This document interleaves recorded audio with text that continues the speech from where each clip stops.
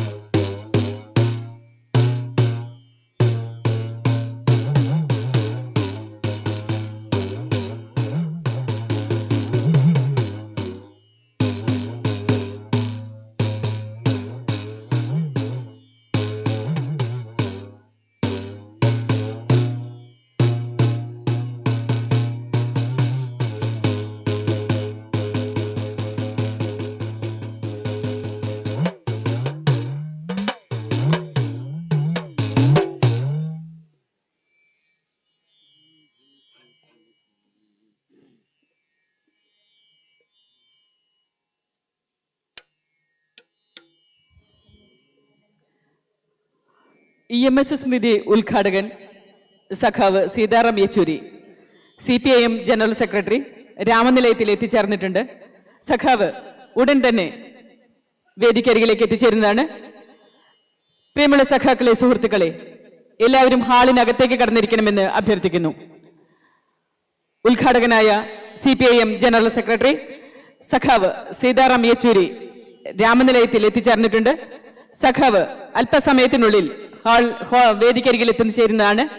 പുറത്തു നിൽക്കുന്ന മുഴുവൻ സഖാക്കളും സുഹൃത്തുക്കളും മറ്റുള്ളവരും ഹാളിനകത്തേക്ക് കടന്നിരിക്കണമെന്ന് അഭ്യർത്ഥിക്കുന്നു.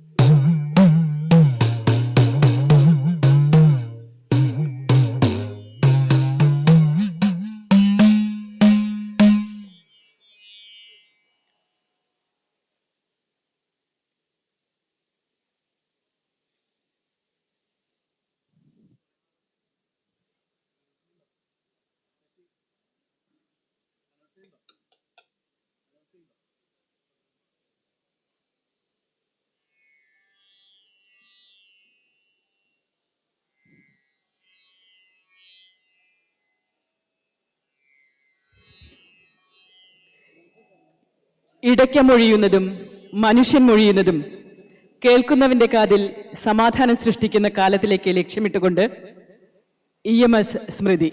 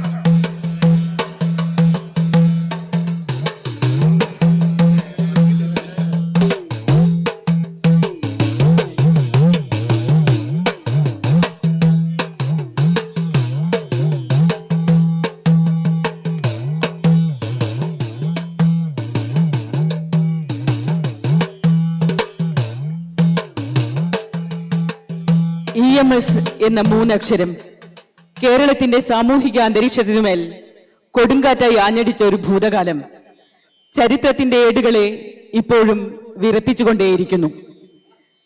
തന്റെ അസാധാരണമായ പ്രതിഭാശേഷിയും ഉൾക്കാഴ്ചകളും കൊണ്ട് സഖാവ് EMS നവകേരള നിർമ്മിതിയിൽ പരിണാമത്തിന്റെ ചാലക ശക്തിയായി തീർന്നു. ആ സൈദ്ധാന്തിക ശക്തിക്ക് മുന്നിൽ മറ്റെല്ലാ ആശയങ്ങളും പിൻവലിയുകയായിരുന്നു. ആശയ സംവാദവും വർഗസമരവും ശക്തിപ്പെടുത്തുവാനായി അദ്ദേഹത്തിന്റെ സർഗധന സംഭാവനകൾ സ്വാംശീകരിക്കുവാനും പുതുതലമുറയിലേക്ക് പ്രസരിപ്പിക്കുവാനുമാണ് എല്ലാ വർഷവും തൃശൂരിൽ കോസ്റ്റ് ഫോർഡിന്റെയും വർഗ ബഹുജന സർവീസ് സംഘടനകളുടെയും നേതൃത്വത്തിൽ EMS സ്മൃതി സംഘടിപ്പിക്കുന്നത്. കഴിഞ്ഞ കുറച്ചു വർഷങ്ങൾ കൊണ്ട് തന്നെ കേരളത്തിലെ ശ്രദ്ധേയമായ സാംസ്കാരിക സാമൂഹിക ഇടപെടലായി EMS സ്മൃതി മാറിയിട്ടുണ്ട്. വൈവിധ്യമാർന്ന വിഷയങ്ങളാണ് ഈ വേദിയിൽ ചർച്ചയ്ക്കെടുക്കുന്നത്. കേരളത്തിനകത്തും പുറത്തു നിന്നുമുള്ള പ്രഗത്ഭരും പ്രശസ്തരുമായ അക്കാദമിക പണ്ഡിതന്മാരോടൊപ്പം ഇടതുപക്ഷ ദേശീയ നേതാക്കന്മാരും ഈ സംവാദത്തിൽ വളരെ സജീവമായി തന്നെ പങ്കെടുക്കുകയും തങ്ങളുടെ ക്രിയാത്മക ഇടപെടലുകൾ കൊണ്ട് അവയെ അർത്ഥപൂർണമാക്കുകയും ചെയ്തു വരുന്നു. ഈ വർഷം പഠനത്തിന് വിധേയമാക്കുന്നത് നവ ഉദാരവൽക്കരണത്തിന്റെ 3 പതിറ്റാണ്ടുകൾ, പ്രതിരോധവും കേരളത്തിന്റെ ബദലുകളും എന്നതാണ്. ഇന്ത്യൻ ഭരണകൂടം നിസ്വജന വിഭാഗങ്ങളുടെ സംരക്ഷണ ദൗത്യങ്ങളിൽ നിന്നും പിൻവാങ്ങി ഉപരിവർഗ പക്ഷം ചേർന്ന് നയപരിപാടികൾ കൈക്കൊള്ളുന്നു. ഇതിൽ നിന്നും വിഭിന്നമായി ഇന്ത്യൻ ഉപഭൂഖണ്ഡത്തിന്റെ തെക്കേ അറ്റത്തെ ഒരു ചെറിയ സംസ്ഥാനം ലോകത്തിന് തന്നെ മാതൃകയായി ഈ നയങ്ങളോട് രാഷ്ട്രീയമായി എതിരിട്ടും പ്രതിരോധിച്ചും ബദലുകൾ തീർത്തും വ്യതിരിക്തമായി തലയുയർത്തി നിൽക്കുന്നു. പുത്തൻ നയങ്ങളുടെ കുത്തൊഴുക്കിൽ നഷ്ടപ്പെട്ടു പോകാതെ നിലവിലെ തൊഴിലും വരുമാനവും സംരക്ഷിച്ച് പുതിയവ സൃഷ്ടിച്ചും മുന്നേറാൻ ശ്രമിക്കുന്നു. സർഗാത്മക ജനാധിപത്യ വാഴ്ചയ്ക്കായും സാമൂഹ്യ നീതിയും സാഹോദര്യവും ഉറപ്പാക്കി പ്രതിസന്ധികൾക്കിടയിലും സുരക്ഷിതമായി ജീവിക്കുവാനുള്ള സാഹചര്യം സൃഷ്ടിക്കാനായി കേരളം നടത്തുന്ന പരിശ്രമങ്ങൾ ഏറെ കാലിക പ്രാധാന്യം അർഹിക്കുന്ന അന്വേഷണ വിഷയങ്ങളാണ്. EMS സ്മൃതി 2022 കാര്യപരിപാടികൾ ആരംഭിക്കുന്നു. ആദ്യമായി സ്വാഗത പ്രസംഗം. EMS സ്മൃതി സംഘാടക സമിതി ജനറൽ കൺവീനർ സഖാവ് MM വർഗീസ് അവർകളെ സ്വാഗത പ്രസംഗത്തിനായി സാദരം ക്ഷണിച്ചുകൊള്ളുന്നു.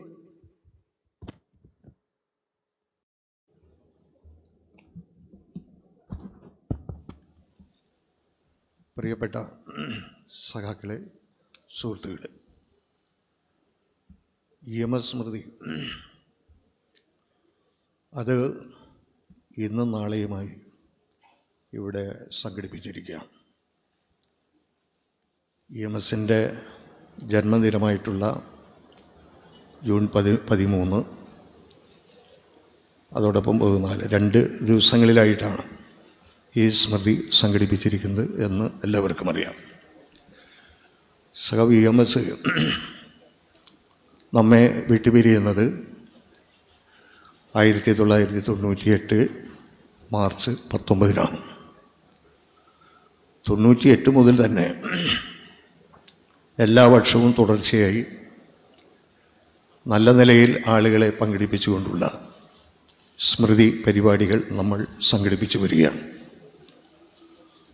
ഈ സ്മൃതി സംഘടിപ്പിക്കുന്നതിന് കോച്ച് ബോർഡും അതോടൊപ്പം തൃശ്ശൂർ ജില്ലയിലെ വർഗ ബഹുജന സംഘടനകളുമാണ് സംയുക്തമായിട്ട് നേതൃത്വം കൊടുക്കുന്നത്.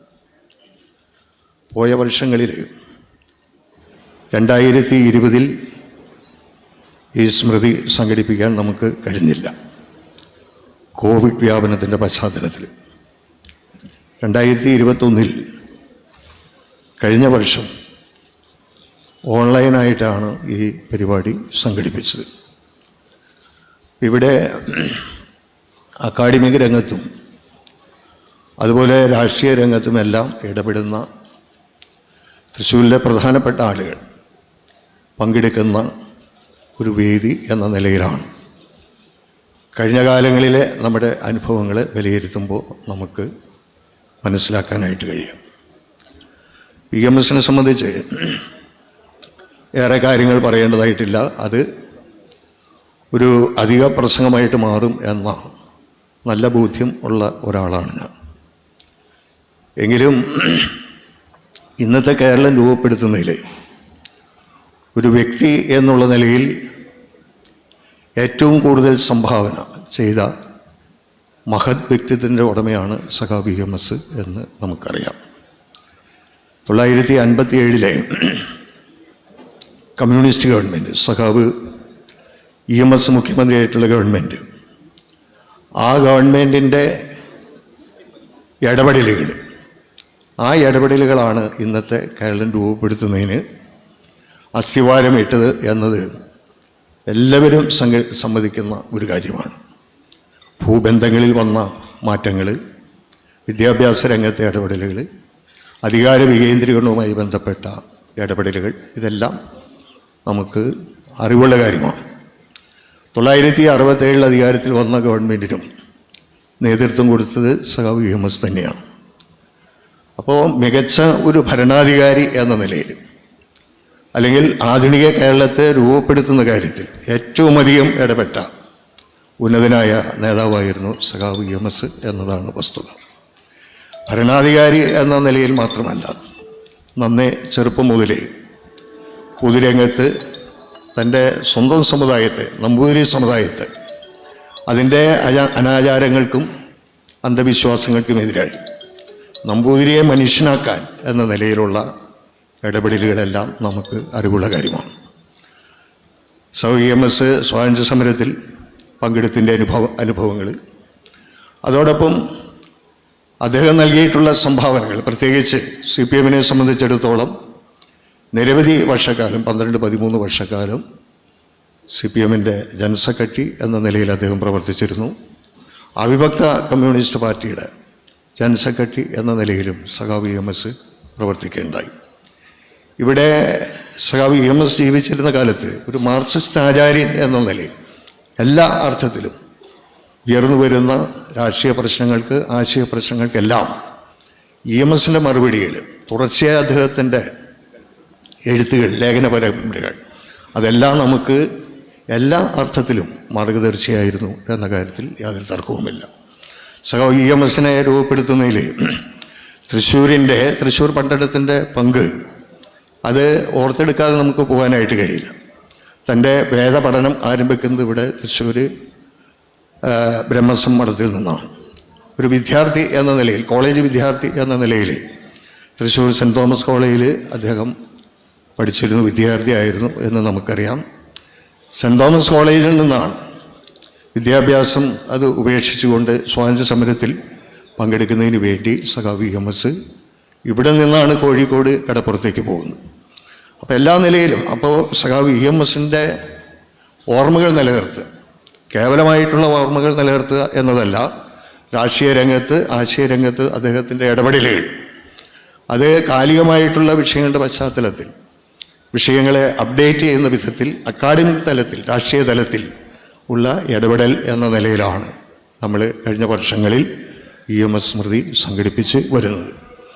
ഇക്കൊല്ലം ഇവിടെ പ്രധാന വിഷയമായിട്ട് നമ്മൾ കാണുന്നത് നവ ഉദാരവൽക്കരണത്തിൻ്റെ 3 പതിറ്റാണ്ടുകൾ, പ്രതിരോധവും കേരള ബദലുകൾ.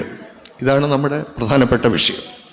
ഈ വിഷയത്തെ ആസ്പദമാക്കിക്കൊണ്ട് 7 സെഷനുകളിലായിട്ട് ഇന്നും നാളെയുമായിട്ട് ഓരോ മേഖലയിലും പ്രഗത്ഭരായിട്ടുള്ള രാഷ്ട്രീയ നേതാക്കന്മാരും അക്കാഡമിക് നേതാക്കന്മാരും അവരാണ് വിഷയങ്ങളെ സംബന്ധിച്ചിടത്തോളം അവതരണം നടത്തുന്നത്. അതിൻ്റെ ഭാഗമായിട്ടുള്ള അനുബന്ധ പ്രസംഗങ്ങളും പരിപാടികളും എല്ലാം നടത്തുന്നുണ്ട്. ആഗോളവൽക്കരണം എന്ന് പറയുമ്പോൾ കഴിഞ്ഞ 3 പതിറ്റാണ്ടായിട്ട് അങ്ങേയറ്റത്തെ പ്രതിസന്ധിയിലേക്ക് രാജ്യം തള്ളി നീക്കപ്പെട്ടിരിക്കുകയാണ്. ഇന്നിപ്പോൾ മോഡി ഗവൺമെൻറ് ഈ ആഗോളവൽക്കരണത്തിൻ്റെ കെടുതികളെല്ലാം മറച്ചു വെക്കുന്നതിന് വേണ്ടി വർഗീയമായിട്ടുള്ള അജണ്ടയുമായിട്ട് കേന്ദ്ര ഗവൺമെൻറ് മുന്നോട്ട് പോവുക. രാജ്യം തന്നെ വല്ലാത്തൊരവസ്ഥയിൽ ചെന്നുപെട്ടിരിക്കുന്നു എന്നതാണ് യാഥാർത്ഥ്യം. എന്നാൽ കേരളത്തിൽ ഇടതുപക്ഷ ജനാധിപത്യ മുന്നണി ഗവൺമെൻറ് പിണറായി വിജയൻ്റെ നേതൃത്വത്തിലുള്ള LDF സർക്കാർ, 1ാം പിണറായി സർക്കാരും ഇപ്പോൾ 2ാം പിണറായി സർക്കാരും ജനപക്ഷത്തു നിന്നുകൊണ്ടുള്ള ഇടപെടലുകളുമായിട്ടാണ് മുന്നോട്ട് പോകുന്നത്. വികസന രംഗത്തായാലും സാമൂഹ്യക്ഷേമ രംഗത്തായാലും സേവന മേഖലകളിലായാലും എല്ലാ മേഖലയിലും അതിനെ സംബന്ധിച്ചൊന്നും ഞാൻ പ്രത്യേകം പറയേണ്ടതായിട്ടില്ല. അപ്പോൾ കേരളത്തിലെ ഗവൺമെൻറ് കൃത്യമായിട്ടുള്ള ബദൽ ഉയർത്തിക്കൊണ്ടാണ് മുന്നോട്ട് പോകുന്നത് എന്നും നമുക്ക് കാണാൻ കഴിയും. അപ്പം അങ്ങനെ നോക്കുമ്പോൾ ഇവിടെ നവ ഉദാരവൽക്കരണത്തിൻ്റെ 3 പതിറ്റാണ്ടുകൾ, പ്രതിരോധവും കേരള ബദലുകൾ എന്ന നിലയിൽ ഈ വിഷയം തിരഞ്ഞെടുക്കുന്നത് ഏറ്റവും കാലോചിതമായിട്ടുള്ള ഒന്നാണ് എന്ന് നമുക്ക് കാണാനായിട്ട് കഴിയും. അപ്പോൾ മറ്റ് കാര്യങ്ങളിലേക്കൊന്നും കടന്ന് ഈ അവസരത്തിൽ സംസാരിക്കണം എന്ന് ഞാൻ ഉദ്ദേശിക്കുന്നില്ല. ഇവിടെ പ്രമുഖരായിട്ടുള്ള നേതാക്കന്മാർ നമ്മുടെ വേദിയിലുണ്ട്. EMS സ്മൃതി എനിക്ക് തോന്നുന്ന ഏറ്റവും കൂടുതൽ പ്രാവശ്യം ഇവിടെ ഈ പരിപാടി ഉദ്ഘാടനം ചെയ്തിട്ടുള്ളത് CPMൻ്റെ ജനറൽ സെക്രട്ടറി ആയിട്ടുള്ള സഖാവ് സീതാറാം യെച്ചൂരി തന്നെയാണ് എന്നാണ് എൻ്റെ ഓർമ്മ. 2019 ഇതേ വേദിയിൽ തന്നെയാണ് സഖാവ് ഈ സ്മൃതി പരിപാടി ഉദ്ഘാടനം ചെയ്തത്. കഴിഞ്ഞ വർഷം 2021 ഓൺലൈനിൽ ഈ പരിപാടി നടക്കുമ്പോഴും സഖാവ് സീതാറാം തന്നെയാണ് പരിപാടി ഉദ്ഘാടനം ചെയ്തത്. ഇപ്പോൾ ഇന്നലെ അദ്ദേഹം ഇവിടെ എത്തിയിട്ടുണ്ട്. ഈ പരിപാടി ഉദ്ഘാടനം ചെയ്യുന്നതിന് വേണ്ടി ഇവിടെ എത്തിയിട്ടുള്ള CPMൻ്റെ ജനറൽ സെക്രട്ടറി സീതാറാം യെച്ചൂരിയെ എല്ലാവിധ ആദരവോടുകൂടി സംഘാടക സമിതിക്ക് വേണ്ടി നിങ്ങൾക്ക് എല്ലാവർക്കും വേണ്ടി ഞാൻ സ്വാഗതം ചെയ്യുക. ഈ പരിപാടിക്ക് അധ്യക്ഷത വഹിക്കുന്നത് CPMൻ്റെ കേന്ദ്ര കമ്മിറ്റി അംഗം, നമുക്കെല്ലാവർക്കും പ്രിയപ്പെട്ട കേരള മന്ത്രിസഭയിലെ മന്ത്രി, അതോടൊപ്പം സംഘാടക സമിതിയുടെ ചെയർമാൻ കൂടിയായിട്ടുള്ള കെ രാധാകൃഷ്ണനാണ്. കെ രാധാകൃഷ്ണനെ എല്ലാ ബഹുമാനത്തോടും കൂടി ഞാൻ അധ്യക്ഷ സ്ഥാനത്തേക്ക് സ്വാഗതം ചെയ്യുക. വേദിയിൽ CPMൻ്റെ പോളിറ്റ് ബ്യൂറോ അംഗം സഖാവ് MA ബേബി ഇവിടെയുണ്ട്. അദ്ദേഹത്തിനൊരു സെഷൻ, അദ്ദേഹത്തിൻ്റെ പരിപാടിയുണ്ട്. സഖാവിയുടെ കാലേകുട്ടി എത്തിച്ചേർന്നിട്ടുണ്ട്. നിറഞ്ഞ മനസ്സോടെ അങ്ങേറ്റത്തെ ബഹുമാനത്തോടു കൂടി ഞാൻ സഖാവ് MA ബേബിയെ വേദിയിലേക്ക് സ്വാഗതം ചെയ്യുക. ഇവിടെ നമ്മുടെ പാർട്ടിയുടെ കേന്ദ്ര കമ്മിറ്റി അംഗം CITUവിൻ്റെ സംസ്ഥാന ജനറൽ സെക്രട്ടറി ഇളമരം കരീം, അദ്ദേഹം ഒരു വിഷയം തൊട്ടടുത്ത സെഷനിൽ വിഷയം അവതരിപ്പിക്കുന്ന സഖാവാണ്. സഖാവ് വേദിയിലുണ്ട്. നിറഞ്ഞ മനസ്സോടെ സന്തോഷത്തോടെ ബഹുമാനത്തോടെ ഞാൻ സഖാവ് കരീമിനെ സ്വാഗതം ചെയ്യും. CPMൻ്റെ സംസ്ഥാന സെക്രട്ടേറിയറ്റ് അംഗം സഖാവ് PK ബിജു, അദ്ദേഹത്തിനും ഇവിടെ പരിപാടി ആ നിലയിലുണ്ട്. സഖാവിടെ എത്തിച്ചേർന്നിട്ടുണ്ട്. സഖാവ് ബിജുവിനെ ഞാൻ വളരെ ആദരവോടുകൂടി ഈ പരിപാടിയിലേക്ക് സ്വാഗതം ചെയ്യും. അതോടൊപ്പം ഇവിടെ പാർട്ടിയുടെ സംസ്ഥാന കമ്മിറ്റി അംഗമായിട്ടുള്ള സഖാവ് NR ബാലൻ, സെക്രട്ടേറിയറ്റ് അംഗം സഖാവ് മുരളി പെരുന്നെല്ലി, ഇനിയുള്ള സഹാക്കളുണ്ട്. അവരെ എല്ലാവരെയും വേദിയിലേക്ക് സ്വാഗതം ചെയ്യുന്നു. അതോടൊപ്പം ഈ കോസ്ഫോർഡിൻ്റെ ഈ പരിപാടി EMS സ്മൃതി സംഘടിപ്പിക്കുന്നതിൽ എല്ലാ നിലയിലും പ്രവർത്തിച്ചിരുന്ന കോസ്ഫോർഡ്, നമ്മുടെ ദത്തമാഷ സഹധർമ്മിണി ഇവിടെയുണ്ട്. അതോടൊപ്പം മാഷോടൊപ്പം തന്നെ പ്രവർത്തിച്ചിരുന്ന മുരളി മാഷ് സഹധർമ്മിണി സരള വേദിയിലുണ്ട്. അവരെയും ഞാൻ ഈ പരിപാടിയുടെ പേരിൽ സംഘാടക സമിതിയുടെ പേരിൽ സ്വാഗതം ചെയ്യാം. പിന്നെ കോസ്ഫോർഡിൻ്റെ പ്രവർത്തകർ, വർഗബഹുജന സംഘടനകളുടെ നേതാക്കന്മാർ, ഈ സദസ്സിൽ പങ്കെടുക്കുന്ന, അതായത് വിദ്യാർത്ഥികൾ, നാനാ മേഖലകളിൽപ്പെട്ട യുവതി യുവാക്കൾ, അതുപോലെ അക്കാഡമിക് വിഷയങ്ങളിലൊക്കെ താല്പര്യമുള്ള ഒരുപാട് ആളുകൾ വേദിയിലുണ്ട്. അവരെല്ലാവരെയും ഞാൻ ഈ സംഘാടക സമിതിയുടെ പേരിൽ സ്വാഗതം ചെയ്യുന്നു. നിങ്ങളെല്ലാവരെയും സ്വാഗതം ചെയ്യുന്നു. പത്രപ്രവർത്തകരായിട്ടുള്ള ആളുകൾ, സുഹൃത്തുക്കൾ ഉണ്ട്, എല്ലാവരെയും സ്വാഗതം ചെയ്യുന്നു. ഒരിക്കൽ കൂടി നിങ്ങളെ അഭിവാദ്യം ചെയ്തുകൊണ്ട് അധ്യക്ഷ സ്ഥാനത്തേക്ക് കെ രാധാകൃഷ്ണനെ ക്ഷണിക്കുന്നു.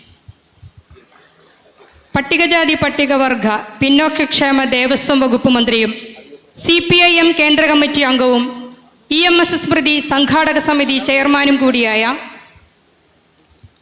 സഖാവ് കെ രാധാകൃഷ്ണൻ അവർകളെ യോഗത്തിന്റെ അധ്യക്ഷതയിൽ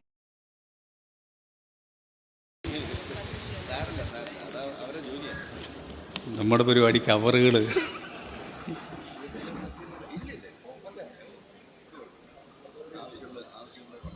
നമ്മുടെ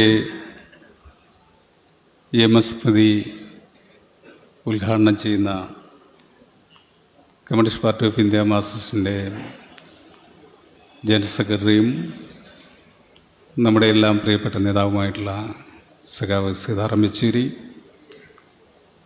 അതുപോലെ തന്നെ പാർട്ടിയുടെ PB അംഗവും മുൻ മന്ത്രി സഖാവ് MA ബേബി, പാർട്ടിയുടെ സെൻട്രൽ കമ്മിറ്റി അംഗവും അതുപോലെ തന്നെ CITUവിൻ്റെ ജനറൽ സെക്രട്ടറിയുമായിട്ടുള്ള മുൻ മന്ത്രി കൂടിയായിട്ടുള്ള സഖാവ് ഇളമരം കരീം, അതുപോലെ തന്നെ ഈ വേദിയിൽ സന്നിധരായിരിക്കുന്ന പാർട്ടിയുടെ സംസ്ഥാന സെക്രട്ടേറിയറ്റ് അംഗം സഖാവ് PK ബിജു, ഈ ചടങ്ങിൽ സ്വാഗതം ആശംസിച്ച പാർട്ടിയുടെ തൃശ്ശൂർ ജില്ലാ സെക്രട്ടറിയും സവസംഘത്തിൻ്റെ കൺവീനറുമായിട്ടുള്ള സഖാവ് MM വർഗീസ്, അതുപോലെ ദത്തുമാഷയുടെയും മുരളി മാഷയുടെയും പ്രിയപ്പെട്ട അഗ്നിമാർ, പാർട്ടിയുടെ മറ്റ് നേതാക്കളെ, വിവിധ വർഗ ബഹുജന സംഘടനാ നേതാക്കളെ, പ്രിയപ്പെട്ട സഹോദരി സഹോദരന്മാരെ, സുഹൃത്തുക്കളെ, മാധ്യമപ്രവർത്തകരെ, മഹാനായ EMSൻ്റെ 113ാമത് ജന്മവാർഷിക ദിനമാണെന്ന്. നമ്മുടെ രാജ്യമെങ്ങും EMSനെ ഓർക്കുന്ന ഏറ്റവും പ്രധാനപ്പെട്ടൊരു ദിവസമാണെന്ന്. EMS നമ്മെ വിട്ടുപിരിഞ്ഞത് 1998 അദ്ദേഹം നമ്മെ വിട്ടുപിരിഞ്ഞതിന് ശേഷം ഈ തൃശ്ശൂർ കേന്ദ്രീകരിച്ചുകൊണ്ട് എല്ലാ വർഷവും കോസ്റ്റ് ബോർഡിൻ്റെയും വിവിധ വർഗബന്ധ സംഘടനകളുടെയും ആഭിമുഖ്യത്തിൽ EMS സ്മൃതി നാം സംഘടിപ്പിച്ചു വരികയാണ്. ഇവിടെ നേരത്തെ സ്വാഗതം പറഞ്ഞ ജില്ലാ സെക്രട്ടറി പറഞ്ഞ പോലെ കോവിഡിൻ്റെ ആധിക്യം വന്ന 2020 മാത്രമാണ് അത് നടത്താൻ നമുക്ക് കഴിയാതെ പോയത്. കഴിഞ്ഞ വർഷം ഓൺലൈനിലാണ് നമ്മൾ പരിപാടി സംഘടിപ്പിച്ചത്. ഈ വർഷം എന്നും വ്യത്യസ്തമായിക്കൊണ്ട് EMS സ്മൃതി നല്ല രീതിയിൽ സംഘടിപ്പിക്കണമെന്ന് നമ്മൾ നേരത്തെ തീരുമാനിച്ചു. അതിൻ്റെ അടിസ്ഥാനത്തിലാണ് ഇന്നും നാളെയുമായി EMSൻ്റെ ഓർമ്മ പുതുക്കുന്ന ഈ പരിപാടി നാം സംഘടിപ്പിക്കുന്നത്. EMS സ്മൃതിയോടനുബന്ധിച്ച് നാം ചർച്ച ചെയ്യപ്പെട്ട വിഷയങ്ങൾ സർവ്വദേശീയ ദേശീയ പ്രാധാന്യമുള്ള വിഷയങ്ങളായിരുന്നു. ആ വിഷയങ്ങൾ നാം ഇവിടെ ചർച്ച ചെയ്യപ്പെടുകയും അത് പൊതുസമൂഹത്തിൻ്റെ തന്നെ ചർച്ചയാക്കി മാറ്റുകയും ചെയ്തിരുന്നു. കേവലം ഒരു ചർച്ച അല്ലെങ്കിൽ സെമിനാർ, ഓർമ്മ പുതുക്കൽ മാത്രമല്ല, നമ്മുടെ രാജ്യവും ജനങ്ങളും നേരിട്ടുകൊണ്ടിരിക്കുന്ന എല്ലാ പ്രതിസന്ധികളെയും നാം അഡ്രസ്സ് ചെയ്തു പോവുകയാണ് നമ്മുടെ ഓരോ സെമിനാറിലും.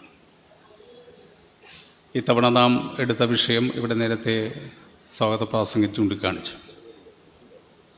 നവ ഉദാരവൽക്കരണം ആരംഭിച്ച് 30 വർഷങ്ങൾ പിന്നിടുകയാണ്. അത് ലോകത്തും നമ്മുടെ രാജ്യത്തും നമ്മൾ ഓരോരുത്തരും ഉണ്ടാക്കിയ മാറ്റങ്ങൾ എന്താണ്? അതിൻ്റെ പ്രതിഫലനങ്ങൾ എന്തൊക്കെയാണ് എന്നുള്ളത് തീർച്ചയായിട്ടും ചർച്ച ചെയ്യപ്പെടണമെന്നാണ് ഈ വർഷത്തെ EMS മതിയിലൂടെ നാം ലക്ഷ്യം വെച്ചത്. 30 വർഷങ്ങൾക്ക് മുമ്പ് അല്ലെങ്കിൽ 90കളുടെ ആരംഭത്തിൽ ആരംഭിച്ച ഗ്ലോബലൈസേഷനും ലിബറലൈസേഷനും പ്രൈവറ്റൈസേഷനും ലോകത്ത് എന്ത് മാറ്റങ്ങളാണ് ഉണ്ടാക്കിയത്, എങ്ങനെയാണ് ജനങ്ങളെ അത് പ്രതികൂലമായി ബാധിച്ചത്. നമുക്കെല്ലാം ഓർമ്മയുണ്ടാകും, ഗ്ലോബലൈസേഷനും അതുപോലെ ലിബറലൈസേഷനും പ്രൈവറ്റൈസേഷനും എല്ലാം വന്നു കഴിഞ്ഞാൽ അത് ലോകത്ത് സമത്വമുണ്ടാക്കുമെന്നാണ് ആദ്യഘട്ടത്തിൽ പ്രചരിപ്പിച്ചത്. നമുക്കറിയാം, പ്രഥമ സോഷ്യലിസ്റ്റ് രാഷ്ട്രമായ സോവിയറ്റ് യൂണിയൻ്റെ തകർച്ച, അതുപോലെ തന്നെ കിഴക്കൻ യൂറോപ്യൻ രാജ്യങ്ങളിലെ സോഷ്യലിസ്റ്റ് സാമൂഹ്യ വ്യവസ്ഥയ്ക്കുണ്ടായ തിരിച്ചടി, അതിൽ നിന്നെല്ലാം അന്ന് പാഠം ഉൾക്കൊണ്ടുകൊണ്ട് നമ്മളെല്ലാം പ്രചരണ പ്രവർത്തനങ്ങൾ നടത്തുന്ന സന്ദർഭത്തിൽ അന്ന് മുതലാളിത്തം ലോകത്തോട് പറഞ്ഞത്, ഇനി സോഷ്യലിസത്തിൻ്റെ കാലഘട്ടം അവസാനിച്ചു, ഇനി ലോകത്ത് നിലനിൽക്കാൻ വേണ്ടി പോകുന്ന സാമൂഹിക വ്യവസ്ഥ മുതലാളിത്തമായിരിക്കും. അങ്ങനെ മുതലാളിത്തം വെറുതെ നിലനിൽക്കുക മാത്രമല്ല, ലോകത്താകെ ഉണ്ടാകുന്ന അസമത്വങ്ങൾക്ക് പരിഹാരമുണ്ടാക്കാൻ വേണ്ടി ശ്രമിക്കും. ലോകങ്ങൾ തമ്മിലുള്ള അസമത്വം കുറയ്ക്കാൻ, അല്ലെങ്കിൽ രാജ്യങ്ങൾ തമ്മിലുള്ള അസമത്വം കുറയ്ക്കാൻ ഈ ഗ്ലോബലൈസേഷൻ്റെയും പ്രൈവറ്റൈസേഷൻ്റെയും ലിബറലൈസേഷൻ്റെയും ബലമായി സംഭവിക്കുമെന്നാണ് നമ്മെ ബോധ്യപ്പെടുത്തിയത്. എന്നാൽ സംഭവിച്ചത് മറ്റൊന്നാണ് എന്ന് ഇന്ന് ലോകം അംഗീകരിക്കുക. ഗ്ലോബലൈസേഷൻ ആരംഭിച്ച സന്ദർഭത്തിൽ തന്നെ കമ്മ്യൂണിസ്റ്റ് പാർട്ടി ഓഫ് ഇന്ത്യ മാർക്സിസ്റ്റും ഇന്ത്യയിലെ ഇടതുപക്ഷ ട്രേഡ് യൂണിയൻ സംഘടനകളുമെല്ലാം തന്നെ കൃത്യമായി പറഞ്ഞു, ഇതുകൊണ്ട് ലോകത്ത് സമത്വമുണ്ടാക്കാൻ വേണ്ടി പോകുന്നില്ല, മനുഷ്യരിൽ സമത്വമുണ്ടാക്കാൻ വേണ്ടി പോകുന്നില്ല, അസമത്വങ്ങൾ വർദ്ധിപ്പിക്കാൻ വേണ്ടി മാത്രമേ ഇത് സഹായകരമാവൂ എന്ന് അന്ന് പറഞ്ഞു. ആ പറഞ്ഞ കാര്യങ്ങൾ ശരിവയ്ക്കുന്ന ലോക സംഭവവാസങ്ങളാണ് പിന്നീട് നാം കണ്ടത്. നമ്മുടെ രാജ്യത്തും സംഭവിച്ചത് മറ്റൊന്നല്ല, അസമത്വങ്ങൾ പെരുകുകയാണ്. സമത്വാധിഷ്ഠമായ സമൂഹം സൃഷ്ടിക്കുക എന്നുള്ള സോഷ്യലിസ്റ്റ് സാമൂഹിക വ്യവസ്ഥയ്ക്ക് പകരം മുതലാളിത്തം സമത്വാധിഷ്ഠ സമൂഹം സൃഷ്ടിക്കുമെന്ന് നമ്മെ വ്യാമോഹിപ്പിച്ചു. അത് കേവലം ആയിരുന്നു എന്നത് അന്ന് പറഞ്ഞപ്പോൾ മനസ്സിലാക്കാത്ത ആളുകൾ ഇന്ന് അനുഭവത്തിൻ്റെ അടിസ്ഥാനത്തിൽ കൃത്യമായിട്ടത് മനസ്സിലാക്കുകയാണ്. അപ്പോൾ തീർച്ചയായിട്ടും ഗ്ലോബലൈസേഷൻ അല്ലെങ്കിൽ ലിബറലൈസേഷൻ, പ്രൈവറ്റൈസേഷൻ ലോകത്തും നമ്മളിൽ ഓരോരുത്തരിലും ഉണ്ടാക്കിയ പ്രതിഫലനങ്ങൾ എന്താണ് എന്ന് തിരിച്ചറിഞ്ഞുകൊണ്ട് അതിനെതിരായിക്കൊണ്ടുള്ള വലിയ ക്യാമ്പയിൻ സംഘടിപ്പിക്കേണ്ട സന്ദർഭമാണ്. ഞാൻ മറ്റു കാര്യങ്ങളിലേക്കൊന്നും കിടക്കുന്നത് നമ്മുടെ രാജ്യത്തിൻ്റെ സ്ഥിതിയും നമ്മുടെ കേരളത്തിൻ്റെ പ്രത്യേകതകളും എല്ലാം തന്നെ ഉദ്ഘാടന പ്രസംഗത്തിൽ സീതാറാം യെച്ചൂരി വ്യക്തമായി പറയും എന്നുള്ളതുകൊണ്ട് അതിലേക്കൊന്നും കിടക്കില്ല. തീർച്ചയായിട്ടും നമ്മുടെ രാജ്യം അഭിമുഖീകരിച്ചുകൊണ്ടിരിക്കുന്ന ദുരിതങ്ങൾക്കുമെല്ലാം പരിഹാരം കാണാൻ വേണ്ടിയുള്ള ആശയപരമായിട്ടുള്ള പോരാട്ടം സംഘടിപ്പിക്കാൻ നമുക്ക് ശക്തമായി കഴിയേണ്ടത്. ആശയപരമായിട്ട് മനുഷ്യരെല്ലാം വലതുപക്ഷത്തേക്ക് കൊണ്ടുവരാൻ വേണ്ടിയുള്ള വലിയ ശ്രമമാണ് നടത്തുന്നത് ലോകത്തിലും നമ്മുടെ രാജ്യത്തിലും എല്ലാം. അതുകൊണ്ട് തന്നെ അതിനെ അതിജീവിക്കാൻ കഴിയുന്ന രീതിയിലുള്ള ആശയരംഗത്തെ വ്യക്തത വരുത്തുക എന്നുള്ള ഏറ്റവും ഉത്തരവാദിത്തപ്പെട്ട ജോലി നമുക്ക് ഏറ്റെടുക്കാൻ വേണ്ടി കഴിയണം.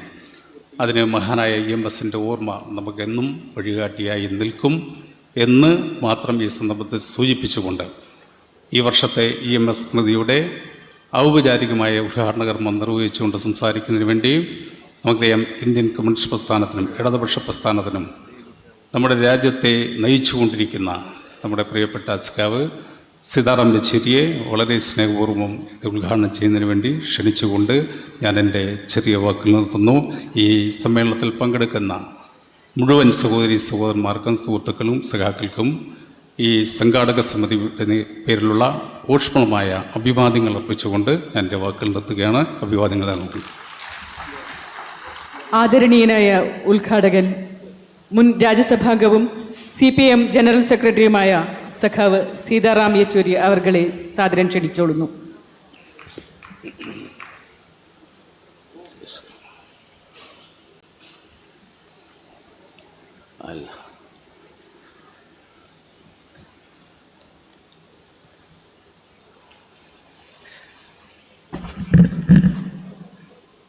President of this inaugural session, Comrade Radhakrishnan,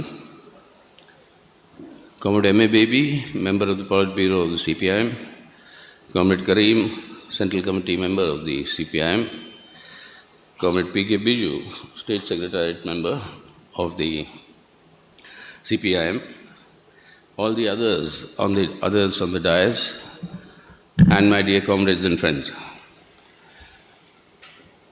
I'm very happy that I'm back again here physically to inaugurate the EMS Smriti, and and it's a great opportunity that have been provided consequently for many years now. And the fact that it is restarted after the COVID breakdown for 2 years, I think only 1 year we didn't have it, and last year it was online, which again I did the inauguration online.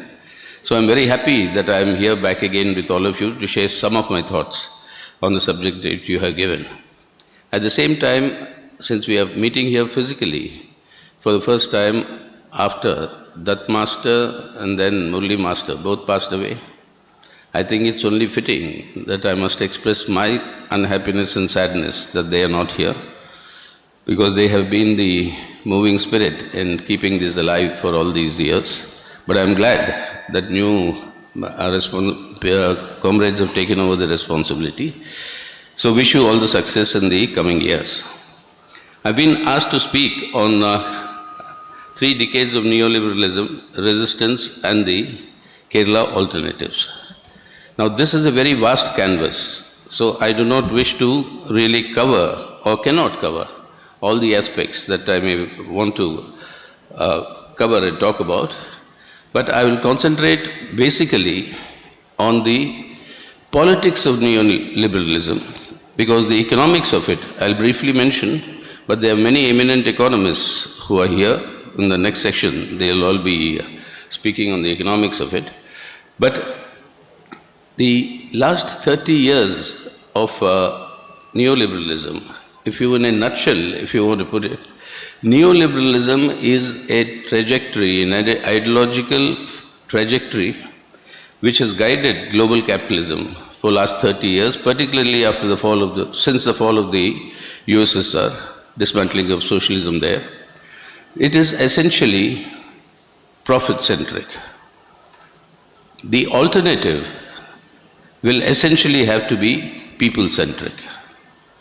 And when you talk of the Kerala alternatives, that is the difference between the two. The alternative of profit-centric and the alternative, the neoliberalism trajectory being profit-centric and the alternative being people-centric. So what are these people-centric issues that you will discuss in detail in the section when you talk of the Kerala alternatives.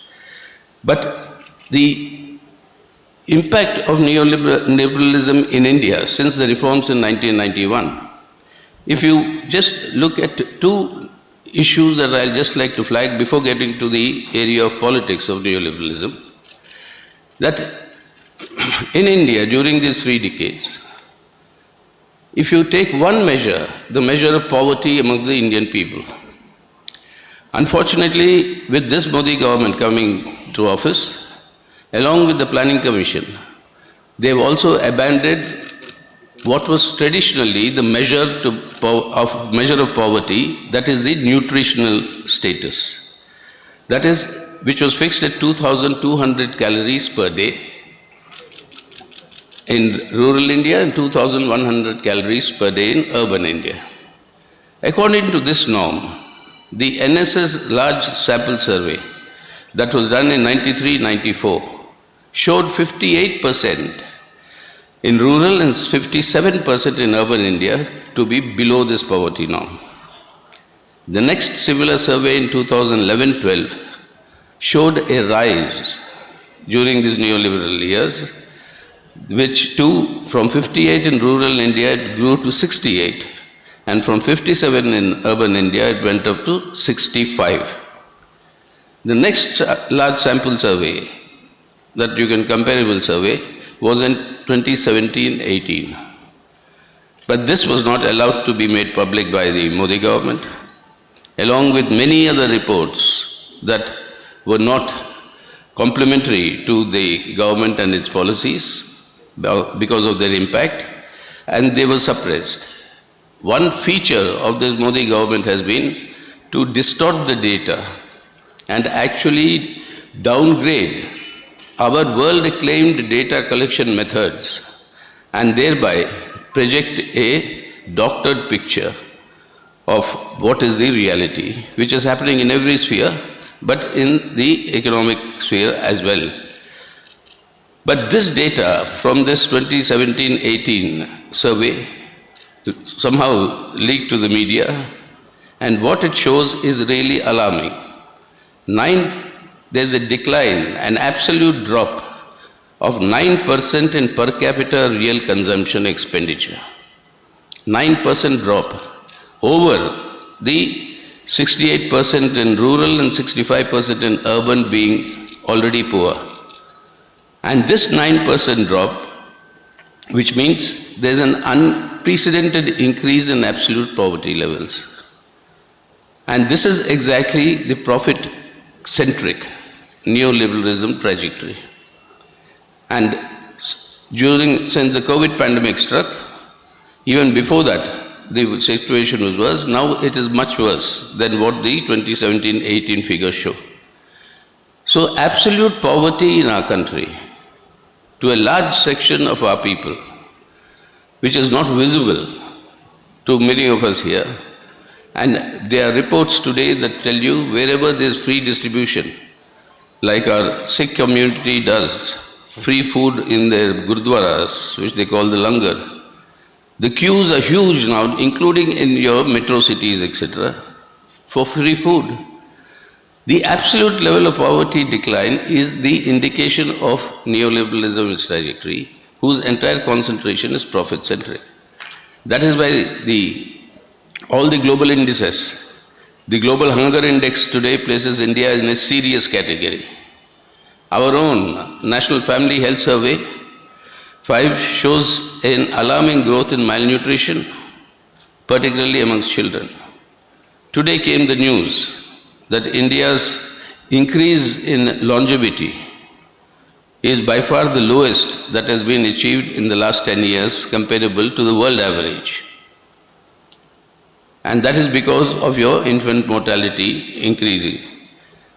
Now, in this situation, that the number of people below the poverty line in India, according to the Pew Research Center, during the COVID period, has been that it has grown from 60 to 134 million in the last 2 years, in the COVID years.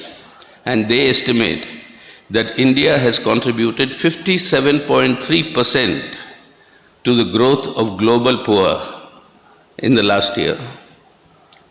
And 59.3% of our middle classes have slipped into poverty. 59.3%.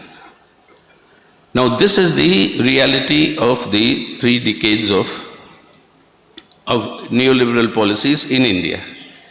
But at the same time, when I say profit-centric, you saw the news today of how, because neoliberalism, because its essential aim is the maximization of profits, this maximization of profits happens through multifarious ways, and one way is that of naked loot of national assets, the privatization of all public assets and public sectors all over the world, and taking over of natural resources and mineral wealth.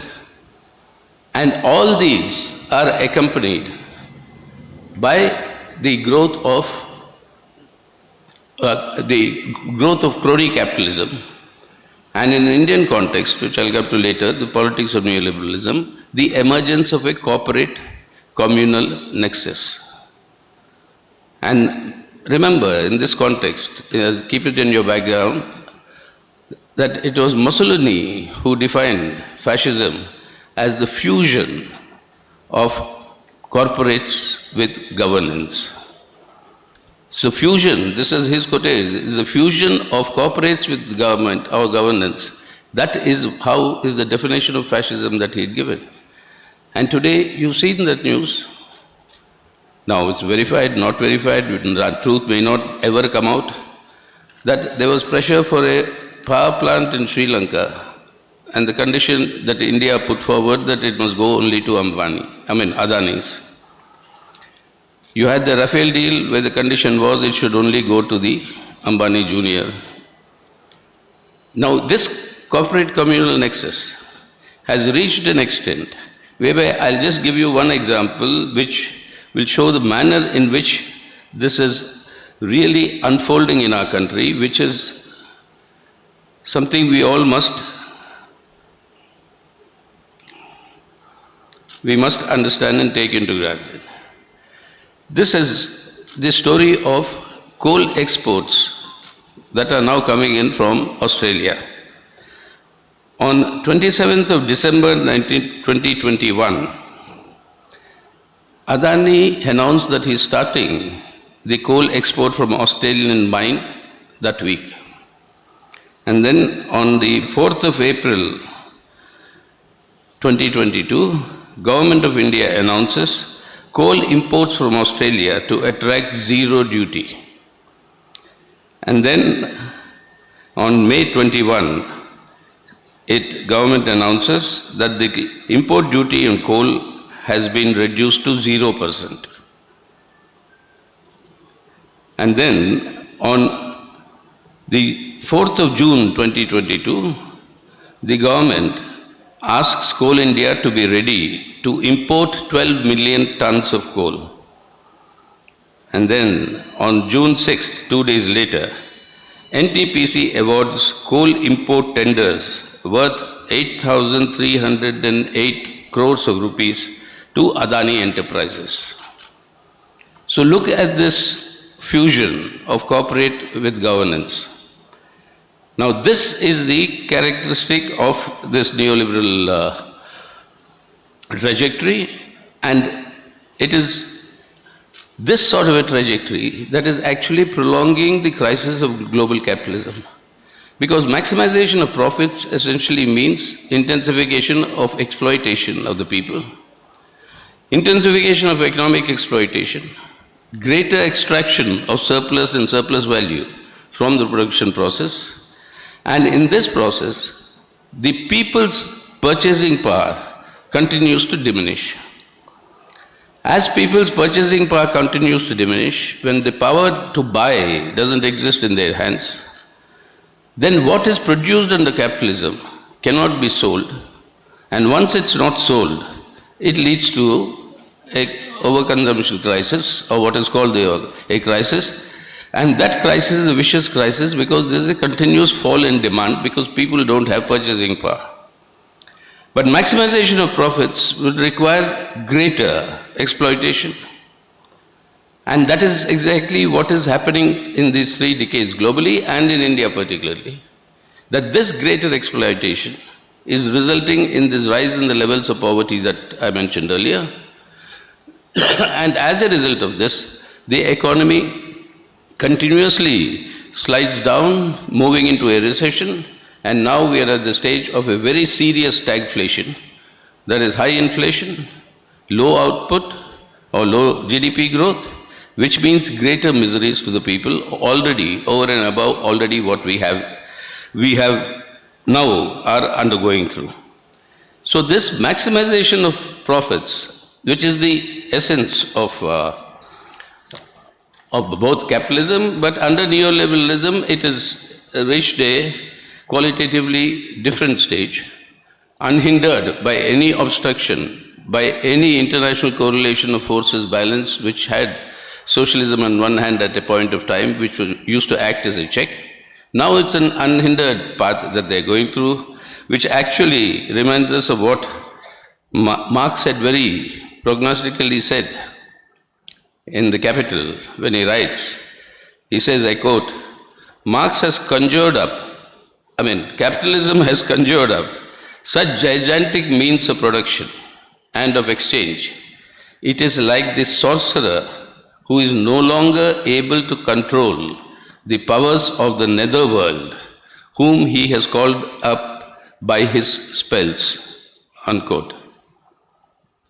The monster that has been unleashed, the sorcerer, so to speak, that has been unleashed by this netherworld of gigantic expansion and accumulation of capital under neoliberalism, led by international finance capital, It is something that it's unable to control, and it is moving by its own dynamics to create a situation of a global recession, but at the same time maximization of profits by imposing greater and greater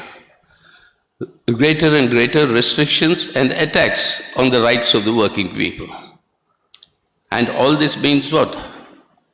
That the neoliberalism requires the absolute control of state power in every country for it to continue with its maximization of profits. It has no alternative to the economic crisis that it has generated. But it will only compound this economic crisis by its own dynamics. But this will require that the state must be under its control. Like this Adani example of coal imports that I gave earlier, that the state will work in their interest of profit maximization. And this is exactly what happened during the COVID period. So starkly you can see this. In the whole world, every government announced stimulus packages. Now, how were the stimulus packages announced? Most of it, as was advances and loans for the corporates to borrow and then increase production or investment. But then, increasing production and producing does not result in growth because people don't have the purchasing power to buy what is produced. So therefore growth does not happen. But then how do profits rise? Even during the COVID period, when the industry was paralyzed, these stimulus packages were given or released through government bonds, government issuing bonds, secure bonds, government secured bonds, which were then bought and sold in the stock markets. No, huge amounts, in trillions of US dollars. If you just take the US and the European Union, 1 year, their stimulus packages worked out to nearly $4.5 trillion. $4.5 trillion worth of bonds being released in the stock markets means the stock markets got inflated. And as the stock markets get inflated, the billionaires of the world who operate through the stock market, their wealth keeps increasing. And in the pandemic, when people were suffering like unprecedentedly, you have the billionaires of the world, and also that in India, billionaires of the world and that in India actually increasing their wealth. To the extent that after these 2 pandemic years, you have in India, I'll give you just one example. There's so much of data on global billionaires' wealth accumulation. But in India, one example, there are 10 Indian billionaires, 10 individuals. The Oxfam has reported this. 10 individuals in India who have their assets are 57% of India's national wealth. 10 people. On the other hand, 50% of Indians of the bottom, or Indians, 50% of them own just 13% of our national wealth. This is the wide difference of this inequalities that happens. So this profit maximization, if it has to continue this way, the state, control over the state becomes the most important thing, because it is the state that will define the policies, that will manipulate in the interests of its crony capitalists, and the fusion of capitalists and governance takes place, like the example I gave you, like that there are so many examples that are happening every day. And that control of the state is precisely what is the politics of neoliberalism today. Now, this control of the state is essential for neoliberalism and global capitalism to continue with their profit maximization and continue with deepening the exploitation of the people. Now, if this control of the state has to be established, when a situation of growing discontent amongst the people, and the growing discontent of the people resulting in growing struggles of the people, and with the working class and the working people all over the world against these austerity measures in Europe, against the wage cuts in many parts of the world, against the violation of the 8-hour working day that has been violated in almost all capitalist countries. In our country, in the name of the COVID, state governments have issued orders that instead of wait, some BJP state governments, that instead of wait, it'll be 10 somewhere, 12 somewhere. And unofficially in India, we know 96% of our workforce that is in the unorganized sector, they work not 8, not 12, but nearly 16 hours a day. So the rights that we say, May Day we celebrate every year, saying 8-hour working day. But in practice, all that is being violated because greater the hours the worker works, greater is the surplus value generated and greater is the profit that can be maximized. So these attacks on the working people is possible only when a pro-neoliberal state is established. But with this growing discontent and growing struggles, the danger is that if this unity of the working people becomes stronger, then it can rise as a political force challenging the neoliberal order and the government of the day in every country, which actually supports and implements this neoliberal order. So it becomes necessary for neoliberalism politically, for neoliberalism to ensure that this unity doesn't become stronger to challenge the rule of capital and finance capital and neoliberalism itself. Like it is happening now in Latin America. From Chile to Venezuela to Peru, not Peru, but in Bolivia, Guatemala, in many other countries, you find these people's struggles have led to a shift in the political leadership of the state, with left and progressive forces actually winning elections and forming neoliberal policy governments. We'll have to see how long they succeed. But that danger is being seen by neoliberalism and the governments that implement neoliberalism with great vigor. So how do you break that growing unity? That breaking of the growing unity can only happen when you divert the attention of the people, disrupt that growing unity on the basis of some emotional and passionate appeals. And that is the meaning of the rightward shift in politics under neoliberalism. So what is utilized? Somewhere it is racism, somewhere it is xenophobia, somewhere it is national pride like in Turkey and in Brazil. Racism in what Black Lives Matter in the US and the growing thing in the UK, in all over Europe, in many of these countries, xenophobia, and in India, communalism, that you break the unity of this growing struggles of the working people against this neoliberal order. What is required is a right-wing shift in politics, whereby the focus is not the real day-to-day issues of the people and their life and their struggles, but the focus is what has been defined and what we discussed here some 2 years ago, is to what is called a post-truth society. That is, construct a reality that is actually based on an artificial consciousness, which is completely diverse from the existing lived reality of the people.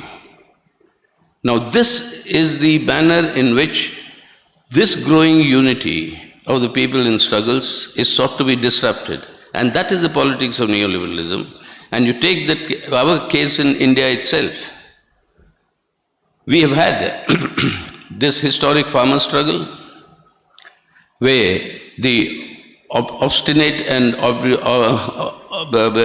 Prime Minister had to finally repeal the agri laws. You have big struggles of the working class now going on against privatization. In some places, they have stalled the privatization. Some places, they've halted the pace of that privatization. LIC, finally, the government very adamant, and they could only go up to 1.5% of the shares that they could sell. And even that has now come into a roadblock, with the value of the LIC shares falling very, very sharply in the stock markets. Clearly, if the government proceeds with this value, that will only be a complete loot of our people's lifelong savings that are there in the LIC. But that's a different story. But these working class struggles that are growing, last 4 years you have seen 4 All India industrial and national strikes, some of them for 2 days.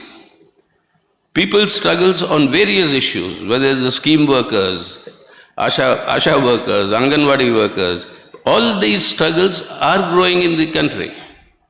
But yet, in the elections where they matter, the BJP continues to win on the basis of bulldozer politics, on the basis of somewhere hijab, somewhere halal, somewhere azan, somewhere some other issue, and now this bulldozer politics is continuing with vengeance in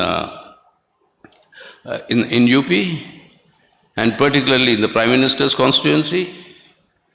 And this is a modus operandi, how this rightward shift operates. You create a situation of conflict and then blame the minorities on the other side and rouse communal polarization.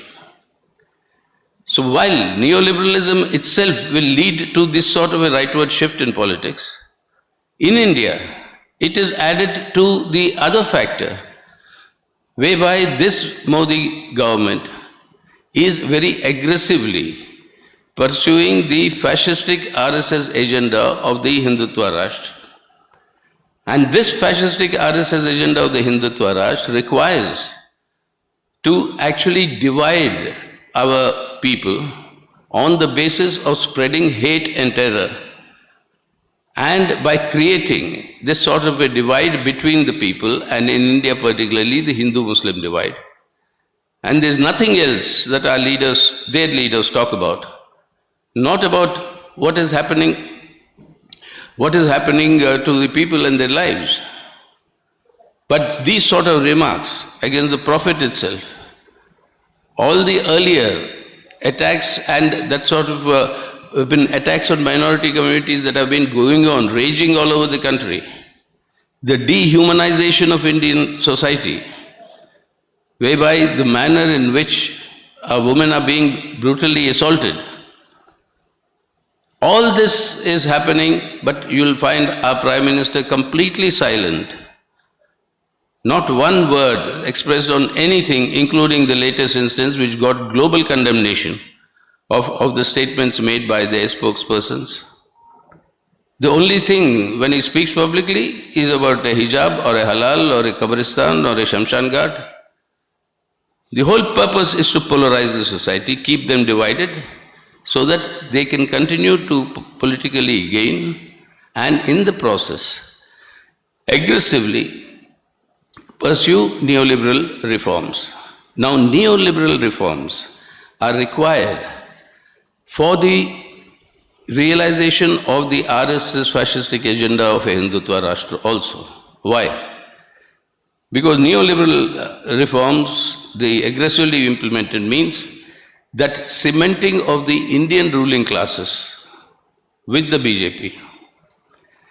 It doesn't matter if communal riots take place, it doesn't matter if our Muslim minorities are attacked, targeted and attacked, hatred is spread, our sisters are gang raped. All this doesn't matter as long as my profits are rising. And if those profits rise, the Indian ruling classes get cemented. Secondly, in order to silence the world, that whatever I am doing internally here, I can be very authoritarian. I can arrest anybody who expresses dissent against my government. I mean, when I use the I, it's not me. No, don't misunderstand. I'm talking about the Prime Minister, what they say. He says anybody can be arrested for dissenting against the government.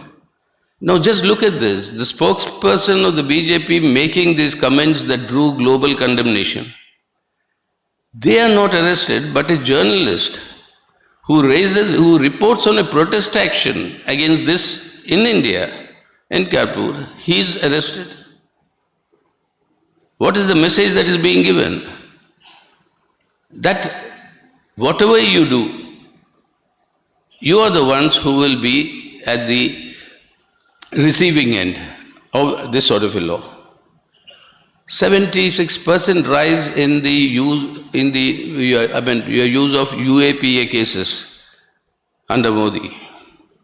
The rate of conviction is 2%. People languish in jail for years. Then they are innocent, they come out innocent, but then the political purpose is served, what they want to. And the courts also with alacrity, which they need to intervene. Unfortunately, you see all this bulldozing that is happening today, which is absolutely illegal. There are norms, there are laws on which illegal structures can be demolished. None of that is being followed.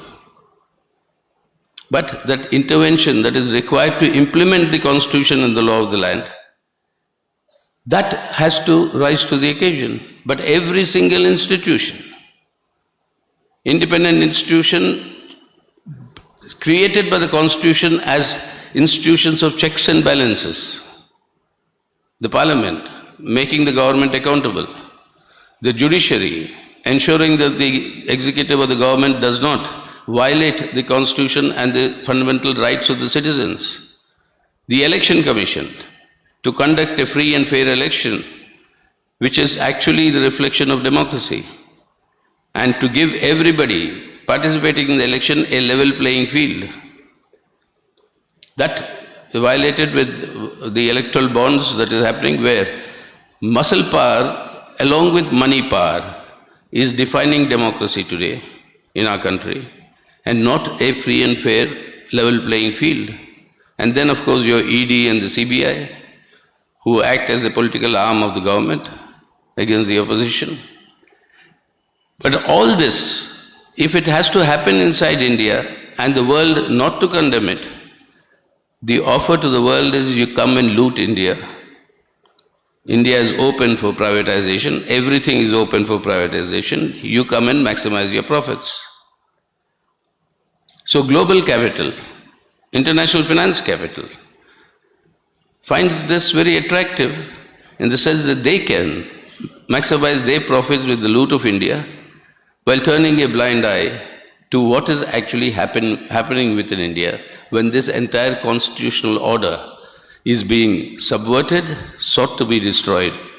Because what the RSS fascistic agenda requires is a unitary state. And a unitary state is entirely the antithesis of our constitution and the federal structure of our constitution.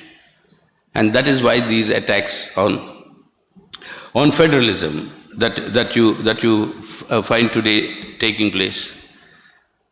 You'll hear your finance minister in Kerala later, I think he's speaking sometime. You'll hear the manner in which the finances for the state are being cut, all the states. But then the center, states are being reduced as going to the center with a begging bowl, saying, give us something. And the rights of the states enshrined in the constitution are being reduced as subordinate agents, as the agents.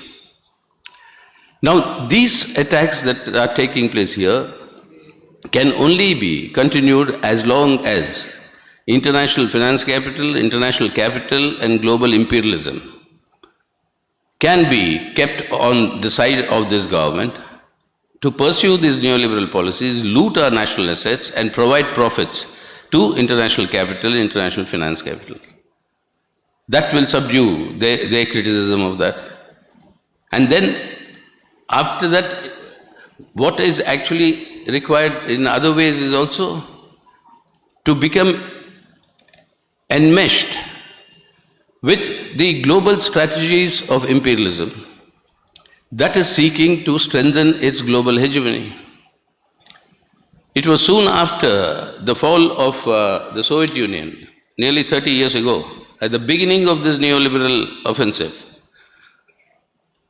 US government of the United States of America issued a strategic document which was later articulated by you, many of you may remember, by their Foreign Secretary called Condoleezza Rice.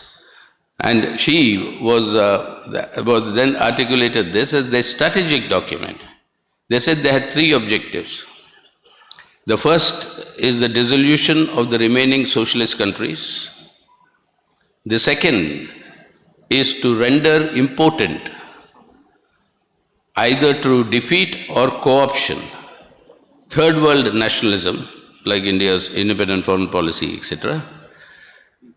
And finally, the establishment of an unequivocal and unambiguous military and economic superiority over the world in general and over perceived competitors in particular. The new world order was designed to operate in all spheres. And therefore, and on the basis of this, NATO was expanded as imperialism's global war machine, when NATO's existence itself was absolutely unnecessary with the Soviet Union's dissolution and the Warsaw Pact not being there. But this NATO's expansion as imperialism's global war machine was part of this entire strategy. Look at the effect of that now. It is this NATO expansionism that has led to this war in Ukraine. The war is not between Russia and Ukraine. The war is between Russia and USA and NATO. Ukraine is the unfortunate theater because it was one country which had not yet joined the NATO. There were only two that had not joined NATO. One of them was Ukraine, of the former Soviet republics. And this effort to make Ukraine a member of NATO, with 175,000 NATO troops lined up on Russia's border, combat ready, that led to this war. But whatever it is, the war must end, the issues must be settled, negotiated, that is one aspect of it.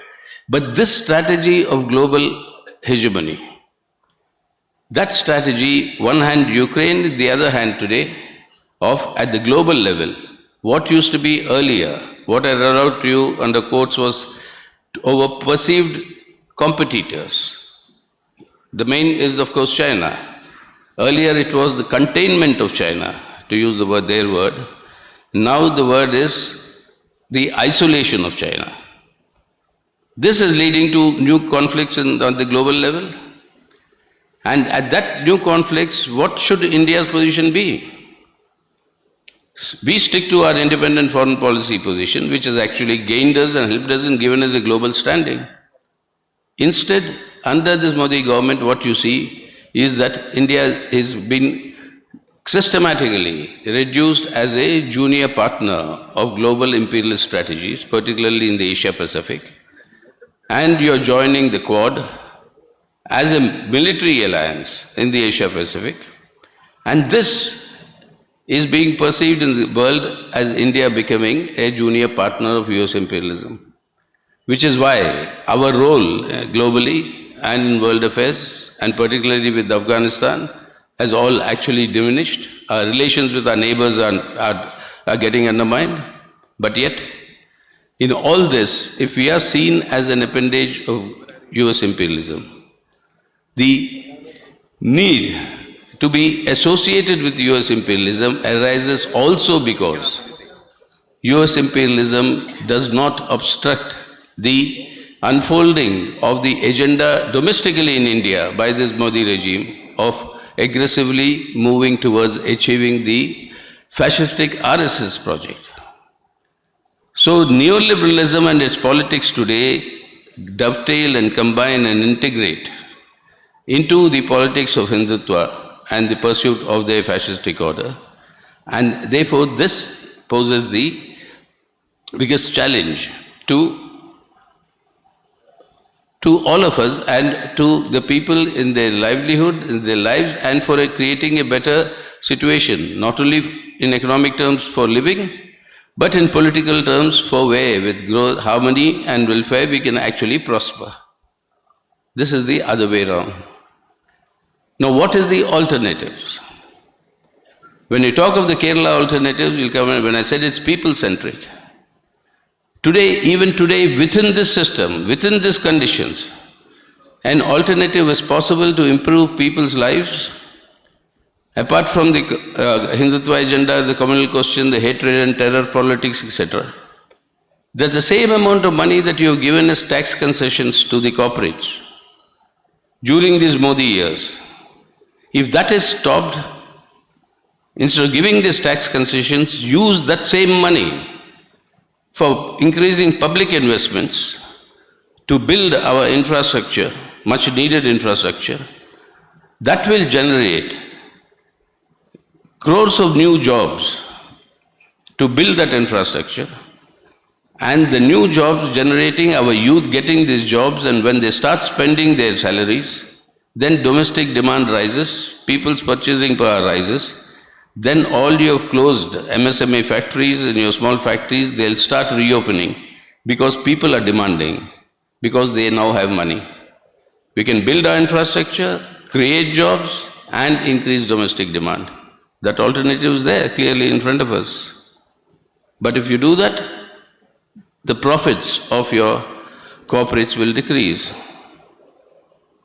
Now that is what neoliberalism is all about. It's not that there are no alternatives. There are alternative paths, people-centric, and Kerala is showing that. You will discuss that in detail, so I'm not going into that. Kerala government is showing that alternative path, which is people-centric. And one direction in which this was doing what we were talking earlier also here, we've discussed this issue of that of the cooperative, strengthening the cooperative movement, whereby extending the cooperative movement also to the question of production, particularly in cooperative agricultural production and marketing. These are issues that are discussing in development that would lead to a real new impetus and advance. But that is precisely why, to stop that, you suddenly find the central government taking over cooperatives, which is a state subject, enacting laws, creating a ministry, and giving that ministry additional charge to our home minister. And then you know what that means. So alternative essentially is to adopt people-centric policies, which again is possible only when the people's movements and struggles grow to the extent where we can have control of government on the basis of which these alternative policies can be implemented. That is again the politics. The question of controlling the government becomes imperative for neoliberalism, for their survival and looting the people, maximizing profits, for the alternative to emerge on the basis of people's struggles, create that political alternative which can actually control the governments, like Latin America has shown in some countries, that it is possible, and that is the manner in which we'll have to move forward. That is why, with this clear understanding that, yes, the left will have to strengthen and is strengthening and will further strengthen the independent struggles of the exploited sections of the people, and on the basis of strengthening this, build the left and democratic alternative of forces as the alternative policy direction to these neoliberal policies and our Indian ruling classes who are implementing them. And that left and democratic front on the basis of people's struggles, like we have seen in some of the countries, again I refer to Latin America, that these movements have led to a political change, a political shift, and that political shift must happen also because in Indian conditions, not only on the struggles on economic issues of the people, but on an all-rounded struggle against this Hindutva politics that divides this unity of the working people, disrupts this unity, and diverts people's attention on the basis of falsehoods on the basis of creating an alternative reality based on a false consciousness. This alternative reality based on a false consciousness has to be combated ideologically, politically, socially, and most importantly, culturally. So that this combination of people's struggles and this combating this Hindutva politics in a multifarious manner, that is the manner in which this politics of neoliberalism, the alternative to that, can emerge. That's why the economic alternatives and the concrete policies you will discuss in the later section, also the experiences of the Kerala model and the alternatives. I just mentioned one aspect, and that is of the cooperatives. But the political aspect of it is that all this can succeed only when the people's movement succeeds in uniting in struggles on economic issues, simultaneously in combating unitedly the Hindutva offensive by building the largest possible coalition or largest possible mobilization of secular forces.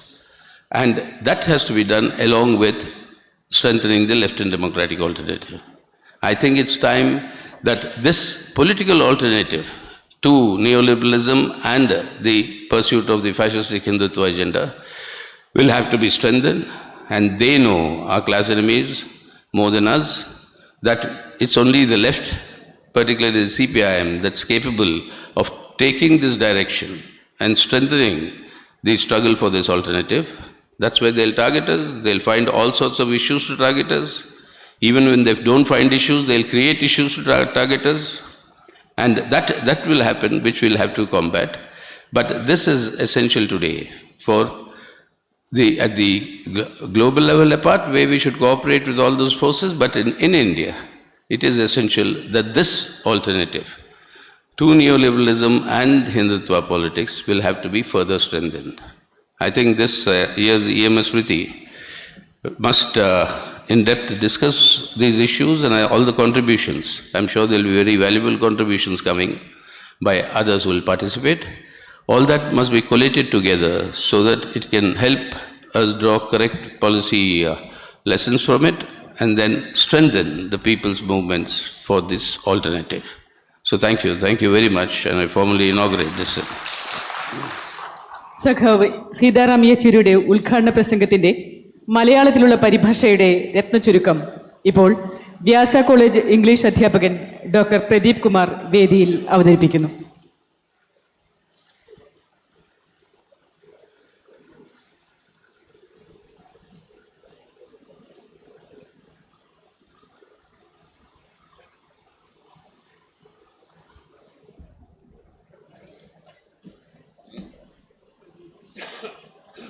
കഴിഞ്ഞ കാലങ്ങളിൽ നിന്ന് വ്യത്യസ്തമായി ഭൗതികമായി ഇവിടെ എത്താൻ കഴിഞ്ഞതിലും ഉള്ള സന്തോഷം പങ്കുവെച്ചുകൊണ്ടും ദത്തു മാസ്റ്ററുടെയും മുരളി മാസ്റ്ററുടെയും വിയോഗത്തിൽ ദുഃഖം പ്രകടിപ്പിച്ചുകൊണ്ടുമാണ് സഖാവ് സീതാറാം യെച്ചൂരി തൻ്റെ പ്രഭാഷണം ആരംഭിച്ചത്. നവലിബറലിസത്തിൻ്റെ രാഷ്ട്രീയത്തിൽ ഊന്നിക്കൊണ്ടും സാമ്പത്തിക വിഷയത്തെപ്പറ്റി കേവലമായി പരാമർശിച്ചും കൊണ്ടും മാത്രമാണ് താൻ പ്രഭാഷണം നടത്തുകയെന്ന് അദ്ദേഹം ആമുഖമായി പറഞ്ഞു. കഴിഞ്ഞ 30 വർഷമായി ലോക മുതലാളിത്തത്തെ നയിച്ചുകൊണ്ടിരിക്കുന്ന ലാഭകേന്ദ്രിതമായ നവലിബറൽ മാതൃകകൾ, അതിൻ്റെ എതിർഭാഗത്ത് നിൽക്കുന്ന ജനകേന്ദ്രിതവും ജനപക്ഷത്തുള്ളതുമായ കേരള മാതൃക എന്നിങ്ങനെ 2 ദ്വന്ദ്ങ്ങളെയാണ് അദ്ദേഹം അവതരിപ്പിച്ചത്. അതിൻ്റെ ഭാഗമായി ഇന്ത്യയിലെമ്പാടും ഉണ്ടായിക്കൊണ്ടിരിക്കുന്ന ദാരിദ്ര്യവൽക്കരണത്തിൻ്റെ വിവിധ കണക്കുകൾ അദ്ദേഹം പറയുകയുണ്ടായി. ഒരൊറ്റ ഏകകം എന്ന നിലയ്ക്ക് പോഷകാഹാര കുറവിനെ സംബന്ധിച്ചാണ് അദ്ദേഹം പറഞ്ഞത്.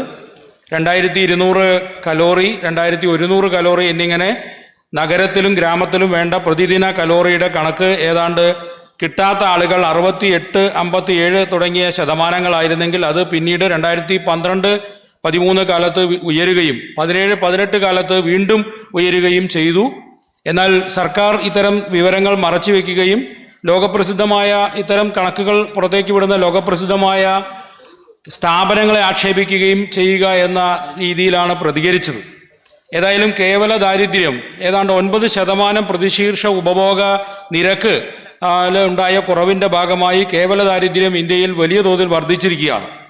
അതുകൊണ്ട് തന്നെ ലോക വിശപ്പ് സൂചികയിൽ, പോഷകാഹാരക്കുറവ് സൂചികയിൽ, ദീർഘായുസ് സൂചികയിൽ, ശിശുമരണ നിരക്ക് സംബന്ധിച്ച സൂചികയിലെല്ലാം തന്നെ ഇന്ത്യയുടെ നില തീരെ പരിതാപകരമാണ്. 62 മില്യണിൽ നിന്ന് 132 മില്യണായി ഇന്ത്യയിൽ ദാരിദ്ര്യരേഖയ്ക്ക് താഴെ കഴിയുന്ന ജനങ്ങളുടെ എണ്ണം വർദ്ധിച്ചിരിക്കുന്നു. ഇതാണ് ഇപ്പോൾ ഇന്ത്യയിലുള്ള അവസ്ഥ. ലാഭം വർദ്ധമാനമാക്കുക എന്ന രീതിയിൽ പ്രവർത്തിക്കുന്ന നവലിബറൽ ശക്തികൾ വർഗീയ ശക്തികളുമായി കൂടുതൽ ഏകോപിപ്പിച്ച് പ്രവർത്തിച്ചുകൊണ്ടിരിക്കുകയാണ് ഇന്ന് നടന്നുകൊണ്ടിരിക്കുന്നത്. അതാണ് ഫാഷിസത്തിൻ്റെ നിർവചനം എന്ന രീതിയിൽ നമുക്ക് കാണാൻ കഴിയും. അത് പുതിയ മേഖലകളിലേക്ക്, ഇപ്പോൾ ഏറ്റവും അവസാനമായി ഉണ്ടായ ഉദാഹരണം ശ്രീലങ്കയിലെ ഊർജ്ജ നിലയവുമായി ബന്ധപ്പെട്ടുകൊണ്ടുണ്ടായിട്ടുള്ള പരാമർശമാണ്. അതിൻ്റെ ഭാഗമായി 2021 ഇറക്കുമതി കൽക്കരി, ആസ്ട്രേലിയയിൽ നിന്നുള്ള കൽക്കരി കയറ്റുമതി വർദ്ധിപ്പിക്കാൻ അദാനി തീരുമാനിക്കുകയും അതിൻ്റെ ഭാഗമായി 2022 ജൂൺ മാസത്തിൽ NTPC ഈ കയറ്റുമതി ചെയ്യുന്നതെല്ലാം ഇന്ത്യയിലേക്ക് ഇറക്കുമതി ചെയ്യുന്നതിന് വേണ്ടി ഒരു നികുതിയുമില്ലാതെ അദാനിയെ ചുമതലപ്പെടുത്തുകയും ചെയ്തിരിക്കുന്നു. ഈ രീതിയിൽ വലിയ തോതിൽ ലാഭം കൊയ്യുന്നതിനുള്ള ഭരണകൂടത്തിൻ്റെയും കോർപ്പറേറ്റുകളുടെയും ഗൂഢശ്രമങ്ങളാണ് നമുക്ക് കാണാൻ കഴിയുന്നത്. അങ്ങനെ ലാഭം കൂടുക, ലാഭം കൂടുമ്പോൾ ഏറ്റവും കൂടുതൽ ലാഭത്തിന് വേണ്ടി കൂടുതൽ ചൂഷണം ചെയ്യുക, കൂടുതൽ ചൂഷണം ചെയ്യുമ്പോൾ മിച്ചമൂല്യത്തെ കൂടുതൽ ശോഷിക്കുക, മിച്ചമൂല്യം ശോഷിക്കുന്നതിനനുസരിച്ച് വാങ്ങൽ ശേഷി കുറയുക, വാങ്ങൽ ശേഷി കുറയുമ്പോൾ ഉൽപ്പന്നം വിൽക്കപ്പെടാതിരിക്കുക, ഇത്തരത്തിലുള്ള മുതലാളിത്തത്തിൻ്റെ ചാക്രികമായ പ്രതിസന്ധി വർദ്ധിക്കുകയും ആ വർദ്ധിക്കുന്നതനുസരിച്ച് ദാരിദ്ര്യം കൂടുകയും ചെയ്യുന്നു. സമ്പദ് വ്യവസ്ഥ മാന്ദ്യത്തിലേക്ക് മാറുന്നു, വിലക്കയറ്റം കൂടുന്നു, GDP കുറയുന്നു, ദുരിതം കൂടുന്നു. ഇത് മുതലാളിത്തത്തിലുള്ളതാണ്. മുതലാളിത്തത്തിൻ്റെ ഭാഗമായി നവലിബറൽ നയക്രമത്തിലും ഉള്ളതാണ്. ഇങ്ങനെ നവലിബറൽ നയക്രമത്തിൽ ഇത് യാതൊരു നിയന്ത്രണങ്ങളുമില്ലാതെ വർദ്ധിച്ചുകൊണ്ടിരിക്കുന്നതാണ് നമ്മളിപ്പോൾ കാണുന്നത്. ധനമൂലധനം നിയന്ത്രണാതീതമായി ലാഭം വർദ്ധിപ്പിക്കുന്നതിന് വേണ്ടി പ്രവർത്തിച്ചുകൊണ്ടിരിക്കുകയാണ്. അത്തരത്തിലുള്ള ഒരു വലിയ ഉൽപാദനത്തിലും വിതരണത്തിലും എല്ലാം തന്നെ ഒരു വലിയ രാക്ഷസീയ ശക്തിയെയാണ് മുതലാളിത്തം അഴിച്ചുവിടുന്നത് എന്ന് മാർക്സിനെ ഉദ്ധരിച്ചുകൊണ്ട് അദ്ദേഹം പറയുകയുണ്ടായി. അതിന് ഇപ്പോഴത്തെ കാലത്ത് നവലിബറലിസത്തിന് രാഷ്ട്രാധികാരം ആവശ്യമായി വരുന്നു എന്നതാണ് ഏറ്റവും പുതിയ സംഭവവികാസം. സാമ്പത്തിക പ്രതിസന്ധി വർദ്ധിക്കുന്നതനുസരിച്ച് ഭരണകൂടത്തിൻ്റെ നയങ്ങളെ തങ്ങളുടെ ആവശ്യാനുസരണം മാറ്റുന്നതിന് വേണ്ടി രാഷ്ട്രാധികാരം കൂടി നവലിബറൽ ശക്തികൾ കൈയടക്കുന്നതിന് വേണ്ടി ശ്രമിച്ചുകൊണ്ടിരിക്കുകയാണ്. ഇതിൻ്റെ ഭാഗമായി നമുക്കറിയാം, കോവിഡ് കാലഘട്ടത്തിൽ എല്ലാ രാജ്യങ്ങളും ഉത്തേജന പാക്കുകൾ പ്രഖ്യാപിച്ചു എങ്കിലും ഉത്തേജന പാക്കേജുകളെല്ലാം തന്നെ കോർപ്പറേറ്റുകൾക്ക് ഉൽപ്പാദനം വർദ്ധിപ്പിക്കാനും വിതരണം വർദ്ധിപ്പിക്കാനും വേണ്ടിയുള്ളതായിരുന്നു. അത് ജനതയുടെ വാങ്ങൽ ശേഷി വർദ്ധിപ്പിച്ചില്ല എന്ന് മാത്രമല്ല, അവരെ കൂടുതൽ ദാരിദ്ര്യത്തിലേക്ക് തള്ളിവിടുകയാണ് ചെയ്തത്. എന്നാൽ ഇതിന് പകരം ഗവൺമെൻറ് ഏതാണ്ട് $4.5 ട്രില്യൺ ആണ് സ്റ്റോക്ക് മാർക്കറ്റിലേക്ക് ബോണ്ടുകളായിട്ട് റിലീസ് ചെയ്തത്. അവിടെ നിന്നുണ്ടായ പണപ്പെരുപ്പം സത്യത്തിൽ ശതകോടീശ്വരന്മാരെയാണ് അവർക്കാണ് ഗുണമായി ഭവിച്ചത്. അങ്ങനെ കോടീശ്വരന്മാർ കോവിഡ് കാലത്ത് ലാഭമുണ്ടായി. ഓക്സ്ഫാമിൻ്റെ കണക്കനുസരിച്ച് ഈ കാലഘട്ടത്തിൽ ഇന്ത്യയിലെ മൊത്തം ദേശീയ വരുമാനത്തിൻ്റെ 57% കൈയടക്കി വെച്ചിരിക്കുന്നത് 10 വ്യക്തികളാണ്, ശതകോടീശ്വരന്മാരാണ്. അതേസമയം തന്നെ 50% വരുന്ന ഇന്ത്യൻ ജനതയുടെ ആകെ വരുമാനം എന്ന് പറയുന്നത് ദേശീയ വരുമാനത്തിൻ്റെ 13% മാത്രമാണ് എന്ന ഗതിയും ഉണ്ടായി. ഇങ്ങനെ ഭരണകൂട നയങ്ങൾ മുതലാളിത്തം നിയന്ത്രിക്കുകയും ചങ്ങാത്ത മുതലാളിത്തത്തിലേക്ക് വരികയും ചെയ്യുമ്പോൾ ഭരണകൂടത്തിന്മേലുള്ള നിയന്ത്രണമാണ് നവലിബറൽ നയത്തിൻ്റെ ഏറ്റവും പ്രധാനപ്പെട്ട ലക്ഷ്യം. ഭരണകൂടങ്ങളെ നിയന്ത്രിക്കുക എന്നതാണ് അദ്ദേഹം പറഞ്ഞു വെച്ചത്. ഇതിൻ്റെ ഭാഗമായി ഈ നവലിബറൽ നയങ്ങളുടെ ഭാഗമായി ദുരിതത്തിലാണ്ടുപോകുന്ന തൊഴിലാളി വർഗവും പാവപ്പെട്ട ജനങ്ങളും വലിയ സമരത്തിലേക്ക് പോകുന്നുണ്ടെങ്കിലും ആ സമരം രാഷ്ട്രീയ ശക്തി എന്ന നിലയിൽ തൊഴിലാളി വർഗത്തെ ശക്തമാക്കും എന്ന ഒരവസ്ഥ ഉണ്ടാകുന്നില്ല എന്ന് ഉറപ്പുവരുത്തേണ്ടത് നവലിബറൽ നയത്തിൻ്റെ ഒരു ഭാഗമാണ്, നവലിബറൽ സാമ്രാജ്യത്വ അജണ്ടയുടെ ഭാഗമാണ്. അത് ചിലയിടത്തൊക്കെ സംഭവിച്ചു എന്ന് നമുക്കറിയാം. ചിലിയിലും ഗോട്ടിമാലയിലും കൊളംബിയയിലും ഒക്കെ ഉണ്ടായ ഇടതുപക്ഷ മുന്നേറ്റവും ഭരണകൂട മാറ്റവും ഈ നയത്തെ, ഇത്തരത്തിലുള്ള മാറ്റങ്ങളെ ഇല്ലാതാക്കുക, ചെറുക്കുക എന്നതാണ് നവലിബറൽ നയങ്ങളുടെ ഏറ്റവും പ്രധാനപ്പെട്ട മറ്റൊരു അജണ്ട. അതിന് വൈകാരികമായും മറ്റുമുള്ള വിവിധ മാർഗങ്ങളാൽ ഇത്തരം പ്രശ്നങ്ങളിൽ നിന്ന്, യഥാർത്ഥ പ്രശ്നങ്ങളിൽ നിന്നും അത് ഉയർത്തിക്കൊണ്ടുവരുന്ന രാഷ്ട്രീയത്തിൽ നിന്നും ശ്രദ്ധ തിരിക്കുക എന്നതാണ് അവർ ആലോചിക്കുന്നത്. അത് ചിലയിടങ്ങളിൽ വംശീയതയുടെ അടിസ്ഥാനത്തിലാണ്, ചിലയിടങ്ങളിൽ അപരവിദ്വേഷത്തിൻ്റെ അടിസ്ഥാനത്തിലാണ്, ചിലയിടങ്ങളിൽ വംശമേന്മയുടെ ഗൃഹാതുരത്വത്തിൻ്റെ അടിസ്ഥാനത്തിലാണെങ്കിൽ ഇന്ത്യയിൽ അത് വർഗീയതയുടെ അടിസ്ഥാനത്തിലാണ് എന്ന മാറ്റം മാത്രമേ ഉള്ളൂ. ഇത് ഒരു പോസ്റ്റ് ട്രൂത്ത് കാലഘട്ടമാണെന്ന് നമുക്കറിയാം. സത്യാനന്തര കാലഘട്ടത്തിൽ യാഥാർത്ഥ്യത്തെ കൃത്രിമമായി നിർമ്മിക്കുന്ന, വസ്തുതകളെ കൃത്രിമമായി നിർമ്മിക്കുന്ന ഒരു കാര്യമാണ് നടക്കുന്നത്. ജനങ്ങളുടെ ജീവിതാനുഭവങ്ങളിൽ നിന്നുണ്ടാകുന്ന യാഥാർത്ഥ്യത്തെ നിഷേധിക്കുന്ന വ്യാജ വസ്തുതകളെ നിർമ്മിക്കുകയും ആ നിർമ്മിക്കുന്നതിൻ്റെ ഭാഗമായി ജനങ്ങൾക്കിടയിൽ ഭിന്നിപ്പ് വളർത്തുകയും ചെയ്യുക എന്ന നയമാണ് ഇതിൻ്റെ ഭാഗമായിട്ടുണ്ടാകുന്നത്. ഈ സ്വകാര്യവൽക്കരണത്തിനെതിരായി നടന്ന സമരം, ഇന്ത്യയിൽ നടന്നുകൊണ്ടിരിക്കുന്ന സമരം നമുക്ക് എല്ലാവർക്കും അറിയാം. വലിയ ശക്തമായ സമരമാണ് നടക്കുന്നത്. ചിലയിടത്തെങ്കിലും ഇതിൻ്റെ ഭാഗമായി സ്വകാര്യവൽക്കരണ നയങ്ങളിൽ നിന്ന് ഗവൺമെൻറ്റിന് പുറകോട്ട് പോകേണ്ടി വന്നു. ചിലയിടങ്ങളിൽ അത് കൂടുതൽ വൈകി പോകുന്നുണ്ട്, അവരുടെ ലക്ഷ്യങ്ങൾ നേടുന്നത് വൈകി പോകുന്നുണ്ട്. പക്ഷേ ഇങ്ങനെയൊക്കെ വിജയം നേടുമ്പോഴും തെരഞ്ഞെടുപ്പിൽ ഇത് കാണുന്നില്ല എന്നത് നേരത്തെ പറഞ്ഞ വസ്തുതയുടെ ഏറ്റവും പ്രധാനമായ ഒരു പ്രകടിത രൂപമാണ്. യു പിയിലെ ബുൾഡോസർ പൊളിറ്റിക്സ് അടക്കമുള്ള വിവിധ വിദ്വേഷ പ്രശ്നങ്ങൾ ഉണ്ടാക്കുകയും ആ പ്രശ്നങ്ങളിൽ ഒരു വിഭാഗത്തെ, ന്യൂനപക്ഷത്തെ പഴിക്കുകയും അതിലൂടെ വർഗീയ ധ്രുവീകരണത്തിന് വഴിവെക്കുകയും ചെയ്യുന്ന ഫാഷിസ്റ്റ് അജണ്ടയാണ് ഇന്ന് രാജ്യത്ത് നടന്നുകൊണ്ടിരിക്കുന്നത്. അത് രാജ്യത്തെമ്പാടും നടന്നുകൊണ്ടിരിക്കുന്ന അമാനവീകരണമാണെങ്കിലും സ്ത്രീകൾക്കെതിരായ ആക്രമണമാണെങ്കിലും എല്ലാം അതിനെതിരായി നമ്മുടെ പ്രധാനമന്ത്രിയുടെ മൗനം, എന്നാൽ ചിലയിടങ്ങളിൽ ഇത്തരം കാര്യങ്ങൾ ആളിക്കത്തിക്കുന്നതിന് വേണ്ടിയുള്ള അദ്ദേഹത്തിൻ്റെ ഇടപെടൽ എല്ലാം തന്നെ നമുക്ക് കൂടുതൽ വ്യക്തമാക്കിക്കൊണ്ടിരിക്കുകയാണ്. അങ്ങനെ നവലിബറൽ ശക്തികൾക്ക് കൂടുതൽ ലാഭം മാത്രം നേടുന്നതിന് വേണ്ടി ഈ രാജ്യത്ത് BJPയുടെ RSSൻ്റെ ഹൈന്ദവ രാഷ്ട്ര പ്രത്യയശാസ്ത്രവും ഭരണകൂടവും നിലനിൽക്കുന്നതാണ് ഏറ്റവും നല്ലത് എന്ന് നവലിബറൽ ശക്തികൾ തന്നെ തിരിച്ചറിഞ്ഞിരിക്കുകയാണ്. നമുക്കറിയാം, അതിനുവേണ്ടി നടത്തുന്ന നവലിബറൽ ശക്തികളുടെ പിന്തുണയോടുകൂടിയാണ് ഇന്ന് രാജ്യത്ത് ഫാഷിസ്റ്റ് ഭരണകൂടം നിലനിൽക്കുന്നതും പ്രവർത്തിക്കുന്നതും. UAPA കേസ് നമുക്കറിയാം, ഒരു ഉദാഹരണമാണ്. 76% UAPA കേസ് വർധനവ് ഈ ഭരണകൂടം വന്നതിന് ശേഷം ഉണ്ടായി. 2% മാത്രമാണ് ഇതിൽ വിധി ഉണ്ടായിട്ടുള്ളത്, അനുകൂല വിധി ഉണ്ടായിട്ടുള്ളത്. എങ്കിൽ പോലും ഈ UAPA കേസിനെ ഒരു ഭീഷണിയുടെ ആയുധമായി ഉപയോഗിക്കുകയാണ്. ഇത്തരം കാര്യങ്ങൾ ഉപയോഗിച്ചുകൊണ്ട് രാജ്യത്തിൻ്റെ ജനതയുടെ സ്വാതന്ത്ര്യം അടിച്ചമർത്തുന്നു. ഭരണഘടനാ സ്ഥാപനങ്ങൾ, പാർലമെൻറ്റും ഇലക്ഷൻ കമ്മീഷനും അടക്കമുള്ള ഭരണഘടനാ സ്ഥാപനങ്ങൾ, സ്വതന്ത്ര അന്വേഷണ ഏജൻസികൾ, ഇതിനെല്ലാം ജനങ്ങൾക്ക് വിരുദ്ധമായി തങ്ങളുടെ അജണ്ട നടപ്പിലാക്കുന്നതിന് വേണ്ടി ഉപയോഗിക്കുന്നു. എന്നാൽ ലോകം ഇതിനെ അപലപിക്കുകയില്ല എന്ന് നമ്മൾ മനസ്സിലാക്കണം. ഇവിടെ ഇന്ത്യ രാജ്യത്തെ വിപണിയെ ലോകത്താകമാനം ഉള്ള മുതലാളിത്ത ശക്തികൾക്ക് ചൂഷണത്തിനായി തുറന്ന് ഇട്ടിരിക്കുകയും അവരെ ക്ഷണിക്കുകയും ചെയ്യുന്ന ഒരു സാഹചര്യം ഉള്ളതുകൊണ്ട് സ്വാഭാവികമായും ഇന്ത്യക്കകത്ത് നടക്കുന്ന ഫെഡറലിസത്തിനും ഭരണഘടനയ്ക്കും എതിരായി, ജനങ്ങളുടെ മതേതരത്വത്തിനെതിരായി നടക്കുന്ന ആക്രമണങ്ങളെ കാണാനോ അല്ലെങ്കിൽ അതിനെ അപലപിക്കാനോ ലോക മുതലാളിത്ത ശക്തികൾ അല്ലെങ്കിൽ ലോകരാഷ്ട്രങ്ങൾ തയ്യാറാവുകയില്ല എന്നാണ് നാം ഇപ്പോൾ കണ്ടുകൊണ്ടിരിക്കുന്നത്. ഭരണഘടനയുടെ ആക്രമണങ്ങൾ, ഫെഡറലിസത്തിനെതിരായ ആക്രമണം, സംസ്ഥാനങ്ങളുടെ അവകാശങ്ങൾ കവർന്നുകൊണ്ടുള്ള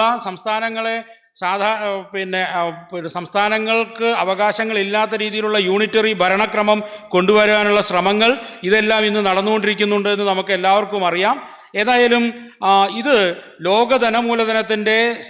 ലോകധനമൂലധനത്തിൻ്റെയും നവലിബറൽ സാമ്രാജ്യത്വത്തിൻ്റെയും ലോകാധീശത്വം ശക്തിപ്പെടുത്താനുള്ള ശ്രമങ്ങൾക്ക് ഒരു പിന്തുണയാണ് ഇന്ത്യൻ ഭരണകൂടം നൽകുന്നത്. നമുക്കറിയാം, സോവിയറ്റ് യൂണിയൻ്റെ തകർച്ചയ്ക്ക് ശേഷം അമേരിക്ക കൊണ്ടുവന്ന പുതിയ ലോകക്രമത്തെ സംബന്ധിച്ചുള്ള രേഖയിൽ അവർ പറയുന്നത് സോഷ്യലിസ്റ്റ് ചേരി ഇല്ലാതാക്കുക, അതുപോലെ തന്നെ ചേരിചേര മൂന്നാം ലോക രാഷ്ട്രങ്ങളുടെ ചേരികളെ ഇല്ലാതാക്കുക, അതിനെ അബ്സോർബ് ചെയ്തോ അല്ലെങ്കിൽ മറ്റു തരത്തിലോ ഇല്ലാതാക്കുക, അതോടൊപ്പം തന്നെ ലോക സായുധ സാമ്പത്തിക മേധാവിത്വം നേടുക എന്ന അമേരിക്കൻ സാമ്രാജ്യത്വത്തിൻ്റെ നയം കോണ്ടലീസ റൈസ് പുറത്തിറക്കിയ രേഖയിലുണ്ട്.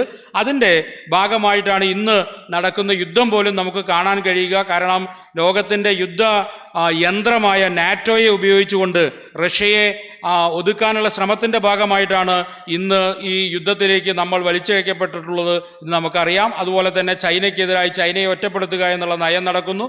ഇതിനെല്ലാം അനുകൂലിക്കുന്ന ഒരു സമീപനമാണ് ഇന്ത്യയിലെ ഭരണകൂടം കൈക്കൊള്ളുന്നത് എന്ന് മാത്രമല്ല, മുൻകാലങ്ങളിൽ നിന്ന് വ്യത്യസ്തമായി ഏഷ്യ പസഫിക് ഭാഗത്ത് അമേരിക്കയുടെ നവലിബറൽ നയങ്ങളും വിദേശ നയവും നടപ്പിലാക്കുന്ന ഒരു ജൂനിയർ പാർട്ട്ണറായി ഇന്ത്യ മാറിയിരിക്കുന്നു. ലോകരാഷ്ട്രങ്ങൾക്കിടയിൽ ഇതിൻ്റെ ഭാഗമായി ഇന്ത്യ ഇത്രയും കാലം നേടിയിരുന്ന അന്തസ്സും അതുപോലെ തന്നെ അയൽപ്പക്ക രാജ്യങ്ങൾക്കിടയിലുണ്ടായിരുന്ന സ്ഥാനവും ഇല്ലാതായിരിക്കുന്നു എന്നതാണ് ഇപ്പോൾ നമുക്ക് കാണാൻ പറ്റുന്നത്. അങ്ങനെ US അല്ലെങ്കിൽ അമേരിക്കൻ സാമ്രാജ്യത്വത്തിൻ്റെ ഇന്ത്യൻ ഭരണകൂടത്തിൻ്റെയും പരസ്പര ധാരണയുടെ ഭാഗമായി ഉള്ള പ്രവർത്തനങ്ങളാണ് ഇപ്പോൾ നടന്നുകൊണ്ടിരിക്കുന്നത്. ഇതിനെതിരായി എന്ത് ബദലാണ് നമുക്ക് കൊണ്ടുവരാൻ കഴിയുക എന്നതാണ് നാം നേരിടുന്ന ഏറ്റവും വലിയ പ്രശ്നം. നേരത്തെ സൂചിപ്പിച്ചതുപോലെ നവസാമ്രാജ്യത്വ നയം എന്ന് പറയുന്നത് ലാഭകേന്ദ്രിതമാണെങ്കിൽ അതിനെതിരായ ബദൽ തീർച്ചയായും ജനപക്ഷ കേന്ദ്രിതവും ജനകേന്ദ്രിതവും ആയിരിക്കും. ജനജീവിതം മെച്ചപ്പെടുത്താനുള്ള ശ്രമങ്ങളാണ് അത് നടത്തുക. ഒരു ഭാഗത്ത് ഭരണകൂടം ടാക്സ് ഇളവ്, കോർപ്പറേറ്റുകൾക്ക് ടാക്സ് ഇളവ് കൊടുക്കുമ്പോൾ അതേ പണത്തിനെ തന്നെ ഉപയോഗിച്ചുകൊണ്ട് ഭൗതിക സാഹചര്യം മെച്ചപ്പെടുത്താനും പുതിയ തൊഴിൽ അവസരങ്ങൾ ഉണ്ടാക്കാനും പണം സമൂഹത്തിൽ ചെലവഴിച്ചുകൊണ്ട് സമൂഹത്തിൻ്റെ വാങ്ങൽ ശേഷി കൂട്ടുവാനും തുടങ്ങി അത്തരത്തിലുള്ള ജനങ്ങൾക്ക് തൊഴിൽ നൽകാനുമുള്ള രീതിയിലുള്ള ശ്രമങ്ങളാണ് ഈ ബദൽ നയത്തിൻ്റെ ഏറ്റവും പ്രധാനപ്പെട്ട ഭാഗം. ഈ ജനകേന്ദ്രിത നയം തീർച്ചയായും കോർപ്പറേറ്റുകൾക്ക് സഹിക്കാവുന്ന ഒന്നല്ല. കാരണം അവരുടെ ലാഭത്തെയാണത് മാറ്റി തീർക്കുന്നത് അല്ലെങ്കിൽ ഇല്ലാതാക്കുന്നത്. ഈ നയത്തിൻ്റെ കേന്ദ്രത്തിൽ നിൽക്കേണ്ടത് നമ്മുടെ കോപ്പറേറ്റീവുകളാണ് അല്ലെങ്കിൽ സഹകരണ സംഘങ്ങളാണ്. കാർഷിക രംഗത്തും മറ്റുമൊക്കെ തന്നെ കൂട്ടായ്മയും അതുപോലെ തന്നെ കൂട്ടായ്മയിലൂടെയുള്ള പ്രവർത്തനത്തിലൂടെ ജനങ്ങൾക്ക് ആശ്വാസകരമായ നയങ്ങൾ നടപ്പിലാക്കേണ്ട സഹകരണ മേഖലയെ കൂടി ഇല്ലാതാക്കാൻ ഇപ്പോൾ കേന്ദ്രം ശ്രമിക്കുന്നുണ്ടെന്ന് നമുക്കറിയാം.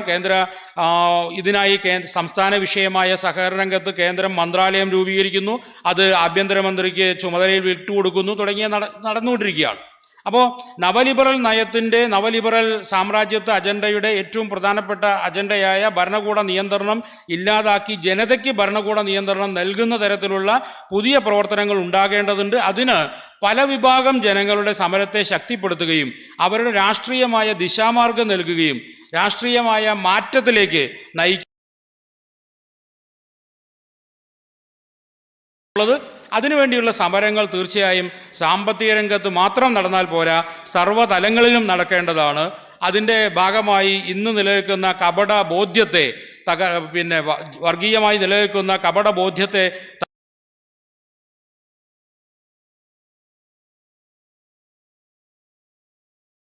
ഭരണകൂട മാറ്റങ്ങൾ ഉണ്ടാവുക ഒരു കാലമാണ്.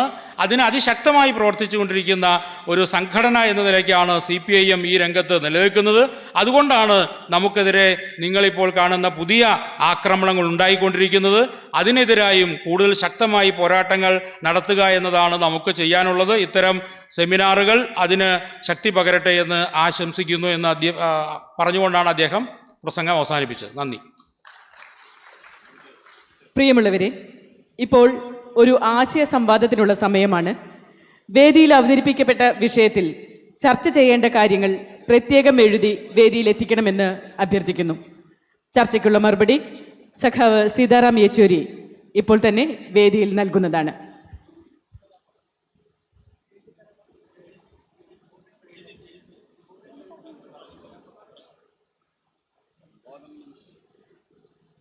ചർച്ച ചെയ്യേണ്ട വിഷയങ്ങൾ പ്രത്യേകം എഴുതി വേദിയിൽ എത്തിക്കണമെന്ന് അഭ്യർത്ഥിക്കുന്നു.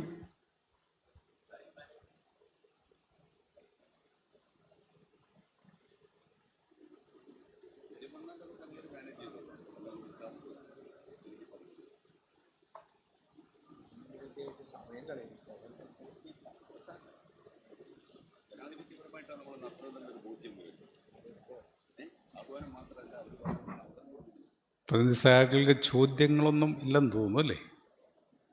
ആരും തരുന്നില്ല. യെസ്, എഴുതാത്തതുകൊണ്ടാ. ഞാൻ പെട്ടെന്ന് എഴുതി തരുന്നല്ലോ.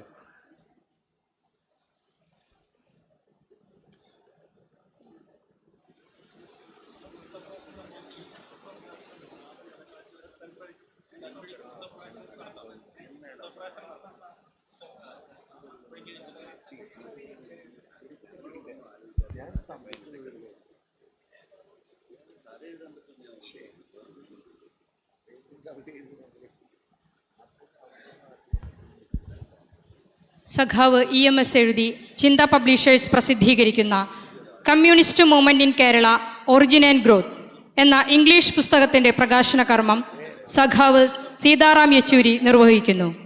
പുസ്തകം ഏറ്റുവാങ്ങുന്നതിന് ദത്തുമാഷിൻ്റെ സഹധർമ്മിണി പത്മാവതി ടീച്ചറെയും മുരളിമാഷിൻ്റെ സഹധർമ്മിണി ശ്രീമതി സരളയെയും സ്നേഹത്തോടെ ക്ഷണിക്കുന്നു.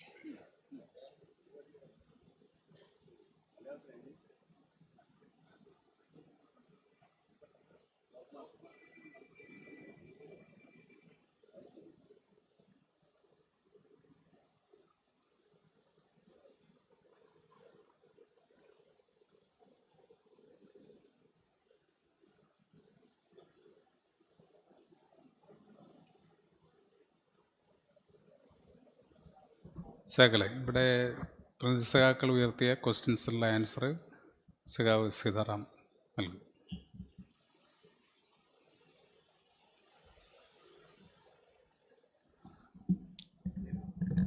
Yes, comrades, some questions that have come. One Srinivasan has said, how can we say that Kerala is having an alternative economic policy when socialism is the real alternative? Yes, you're right. Socialism is the real alternative. It is the only alternative. When you say that we are having alternative economic policies, we are talking in the limited sense, and Kerala is also not in control of India's state power. Kerala is only one state government within the framework of the Indian Union, and even the rights of that government are being constantly eroded, what I said.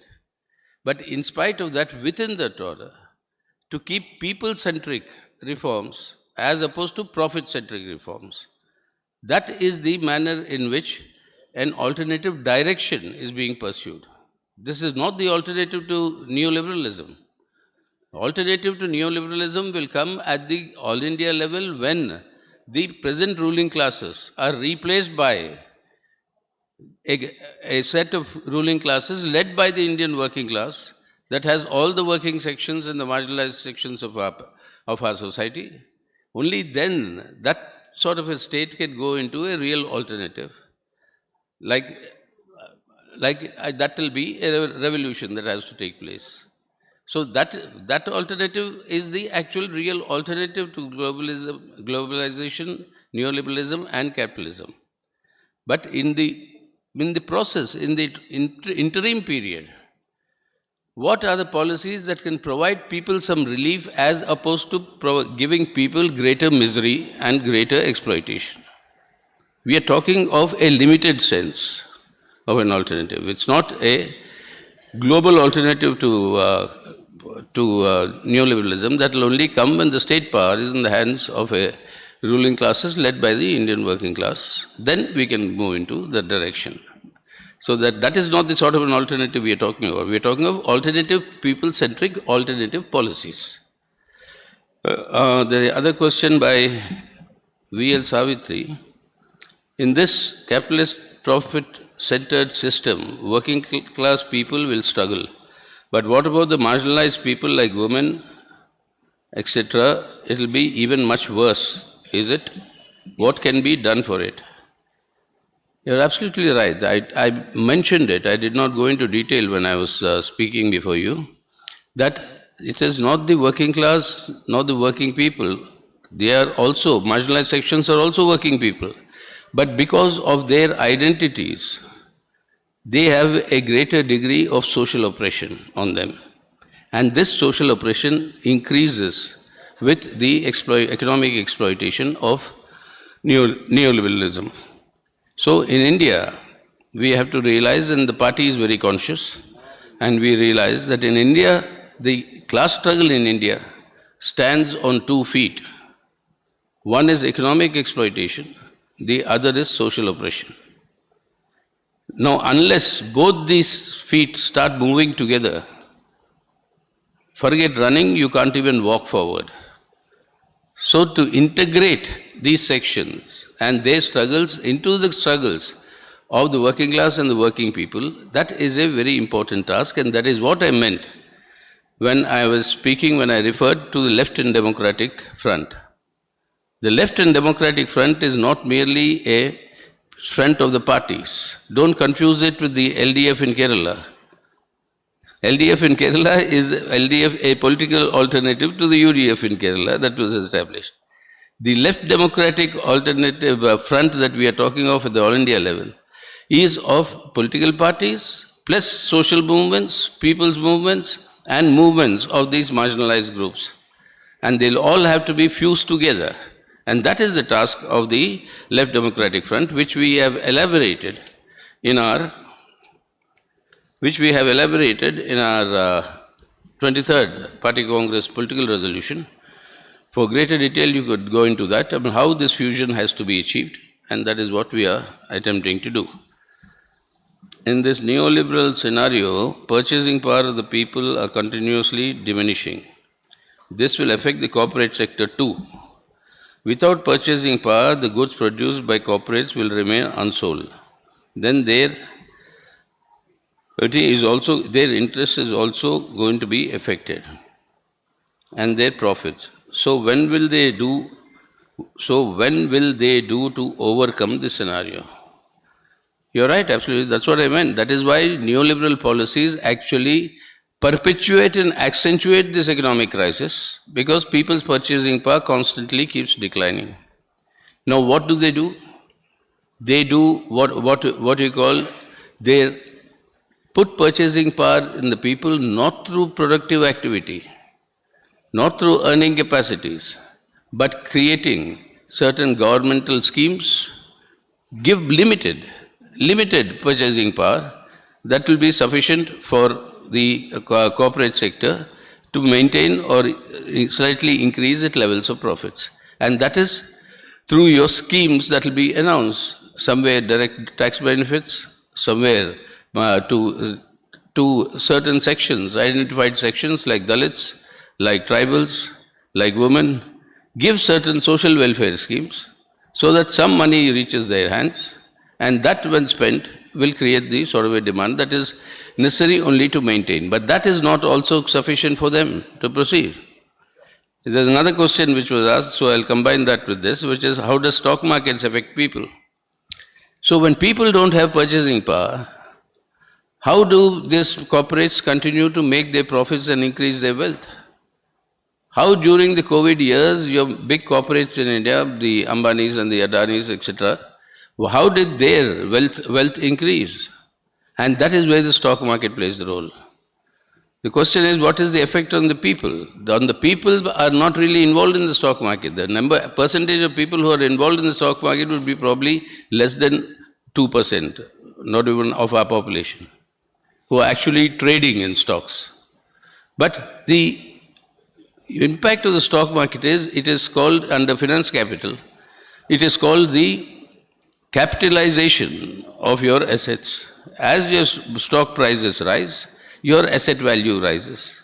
Because your asset value rises, you have the capacity to borrow more from the banks, showing this asset value. And more that you borrow from the banks, whose money is it? It's people's money. They borrow from the banks, and most of the time, they don't return that borrowing. And in the Indian case, we know how many people have actually left India and gone by defrauding the banks, which is your and my money in bank deposits. During these last 7 years, more than 11 lakh crores of such loans have been written off by the Modi government. So how do they make their profits? By this sort of a loot? By this sort of a loot, and that is why control over the state and the state power is important for them. That is why the cementing of the corporate communal nexus, both require each other. The aggressive pursuit of the RSS agenda requires the corporate support. The corporates require this government to be there so that they can pursue.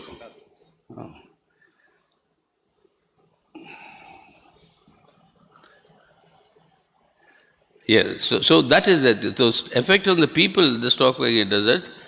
But this is how they continue to amass their wealth. And that is the meaning of finance capital. It is speculative capital, not connected with production, but it creates conditions where money can be raised for productive activities by the corporates.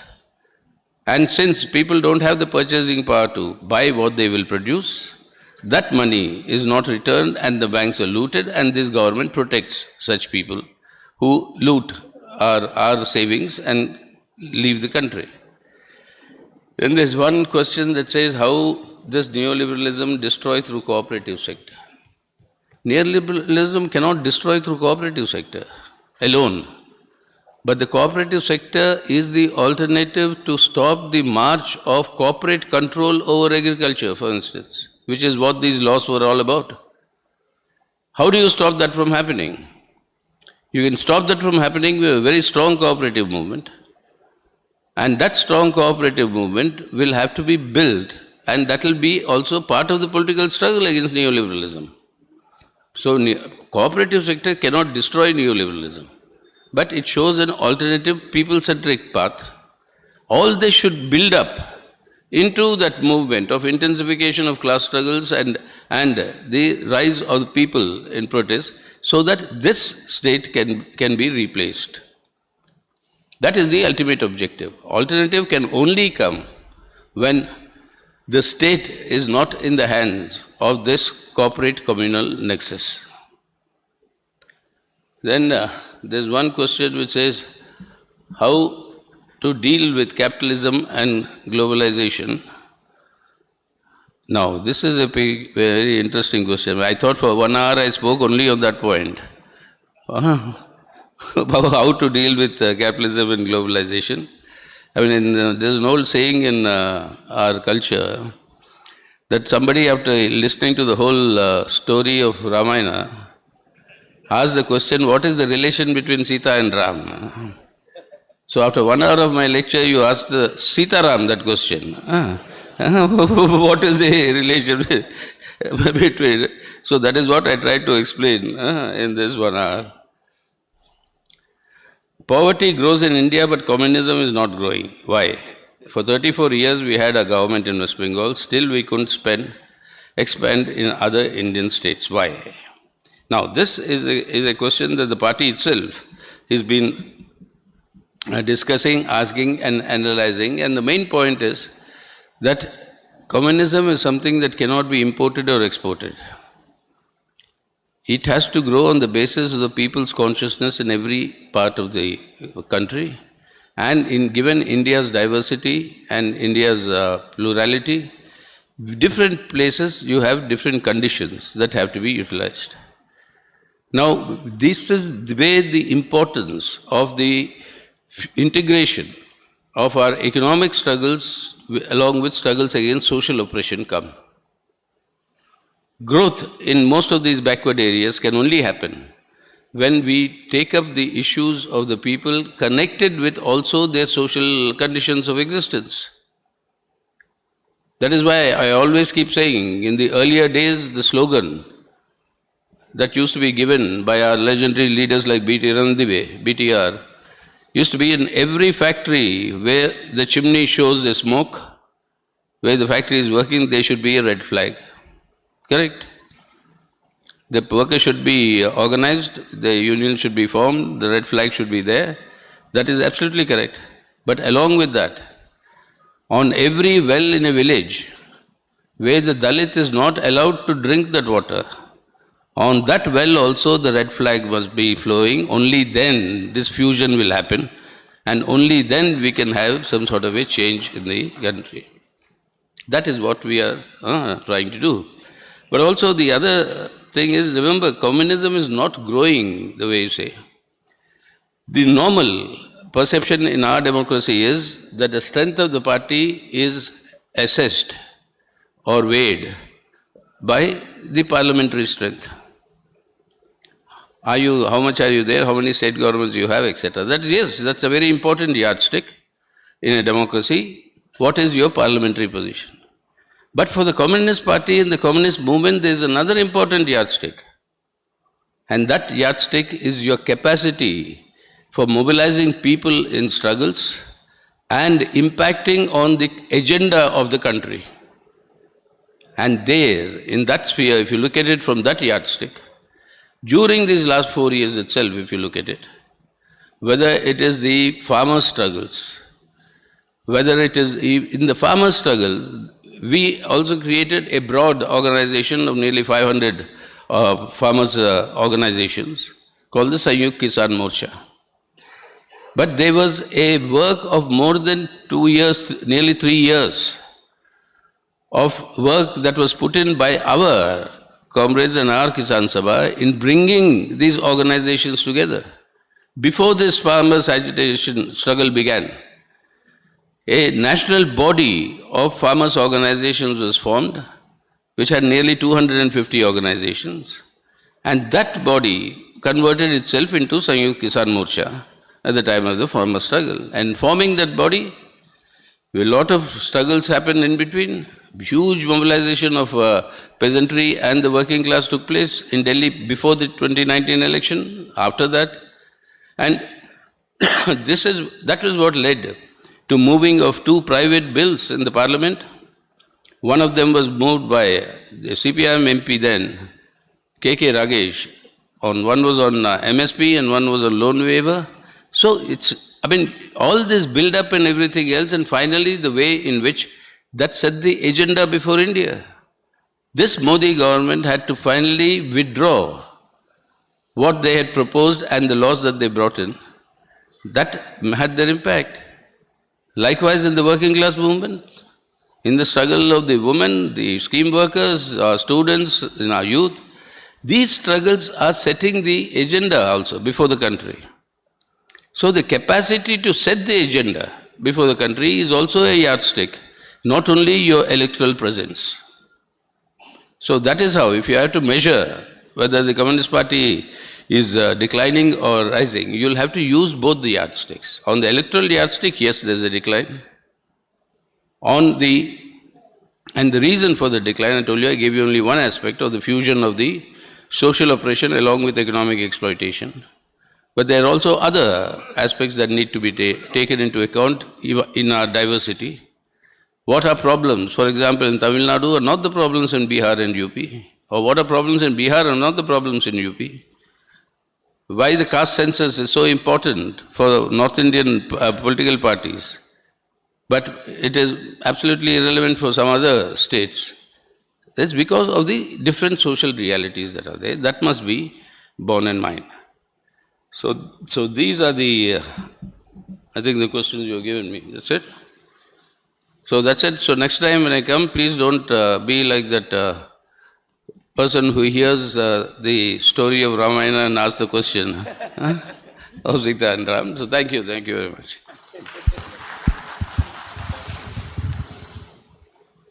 ഉദ്ഘാടന സെഷന് നന്ദി പ്രകാശിപ്പിക്കുന്നതിന് കോസ്റ്റ്ഫോർഡ് additional ഡയറക്ടറും സംഘാടക സമിതി കൺവീനറുമായ സഖാവ് C Chandrababu അവർകളെ ക്ഷണിക്കുന്നു.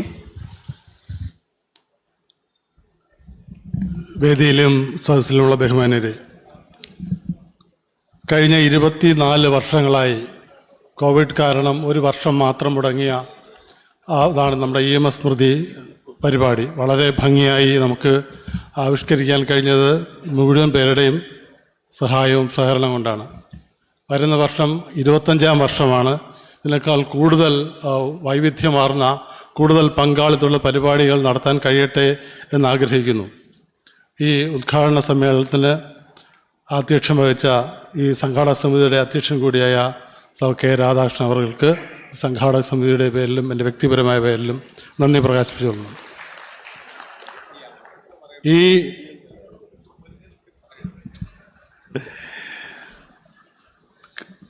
ഈ പരിപാടിക്ക് തുടർച്ചയായി കഴിഞ്ഞ വർഷമെല്ലാം തന്നെ ഈ പരിപാടി ഉദ്ഘാടനം ചെയ്യാൻ സദയം എത്തിച്ചേർന്നത് സഖാവ് സീതാറാം യെച്ചൂരിയാണ്. വളരെ വിജ്ഞാനപ്രദമായ ഒരു പ്രഭാഷണമാണ് അദ്ദേഹം കാഴ്ചവെച്ചത്. സീതാറാം യെച്ചൂരിക്ക് ഹൃദയംഗമായ നന്ദി അറിയിച്ചുകൊള്ളുന്നു. ഇന്നൊരു അവതരണം കൂടി ഉണ്ടായിരുന്നു പ്രൊഫസർ പ്രഭാത് പട്നായിക്കിൻ്റെ. അത് നമ്മൾ നാളെ അവതരിപ്പിക്കുന്നതായിരിക്കും. അത് ഓൺലൈനിലായി അവതരിപ്പിക്കും. അദ്ദേഹത്തിന് ഒരു മുൻകൂർ നന്ദി പറഞ്ഞുകൊണ്ട് ഈ പരിപാടിയിൽ പങ്കെടുക്കുന്ന മുഴുവൻ പേർക്കും, വേദിയിലെ നേതാക്കൾക്കും, ഈ പുസ്തക പ്രകാശന ചടങ്ങിൽ പങ്കെടുത്ത പത്മാവതി ടീച്ചർക്കും സലർ ടീച്ചർക്കും എല്ലാവർക്കും നന്ദി പറയുന്നു. ഏവർക്കും ഒരിക്കൽ കൂടി നന്ദി പറഞ്ഞുകൊണ്ട് എൻ്റെ വാക്കുകൾ ഉപസംഹരിക്കുന്നു. നന്ദി, നമസ്കാരം.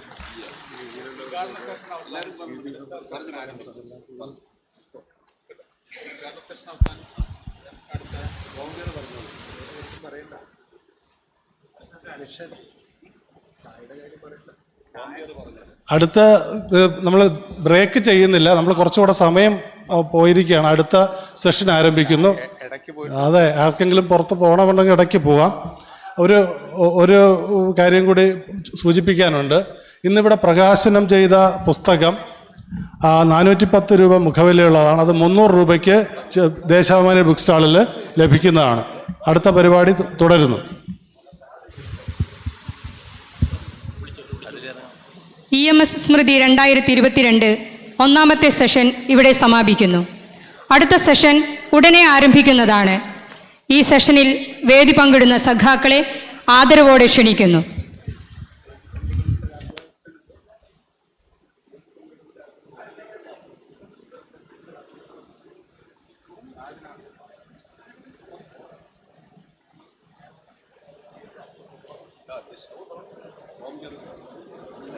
EMS സ്മൃതി 2022 സെഷൻ 2 ആരംഭിക്കുന്നു.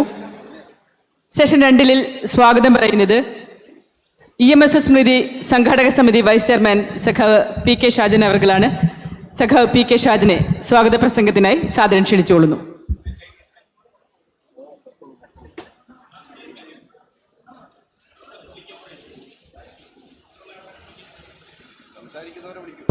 സഖാക്കളെ, നമ്മൾ എല്ലാവരും ഇങ്ങനെ കൂട്ടായിട്ട് പോവരുത്.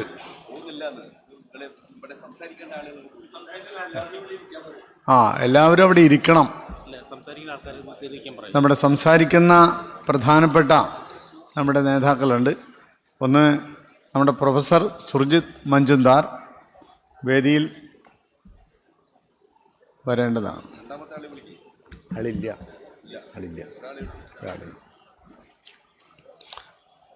പ്രിയ സഖാക്കളെ, EMS സ്മൃതിയുടെ ഭാഗമായിട്ടുള്ള രണ്ടാമത്തെ സെഷൻ ആരംഭിക്കുകയാണ്. രണ്ടാമത്തെ സെഷനിൽ ഇവിടെ വിഷയം അവതരിപ്പിക്കുന്നത് അധ്വാനം, തൊഴിൽ, ഉദാരവൽക്കരണം. ഈ വിഷയം അവതരിപ്പിക്കുന്നത് CITUവിൻ്റെ അഖിലേന്ത്യാ സെക്രട്ടറിയും CPIMൻ്റെ കേന്ദ്ര കമ്മിറ്റി അംഗവുമായ പ്രിയപ്പെട്ട സഖാവ് എളമരം കരീം MP സഖാവാണ്. സഖാവിനെ ആദരപൂർവം ഈ EMS സ്മൃതിയിലേക്ക് സ്വാഗതം ചെയ്യുന്നു. രണ്ടാമതായി വിഷയം അവതരിപ്പിക്കുന്നത് സാമ്പത്തിക നയങ്ങളും നവ ഉദാരവൽക്കരണ കാലത്തെ സമ്പദ് വളർച്ചയും എന്ന വിഷയമാണ്. അത് ഇവിടെ അവതരിപ്പിക്കുന്നത് ജവഹർലാൽ നെഹ്റു യൂണിവേഴ്സിറ്റിയിലെ പ്രൊഫസർ സുർജിത് മഞ്ചുന്ദാറാണ്. അദ്ദേഹം ഇവിടെ എത്തിച്ചേർന്നിട്ടുണ്ട്. അദ്ദേഹത്തെ ആദരപൂർവം ഈ ചടങ്ങിലേക്ക് സ്വാഗതം ചെയ്യുന്നു. മൂന്നാമതായി വിഷയം അവതരിപ്പിക്കുന്നത് അസമത്വവും ദാരിദ്ര്യവും ഉദാരവൽക്കരണവും എന്ന നയമാണ്.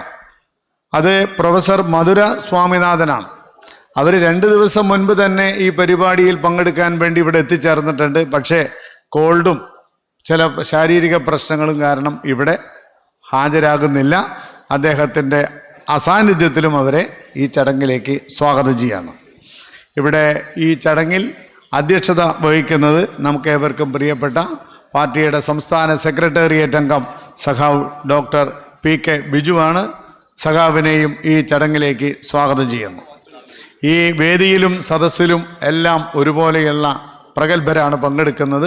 എല്ലാവരെയും ഒറ്റവാക്കിൽ സ്വാഗതം ചെയ്തുകൊണ്ട് അധ്യക്ഷനായി ഡോക്ടർ PK ബിജു സഖാവിനെ ക്ഷണിച്ചുകൊണ്ട് എൻ്റെ സ്വാഗത പ്രസംഗം നിർത്തുന്നു. അഭിവാദ്യങ്ങൾ. CPIM സംസ്ഥാന സെക്രട്ടേറിയറ്റ് അംഗം സഖാവ് ഡോക്ടർ PK ബിജുവിനെ അധ്യക്ഷ പ്രസംഗത്തിനായി ക്ഷണിക്കുന്നു. ബഹുമാന്യരെ, ഉദ്ഘാടനത്തിന് ശേഷമുള്ള ആദ്യത്തെ പ്രഭാഷണമാണ്. 2 പ്രധാനപ്പെട്ട വിഷയങ്ങളിലാണ് ഇവിടെ അവതരണം നടത്തുന്നത്. ഒന്ന് അധ്വാനം, തൊഴിൽ, ഉദാരവൽക്കരണം എന്ന വിഷയത്തെ സംബന്ധിച്ച് CITUവിൻ്റെ സംസ്ഥാന ജനറൽ സെക്രട്ടറിയും പാർലമെൻറ്റിലെ ശ്രദ്ധേയമായ നേതൃത്വവുമായ സഖാവ് എളമരം കരീം MP-യാണ് ആ വിഷയത്തെ സംബന്ധിച്ച് ഇവിടെ അവതരിപ്പിക്കുന്നത്. സാമ്പത്തിക നയങ്ങളും നവ ഉദാരവൽക്കരണവും സമ്പദ് വളർച്ചയെ സംബന്ധിച്ച് ജവഹർലാൽ നെഹ്റു സർവകലാശാലയിലെ പ്രൊഫസർ സുർജിത് മഞ്ചുന്ദാറാണ് ഇവിടെ വിഷയം അവതരിപ്പിക്കുന്നത്. തീർച്ചയായും ഈ 2 വിഷയങ്ങളും ഇന്നത്തെ കോൺടെസ്റ്റിൽ ഏറ്റവും പ്രധാനപ്പെട്ടതാണ് എന്നാണ് കരുതുന്നത്. 2014 ശേഷം നമ്മുടെ രാജ്യത്ത് അതിവേഗതയിലാണ് നവ ഉദാരവൽക്കരണ നയങ്ങൾ നടപ്പിലാക്കിക്കൊണ്ടിരിക്കുന്നത്. കോവിഡ് കാലത്തിന് മുമ്പ് തന്നെ രാജ്യത്ത് നവ ഉദാരവൽക്കരണം വലിയ തോതിലുള്ള ആഘാതം സൃഷ്ടിച്ചിരുന്നു. യഥാർത്ഥത്തിൽ BJP ഗവൺമെൻറ് തന്നെ ഈ പ്രതിസന്ധി മറച്ചു പിടിക്കാനാണ് പരിശ്രമിച്ചത്. 50 വർഷത്തെ ഏറ്റവും വലിയ തൊഴിൽ നഷ്ടമാണ്, അല്ലെങ്കിൽ തൊഴിലില്ലായ്മയാണ് നമ്മുടെ രാജ്യത്ത് സൃഷ്ടിക്കപ്പെട്ടത്. കോവിഡ് മഹാമാരി യഥാർത്ഥത്തിൽ അതിനെ ആക്സലറേറ്റ് ചെയ്തു. ഇന്ന് അതിനെ കൂടുതൽ വർദ്ധിപ്പിക്കുന്നതിനുള്ള നയങ്ങളാണ് കേന്ദ്രത്തിലെ BJP സർക്കാർ സ്വീകരിച്ചുകൊണ്ടിരിക്കുന്നത്. അതിൽ പ്രധാനപ്പെട്ട ഒന്ന് പൊതുമേഖലാ വ്യവസായ സ്ഥാപനങ്ങളിലെ കോർപ്പറേറ്റ് വൽക്കരണമാണ്. വലിയ തോതിൽ നമ്മുടെ രാജ്യത്തിന് തൊഴിൽ നൽകിക്കൊണ്ടിരിക്കുന്ന മേഖലയെ കോർപ്പറേറ്റുകൾക്ക് കൈമാറുന്നതോടുകൂടി രാജ്യത്ത് നിലനിൽക്കുന്ന തൊഴിലിൻ്റെ അവസ്ഥ വലിയ തോതിൽ ചുരുങ്ങാൻ പോവുകയാണ്. മാത്രവുമല്ല, സ്റ്റാറ്റിസ്റ്റിക്സ് ഇപ്പോൾ പുറത്തുവിട്ടത് കാണിക്കുന്നത് തന്നെ നഗര ഗ്രാമ തൊഴിൽ മേഖലയിലുള്ള വ്യതിയാനം വളരെ വ്യക്തമായി സൂചിപ്പിക്കുകയാണ്. യഥാർത്ഥത്തിൽ മോദി ഗവൺമെൻറ് ഇഷ്ടമില്ലാത്ത തൊഴിൽ, നമ്മുടെ തൊഴിലുറപ്പ് പദ്ധതി അതും കൂടി ഇല്ലാതിരുന്നെങ്കിൽ ഇതിനേക്കാൾ വലിയ തകർച്ചയായിരിക്കണം തൊഴിൽ മേഖലയുടെ സ്റ്റാറ്റിസ് എന്ന് കാണിക്കുന്നത്. അപ്പം ആ വലിയ പ്രതിസന്ധി വീണ്ടും വലിയ തോതിൽ ആക്കം കൂട്ടാനുള്ള പരിശ്രമം രാജ്യത്തെ ഗവൺമെൻറ് പുതിയ പോളിസിയുടെ ഭാഗമായി സൃഷ്ടിക്കുകയാണ്. അതോടൊപ്പം ഇപ്പോൾ വരാൻ പോകുന്ന പുതിയ കാലത്തിൻ്റെ ഒരു പ്രത്യേകത, ആധുനിക ശാസ്ത്ര സാങ്കേതിക രംഗത്തിൻ്റെ വികാസം വലിയ മേഖലയെ, തൊഴിൽ മേഖലയെ ബാധിക്കാൻ പോവുകയാണ്. തൊഴിൽ തന്നെ ഒരു സ്ഥിരം തൊഴിലില്ലാത്ത സ്ഥിതിയിലേക്ക് വരുന്നു. ഇപ്പോൾ പുതിയ ചില കൺസെപ്റ്റൊക്കെ വരുന്നത് ഹ്യൂമൻ ക്ലൗഡ് സൃഷ്ടിച്ചുകൊണ്ട് എനിക്ക് ഇന്ന തൊഴിൽ എൻ്റെ കയ്യിലുണ്ട്, ആവശ്യക്കാർ വരണം എന്നുള്ള പുതിയ കാലത്തിൻ്റെ തൊഴിൽ സംസ്കാരത്തിലേക്ക് ലോകം നീങ്ങുകയാണ്.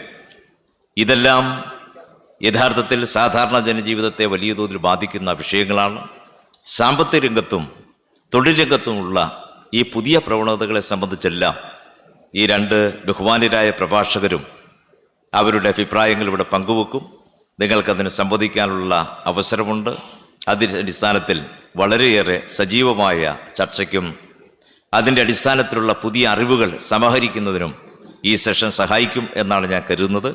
ഞാൻ മറ്റു കാര്യങ്ങളിൽ കടക്കാതെ ആദ്യ പ്രതികരണത്തിനായി നമ്മുടെ എല്ലാം പ്രിയങ്കരനായ രാജ്യസഭ MP-യും CIT-യുടെ സംസ്ഥാന ജനറൽ സെക്രട്ടറിയുമായ സഖാ വെള്ളമരം കരീമിനെ ആദരപൂർവ്വം ക്ഷണിക്കുന്നു.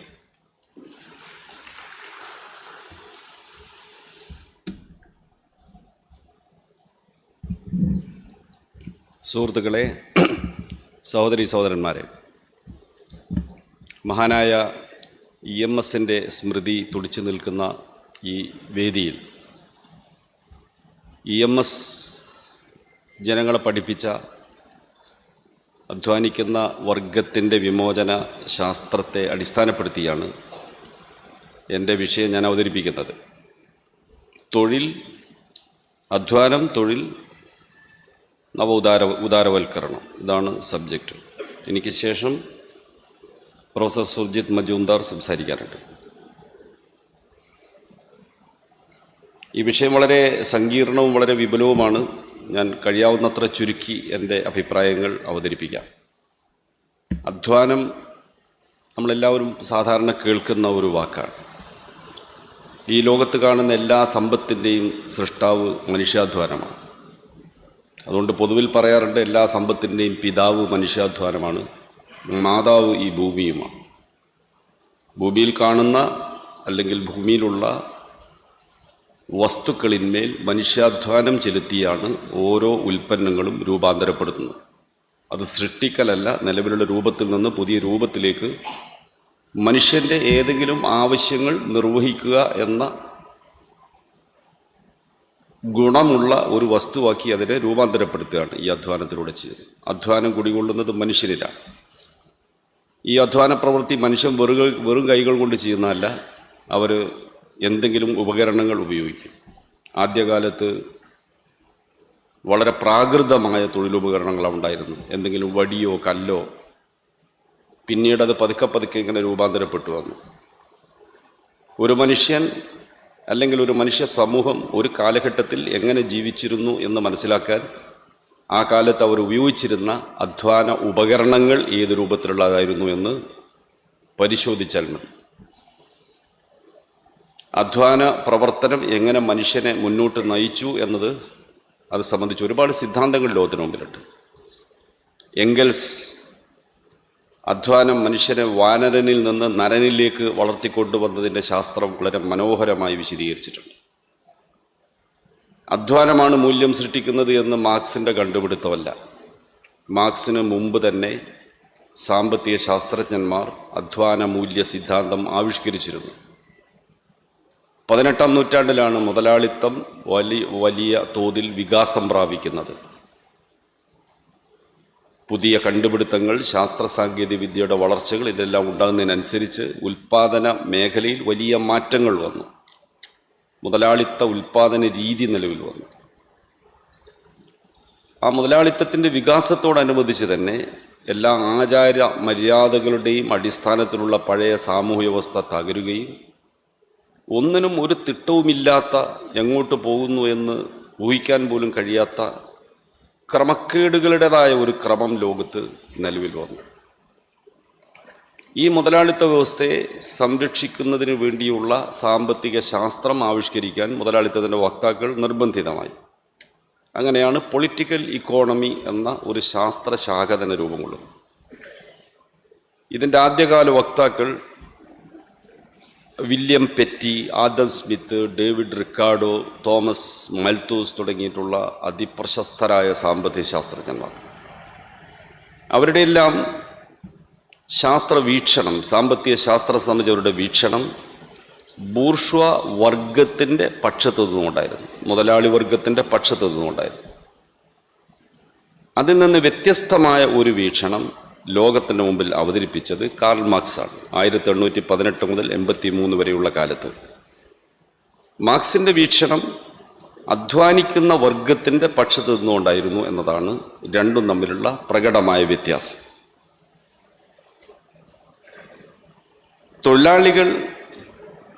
തൊഴിലാളികൾക്ക് അധ്വാനിക്കാനുള്ള ശേഷിയെ മുതലാളിമാർക്ക് തൊഴിലാളി എന്ന നിലയിൽ വിൽപ്പന നടത്തുക ചെയ്യുന്നു. മാർക്സ് തൻ്റെ സിദ്ധാന്തം ആവിഷ്കരിക്കുന്നവരെ ലോകത്തുണ്ടായിരുന്ന ധാരണ അധ്വാനത്തെയാണ് ഈ മുതലാളി വർഗം വിലക്ക് വാങ്ങുന്നത് എന്നായിരുന്നു.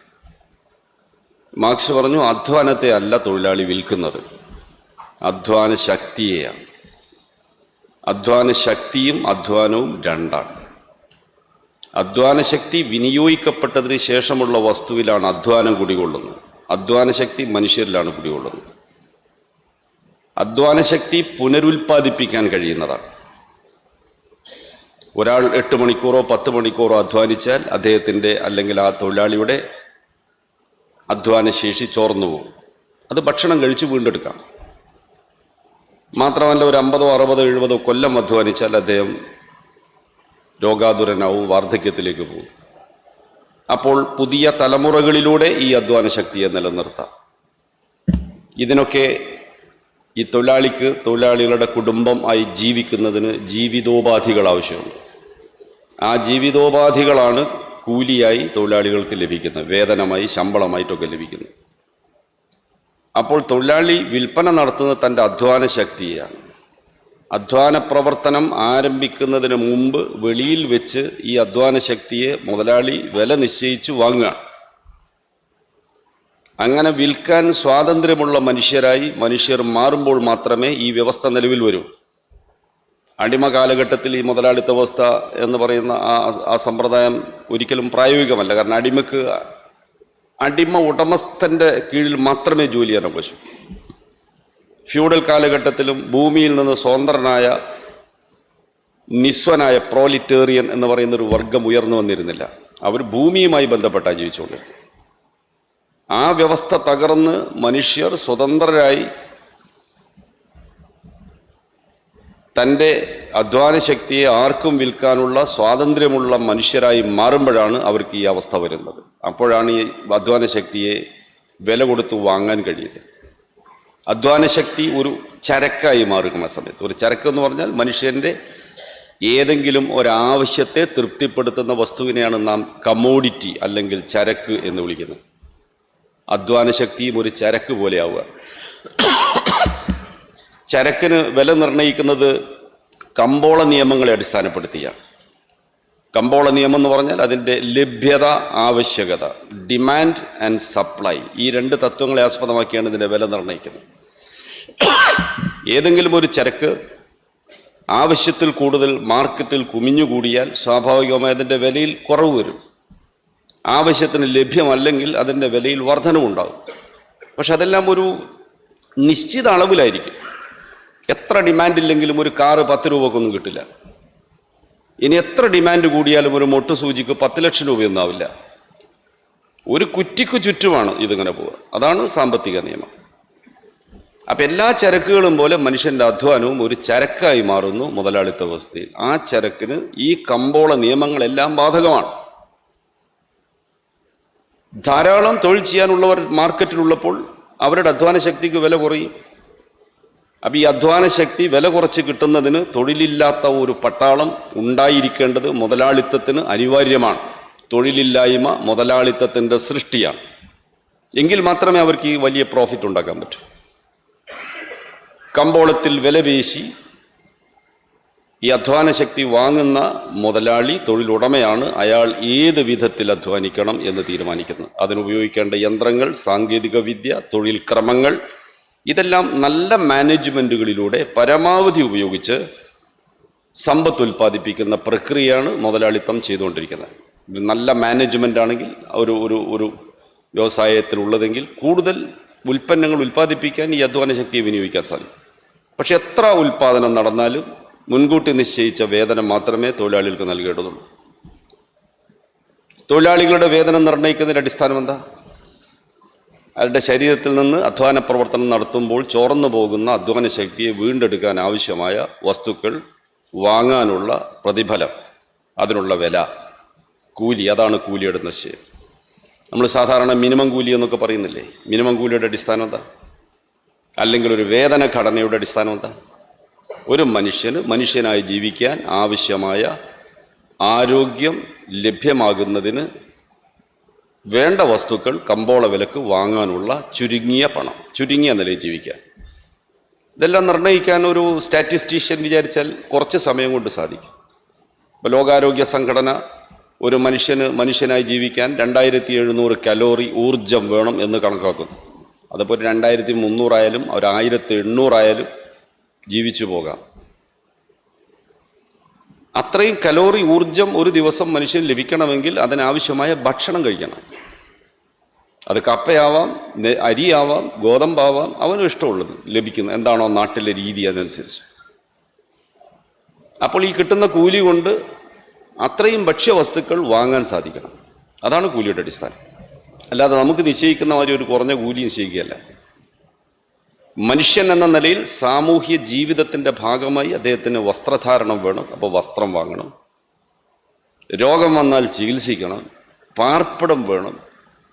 പിന്നെ ഇങ്ങനെ കൂടുതൽ വികാസം പ്രാപിക്കുമ്പോൾ അവർക്ക് മറ്റ് പത്രം വായിക്കാനുള്ള സൗകര്യം, സാംസ്കാരിക കാര്യങ്ങൾ, സാമൂഹ്യ പരിപാടികളിൽ ഏർപ്പെടാൻ ആവശ്യമായ ചെലവ്, ഇതെല്ലാം കണക്കുകൂട്ടാം. പിന്നെ തൊഴിലാളിക്കൊരു തുടർച്ച വേണം. തുടർച്ച എന്ന് പറഞ്ഞാൽ അയാളുടെ കാലാവധി, അയാളുടെ കാലം ശേഷവും ഈ അധ്വാന പ്രവർത്തനം നടത്തുന്നവർ ഭൂമിയിൽ വേണമല്ലോ. അതിനാണ് അവരുടെ കുടുംബം. അപ്പം ഭാര്യ, ഭർത്താവ്, മക്കൾ, ഇതെല്ലാം അടങ്ങുന്ന കുടുംബത്തിന് ഇയാളുടെ അധ്വാന ശക്തി വിറ്റ് കിട്ടുന്ന പണം കൊണ്ട് മെയിൻറ്റെയിൻ ചെയ്യാൻ പറ്റണം. അതെല്ലാം കണക്കൂട്ടിയാണ് ഈ മിനിമം കൂലിയൊക്കെ നിശ്ചയിക്കുന്നത്. Minimum wages advisory board, minimum wages നിയമം, ഇതൊക്കെ രാജ്യം നിലവിലുണ്ട്. അവരിതെല്ലാം കാൽക്കുലേറ്റ് ചെയ്താൽ നിശ്ചയിക്കും. പക്ഷേ ലോകത്ത് മറ്റ് ചരക്കുകളിൽ നിന്ന് വ്യത്യസ്തമായ ഒരു സ്വഭാവ ഗുണം ഈ അധ്വാന ശക്തിക്കുള്ളത് എന്താണെന്ന് വെച്ചാൽ, അധ്വാന ശക്തിയുടെ വിലയേക്കാൾ കൂടുതൽ മൂല്യം സൃഷ്ടിക്കാൻ കഴിയുന്ന അപൂർവമായ ഒരു ചരക്കാണ് അധ്വാന ശക്തി. ഇതാണ് മാർക്സിൻ്റെ ഏറ്റവും പ്രധാനപ്പെട്ട കണ്ടുപിടുത്തം. മുതലാളിക്ക് വിൽക്കുന്നത് തൻ്റെ അധ്വാന ശക്തിയെയാണ്.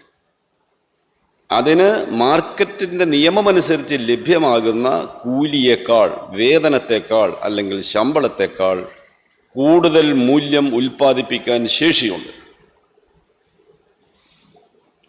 ഈ തൊഴിലാളിയെ ശമ്പളത്തിന് നിയോഗിച്ച തൊഴിലുടമ എന്ന മുതലാളിക്ക് അധ്വാനത്തിൻ്റെ തീവ്രത വർദ്ധിപ്പിക്കുന്ന പുതിയ യന്ത്രങ്ങൾ സ്ഥാപിച്ചു, ആധുനിക സാങ്കേതിക വിദ്യകൾ പ്രയോഗിച്ചു, അധ്വാനം ദീർഘിപ്പിച്ചു. താൻ മുൻകൂട്ടി നിശ്ചയിച്ച, ഫാക്ടറിക്ക് വെളിയിൽ വെച്ച് നിശ്ചയിച്ച കൂലിക്ക് തന്നെ അദ്ദേഹത്തിൻ്റെ അധ്വാന ശക്തി ഉപയോഗപ്പെടുത്തി കൂടുതൽ സമ്പത്ത് ഉൽപ്പാദിപ്പിക്കാൻ സാധിക്കും. മുൻകൂട്ടി നിശ്ചയിച്ച വേതനം മാറ്റി നിർത്തിയാൽ ബാക്കി ആ സമ്പത്ത് മുഴുവൻ മൂലധനത്തിൻ്റെ ഉടമയ്ക്കുള്ളതാണെന്നാണ് മുതലാളിത്തത്തിൻ്റെ വ്യവസ്ഥ. ഇതാണ് മാർക്സ് വിശകലനം ചെയ്തുകൊണ്ട് പറഞ്ഞത്. തൊഴിലാളികൾ ഒരു തൊഴിലുടമയുടെ കീഴിൽ ജോലിക്ക് കരാറിൽ ഏർപ്പെടുമ്പോൾ 8 മണിക്കൂർ ജോലി അല്ലെങ്കിൽ 10 മണിക്കൂർ ജോലി എന്ന വ്യവസ്ഥയ്ക്ക് ഒരു കൂലി നിർണ്ണയിക്കുമ്പോൾ അതിലാദ്യത്തെ കുറച്ച് സമയം തനിക്ക് നിശ്ചയിക്കപ്പെട്ട കൂലിക്ക് വേണ്ടി അദ്ദേഹം ജോലി ചെയ്യുന്നത്. അത് കഴിഞ്ഞ് ബാക്കി സമയം അദ്ദേഹം തൊഴിലാളി ഉൽപ്പാദിപ്പിക്കുന്ന ഉൽപ്പന്നം, ചരക്ക് തൊഴിലുടമക്ക്, മൂലധനത്തിനുടമക്ക് അവകാശപ്പെട്ടതാണ്. അപ്പം ആദ്യത്തെ ഭാഗം അവശ്യ അധ്വാനം, കൂലിക്ക് വേണ്ടി മാത്രമുള്ള അധ്വാനം. രണ്ടാമത്തെ അധ്വാനം മിച്ച അധ്വാനം. ആ മിച്ച അധ്വാനം സൃഷ്ടിക്കുന്ന മൂല്യത്തെയാണ് മിച്ച മൂല്യം എന്ന് മാർക്സ് വിശകലനം ചെയ്തത്. ഈ മിച്ച മൂല്യമാണ് മുതലാളിയുടെ ലാഭം. ആ മിച്ച മൂല്യത്തിൽ നിന്ന് പലരും പങ്കുവെക്കേണ്ടതുണ്ട്. ഈ മുതലാളി മാത്രമല്ല, ഉദ്യോഗസ്ഥന്മാർ, പല ലൈസൻസ് നൽകേണ്ടവർ, സർക്കാർ ഏജൻസികൾ, പല തരത്തിലായിട്ട് അത് കുറച്ചൊക്കെ ഷെയർ ചെയ്തിട്ടുണ്ട്. എങ്കിലും മിച്ച മൂല്യം തട്ടിയെടുക്കുന്നു ഈ മൂലധനത്തിൻ്റെ ഉടമസ്ഥന്മാർ.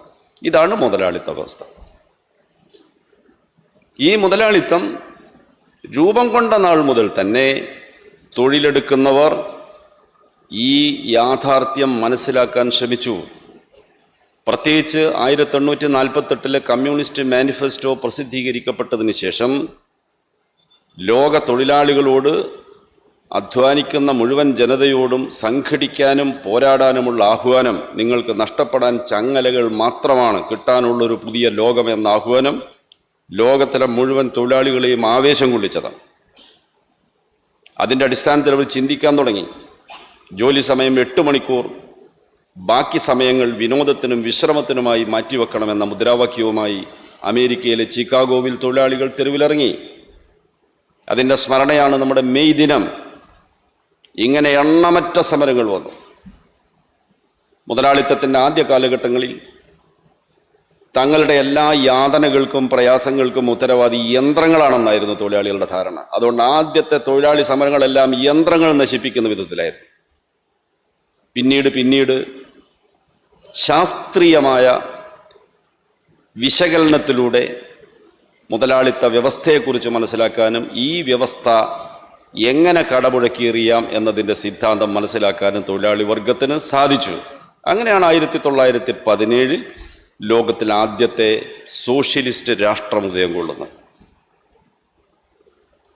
നിങ്ങൾ നോക്കൂ, അധ്വാനമാണ് എല്ലാ മൂല്യവും സൃഷ്ടിക്കുന്നതെങ്കിൽ ഈ സമ്പത്തിൻ്റെയൊക്കെ സൃഷ്ടാവ് മനുഷ്യാധ്വാനമാണെങ്കിൽ ഞാൻ ജോലി ചെയ്യാൻ ഉപയോഗിക്കുന്ന സാങ്കേതിക വിദ്യ അതും മനുഷ്യൻ കണ്ടുപിടിച്ചതല്ലേ? ഞാൻ ജോലി ചെയ്യാൻ ഉപയോഗിക്കുന്ന ഉപകരണങ്ങൾ, യന്ത്രോപകരണങ്ങൾ, അതിന് മുമ്പ് മനുഷ്യൻ കണ്ടുപിടിച്ചതല്ലേ? അവരുടെ അറിവിൻ്റെ അടിസ്ഥാനത്തിൽ. അപ്പോൾ ഇപ്പോൾ ലോകത്തുള്ള മുഴുവൻ സമ്പത്തിൻ്റെയും ഉടമസ്ഥന്മാർ ഇന്നലെ വരെ, മരണം വരെ ഈ ഭൂമിയിൽ അധ്വാനിച്ച് ഈ സമ്പത്തൊക്കെ സൃഷ്ടിച്ചു പോയവരുടെ പിന്തുടർച്ചക്കാരായ ഇപ്പോഴത്തെ മുഴുവൻ മനുഷ്യരുമാണ്. ഈ ആശയങ്ങളൊക്കെ മനുഷ്യരുടെ ഇടയിൽ വന്നപ്പോൾ അവരതിനുവേണ്ടി സംഘടിച്ച് വലിയ പ്രസ്ഥാനങ്ങൾ ഉണ്ടാക്കിയാണ് ഒരു ഘട്ടം നാം എത്തിയത്. സോഷ്യലിസം സ്ഥാപിക്കപ്പെട്ടു സോവിയറ്റ് യൂണിയനിൽ. വലിയ അത്ഭുതകരമായ മാറ്റം സോവിയറ്റ് യൂണിയനിലുണ്ടായി. ആ മാർഗത്തിലേക്ക് ലോകത്തിലെ പല ഭാഗത്തും മുന്നേറ്റങ്ങളുണ്ടായി. ഇന്ത്യയിലും വലിയ മുന്നേറ്റങ്ങളുണ്ടായി. 1925 ഇന്ത്യയിൽ ആദ്യത്തെ ദേശീയ ട്രേഡ് യൂണിയൻ രൂപീകരിക്കപ്പെട്ടു, AITUC. അതിനു മുമ്പ് ബ്രിട്ടീഷ് കാലത്ത് തന്നെ ഇന്ത്യയിൽ തൊഴിൽ നിയമങ്ങളൊക്കെ ഉണ്ടാവാൻ തുടങ്ങിയിരുന്നു. സ്വാതന്ത്ര്യത്തിന് മുമ്പ്, രണ്ടാം ലോക മഹായുദ്ധാനന്തരം ഐക്യരാഷ്ട്രസഭയെയും അന്തർദേശീയ തൊഴിലാളി പ്രതിനിധികളെ അയക്കാനാണ് ആദ്യത്തെ ദേശീയ ട്രേഡ് യൂണിയനെ അവരുപയോഗിച്ചത്. AITUC അല്ല, ഇതിനു മുമ്പ് ചില സംഘടനകൾ ഉണ്ടാക്കി. അതുപോലെ ILOയെ തൃപ്തിപ്പെടുത്താൻ വേണ്ടി കുറേ നിയമങ്ങൾ അക്കാലത്ത് തന്നെ, ബ്രിട്ടീഷ് കാലത്ത് തന്നെ ഈ ഇന്ത്യ രാജ്യത്തുണ്ടായിരുന്നു. അതിനു മുമ്പ് ഇന്ത്യയിൽ ആധുനിക വ്യവസായങ്ങൾ ആരംഭിക്കുന്നതിൻ്റെ ആദ്യകാലത്ത് പ്ലാന്റേഷൻ വ്യവസായമാണ് ഇന്ത്യയിൽ ആദ്യം വികസിച്ചു വന്നത്. റബ്ബർ തോട്ടങ്ങൾ, ചായത്തോട്ടങ്ങൾ, കാപ്പിത്തോട്ടങ്ങൾ, ഇങ്ങനെ ഇന്ത്യയുടെ പല ഭാഗത്ത്, പ്രത്യേകിച്ച് മലയോര പ്രദേശങ്ങളിലാണ് ഈ ചായത്തോട്ടങ്ങളൊക്കെ വന്ന്. പ്രകൃതി, അതിൻ്റെ കാലാവസ്ഥാ പ്രശ്നങ്ങളുള്ളതുകൊണ്ട് ആസാം, ബംഗാൾ, കേരളം, തമിഴ്നാട് പോലുള്ള ചില സംസ്ഥാനങ്ങളിൽ കഠിനമായ ഒരു സാഹചര്യമായിരുന്നു ആ തൊഴിൽ കേന്ദ്രങ്ങളിൽ. കടുത്ത തണുപ്പ്, തൊഴിലാളികൾക്ക് അവിടെ തന്നെ താമസിച്ച് ജോലി ചെയ്യണം. അപ്പം താമസ സൗകര്യം വളരെ പ്രാകൃത രൂപത്തിലായിരുന്നു. വേതനം വളരെ കുറവായിരുന്നു. കുറച്ച് ദിവസങ്ങൾ ജോലി ചെയ്യുമ്പോഴേക്കും ജോലി മടുത്ത് ഒളിച്ചോടും. ഈ തോട്ടങ്ങളിൽ ജോലിക്ക് ആളെ കിട്ടാൻ പ്രയാസം വന്നപ്പോൾ ഒളിച്ചോടുന്നവരെ കണ്ടുപിടിച്ച് വീണ്ടും തോട്ടങ്ങളിൽ എത്തിക്കാനായിരുന്നു ആദ്യത്തെ തൊഴിൽ നിയമം. പിന്നെയാണ് അതിൻ്റെ രൂപത്തിലൊക്കെ മാറ്റങ്ങൾ വന്നത്. തൊഴിലാളി വർഗത്തിൻ്റെ വലിയ സമരങ്ങളിലൂടെയാണ് പിന്നീട് പിൽക്കാലത്ത് മാറ്റങ്ങൾ വന്നത്. ഇന്ത്യ രാജ്യത്ത് സ്വാതന്ത്ര്യത്തിന് മുമ്പ് തന്നെ തൊഴിൽ നിയമങ്ങൾ രൂപീകരിക്കുന്നതിന് മുൻകൈയെടുത്തത് നമ്മുടെ ഭരണഘടനാ ശില്പി എന്നറിയപ്പെടുന്ന ഡോക്ടർ BR അംബേദ്കറാണ്. അദ്ദേഹം വൈസ്രോയ് കൗൺസിലിലെ ലേബർ മെമ്പറായിരുന്നു. മിനിസ്റ്റർ എന്ന് പറയാൻ പറ്റില്ല, ലേബർ മെമ്പറായിരുന്നു. അദ്ദേഹത്തിൻ്റെ നേതൃത്വത്തിൽ ഒട്ടേറെ തൊഴിൽ നിയമങ്ങൾ അക്കാലത്ത് തന്നെ രൂപം കൊണ്ടു. സ്വാതന്ത്ര്യത്തിന് മുമ്പ് തന്നെ first labour minister of India എന്നാണ് അദ്ദേഹത്തെ പറയുന്നത്. 1942 വൈസ്രോയിസ് എക്സിക്യൂട്ടീവ് കൗൺസിൽ അംഗമായിരുന്നു അദ്ദേഹമാണ് ആദ്യമായി ഇന്ത്യൻ ലേബർ കോൺഫറൻസിൻ്റെ ആദ്യത്തെ സമ്മേളനം 1942 വിളിച്ചു കൂട്ടുന്നത് അംബേദ്കറുടെ നേതൃത്വത്തിലാണ്. ത്രികക്ഷി സമ്മേളനമാണ് ഇന്ത്യൻ ലേബർ കോൺഫറൻസ് എന്ന് പറയുന്നത്. Minimum wage act, DA dearness allowance act, leave benefit act, revision of scale of pay തുടങ്ങിയ നിയമനിർമ്മാണങ്ങൾ അക്കാലത്ത് തന്നെ ഉണ്ടായി. മെറ്റേണിറ്റി ബെനിഫിറ്റ് ആക്ട്, സ്ത്രീ തൊഴിലാളികളുടെ സുരക്ഷിതത്വത്തിന് വേണ്ടി അംബേദ്കറുടെ നേതൃത്വത്തിൽ രൂപം കൊണ്ടു. ഇന്നത്തെ രൂപത്തിലല്ല, ഒരു പ്രിമിറ്റീവ് രൂപത്തിൽ. എംപ്ലോയി സ്റ്റേറ്റ് ഇൻഷുറൻസ് ആക്ട്, ഇന്നത്തെ ESI ആക്ടിൻ്റെ ആദ്യ രൂപം, ആദ്യത്തെ തൊഴിലാളികൾക്കുള്ള ഇൻഷുറൻസ് പദ്ധതി നിലവിൽ വന്നതും അംബേദ്കറുടെ സംഭാവനയാണ്. The first document on social insurance was report on health insurance എന്ന് പറയുന്ന റിപ്പോർട്ട് ഇന്ത്യൻ ലേബർ കോൺഫറൻസിൽ 1942 സമർപ്പിക്കപ്പെട്ടതിൻ്റെ അടിസ്ഥാനത്തിലാണ് ഈ നിയമം രൂപം കൊണ്ടത്. ആ കാലത്ത് തന്നെയാണ് എംപ്ലോയ്മെൻറ്റ് എക്സ്ചേഞ്ചുകൾ നാഷണൽ എംപ്ലോയ്മെൻറ്റ് ഏജൻസി എന്ന രൂപത്തിലൊക്കെ വന്നത്. പ്രോവിഡൻറ്റ് ഫണ്ട് നിയമത്തിൻ്റെ ആദ്യ രൂപം അക്കാലത്ത് വന്നു. ഇതിൻ്റെയൊക്കെ ഒരു ഉള്ളടക്കം നമ്മൾ പരിശോധിച്ചാൽ, അന്ന് ബ്രിട്ടീഷ് ഗവൺമെൻറ് രണ്ടാം ലോക രാഷ്ട്രീയ സാഹചര്യത്തിൽ സോവിയറ്റ് യൂണിയൻ്റെ നേതൃത്വത്തിൽ ഫാസിസത്തിന് ലോകത്ത് മുതലാളിത്തത്തെ വെല്ലുവിളിക്കുന്ന ഒരു സാമൂഹ്യ വ്യവസ്ഥ വളർന്നു വരുന്ന ഒരു ലോക സാഹചര്യം, ലോകം ഇരുധ്രുവ ലോകമായി മാറുന്ന ഒരു കാലം. ആ കാലത്ത് ബ്രിട്ടൻ, ജർമ്മനി, ഫ്രാൻസ്, ഇറ്റലി തുടങ്ങിയ യൂറോപ്യൻ രാജ്യങ്ങളിൽ അതിശക്തമായ തൊഴിലാളി പ്രസ്ഥാനം ഉണ്ടായിരുന്നു. വ്യവസായ തൊഴിലാളികളുടെ അതിശക്തമായ പ്രസ്ഥാനം ഉണ്ടായിരുന്നു. ജർമ്മനിയിൽ അധികാരം പിടിച്ചെടുക്കാൻ കഴിയുമോ എന്ന് തോന്നത്തക്ക നിലയിലുള്ള അതിശക്തമായ മുന്നേറ്റങ്ങളുണ്ടായിരുന്നു. ആ കാലഘട്ടത്തിൽ ഇന്നത്തേതുപോലുള്ള നയങ്ങൾ സ്വീകരിക്കാൻ മുതലാളിത്തത്തിന് കഴിയുമായിരുന്നില്ല. അതുകൊണ്ട് കടുത്ത ചൂഷണം എന്ന് പറയുന്ന നിലപാടിൽ നിന്ന് അല്പം മയപ്പെടുത്തി വെൽഫെയർ സ്റ്റേറ്റ് എന്ന് പറയുന്ന ഒരു സങ്കല്പം മുതലാളിത്തം തന്നെ വികസിപ്പിച്ചു. ആദം സ്മിത്തിൻ്റെയൊക്കെ സാമ്പത്തിക ശാസ്ത്രത്തെ അടിസ്ഥാനപ്പെടുത്തിയാണ് ഈ ഒരു പുതിയ സങ്കല്പത്തിലേക്ക് മുതലാളിത്തം മാറുന്നത്. മുതലാളിത്തത്തിൻ്റെ വർഗ സ്വഭാവത്തിൽ മാറ്റം വന്നതല്ല, നിലനിൽപ്പിന് വേണ്ടി ലോക തൊഴിലാളി വർഗ പ്രസ്ഥാനങ്ങളുടെ ശക്തമായ സമ്മർദ്ദം, സോവിയറ്റ് യൂണിയൻ എന്ന സോഷ്യലിസ്റ്റ് രാഷ്ട്രത്തിൻ്റെ നിലനിൽപ്പ്, ലോക രാഷ്ട്രീയം രണ്ടായി പകുത്തു നിൽക്കുന്ന ലോക സാഹചര്യം, ഇതിൻ്റെ സൃഷ്ടിയായിരുന്നു അത്. ആ കാലഘട്ടത്തിലാണ് തൊഴിലാളികൾക്ക് അനുകൂലമായ ഒട്ടേറെ നിയമങ്ങൾ ലോകത്തുണ്ടായത്. വേതന വർധനവുണ്ടായത്, തൊഴിലാളികൾക്ക് ജീവിക്കാൻ ആവശ്യമായ കൂലി കൊടുക്കുക എന്നുള്ള തത്വങ്ങളൊക്കെ പൊതുവിൽ അംഗീകരിക്കപ്പെട്ടു. എന്നിട്ടും മുതലാളി വർഗത്തിന് ലാഭം ഉണ്ടായിരുന്നു. ആ മുന്നേറ്റം 1990 വരെ ആ നിലയിൽ മുന്നോട്ട് പോയപ്പോഴേക്കും ലോകത്തുണ്ടായ മറ്റ് ചില സംഭവ വികാസങ്ങൾ മുതലാളിത്തത്തിന് മുൻകൈ നേടിക്കൊടുത്തു. ശാസ്ത്ര സാങ്കേതിക രംഗത്തുണ്ടായ നൂതനമായ കണ്ടുപിടുത്തങ്ങൾ, ആ വികാസം ഉണ്ടായത് മുതലാളിത്ത രാജ്യങ്ങളിലാണ്.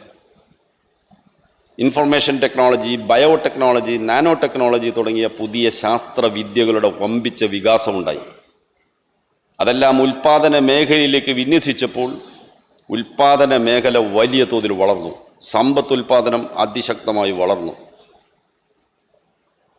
ആ വളർച്ചയും സോവിയറ്റ് യൂണിയൻ്റെ വളർച്ചയും തമ്മിലുള്ള വൈരുദ്ധ്യത്തിൽ ഒടുവിൽ സോവിയറ്റ് യൂണിയൻ തകരുകയും സോഷ്യലിസത്തിന് കനത്ത തിരിച്ചടി ഉണ്ടാവുകയും ചെയ്തൊരു സാഹചര്യമുണ്ടായി. അതൊക്കെ വളരെ വിശദമായി ചർച്ച ചെയ്യപ്പെടേണ്ട മറ്റു വിഷയങ്ങളാണ്. ഞാൻ അതിൻ്റെ മറ്റൊരു രൂപമൊന്നുമില്ല. അതോടുകൂടി മുതലാളിത്തത്തിന് വീണ്ടും ലോകത്ത് മുൻകൈ വന്നു. സോവിയറ്റ് തകർച്ചയോടുകൂടി ഏകധ്രുവ ലോകം നിലവിൽ വന്നു. എല്ലാം നിർണ്ണയിക്കാനുള്ള അധികാരം ഈ ബഹുരാഷ്ട്ര കുത്തകകളുടെ നേതൃത്വത്തിലുള്ള, ഫിനാൻസ് ക്യാപിറ്റലിസ്റ്റ് നേതൃത്വത്തിലുള്ള മുതലാളിത്ത ശക്തികൾക്കായി, സാമ്രാജ്യത്വ ശക്തികൾക്കായി. വെൽഫെയർ സ്റ്റേറ്റ് എന്ന സങ്കല്പത്തിൽ നിന്ന് അവർ പിന്മാറാൻ തുടങ്ങി. മാത്രമല്ല, എല്ലാ സോഷ്യലിസവും എല്ലാ ഇസങ്ങളും അവസാനിച്ചു കഴിഞ്ഞു, ഇനി മുതലാളിത്തം മാത്രമാണ് ബാക്കി എന്ന സിദ്ധാന്തം ഫുക്കുയാമയെ പോലുള്ള ആളുകൾ മുന്നോട്ട് വെച്ചു. എൻഡ് ഓഫ് ദ ഹിസ്റ്ററി എന്ന തൻ്റെ പുസ്തകത്തിലൂടെ എല്ലാ ഇസങ്ങളും അവസാനിച്ചു, ഇനി ലഭ്യമായ ഒരേ ഒരു വ്യവസ്ഥ മുതലാളിത്തം മാത്രമാണെന്നായിരുന്നു ഫുക്കുയാമയുടെ പ്രഖ്യാപനം. ഇതെല്ലാം കേട്ട് തട്ടഹസിച്ച് ഉല്ലസിച്ച മുതലാളിത്ത വക്താക്കൾ ലോകം മുഴുവൻ ഒരു പുതിയ ക്രമത്തിലേക്ക് കൊണ്ടുപോകാൻ ശ്രമിച്ചു. അതാണ് ആഗോളവൽക്കരണം, നവ ഉദാരവൽക്കരണം എന്നൊക്കെ പറയുന്ന ഈ വ്യവസ്ഥ. മുതലാളിത്തത്തിൻ്റെ പുതിയ രൂപം, മുതലാളിത്ത വ്യവസ്ഥയുടെ വികസിച്ച രൂപമായി മാറുക. ഈ കാലഘട്ടം വരുമ്പോൾ തൊഴിൽ മേഖലയിലും തൊഴിലാളി മേഖലയിലും കാതലായ മാറ്റങ്ങൾ വരിക. ഉദാരവൽക്കരണ നയങ്ങളുടെ കാലത്ത് ഭരണകൂടങ്ങളുടെ പങ്കിനെ സംബന്ധിച്ച് അവരുടെ സങ്കല്പം ഉൽപാദന മേഖലയിലും സാമൂഹ്യക്ഷേമ മേഖലയിലൊന്നും ഗവൺമെൻറ്റുകൾ, ഭരണകൂടങ്ങൾ ഇടപെടേണ്ടതില്ല. ഗവൺമെൻറ്റുകൾ ഒരു റെഗുലേറ്ററുടെ റോള് മാത്രം വഹിച്ചാൽ മതി. ബാക്കിയെല്ലാം മൂലധന ശക്തികൾക്ക് തന്നെ ചെയ്യാൻ പറ്റും, അവർ ചെയ്തുകൊള്ളും. മാത്രമല്ല, മൂലധനത്തിന് ലോകമെങ്ങും സഞ്ചരിക്കാനുള്ള സ്വാതന്ത്ര്യം വേണം. ഇഷ്ടമുള്ളിടത്ത് പോയി നിക്ഷേപിക്കുക, ലാഭം കുറയുമെന്ന് കണ്ടാൽ അവിടെ നിന്ന് അത് പിൻവലിക്കുക. ഇങ്ങനെ ലോകം മുഴുവൻ സഞ്ചരിക്കാനുള്ള സ്വാതന്ത്ര്യം, അതാണ് ആഗോളവൽക്കരണം. ലോകം മുഴുവൻ ഒരു ഗ്രാമത്തിൻ്റെ സങ്കല്പത്തിൽ കൊണ്ടുവരിക. ഗ്ലോബൽ വില്ലേജ് എന്ന് പറയുന്ന സങ്കല്പം ഉണ്ടായത് അങ്ങനെയാണ്.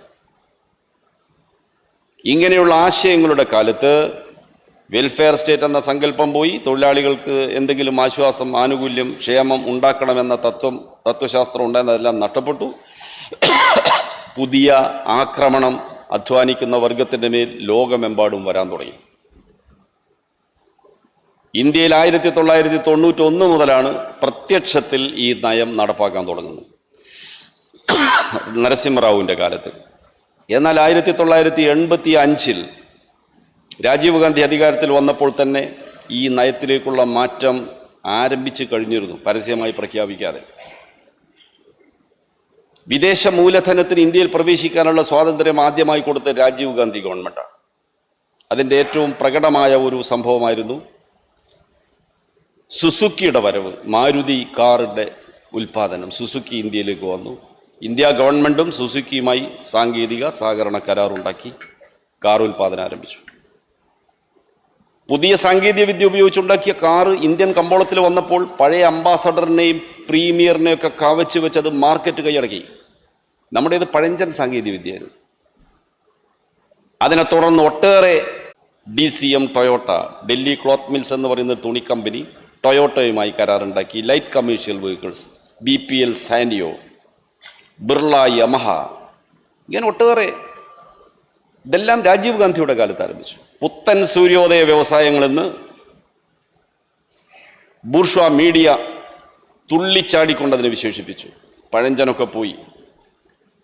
47 ശേഷം ലോകത്താകെ ഉണ്ടായിരുന്ന വെൽഫെയർ സ്റ്റേറ്റ് എന്ന സങ്കല്പം തന്നെയാണ് ഇന്ത്യയിലെ ഭരണകൂടത്തിനുണ്ടായിരുന്നത്, ഭരണാധികാരികൾക്കുണ്ടായിരുന്നത്. അന്ന് അങ്ങനെ ചിന്തിക്കാൻ പറ്റൂ. ആസൂത്രണ കമ്മീഷനെ നിശ്ചയിച്ചിരുന്നു ഇന്ത്യ ഗവൺമെൻറ് തുടക്കത്തിൽ. ആസൂത്രണം എന്ന് പറയുന്നത് സോഷ്യലിസത്തിൻ്റെ ഒരു തത്വമാണ്, ആസൂത്രിതമായ സമ്പദ് വ്യവസ്ഥ. അത് ഇന്ത്യ ഗവൺമെൻറ് അംഗീകരിച്ചിരുന്നു. അത് ഇന്ത്യ ഗവൺമെൻറ് സോഷ്യലിസ്റ്റ് ആയതുകൊണ്ടൊന്നുമല്ല. സ്വാതന്ത്ര്യത്തിന് മുമ്പ് തന്നെ സ്വാതന്ത്ര്യാനന്തര ഭാരതത്തെ സംബന്ധിച്ചുള്ള ചർച്ചകൾ കോൺഗ്രസ് ആരംഭിച്ചപ്പോൾ 1936-37 മറ്റോ ഒരു ആസൂത്രണ കമ്മീഷൻ നെഹ്റു അധ്യക്ഷനായി അവർ രൂപീകരിച്ചിരുന്നു. അവരുടെ നിർദ്ദേശങ്ങൾ വന്നു. ബോംബെ പ്ലാൻ എന്ന മുതലാളിമാരുടെ പ്ലാൻ വന്നു. കമ്മ്യൂണിസ്റ്റുകാരനായിരുന്ന എം എൻ റോയിയുടെ പ്ലാൻ ഉണ്ടായിരുന്നു. അങ്ങനെ എല്ലാം കൂടി ചർച്ച ചെയ്ത് പൊതുവിൽ ഇന്ത്യയിലെ കുത്തക മുതലാളി വർഗം തയ്യാറാക്കിയ ബോംബെ പ്ലാനാണ് ഇന്ത്യ ഗവൺമെൻറ് അവരുടെ നയമായിട്ട് അംഗീകരിച്ചത്. എങ്കിലും ആസൂത്രണ കമ്മീഷൻ ഉണ്ടായി. കാർഷിക മേഖലയിൽ, വ്യവസായ മേഖലയിൽ പണം നിക്ഷേപിക്കുന്ന സംബന്ധിച്ചൊക്കെ നയങ്ങൾ ആവിഷ്കരിക്കുന്ന ആസൂത്രണ കമ്മീഷൻ. അന്ന് ഏത് മേഖലയിലും പണം മുടക്കാനുള്ള ശേഷി ഇന്ത്യയിലെ കുത്തക മുതലാളിമാർക്ക് ഉണ്ടായിരുന്നില്ല. ബിർളക്കും ടാറ്റക്കും അന്ന് അവരാണ് പ്രധാനികൾ, ഉണ്ടായിരുന്നില്ല. അതുകൊണ്ട് അടിസ്ഥാന ഖന വ്യവസായങ്ങൾ, യന്ത്രോപകരണ നിർമ്മാണശാലകൾ, ഇരുമ്പുരുക്കുശാല, ഇതൊക്കെ വരുന്ന അടിസ്ഥാന വ്യവസായങ്ങൾ പൊതുമേഖലയിലാവട്ടെ എന്ന് ഇന്ത്യൻ ഭരണകൂടം നിശ്ചയിച്ചത് അവർക്ക് കൂടി വേണ്ടിയാണ്, അവരുടെയും കൂടി താല്പര്യത്തിന് വേണ്ടിയാണ്. അല്ലാതെ സോഷ്യലിസത്തിലേക്കുള്ള പാതയൊന്നും ആയിരുന്നില്ല. സോഷ്യലിസ്റ്റ് പാറ്റേൺ ഓഫ് സൊസൈറ്റി എന്നൊക്കെ വെറുതെ പറഞ്ഞതാണ്. ഗവൺമെന്റിന് ജനങ്ങളിൽ നിന്ന് നികുതി പിരിച്ചും വായ്പ എടുത്തും ഒക്കെ മൂലധനം സ്വരൂപിക്കാൻ പറ്റും. അങ്ങനെ സ്വരൂപിച്ച് വലിയ വൈദ്യുതി പദ്ധതികൾ, വലിയ അണക്കെട്ട്, ജലസേചന പദ്ധതികൾ, വലിയ ഇരുമ്പുരുക്കുശാലകൾ, വലിയ കൽക്കരി ഖനികൾ ഇതെല്ലാം സ്ഥാപിച്ചു കഴിഞ്ഞാൽ അതിൻ്റെ ഉൽപ്പന്നങ്ങൾ വില കുറച്ച് വാങ്ങി കൺസ്യൂമർ ഗുഡ്സ് ഉൽപ്പാദിപ്പിക്കുന്ന മേഖലയിൽ മുതൽ മുടക്കി ലാഭമുണ്ടാക്കാൻ കഴിയുമെന്ന് ഇന്ത്യൻ മുതലാളിക്ക് അറിയാമായിരുന്നു. അതാണ് 47 ശേഷം ഇന്ത്യയിൽ നടന്നത്. ഇത് സോഷ്യലിസത്തിലേക്കുള്ള പോക്കാണെന്ന് തെറ്റിദ്ധരിച്ചാണ് ഇന്ത്യയിലെ കമ്മ്യൂണിസ്റ്റ് പ്രസ്ഥാനത്തിൽ ഒരു കാലത്ത് തർക്കമുണ്ടായത്. ഇവരോടൊപ്പം സഹകരിച്ചു നിന്നാൽ ഈ ബൂർഷ്വാസിയെ തോൽപ്പിക്കാൻ കഴിയുന്ന ശക്തിയായി മാറാൻ കഴിയുമെന്നൊക്കെ തെറ്റിദ്ധാരണയിൽ പോയാണ് അവസാനത്തെ അടിയന്തരാവസ്ഥ വരെ പരീക്ഷണവുമായിട്ട് പോകാൻ ചില സുഹൃത്തുക്കൾ സന്നദ്ധമായത്. പക്ഷേ വളർന്നത് മുതലാളിത്തമാണ്, കുത്തക മുതലാളിത്തമാണ്. ഒരാണ്ടിൽ 240% എന്ന തോതിലാണ് ഇന്ത്യയിലെ കുത്തക മുതലാളി വർഗം ആസ്തി വർദ്ധിപ്പിച്ചുകൊണ്ടിരുന്നത് ഈ പഞ്ചവത്സര പദ്ധതികളുടെ കാലത്ത്, കോൺഗ്രസിന്റെ നെഹ്റുവിന്റെ കാലത്ത്. എന്നാൽ അതിനനുസരിച്ച് ജനങ്ങളുടെ പർച്ചേസിംഗ് കപ്പാസിറ്റി ഉയർന്നില്ല. ജനങ്ങളിൽ മഹാഭൂരിപക്ഷം കാർഷിക മേഖലയാണ്, അവിടെ നാടുവാഴിത്തമാണ്, കൊടിയ ദാരിദ്ര്യമാണ്, ജനാധിപത്യ അവകാശം പോലും കിട്ടാത്ത കോടിക്കണക്കിന് പാവങ്ങൾ ജീവിക്കുന്ന ഗ്രാമങ്ങളിലാണ്. തൊഴിലാളികൾക്കാണെങ്കിൽ ന്യായമായ വേതനമില്ല, തൊഴിലില്ലായ്മ അതിരൂക്ഷം, വ്യവസായശാലകൾ വളർന്നു, അവരുണ്ടാക്കുന്ന ഉൽപ്പന്നങ്ങൾ കമ്പോളത്തിൽ വിൽക്കാൻ പറ്റാത്ത നിലയിൽ ഇന്ത്യൻ കമ്പോളം മുരടിച്ചു നിന്നു. സമ്പദ്ഘടന തന്നെ മുരടിപ്പിലായി. പഞ്ചവത്സര പദ്ധതികൾക്ക് ഹോളിഡേ പ്രഖ്യാപിച്ചു ഒരു ഘട്ടത്തിൽ ഇന്ത്യ ഗവൺമെൻറ്, പ്ലാൻ ഹോളിഡേ. അത്ര വലിയ സാമ്പത്തിക പ്രതിസന്ധി ഉണ്ടായി. ഇതിനൊന്നും ഒരു പരിഹാരം എന്താ? കമ്മ്യൂണിസ്റ്റുകാർ പറഞ്ഞു, ഭൂപരിഷ്കരണത്തിലൂടെ കർഷകന്റെ കയ്യിൽ ഭൂമി നൽകിയാൽ അവൻ അതിൽ അധ്വാനിച്ച് ഉൽപ്പന്നങ്ങൾ ഉണ്ടാക്കും. കാർഷിക ഉൽപ്പന്നങ്ങൾ വ്യവസായങ്ങളുടെ അസംസ്കൃത വസ്തുക്കളായി മാറും. ആ വ്യവസായ ഉൽപ്പന്നങ്ങൾ വാങ്ങാൻ ഈ കർഷകൻ കയ്യിൽ വരുമാനം വന്നാൽ കമ്പോളം വികസിക്കും. പടിപടിയായി സമ്പദ്ഘടനയെ മുന്നോട്ട് കൊണ്ടുപോകാം. ഈ പ്രക്രിയയാണ് ജനാധിപത്യ വിപ്ലവം എന്ന് പറയുന്നത്. അത് മുതലാളിത്ത ഭരണകൂടത്തിൻ്റെ അടിത്തറ തകർക്കുമെന്നതിനാൽ ആ മാർഗം സ്വീകരിക്കാൻ ഇന്ത്യയിലെ ഭരണവർഗം സന്നദ്ധമായില്ല. അതിന് പകരമായി അവർ കണ്ടെത്തിയ മാർഗമാണ് സാമ്രാജ്യത്വവുമായി കൂട്ടുചേർന്ന്, ആഗോള മുതലാളിത്തവുമായി കൂട്ടുചേർന്ന് ഇന്ത്യയിൽ മുതലാളിത്ത മാർഗം സ്വീകരിച്ച് പ്രതിസന്ധിയിലായ ഇന്ത്യൻ കുത്തക മുതലാളി വർഗത്തിൻ്റെ പ്രശ്നങ്ങൾ പരിഹരിക്കാനുള്ള പുതിയ പരീക്ഷണത്തിലേക്ക് മാറാൻ തീരുമാനിച്ചു. നെഹ്റു ഗവൺമെൻറ്റിൻ്റെ, ആദ്യകാല കോൺഗ്രസ് ഗവൺമെൻറ്റിൻ്റെ നയങ്ങളുടെ അനുക്രമമായ വളർച്ചയാണ് ഇന്ത്യയിലെ കുത്തക മുതലാളിത്തത്തിലേക്കും ആഗോളവൽക്കരണത്തിലേക്കുമുള്ള ഈ മാറ്റം. അല്ലാതെ അവരാദ്യം സോഷ്യലിസ്റ്റ് രൂപത്തിലുള്ള എന്തെങ്കിലും സംവിധാനം ഉണ്ടാക്കുന്ന ലക്ഷ്യമൊന്നും ഉണ്ടായിരുന്നില്ല. അതൊക്കെ വെറുതെ തെറ്റായ പ്രചാരവേല നടത്തിയതാണ്. പക്ഷെ ആദ്യകാലത്ത്, സോവിയറ്റ് യൂണിയൻ്റെ കരുത്തുള്ള കാലത്ത്, ലോകം ഇരുധ്രുവ ലോകമായിരുന്ന കാലത്ത്, തൊഴിലാളി വർഗ പ്രസ്ഥാനങ്ങൾക്ക് മുൻകൈ ഉണ്ടായിരുന്ന കാലത്ത്, തൊഴിലാളി വർഗത്തിന് അനുകൂലമായ നിയമങ്ങൾ ഉണ്ടാക്കുന്നതിന്, അവരുടെ ലേബർ വെൽഫെയർ എന്ന സങ്കല്പം സംരക്ഷിക്കുന്നതിന് അവർ നിർബന്ധിതരായിരുന്നു, അവർ സന്നദ്ധമായിരുന്നു. അങ്ങനെയാണ് ട്രേഡ് യൂണിയൻ ആക്ട് ഉണ്ടായത്, industrial disputes act, factories act, standing orders act, bonus act, maternity benefit act, ഇങ്ങനെ അനേകം നിയമങ്ങൾ ഇന്ത്യ രാജ്യത്ത് രൂപം കൊണ്ടത് ഇതിൻ്റെ അടിസ്ഥാനത്തിലാണ്. ആഗോളവൽക്കരണവും ഉദാരവൽക്കരണ നയങ്ങളും വരുമ്പോൾ, ഉദാരവൽക്കരണത്തിൻ്റെ സിദ്ധാന്തം എന്താ? സർക്കാർ ഒന്നിലും ഇടപെടാൻ പാടില്ല. സർക്കാർ വ്യവസായം നടത്തണ്ട, സർക്കാർ ബിസിനസ് നടത്തണ്ട, സർക്കാർ വിദ്യാഭ്യാസം നടത്തണ്ട, സർക്കാർ ആരോഗ്യ മേഖല നോക്കണ്ട. സർക്കാർ വെറും റെഗുലേഷൻ, രാജ്യരക്ഷ, ഭരണം മാത്രം നടത്തിയാൽ മതി. Doing business is not the business of government എന്ന മാർഗരറ്റ് താച്ചറുടെ ഉദാരവൽക്കരണ കാലഘട്ടത്തിൻ്റെ ആരംഭത്തിൽ നടത്തിയ പ്രസംഗം നിങ്ങൾ ഓർക്കുന്നുണ്ടോ? കഴിഞ്ഞ വർഷം ഇന്ത്യയിലെ കോർപ്പറേറ്റുകളുടെ ഒരു മീറ്റിങ്ങിൽ നരേന്ദ്രമോദി പ്രസംഗിക്കുക, to be in business is not the business of this government.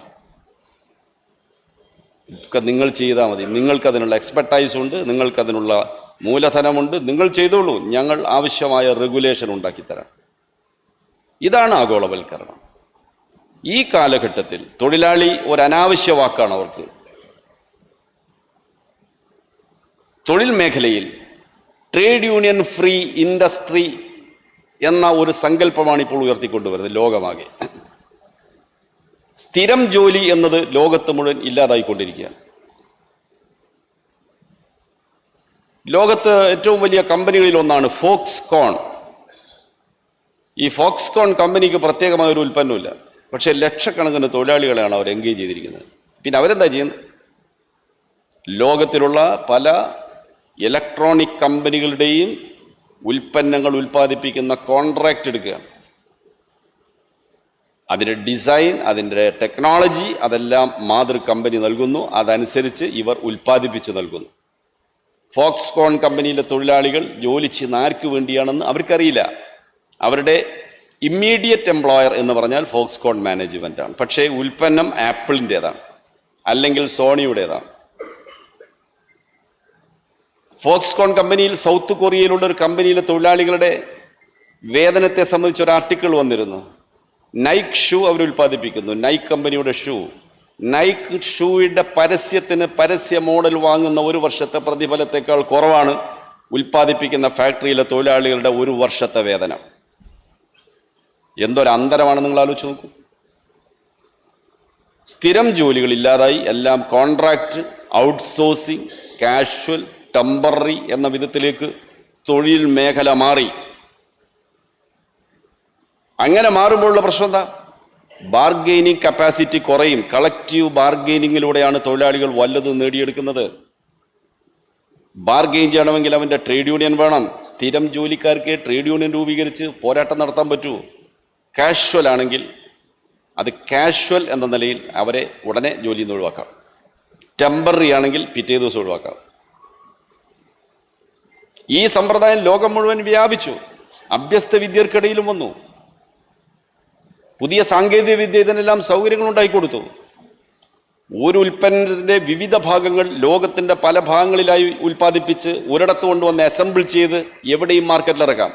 ഒരു രാജ്യത്ത് തൊഴിലാളികളുടെ പണിമുടക്കോ പ്രശ്നങ്ങളോ വന്നാലും ആ ഉൽപ്പന്നത്തെ മുടക്കാൻ പറ്റില്ല. ഈ വിധത്തിൽ ശാസ്ത്ര സാങ്കേതിക വിദ്യ മുതലാളിത്തത്തിന് പുതിയ അവസരങ്ങൾ ഉണ്ടായിക്കൊടുത്തു. അപ്പോൾ ഒരു രാജ്യത്ത് മാത്രമായി ഈ ബഹുരാഷ്ട്ര കുത്തകകളെ തടഞ്ഞു നിർത്താൻ കഴിയില്ല എന്നൊരു പുതിയ യാഥാർത്ഥ്യം നമ്മുടെ മുമ്പിൽ വന്നു. അന്തർദേശീയ തൊഴിലാളി സംഘടനകൾക്ക് രൂപം കൊണ്ടിരുന്നു. World federation of trade unions എന്ന് പറയുന്ന ഒരു അന്തർദേശീയ സംഘടനയുണ്ട്. അത് സോവിയറ്റ് യൂണിയനൊക്കെ ഉണ്ടായിരുന്ന കാലത്ത് അതിശക്തമായിരുന്നു. സോവിയറ്റ് യൂണിയൻ്റെ തകർച്ച ചെയ്യണം കുറേ കാലം ദുർബലമായി. ഇപ്പോൾ വീണ്ടും അത് ശക്തി പ്രാപിച്ചു വരുന്നുണ്ട്. ഈ കഴിഞ്ഞ മാസം റോമിൽ അതിൻ്റെ സമ്മേളനം ഉണ്ടായിരുന്നു. CI2 പ്രതിനിധിയായിട്ട് ഞാനതിൽ പങ്കെടുത്തിരുന്നു. 134 രാജ്യങ്ങളിൽ നിന്നുള്ള ട്രേഡ് യൂണിയനുകൾ ഈ വർഷത്തെ WFTU കോൺഫറൻസിനെത്തി. അത് എക്കാലത്തെയും ഉയർന്ന നമ്പറാണ്. അറബ് രാജ്യങ്ങൾ മുതൽ അമേരിക്ക വരെയുള്ള രാജ്യങ്ങളിൽ നിന്നുള്ള പ്രതിനിധികൾ, അവരെല്ലാം സംസാരിച്ച ഒരേ കാര്യമാണ് ഇന്നത്തെ തൊഴിലാളികളുടെ അവസ്ഥയെക്കുറിച്ച്. എല്ലാം ഒരേ സ്വഭാവത്തിലാണ്, ലോകവ്യാപകമായി. ഇതിൻ്റെ ചുവട് പിടിച്ചാണ് നമ്മുടെ രാജ്യത്തും തൊഴിൽ നിയമ ഭേദഗതികൾ ഉണ്ടായത്. ഈ ആഗോളവൽക്കരണ ഉദാരവൽക്കരണ നയങ്ങളുടെ ചുവട് പിടിച്ചാണ് ഇന്ത്യയിലും ഇത് സംഭവിച്ചത്. ഇന്ത്യയിൽ തൊഴിൽ എന്ന വിഷയം ഭരണഘടനയിലെ കൺകറന്റ് ലിസ്റ്റിലാണ്. കേന്ദ്രത്തിന് നിയമം ഉണ്ടാക്കാം, സ്റ്റേറ്റിന് നിയമം ഉണ്ടാക്കാം. സ്റ്റേറ്റ് ഗവൺമെൻറ്റുകൾ നിയമം ഉണ്ടാക്കിയിട്ടുണ്ട്, കേന്ദ്ര ഗവൺമെൻറ് ഒരുപാട് നിയമം ഉണ്ടാക്കിയിട്ടുണ്ട്. ഗ്രാറ്റുവിറ്റി ആക്ട് ആദ്യം കേരളത്തിലാണ് ഉണ്ടായത്. കേരളം തൊഴിലാളികളുടെ പ്രശ്നത്തിൽ തൊഴിലാളികളെ സംബന്ധിച്ച് ഒരു പ്രത്യേക നിലപാട് സ്വീകരിച്ച ഒരു സ്റ്റേറ്റാണ്. 1957 രൂപം കൊണ്ട ആദ്യത്തെ ഗവൺമെൻറ്, EMS മുഖ്യമന്ത്രിയായ ഗവൺമെൻറ് തൊഴിൽ സമരങ്ങളിൽ പോലീസ് ഇടപെടുന്നതല്ല എന്ന് പ്രഖ്യാപിച്ചു. അതുവരെ തൊഴിൽ സമരങ്ങൾ ഒരു ക്രിമിനൽ കുറ്റമായിട്ടാണ് ഗവൺമെൻറ്റുകൾ കണ്ടിരുന്നത്. മുതലാളി പക്ഷത്ത് നിന്ന് തൊഴിൽ സമരങ്ങൾ അടിച്ചമർത്തും, ക്രിമിനൽ കേസുകൾ എടുക്കും. ആദ്യത്തെ കമ്മ്യൂണിസ്റ്റ് പാർട്ടിയുടെ ഗവൺമെൻറ് പറഞ്ഞു തൊഴിൽ സമരങ്ങളിൽ പോലീസ് ഇടപെടുന്നതല്ല, കളക്റ്റീവ് ബാർഗെയിനിങ്ങിലൂടെ തൊഴിലാളികൾക്ക് അവരുടെ ആവശ്യങ്ങൾ ഉന്നയിക്കാൻ അവകാശമുണ്ട് എന്ന് പ്രഖ്യാപിച്ചു. അതൊരു ചരിത്രപ്രധാനമായ പാത വെട്ടി തുറന്നു. പട്ടിണിപ്പാവങ്ങളായ തൊഴിലാളികൾക്ക് സംഘടനകൾ ഉണ്ടാക്കാനും അവരുടെ തൊഴിലുടമസ്ഥന്മാരോട് ന്യായമായ കൂലി ചോദിക്കാനുമുള്ള സ്വാതന്ത്ര്യം കിട്ടി. ഓരോരുത്തരുടെയും വരുമാനത്തെ അടിസ്ഥാനപ്പെടുത്തിയാണ് ഒരാളുടെ ജീവിത നിലവാരം. ഞാൻ എന്ത് ഭക്ഷണം കഴിക്കണം, എന്ത് വസ്ത്രം ധരിക്കണം, എങ്ങനെ ജീവിക്കണം എന്ന് തീരുമാനിക്കുന്നത് എൻ്റെ വരുമാനത്തെ അടിസ്ഥാനപ്പെടുത്തിയാണ്. വേറെ ഒരു ഏത് ജാതി ജനിച്ചു, ഏത് കുലത്തിൽ ജനിച്ചു, ഏത് നാട്ടിൽ ജനിച്ചു എന്നൊക്കെ അപ്രസക്തമാണ്. തൊഴിൽ ചെയ്ത് ജീവിക്കുന്നവൻ, അധ്വാന ശക്തി വിറ്റ് കിട്ടുന്ന കൂലി കൊണ്ട് മാത്രം ജീവിക്കാൻ വിധിക്കപ്പെട്ടവർക്ക് അവർക്ക് കൂലിയായി കിട്ടുന്ന തുക ഉയരുമ്പോൾ മാത്രമാണ് അവരുടെ ജീവിത നിലവാരം ഉയരുക. ഏറ്റവും ഒടുവിൽ പുറത്തു വന്ന ഓക്സ്ഫാം റിപ്പോർട്ടിൽ വളരെ അതിശയകരമായ ചില കണക്കുകളുണ്ട്. എല്ലാം വിശദീകരിക്കാൻ സമയമില്ല. ഓക്സ്ഫാം എന്ന് പറഞ്ഞ ഇൻ്റർനാഷണൽ ഏജൻസിയാണ്. ലോകത്തിലെ സമ്പത്ത് എങ്ങനെയാണ് വിതരണം ചെയ്യപ്പെടുന്നത് എന്നതിനെ സംബന്ധിച്ച് ശാസ്ത്രീയമായ കണക്കുകളെടുത്ത് ജനങ്ങളുടെ മുമ്പിൽ അവതരിപ്പിക്കുന്ന ഒരു ഏജൻസിയാണ് ഓക്സ്ഫാം. ഓരോ രാജ്യത്തെയും പ്രമുഖരായ സാമ്പത്തിക വിദഗ്ധന്മാരെ നിയോഗിച്ചാണ് അവർ ഈ കണക്കൊക്കെ ശേഖരിക്കുന്നത്. ഓക്സ്ഫാം ഇന്ത്യ എന്ന് പറയുന്നൊരു ഗ്രൂപ്പ് ഉണ്ടാവും, ഓക്സ്ഫാം അമേരിക്കയുണ്ട്. അങ്ങനെ അവർ ലോകത്തിൻ്റെ എല്ലാ രാജ്യങ്ങളിലെയും കണക്കുകൾ പരിശോധിക്കും. വേൾഡ് ഇക്കണോമിക് ഫോറം സമ്പന്ന രാജ്യങ്ങളിലെ ഭരണകർത്താക്കളും വൻകിട വ്യവസായികളും കൂടി ചേരുന്ന വലിയൊരു സമ്മേളനം ഉണ്ട് എല്ലാ വർഷവും ദാവോസിൽ, സ്വിറ്റ്സർലൻഡിലെ ദാവോസിൽ. ആ സമ്മേളനത്തിൻ്റെ മുമ്പ് ഇവരുടെ റിപ്പോർട്ട് പ്രസിദ്ധീകരിക്കും. ഈ വർഷം പ്രസിദ്ധീകരിച്ച റിപ്പോർട്ട് പറയുന്നത് സാമ്പത്തികമായി ഉയർന്ന രാജ്യങ്ങളിലെ ജനങ്ങളുടെ ശരാശരി ആയുസ്സിനേക്കാൾ 16 വർഷം കുറവാണ് ദരിദ്ര രാജ്യങ്ങളിലെ ജനങ്ങളുടെ ആയുസ് എന്നാണ്. എന്താ അതിന് കാരണം? അവിടുത്തെ കാലാവസ്ഥയല്ല, ജീവിക്കാൻ ആവശ്യമായ വിഭവങ്ങളുടെ ലഭ്യത പ്രശ്നമാണ്. രോഗം വന്നാൽ ചികിത്സിക്കാനുള്ള സൗകര്യം ഉണ്ടോ ഇല്ലയോ എന്ന് തന്നെ ആസ്പദമാക്കിയാണ്. അത് നിയന്ത്രിക്കുന്ന അവൻ്റെ വരുമാനമാണ്. കേരളത്തിലെ ജനങ്ങളുടെ വികസനത്തിലേക്ക് അവരെ നയിച്ചതിൻ്റെ ഒരു പ്രധാന ഘടകം തൊഴിലാളികൾക്ക് ന്യായമായ കൂലി ചോദിക്കാനുള്ള അവകാശം നൽകിയതാണ്. ഭൂപരിഷ്കരണമാണ് അടിസ്ഥാന മാറ്റം വരുത്തിയത്. രണ്ടാമത്തേത് ഇതാണ്. കൂലി ഉയരാൻ തുടങ്ങിയപ്പോൾ അവരുടെ ജീവിതം കുറച്ച് മെച്ചപ്പെടാൻ തുടങ്ങി. നല്ല ആരോഗ്യമുള്ളവരായി, മക്കൾക്ക് വിദ്യാഭ്യാസം നൽകാൻ സാധിച്ചു, വസ്ത്രം ധരിക്കാൻ സാധിച്ചു. അടുത്ത തലമുറ വിദ്യാസമ്പന്നരായി കൂടുതൽ വിദഗ്ധ തൊഴിലാളികളായി മാറുമ്പോൾ അവരുടെ വരുമാനം വർദ്ധിക്കും. അൺസ്കിൽഡ് ലേബറിനേക്കാൾ ഉയർന്ന വേതനം ലഭിക്കും സ്കിൽഡ് ലേബറിന്.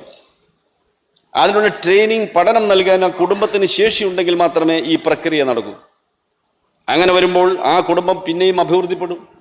അതുകൊണ്ടാണ് കേരളം ആയുർദൈർഘ്യത്തിൽ ഇന്ന് 82 വയസ്സിലെത്തി നിൽക്കുന്ന ശരാശരി. ദേശീയ ശരാശരി ഇപ്പോഴും 70-ന് തൊട്ട് മുകളിലാണ്.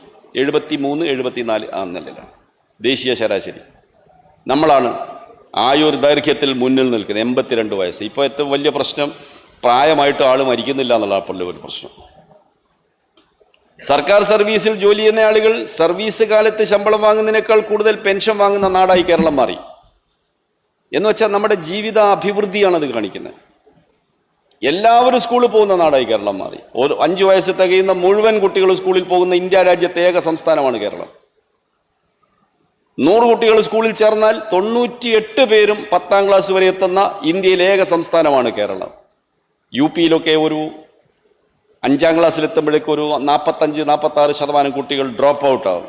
അച്ഛനമ്മമാരോടൊപ്പം ജോലിക്ക് പോകും പട്ടിണി കൊണ്ട്. 15 കോടി മനുഷ്യരാണ് ഇന്ത്യയിൽ സ്വന്തം ഗ്രാമങ്ങൾ വിട്ട് അന്യ സംസ്ഥാനങ്ങളിൽ പോയി ജോലി ചെയ്ത് ജീവിക്കുന്ന മൈഗ്രന്റ് ലേബേഴ്സ് എന്ന് പറയുന്നത്. 15 കോടി. ചിലർ കുടുംബസമേതാ പോകുന്നത്. ആ കുട്ടികളെ എവിടെ പഠിപ്പിക്കും? ആര് പഠിപ്പിക്കും? പക്ഷെ അതിൽ നിന്ന് വ്യത്യസ്തമായി കുട്ടികളെ പഠിപ്പിക്കാൻ അവർക്ക് അവസരമുണ്ടാക്കി കൊടുക്കുന്ന ഒരു നയം ഇവിടുത്തെ ഗവൺമെൻറ് EMS വിഭാവനം ചെയ്ത പ്രത്യയശാസ്ത്രത്തെ അടിസ്ഥാനപ്പെടുത്തി മുന്നോട്ട് പോയ കേരളത്തിലെ കമ്മ്യൂണിസ്റ്റ് പ്രസ്ഥാനവും ഇടതുപക്ഷ പ്രസ്ഥാനവും വികസിപ്പിച്ചെടുത്ത ഒരടിത്തറയിലാണ് ഈ നേട്ടം നമുക്കുണ്ടാക്കാൻ കഴിഞ്ഞത്. പൊതുവിദ്യാഭ്യാസത്തിൻ്റെ വികസനം 57 ആരംഭിച്ചതാണ്. പൊതു ആരോഗ്യ മേഖലയുടെ വികസനം 57 ആരംഭിച്ചതാണ്. പൊതുവിതരണം അതിൻ്റെ തുടക്കം 57-ലാണ്. തൊഴിലാളികൾക്ക് സംഘടിക്കാനുള്ള അവകാശം 57-ലാണ് പ്രഖ്യാപനം വന്നത്. ഭൂപരിഷ്കരണത്തിന് തുടക്കം കുറിച്ചുകൊണ്ട് കുടിയൊഴിപ്പിക്കൽ അവസാനിപ്പിക്കുന്ന ഓർഡിനൻസ് ആയിരുന്നു EMS ഗവൺമെൻറ് അധികാരത്തിൽ വന്ന് ഒരാഴ്ചക്കുള്ളിൽ പ്രഖ്യാപിച്ചത്. അന്ന് മുതലാണ് ഏത് നിമിഷവും ജന്മിത്തമ്പുരാൻ വന്ന് തൻ്റെ ചെറ്റക്കൂടിൽ പൊളിച്ചു മാറ്റി തന്നെ പറമ്പിൽ നിന്ന് ഒഴിപ്പിക്കും എന്ന ഭീഷണിയിൽ ജീവിച്ചിരുന്നവന് തൻ്റേതായ ഒരിടം സ്വന്തമായി ലഭിക്കാൻ സ്വാതന്ത്ര്യം കിട്ടിയത്.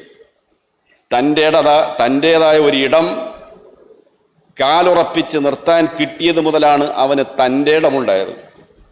ഇന്നത്തെ മനുഷ്യനായി അവൻ വികസിച്ചതിൻ്റെ അടിസ്ഥാന നടപടികളാണിതെല്ലാം. അപ്പൊ കേരളത്തിൻ്റെ വികസനത്തിൻ്റെ മനുഷ്യവിഭവ വികസനത്തിൽ കേരളം ഇന്ത്യയിലെ എല്ലാ ഏജൻസികളുടെയും കണക്കുകളിൽ 1-ാം സ്ഥാനത്തെത്താൻ കാരണം ഈ പറഞ്ഞൊരു പ്രക്രിയയാണ്. അതിനെ തകർക്കുന്നതാണ് ഇന്ത്യ ഗവൺമെൻറ്റിൻ്റെ നയങ്ങൾ, ലോക കുത്തക മുതലാളിത്തത്തിൻ്റെ നയങ്ങൾ, നിയോ ലിബറൽ നയങ്ങൾ. ആ നിയോ ലിബറൽ നയങ്ങൾ നമ്മൾ സ്വീകരിച്ചാൽ സംഭവിക്കാൻ പോകുന്നത്, ഒന്ന്, തൊഴിലാളികൾ സ്ഥിരം ജോലിക്കാരല്ലാതാവും ഭൂരിപക്ഷം. ഇപ്പൊ തൊഴിൽ നിയമത്തിൽ ഒരു പുതിയ പേര് കൊണ്ടുവന്നിരിക്കുക, ഫിക്സഡ് ടേം എംപ്ലോയ്മെന്റ്. ഇതുവരെ നമ്മൾ കേട്ടത് permanent employment, trainee, apprentice, casual, ബദലി. ഇതെല്ലാം ഇൻഡസ്ട്രിയൽ ഡിസ്പ്യൂട്ട് ആക്ട് പ്രകാരം ക്ലാസിഫൈ ചെയ്ത വർക്കേഴ്സിന്റെ ഓരോ വിഭാഗങ്ങളാണ്. ഇപ്പോൾ ഒരു പുതിയ വിഭാഗത്തെ കൊണ്ടുവരികയാണ്, ഫിക്സഡ് ടേം എംപ്ലോയ്മെന്റ്. എന്താ അതിനർത്ഥം? ഒരു സ്ഥാപനത്തിൽ ഒരു തൊഴിലാളിയെ 1 കൊല്ലത്തേക്ക് എന്ന് പറഞ്ഞ് നിശ്ചയിക്കാം, 6 മാസത്തേക്ക് എന്ന് പറഞ്ഞ് നിയമിക്കാം, 2 വർഷം എന്ന് പറഞ്ഞ് നിയമിക്കാം. ആ തൊഴിൽ സ്ഥിരമായിരിക്കും, പക്ഷെ തൊഴിലാളി അസ്ഥിരം. എന്തായിരുന്നു ഇതുവരെയുള്ള നിയമം?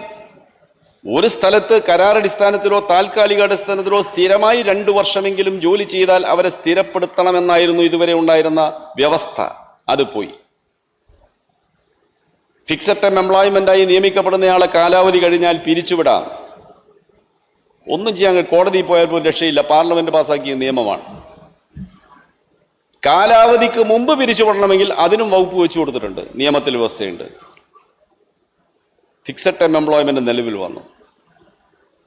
തൊഴിലാളികൾ നടത്തുന്ന സമരങ്ങളെ അടച്ചാക്ഷേപിക്കുന്ന കേരളത്തിലെ മാധ്യമങ്ങളുടെ കൂട്ടത്തിൽപ്പെട്ട ഇന്ത്യൻ എക്സ്പ്രസ് പത്രത്തിലെ 12 ജീവനക്കാർ താൽക്കാലിക ജീവനക്കാരായിരുന്നു 12 വർഷമായിട്ട്. ഈ നിയമം വന്നതിൻ്റെ പിറ്റേ ദിവസം എറണാകുളത്തെ ഇന്ത്യൻ എക്സ്പ്രസ് പത്രാഫീസിൽ അവരെ പിരിച്ചുവിട്ടു. അവർ കലൂരിൽ റോഡ് സൈഡിൽ ഒരു ഷെഡ് കെട്ടി ആ സ്ഥാപനത്തിൻ്റെ മുമ്പിലായി സമരം ആരംഭിച്ചു. ഞാൻ ആ സമരത്തെ അഭിവാദ്യം ചെയ്യാൻ പോയിരുന്നു. എനിക്ക് തമാശ തോന്നി. ഏത് സമരം തൊഴിലാളികളുടെ ഭാഗത്ത് ഉയർന്നു വന്നാലും നാട് മുടിപ്പിക്കുന്നവർ, ഉൽപ്പാദനത്തെ തടയുന്നവർ, വികസനത്തെ മുടക്കുന്നവർ എന്നാക്ഷേപിക്കുന്ന പത്രങ്ങളിലെ ജീവനക്കാരാണ് ഇവർ. അവർ പാവങ്ങൾ ഇതൊന്നും അറിയുന്നില്ല. നയം വേറെ ആളാ തീരുമാനിക്കുന്നത്. എങ്കിൽ പോലും പുതിയ നിയമം വന്നിരിക്കുക. കൂട്ടായി വിലപേശാനുള്ള തൊഴിലാളികളുടെ സ്വാതന്ത്ര്യം വലിയ തോതിൽ ഞെരുക്കിയിരിക്കുന്നു പുതിയ തൊഴിൽ നിയമങ്ങൾ. 29 തൊഴിൽ നിയമങ്ങളെ 4 ലേബർ കോഡുകളാക്കി ചുരുക്കുന്നതിലൊന്നും കുഴപ്പമൊന്നുമില്ല. ഒരുപാട് നിയമങ്ങൾ വരുമ്പോൾ വ്യാഖ്യാനിക്കാനൊക്കെ ഒരുപാട് പ്രയാസങ്ങൾ വരുന്നതുകൊണ്ട് അതിനൊന്ന് സുതാര്യമാക്കാനും ലളിതമാക്കാനും ഒന്ന് ചുരുക്കുക എന്നത് മാത്രമാണ് പ്രശ്നമില്ല. പക്ഷെ നിലവിലുണ്ടായിരുന്ന നിയമങ്ങളുടെ കാതലെടുത്തു കളഞ്ഞു. ഉദാഹരണത്തിന് പണിമുടക്ക് നടത്തുക തൊഴിലാളികളുടെ ഒരു അവകാശമായിരുന്നു. പണിയെടുക്കാൻ അവകാശമുള്ളതുപോലെ പണി മുടക്കാനും അവകാശം വേണ്ടേ? വളരെ വളരെ പ്രയാസം വരുന്ന, പ്രതിസന്ധി വരുന്ന ഒരു ഘട്ടത്തിലെ പണിമുടക്കിലേക്ക് പോകും. കാരണം ശമ്പളവും കൂലിയും നഷ്ടപ്പെടുന്നതാണല്ലോ ഈ പണിമുടക്ക്. ഇൻഡസ്ട്രിയൽ ഡിസ്പ്യൂട്ട്സ് ആക്ട് എന്ന് പറയുന്ന പഴയ നിയമം അനുസരിച്ച് അവശ്യ സർവീസുകളിൽ 14 ദിവസം മുൻകൂട്ടി നോട്ടീസ് കൊടുക്കണമെന്നേ വ്യവസ്ഥ ഉണ്ടായിരുന്നുള്ളൂ. പണിമുടക്ക് അവകാശമായി അംഗീകരിച്ചിരുന്നു. ഇന്ത്യയിലെ തൊഴിൽ നിയമം കൂട്ടായി വിലപേശാൻ തൊഴിലാളികൾക്ക് അവകാശമുണ്ടെന്ന് നമ്മൾ ഭരണഘടന അംഗീകരിച്ചിട്ടുണ്ട്. ആ ഭരണഘടനയെ അടിസ്ഥാനപ്പെടുത്തിയാണ് ID ആക്ട് വന്നത്. ഇന്ത്യയിൽ സൃഷ്ടിക്കപ്പെടുന്ന സമ്പത്ത് ഏതാനും വ്യക്തികളുടെ കയ്യിൽ കേന്ദ്രീകരിക്കുന്നത് തടയുക എന്നത് ഭരണഘടനാ സങ്കല്പമാണ്. പക്ഷെ അതൊന്നും ഇവിടെ നടപ്പായിട്ടില്ല. ഇൻഡസ്ട്രിയൽ ഡിസ്പ്യൂട്ട് ആക്ട് പ്രകാരം പണിമുടക്കാനുള്ള അവകാശം പോയി. ഇപ്പോൾ പുതിയ നിയമത്തിൽ ഒരു സ്ഥാപനത്തിലെ തൊഴിലാളികൾ പണിമുടക്ക് നോട്ടീസ് കൊടുത്താൽ മാനേജ്മെന്റ് ആ നോട്ടീസ് തൊഴിൽ തർക്കത്തിൽ ഇടപെടണമെന്ന് പറഞ്ഞുകൊണ്ടൊരു കത്തോടുകൂടി ലേബർ ഡിപ്പാർട്ട്മെന്റിന് സമർപ്പിച്ചാൽ ലേബർ ഡിപ്പാർട്ട്മെന്റ് കൺസിലിയേഷൻ നടപടി ആരംഭിച്ചതായി കണക്കാക്കപ്പെടും. അനുരഞ്ജന നടപടികൾ, പിന്നെ പണിമുടക്ക് പാടില്ല. ജില്ലാ ലേബർ ഓഫീസർ അനുരഞ്ജന ചർച്ചകൾ നടത്തുന്നു. എത്ര മാസം? നിയമത്തിൽ വ്യവസ്ഥയില്ല. അദ്ദേഹത്തിന്റെ ലെവലിൽ ചർച്ച ചെയ്തിട്ട് തീരാതെ വരുമ്പോൾ ജോയിന്റ് ലേബർ കമ്മീഷണർക്ക് റെഫർ ചെയ്തു. പിന്നെ അദ്ദേഹം ഒരു 6 മാസം ചർച്ച. അത് കഴിഞ്ഞ് ലേബർ കമ്മീഷണർക്ക് റെഫർ ചെയ്യുന്നു. അത് കഴിഞ്ഞ് ലേബർ മിനിസ്ട്രിക്ക് റെഫർ ചെയ്യുന്നു. പിന്നെ ഇൻഡസ്ട്രിയൽ ട്രൈബ്യൂണലിന് റെഫർ ചെയ്യുന്നു. എത്ര കാലം കൊണ്ട് ഈ തർക്കം തീർക്കണമെന്ന് നിയമത്തിൽ വ്യവസ്ഥയില്ല.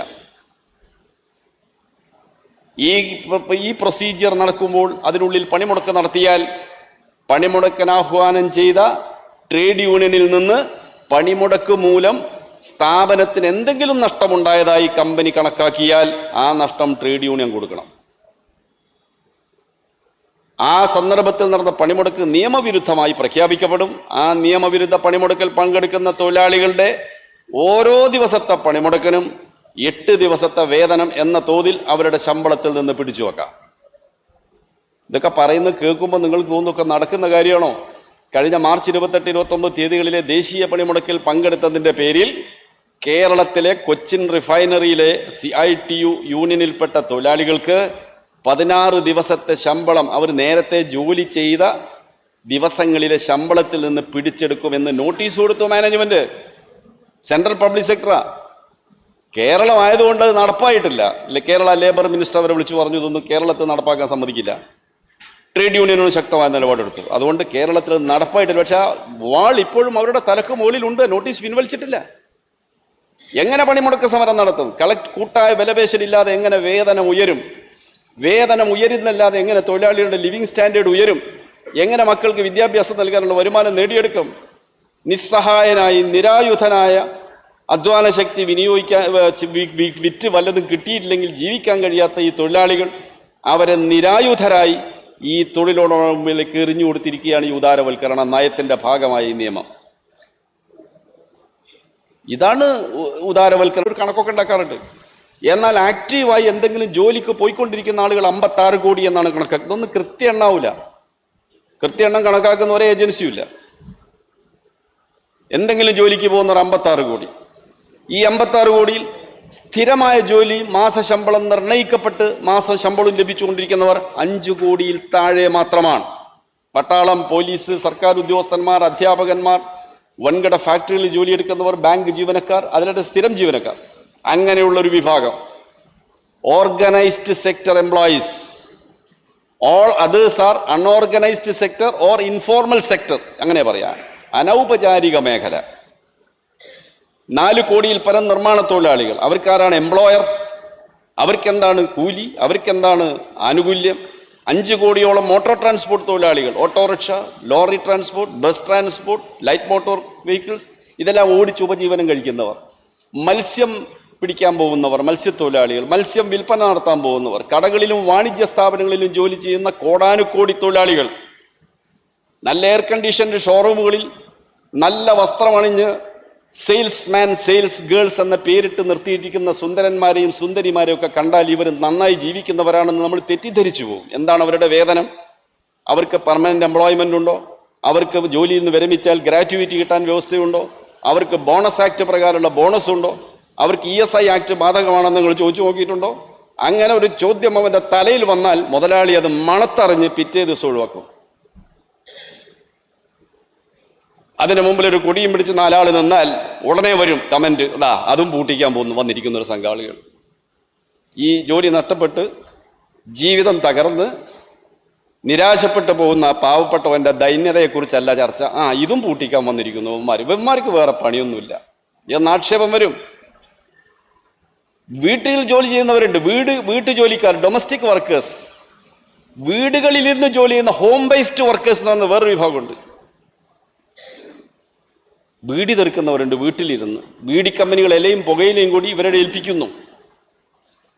പീസ് റേറ്റ് 1000 ബീഡി തെറുത്തു കൊടുത്താൽ ഇത്ര രൂപ. ഇവർ ജോലി ചെയ്യുന്നു ആ കമ്പനിയുടെ, പക്ഷേ ആ കമ്പനിയുടെ രജിസ്റ്ററിൽ ഇവിടെ പേരില്ല. അതുകൊണ്ട് ഇവർക്ക് മിനിമം വേജ് കൊടുക്കണ്ട, ഇവർക്ക് ബോണസ് കൊടുക്കണ്ട, ഒന്നും കൊടുക്കണ്ട. വീട്ടിലെ സ്ത്രീകൾ കുഞ്ഞുങ്ങളെ പരിപാലിക്കുന്നതിനിടയിൽ, ഭക്ഷണം കഴിക്കുന്നതിനിടയിൽ, പശുവിനെ നോക്കുന്നതിനിടയിൽ 10 ബീഡി തീർക്കുന്നു, 50 ബീഡി തീർക്കുന്നു, അത് കൊടുക്കുന്നു, അതിൻ്റെ കൂലി വാങ്ങുന്നു, ജീവിക്കുന്നു. ഹോം ബേസ്ഡ് വർക്കേഴ്സ്, വഴിയോര കച്ചവടക്കാർ, തോട്ടം തൊഴിലാളികൾ, ഇങ്ങനെ കോടിക്കണക്കിന് വരുന്ന ഏകദേശം 52 കോടിയോളം വരുന്ന തൊഴിലാളികൾക്ക് ന്യായമായ വേതനമില്ല. അതിനെക്കുറിച്ച് ഒരു നിയമത്തിലും വ്യവസ്ഥയില്ല. മിനിമം കൂലി എന്ന തത്വം അട്ടിമറിച്ചു ഈ ഗവൺമെന്റ്. മിനിമം കൂലി എന്ന് പറഞ്ഞാൽ പിന്നെ അതിലപ്പുറം പിന്നെ എന്ത് കൂലിയാ? അതിന് നിലവിൽ ചില മാനദണ്ഡങ്ങളുണ്ട്. ലോകാരോഗ്യ സംഘടനകളൊക്കെ ILO പ്രിപ്പയർ ചെയ്ത ചില മാനദണ്ഡങ്ങളുണ്ട്. ഇന്ത്യൻ ലേബർ കോൺഫറൻസ് എന്ന് പറഞ്ഞൊരു ത്രികക്ഷി സമ്മേളനം ഞാൻ പറഞ്ഞല്ലോ. മോദി ഗവൺമെന്റ് വന്നതിന് ശേഷം ILC മീറ്റിംഗ് കൂടിയിട്ടേ ഇല്ല. ഞങ്ങൾ എത്രയോ തവണ ആവശ്യപ്പെട്ടു, കൂടില്ല. ILC അംഗീകരിച്ച മിനിമം വേതനം ഒരു മാസത്തിൽ 21,000 രൂപ തൊഴിലാളികൾക്ക് നൽകണമെന്ന മിനിമം ILC അംഗീകരിച്ച ILC ട്രൈപാർട്ടി മീറ്റിംഗ്. 21,000 രൂപ പോയിട്ട് 15,000 രൂപ പോലും മിനിമം കൂലി കിട്ടാത്തവരാണ് മഹാഭൂരിപക്ഷം. എന്നിട്ട് ഇപ്പോൾ ഗവൺമെന്റ് നിയമത്തിലൊരു പുതിയ കൂലി കൊണ്ടുവന്നിരിക്കുക, നാഷണൽ ഫ്ലോർ വേജ്. മിനിമം കൂലിയുടെ താഴെ, മിനിമം എന്ന് പറഞ്ഞതിന്റെ താഴെ എന്ത് ന്യായത്തിലാണ് കൂലി നിശ്ചയിക്കുക? മിനിമം എന്ന് പറഞ്ഞാൽ ഏറ്റവും കുറഞ്ഞല്ലേ, അതിന്റെ താഴെ നാഷണൽ ഫ്ലോർ വേജ് എത്രയെന്നറിയോ? 202 രൂപ പെർ ഡേ ഇന്ത്യയിലെ ഒരു തൊഴിലാളിക്ക് നിശ്ചയിച്ചു വെച്ചിരിക്കുക നമ്മുടെ പാർലമെന്റ് പാസാക്കിയ നിയമത്തിൽ. ഇതാണ് ഉദാരവൽക്കരണ നയം. ഇതാണ് നിയോ ലിബറൽ നയങ്ങൾ സൃഷ്ടിച്ചിട്ടുള്ള കുഴപ്പങ്ങൾ, പ്രതിസന്ധികൾ. ഇതിനെയാണ് തൊഴിലാളികൾ അഭിമുഖീകരിക്കുന്നത്.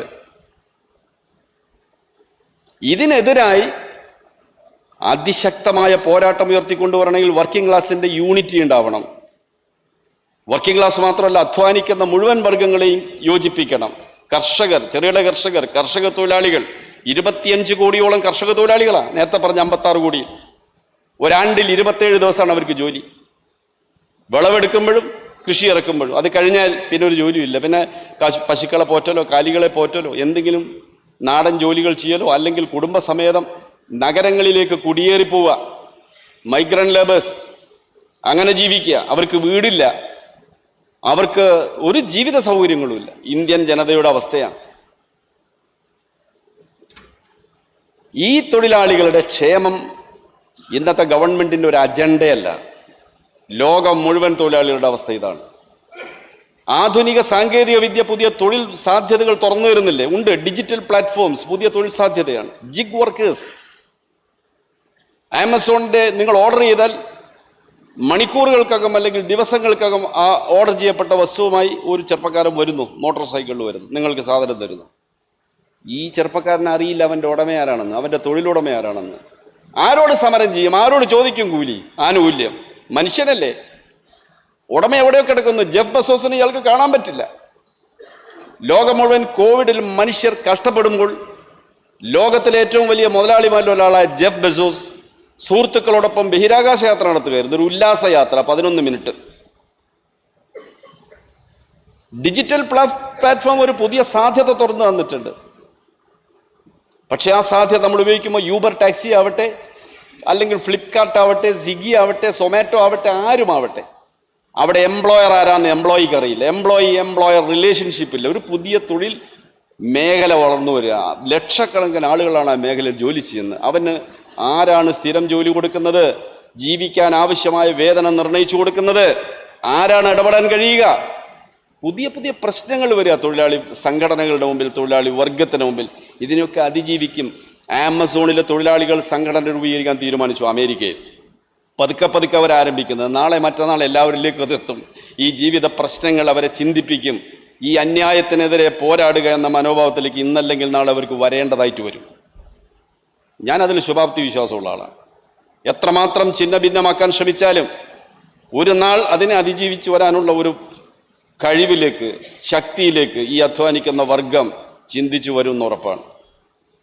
ഇതിന്റെ ഭാഗമാണ് നമ്മുടെ രാജ്യത്ത് നടക്കുന്ന പ്രക്ഷോഭ സമരങ്ങൾ, തൊഴിലാളികളുടെ സമരങ്ങൾ, കർഷകരുടെ സമരങ്ങൾ. കർഷക സമരം വലിയ പ്രക്ഷോഭമായിരുന്നു ഇന്ത്യയിൽ. ആ ബില്ലുകൾ പാർലമെന്റിൽ പാസ്സാക്കാൻ വന്നപ്പോൾ ആ ബില്ലുകൾ ഉണ്ടാക്കുന്ന പ്രത്യാഘാതങ്ങളെക്കുറിച്ച് ചർച്ചയിൽ പങ്കെടുത്ത് സംസാരിച്ച ആളാണ് ഞാൻ രാജ്യസഭയിൽ. അത് ഭൂരിപക്ഷം ഉപയോഗിച്ച്, ബലം പ്രയോഗിച്ച് പാസ്സാക്കാൻ ശ്രമിച്ചപ്പോൾ അതിനെ ഞങ്ങൾ തടയാൻ ശ്രമിച്ചു. ഫിസിക്കലായി തടയാനൊന്നും കഴിയില്ല. പാർലമെന്റിൽ ബഹളം വെക്കാനേ പറ്റൂ. അതിൻ്റെ പേരിൽ പാർലമെന്റിൽ നിന്ന് സസ്പെൻഡ് ചെയ്യപ്പെട്ടു. ഞങ്ങൾക്ക് ഒരു 8-9 പേരന്ന്. ആ കർഷക സമരം അത്യുജ്വലമായൊരു സമരമായിരുന്നു. ആഗോളവൽക്കരണ നയങ്ങൾ ആരംഭിച്ചതിന് ശേഷം 21 ദേശീയ പണിമുടക്കുകൾ കേരളത്തിൽ നടന്നു. അവസാനത്തായിരുന്നു മാർച്ച് 28-29. 25 കോടിയിൽ പരം തൊഴിലാളികൾ ആ സമരത്തിൽ പങ്കെടുത്തു. നമ്മുടെ കേരളത്തിലെ മാധ്യമങ്ങൾ അത് കണ്ടില്ല. രാവിലെ പണിമുടക്ക് ആരംഭിച്ചു. കേരളത്തിലെ എല്ലാ പഞ്ചായത്തുകളിലും തൊഴിലാളി കൂട്ടായ്മ ഉണ്ടാക്കിയിരുന്നു.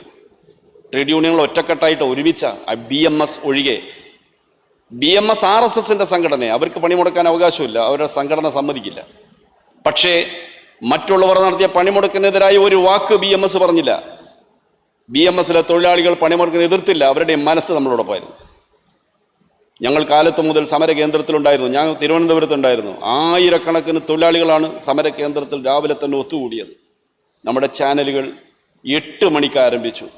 കേരളത്തിൽ മാത്രമേ പണിമുടക്കുള്ളൂ, ബാംഗ്ലൂരിലില്ല, ഡൽഹിയിലില്ല. അവിടെ ഓട്ടോറിക്ഷ ഓടുന്നു. ഇവിടെ നശിപ്പിക്കുകയാണ് ഇവരെല്ലാം കൂടി ചേർന്ന്. ഓരോരുത്തരും മത്സരിച്ച് വാദിക്കുകയാണ്. എന്നിട്ട് പണിമുടക്ക് ദിവസം എവിടെയെങ്കിലും ഉണ്ടായ ചില സ്ഖലനങ്ങൾ അല്ലെങ്കിൽ എന്തെങ്കിലും അനിഷ്ട സംഭവങ്ങൾ അതിനെ ഊതി വീർപ്പിച്ച്, പണിമുടക്കെന്ന് പറഞ്ഞാൽ അക്രമമാണ്. ഇന്നയാളെ അടിച്ചു, ക്ഷേത്രത്തിൽ പോകുന്ന ഒരു ഓട്ടോറിക്ഷ ഡ്രൈവറെ തല്ലി, ആശുപത്രിയിൽ പോകുന്ന ഒരാളുടെ മൂക്കിനിടിച്ചു എന്നെല്ലാം പറഞ്ഞുകൊണ്ടുള്ള കഥകൾ പറയുകയായിരുന്നു നമ്മുടെ മാധ്യമങ്ങൾ. എന്തുകൊണ്ടാണ് മാധ്യമങ്ങൾ അങ്ങനെ ചെയ്യുന്നത്? ഈ മാധ്യമങ്ങളുടെ ഉടമകൾ ഈ സർക്കാർ നയങ്ങളുടെ ഗുണഭോക്താക്കളാണ്. കുത്തക മുതലാളി വർഗ താല്പര്യം മാത്രം സംരക്ഷിക്കുന്ന ഉദാരവൽക്കരണ നയം തീവ്രമായി നടപ്പാക്കുന്ന മോദി സർക്കാരിന്റെ നയങ്ങളുടെ ഗുണഭോക്താക്കളാണ് മാധ്യമങ്ങളുടെ ഉടമകളായ കോർപ്പറേറ്റുകൾ എല്ലാവരും. അതുകൊണ്ട് കോർപ്പറേറ്റ് മീഡിയ സർക്കാരിനെതിരായി ഒരക്ഷരം പറയില്ല. സർക്കാരിനെതിരായി ഉയർന്നു വരുന്ന പ്രക്ഷോഭ സമരങ്ങളെ ദുർബലമാക്കാൻ സർക്കാർ ഏജൻസികളെക്കാൾ മുൻപന്തിയിൽ അവർ വാശിയോടെ ഉണ്ടാവും. അവർക്ക് വേണ്ട പാരിതോഷികങ്ങൾ പരസ്യമായും മറ്റ് സൗജന്യങ്ങളായും കിട്ടിക്കൊണ്ടേയിരിക്കും. ആ ശക്തിയോടുകൂടിയാണ് നമ്മൾ ഏറ്റുമുട്ടുന്നത്. മുതലാളി വർഗത്തോടും ഗവൺമെന്റിനോടും മാത്രമല്ല, നമ്മുടെ തലക്ക് മുകളിലുള്ള ഉപരി മേഖലയിലുള്ള ഈ ഏജൻസിയോട് നമ്മൾ ദൈനംദിനമായി ഏറ്റുമുട്ടിയാൽ നമുക്ക് മുന്നോട്ട് പോകാൻ നോക്കും. അവരൊരു പുതിയ പ്രപഞ്ചം സൃഷ്ടിക്കുക, നമ്മുടെ മനസ്സിൽ ഒരു പുതിയ ലോകത്തിൻ്റെ ഒരു രൂപം നമ്മുടെ മുമ്പിൽ അവതരിപ്പിക്കുക. എല്ലാ ദിവസവും ഞാനിങ്ങനെ മനസ്സിലാലോചിക്കുന്നുണ്ട്, എല്ലാ ദിവസവും മലയാള മനോരമ പത്രം വായിക്കുന്ന ഒരു മനുഷ്യന് എങ്ങനെയാണ് ഒരു മനുഷ്യനായി ജീവിക്കാൻ പറ്റുക? ഒരു പ്രത്യേക രൂപത്തിലായി വരും നിങ്ങൾ, ഒരു പ്രത്യേക രൂപത്തിലായിട്ട് വരും.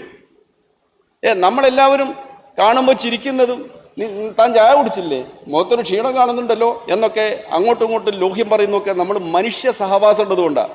നമ്മളൊരു കുഞ്ഞിനെ കാട്ടിൽ കൊണ്ടുപോയിട്ടു, ഒരു മനുഷ്യ സഹവാസം ഇല്ലാതെ ആ കുഞ്ഞ് വളർന്നാൽ ആ കാട്ടിലുള്ളൊരു ജീവിയെ പോലെ അതാവൂ. അപ്പം നിങ്ങൾ അധിക സമയം ആരോടാണോ സഹവസിക്കുന്നത് ആ രൂപത്തിലേക്ക് നിങ്ങളുടെ സ്വഭാവം മാറിപ്പോയാൽ ആരെ കുറ്റപ്പെടുത്താം?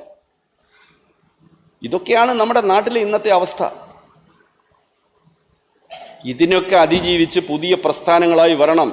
ഞാൻ ശുഭാപ്തി വിശ്വാസിയാണെന്ന് പറയുന്നത് വെറുതെ അല്ല. തൊഴിലാളികളും കർഷകരും ഉയർത്തിക്കൊണ്ടുവരുന്ന പോലുള്ള പ്രക്ഷോഭ സമരങ്ങൾ ഇനിയും ഉയർന്നു വരും. ഇതിനെ തകർക്കാൻ വേണ്ടിയാണ് വർഗീയത ആയുധമാക്കുന്നത്. ഉദാരവൽക്കരണ നയത്തിന്റെ ഒരു ഭാഗമാണ് വർഗീയത, ഭിന്നിപ്പിക്കൽ. ഇപ്പൊ രാജ്യമാസകലം മസ്ജിദുകളുടെ പേരിൽ തർക്കമുണ്ടാക്കുക, വസ്ത്രങ്ങളുടെ പേരിൽ തർക്കമുണ്ടാക്കുക, ഭക്ഷണത്തിന്റെ പേരിൽ തർക്കമുണ്ടാക്കുക, ലവ് ജിഹാദ്, ലാൻഡ് ജിഹാദ്, ഹിജാബ് വിവാദം, എന്തെല്ലാമാണ് നമ്മുടെ രാജ്യത്ത് നടക്കുന്നത്. മനുഷ്യ ജീവിതവുമായിട്ട് എന്ത് ബന്ധ പ്രശ്നത്തിലുണ്ട്? 1991 പാർലമെന്റ് ഒരു നിയമം ഉണ്ടാക്കി, protection of worship places act, ആരാധനാലയങ്ങൾ സംരക്ഷിക്കാനുള്ള നിയമം. 1947 ആഗസ്റ്റ് 15 ഇന്ത്യയിലെ ആരാധനാലയങ്ങൾ എങ്ങനെയായിരുന്നോ ആ നിലയിൽ തുടരാൻ ആ നിയമം വ്യവസ്ഥ ചെയ്യുന്നു. ഒരു മാറ്റവും വരുത്താൻ പാടില്ല. ആരുടെ കയ്യിലാണോ അവരുടെ കയ്യിൽ സ്വാതന്ത്ര്യം കിട്ടുന്ന ദിവസം, എക്സെപ്റ്റ് ബാബറി മസ്ജിദ്. ആ നിയമം അങ്ങനെ. ബാബറി മസ്ജിദ് അന്നേ തർക്കത്തിലായതുകൊണ്ട് അതിനെ ഒഴിവാക്കി. ബാബറി മസ്ജിദ് പൊളിച്ച് ആഹ്ലാദ പ്രകടനം നടത്തുമ്പോൾ RSS വിളിച്ചിരുന്നു മധുര കാശി ബാക്കി ഹേ. ബാബറി മസ്ജിദിന്റെ കേസിൽ വിശ്വ ഹിന്ദു പരിഷത്തും RSSും ആഗ്രഹിക്കുന്ന ഒരു വിധി സുപ്രീം കോടതിയിൽ നിന്ന് ലഭിച്ചപ്പോൾ മോഹൻ ഭഗവത് പറഞ്ഞു, ഞങ്ങളുടെ എല്ലാ തർക്കവും തീർന്നു, ഇനി വേറെ ഒന്നും വേണ്ട. എന്നാൽ ഇപ്പോൾ വാരാണസിയിലെ ഗ്യാൻവാപ്പി മസ്ജിദ് ക്ഷേത്രം തകർത്തുണ്ടാക്കിയതാണെന്ന പുതിയ അഭിപ്രായം വരുന്നു. ഒരു ഹർജി വാരാണസി കോടതിയിൽ വരുന്നു. കോടതി ഉടനെ വീഡിയോ സർവേക്ക് ഉത്തരവിടുന്നു. 91 ഈ നിയമം നിലനിൽക്കുമ്പോൾ എന്തിനാണ് ആ കോടതി അങ്ങനെ വിധിച്ചത്? കോടതിക്ക് പുതിയ നിയമം ഉണ്ടാക്കാൻ അവകാശമുണ്ടോ? വീഡിയോ സർവേയിൽ കണ്ടെത്തിയതായി പറയുന്ന കാര്യം കോടതിയിൽ സമർപ്പിക്കുന്നതിന് മുമ്പ് പുറത്ത് പറയുന്നു, അവിടെ ശിവലിംഗ മാതൃകയിൽ എന്തോ ഒന്ന് കണ്ടു. ഉടനെ ഒരു 5 സ്ത്രീകൾ ഹർജിയുമായി വരുന്നു. അത് ക്ഷേത്രമാണ്, ഞങ്ങൾക്ക് ആരാധിക്കാൻ അവകാശം വേണം. ശിവലിംഗ മാതൃക കണ്ടു എന്ന് പറയപ്പെട്ട സ്ഥലം അടച്ചിടാൻ കോടതി വീണ്ടും ഉത്തരവിടുന്നു. സുപ്രീം കോടതി പോയതിന് ശേഷമാണ് പള്ളിയുടെ കൈവശക്കാർക്ക് റിലീഫ് കിട്ടിയത്. തൊട്ടടുത്ത ദിവസം മധുരയിൽ ഈ പ്രശ്നം വരുന്നു. ഉത്തര മധുരയിൽ ഈദ്ഗാഹ് മസ്ജിദിന്റെ മേലെ. മംഗലാപുരത്ത് മറ്റൊരു പ്രശ്നം വരുന്നു. കർണാടകത്തിൽ ഹിജാബ് പ്രശ്നം വരുന്നു. ശിരോവസ്ത്ര, എന്ത് പ്രശ്നം അതിനകത്തുള്ളത്? നിങ്ങൾ നമ്മുടെ ഒരു പഴയ രാഷ്ട്രപതിയെ കണ്ടിട്ടില്ലേ, കേട്ടിട്ടില്ലേ? പ്രതിഭാ പട്ടീൽ. തല മറയ്ക്കാത്ത പ്രതിഭാ പട്ടീലിന്റെ ചിത്രം നിങ്ങൾ എവിടെയെങ്കിലും കണ്ടിട്ടുണ്ടോ? ഉടുത്ത സാരിയുടെ തുമ്പ് കൊണ്ട് തല മറച്ചുകൊണ്ടാണ് അന്താരാഷ്ട്ര വേദികളിൽ പോലും അവർ പ്രത്യക്ഷപ്പെട്ടുകൊണ്ടിരുന്നത്. അവർ മുസ്ലിം ആയതുകൊണ്ടൊന്നുമല്ല, അതൊരു കസ്റ്റം. അങ്ങനെ എത്ര പേർ ജീവിക്കുന്നുണ്ട്? അങ്ങനെ ഒരു പ്രശ്നം BJP ഗവൺമെന്റ് രാഷ്ട്രീയ ലക്ഷ്യം വെച്ച് ഉയർത്തുമ്പോഴേക്ക്, RSS ഉയർത്തുമ്പോഴേക്ക് ആ ചൂണ്ടയിൽ കൊത്തി ഇപ്പുറത്ത് പോപ്പുലർ ഫ്രണ്ട്. അവർക്ക് മാത്രമായി ഇതിനെ തടയാൻ പറ്റുമോ? ഇപ്പോൾ ഏറ്റവും ഒടുവിലത്തെ പ്രശ്നം വന്നു. നാട്ടിലാകെ ഒരു പുതിയ അന്തരീക്ഷം വരികയാണ്. പലയിടത്തും പ്രവാചക നിന്ദ എന്ന പേരിലൊക്കെ വന്ന്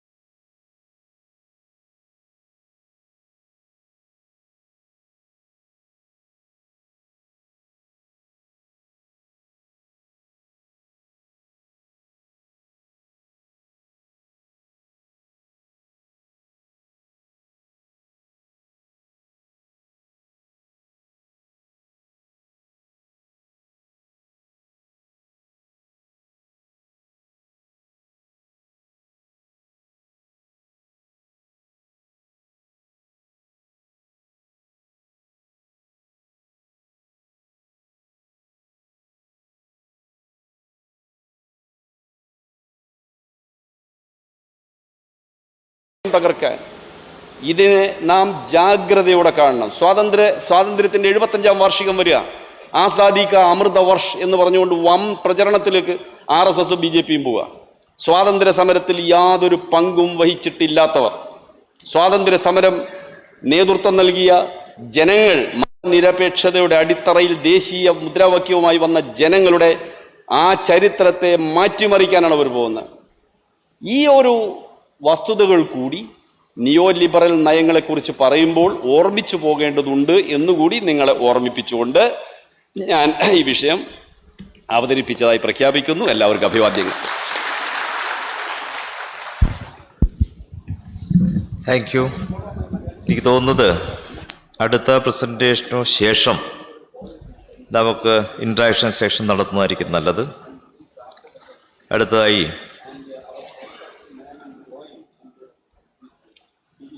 neoliberal economic policy in the ഇറ ഓഫ് നിയോലിബറൽ ഫീൽഡ്, ഇതിനെ സംബന്ധിച്ച് പ്രഭാഷണം നടത്തുന്നത് ജവഹർലാൽ നെഹ്റു യൂണിവേഴ്സിറ്റിയുടെ centre for economics and statics and planning വകുപ്പിൻ്റെ പ്രൊഫസറായ പ്രൊഫസർ സുർജിത് മുജുംദാറാണ്. അദ്ദേഹം രാജ്യത്തെ അറിയപ്പെടുന്ന സാമ്പത്തിക വിദഗ്ധന്മാരുടെ ഒരാളാണ്. അവകാശങ്ങൾക്ക് വേണ്ടിയുള്ള പോരാട്ടങ്ങളിലെല്ലാം നേതൃത്വപരമായ പങ്ക് വഹിക്കുന്ന ജവഹർലാൽ നെഹ്റു സർവകലാശാലയിലെ പ്രൊഫസറാണ്. ഞാൻ അദ്ദേഹത്തെ കൂടുതലായിട്ട് പറയുന്നില്ല. So I invite professor S.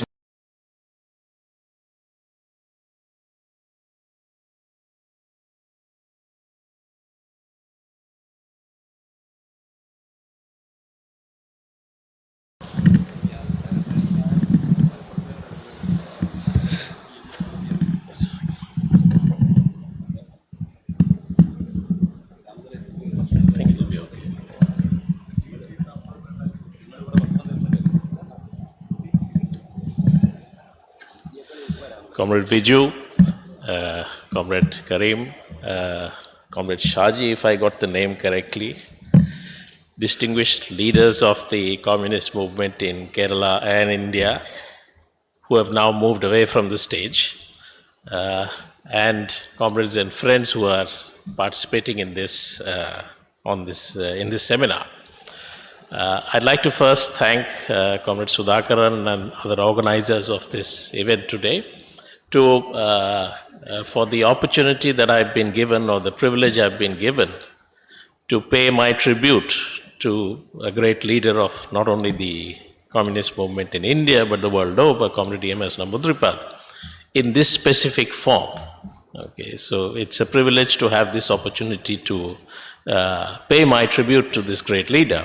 I also would like to pay my respects to Comrade Chandradutt and Comrade Muralidharan, who have in the past also given me the opportunity to come for this particular event.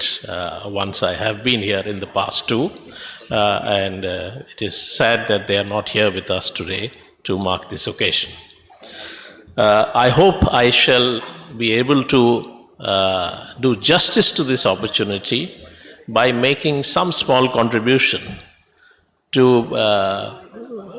advancing a collective understanding of the kind of terrain in which we have to now carry forward our struggles, with the ultimate objective, of course, of achieving a radical transformation of society. But what's the current situation that is confronting us, in which we have to advance our struggles?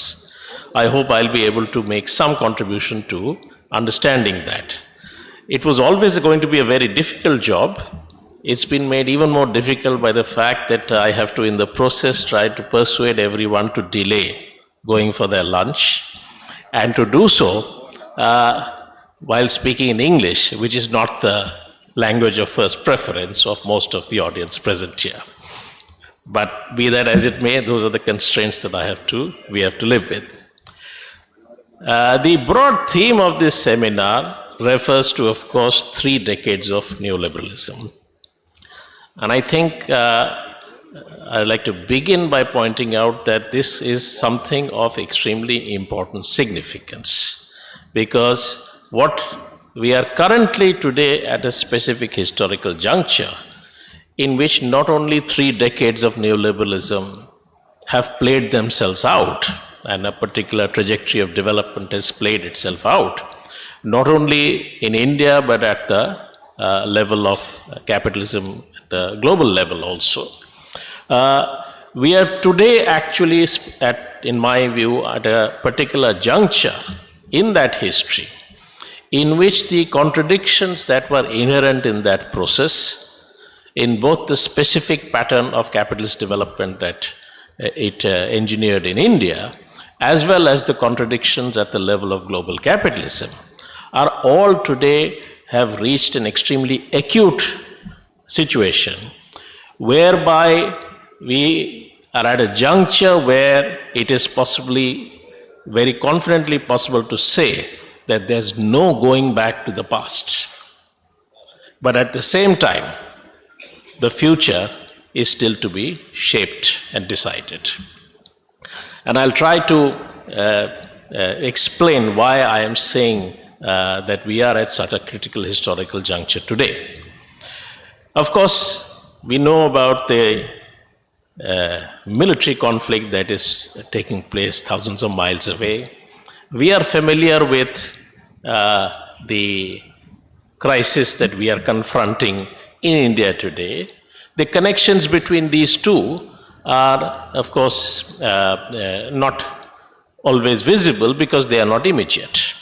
But ultimately, these are both reflections of something of a common process to which I think it's important to draw attention. So, the neoliberalism, of course, has been the worldview of capitalist globalization, which represents a particular phase in the history of internationalization of capitalism. Okay. One of the important features of globalization has been that this is a phase or period in which the mechanisms of imperialist exploitation itself have involved moving wherever possible production to lower wage locations and feeding on that by taking advantage of the dominance or monopoly over finance, technology, and markets that conventionally the dominance of the Western imperialist powers gave them. Okay. So it's been a process in which, in a sense, one of the pillars of Western dominance, which was that which had been achieved in an earlier stage of history, where much of world production came to be concentrated in the Western world, or the triad, if you include Japan also. Globalization has been a period in which even imperialist exploitation has involved actually moving production out of the West to other parts of the world, to lower wage locations, and then feeding off that in more intensive process of exploitation in various ways to move the surplus that is generated from that in different ways to back to the West. Okay. So that's been a feature of this era of globalization. And Indian capitalism in this period has sought to secure its own development by inserting itself into this process by increased integration with the global economy. So neoliberalism in India has basically been a process of trying to achieve, Indian capitalism trying to achieve its own development by inserting itself into this global process that has been unfolding for 3 to 4 decades. Now, naturally, for Indian capitalism, given its historical location, its only possible way of succeeding in that process relied on it being and remaining a location, a low-wage location. And that's the reference I'm making to, in my title, to a cheap labor capitalism. The Indian capitalism, for various historical reasons, its specific history of development, gave it a character which it, in any case, was always reliant on low wages rather than very high productivity of labor to maintain its system of exploitation. Indian capitalism historically has always been a highly technologically dependent capitalism, not in a position to significantly develop its own technological capabilities. And the insertion into the process of globalization has actually meant that the dependence on cheap labor and the technological dependence both have actually increased rather than come down. Okay. In order to be competitive in the global marketplace, even to be competitive within your own domestic economy when your markets are open to foreign competition, it has been necessary to, or even to get foreign capital to come here and locate production in India. What is the basis on which India was in any position to be competitive? Okay. Cheap labor, by which I'm meaning not just low wages, but a combination of low wages, the ability of capital to intensify labor to the maximum possible extent in order to extract the to exploit it to the maximum possible extent, and also an elasticity of the labor supply where you could bring in and throw out according to the requirements of the accumulation process, without that process ever putting a pressure on the wage levels. So cheap labor capitalism was the basis on which any prospects of Indian capitalism succeeded in the globalization game rested. And technological dependence had two sides to it. Of course, you needed technology to be able to produce the products with which you could compete. But technology was also used as part of the process of intensifying the exploitation of cheap labor within India. This cheap labor, what I would like to say, the cheap labor regime forms the basis for the growth, the accumulation, and the crisis that this process has faced. So if you look at the 3-decade period, no doubt there has been growth. There have been growth of kinds that one has not seen in the history of independent India, and of course we didn't see during the colonial period. There has been accumulation, capital accumulation in periods at a very rapid rate, rates which we have never again seen in the past. Okay. But there has also been crisis, a multi-level, multi-layered crisis, and what we have seen is a process where what was always a crisis, what went with the cheap labor regime, was a crisis of employment and incomes for the vast majority of Indians who do not have assets or property, who mainly are reliant on their own labor to earn their livelihood. Okay. So it meant a vast crisis, a crisis for all of them, no matter what was the larger story of what was happening in the Indian economy. But at the same time, that particular maintenance of the cheap labor conditions, which at one point of time or in periods of time facilitated rapid growth and accumulation, also created the conditions in which the sustenance of that kind of growth and accumulation and sustenance of a process of profit growth was no longer possible. So in a sense, the crisis which already existed for some became a crisis for everyone, even the crisis for the neoliberal process of capitalist development. Okay. So essentially, the contradiction that is there is that you can have more profits either by squeezing more profits out of a given level of production by reducing the part that goes to labor. Okay. That's one way of increasing profits. And the other part is the process of increasing production. And therefore, the volume of profits increases over time as a result of that. Between these two ways of increasing profits, a contradiction has developed where in order to have one, you are running into a problem with the second. So let me try and build this story by reference to the different facets of Indian growth during this 3-decade period. So if we look at growth alone, that is total GDP, which is a measure of the aggregate production in the economy, how that has grown over time, then in the 30-year period, one can identify at least 3 distinct phases. The first phase is from immediately after the 91 neoliberal reforms were initiated, from then on till about 2002-03, roughly a 12-year period. If you see, this is a period in which Indian GDP growth continued to be at more or less the same rate at which it was growing in the 1980s. There was no significant break that happened.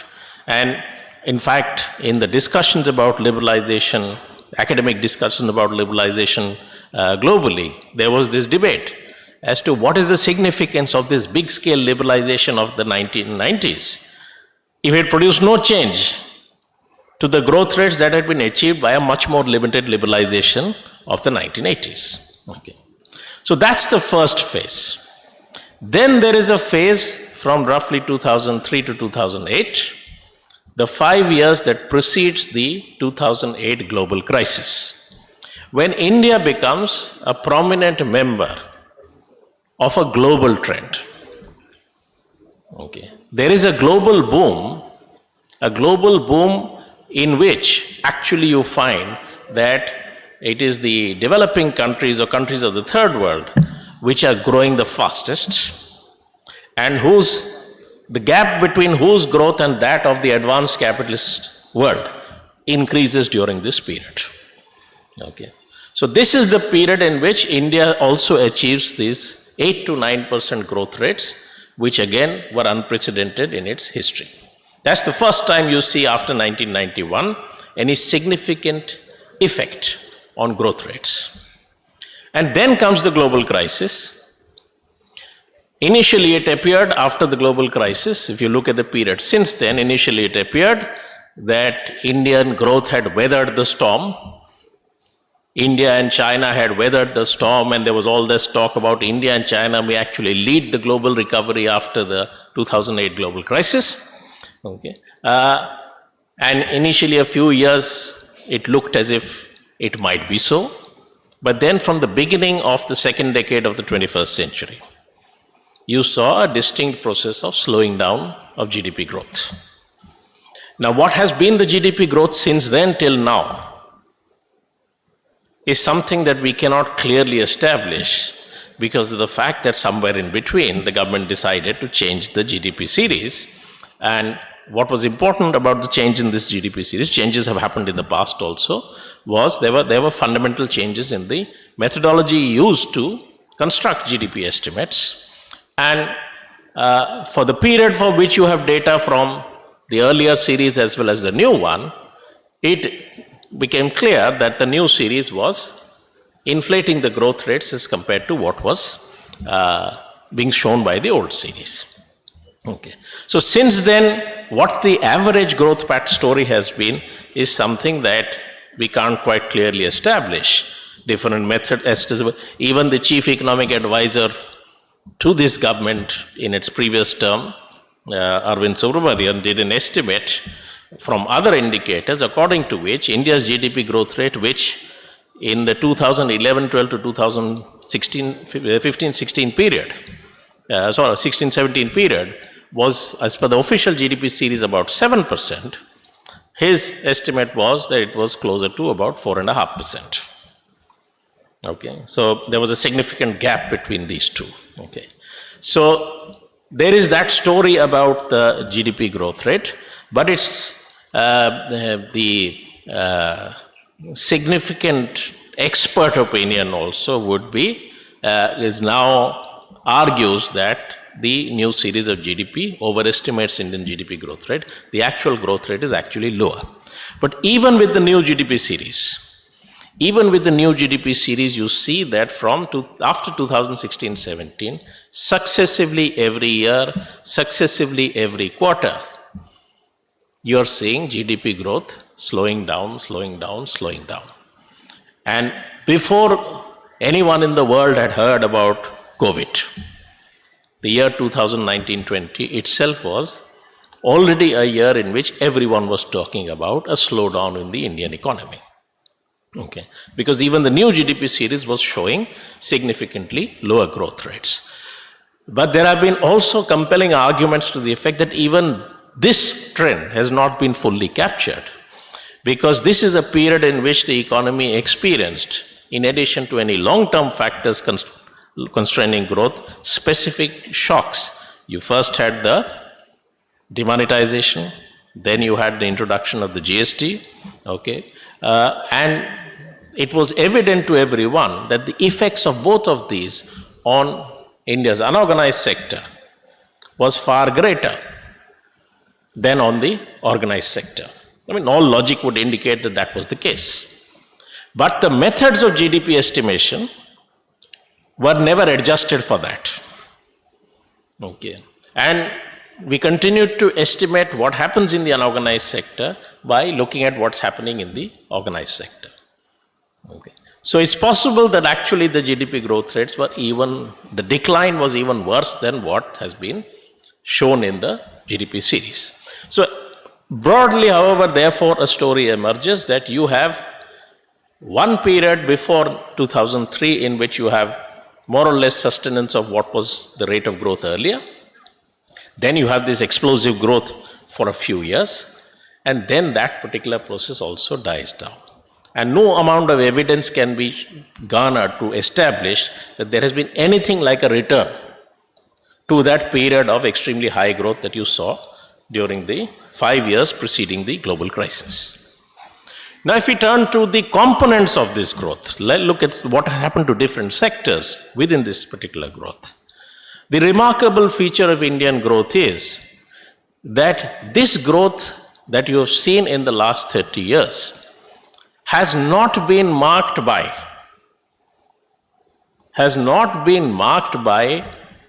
India in this period finally managing to achieve a process of successful industrialization. India's industrialization record even before this process was extremely poor.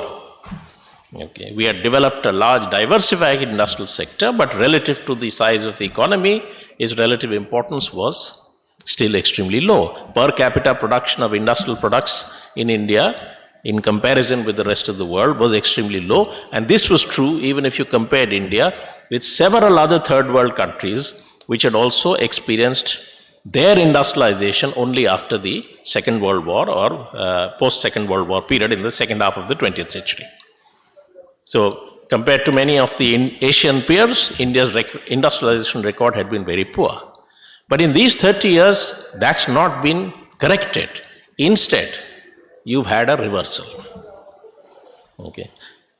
Instead, you've had a reversal in the sense that India is now very well established as being one of the prominent members of the group of countries which are said to be experiencing premature deindustrialization, which is that the industrial sector's importance, relative importance in the economy, both in production as well as employment, is shrinking. Okay. And while there have been ups and downs during this 30-year period, if you look at the period as a whole, the highest level of the share of manufacturing in India's GDP was way back in 1995-96. And the 1995-96 level was only marginally different from the level in 1975. And compared to the 1995-96 level, since then, it has always been below. And in the last 10 years, you've seen a very sharp decline in the relative importance of manufacturing in India's GDP. So it's not been an industrialization or manufacturing driven growth process. Agriculture, of course, has been in crisis. I won't go into the details of that because that's the subject of other people's presentations. But essentially, in the case of agriculture, you've had a continuation of the process of agriculture's declining significance in the economy. The agrarian crisis, okay, its essential thing that is relevant for my discussion is the fact that you reach a point at which agriculture is no longer able to sustain a large population which is dependent on it for its livelihood. Okay. And you therefore get, from the early 90s itself, for the first time in the history of independent India, an exodus from agriculture in seeking work outside agriculture. Not that households are no longer engaged in agriculture, but members of the household have to seek work outside agriculture. Partly the reasons are historical, and partly the reasons have to do with what are the conditions that neoliberalism itself produced. The historical conditions lie in the failure of Indian land reforms after independence. Okay. The implications of the failure of land reforms was, of course, that agrarian development itself was limited.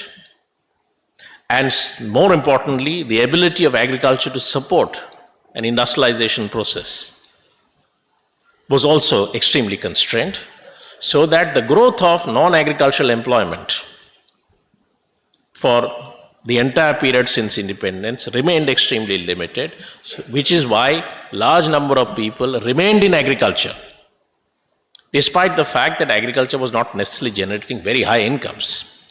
But in the absence of opportunities outside agriculture, people remained in agriculture. So the population dependent on agriculture kept increasing, the land available was fixed. It was destined to reach a point at which it would no longer be able to support a growing population. And neoliberalism and the effects that it brought about of resulting in withdrawal of support to agriculture, exposing Indian agriculture to vagaries of global markets, triggered that particular transition to a crisis in which you then now, you have what you can call a delayed movement out of agriculture. What should have happened in the past happens now, but it didn't happen in the past because employment opportunities were not available outside. It's happening now not because employment opportunities are available, but simply it's a push, forced movement out of agriculture because people can no longer sustain on the basis of agriculture. So that's the story of agriculture. So what's the growth been based on? The growth has been based on largely the growth of services and to an extent also on construction activities. This is what Indian growth in this 30 years has been largely based on. More than 70% of the growth has been contributed by services and construction activities rather than agriculture and manufacturing, okay, and the industrial sector. So this has been the pattern of Indian growth. But there's also an important side to the Indian growth based on services and construction. Of this, the major component in terms of share in GDP is services. Okay. The world over, you've had a transition to a service-dominated economy subsequent to a successful industrialization process. And the world over, this process has been employment-led. That is, the movement of people into services employment is what has been led that process of increasing growth of services.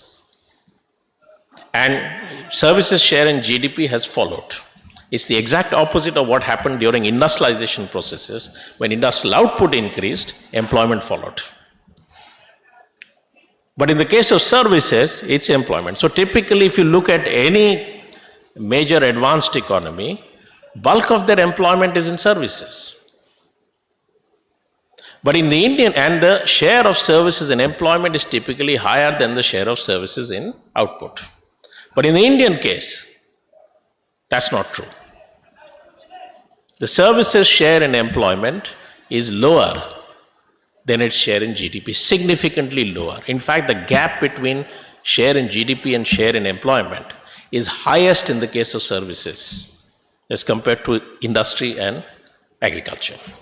Agriculture, of course, has a much larger share of employment as compared to its share in GDP. And in agriculture, the extent of the crisis is not always captured by, if you look at the overall share of agriculture, because the biggest decline has taken place in crop production, which is the mainstay of agriculture and in which most Indian peasants and agricultural labor, the agricultural activity they're engaged in is in crop production. That's what has shrunk. Other parts, livestock, etc., which have a different set of nature of production activities, they have still managed to retain their share. It's really the crop production that has shrunk. Okay? And today is only about 10% of Indian GDP. Okay? That's where the bulk of agricultural employment is. Now, in the case of services, as I said, employment has not grown. So what you've actually seen in this 30 years, okay, and particularly markedly in the last second half of this 30-year period, is a decline in what we call work participation. That is the proportion of the Indian workforce or proportion of the population which is in the working age group, which is actually employed. That proportion has been declining.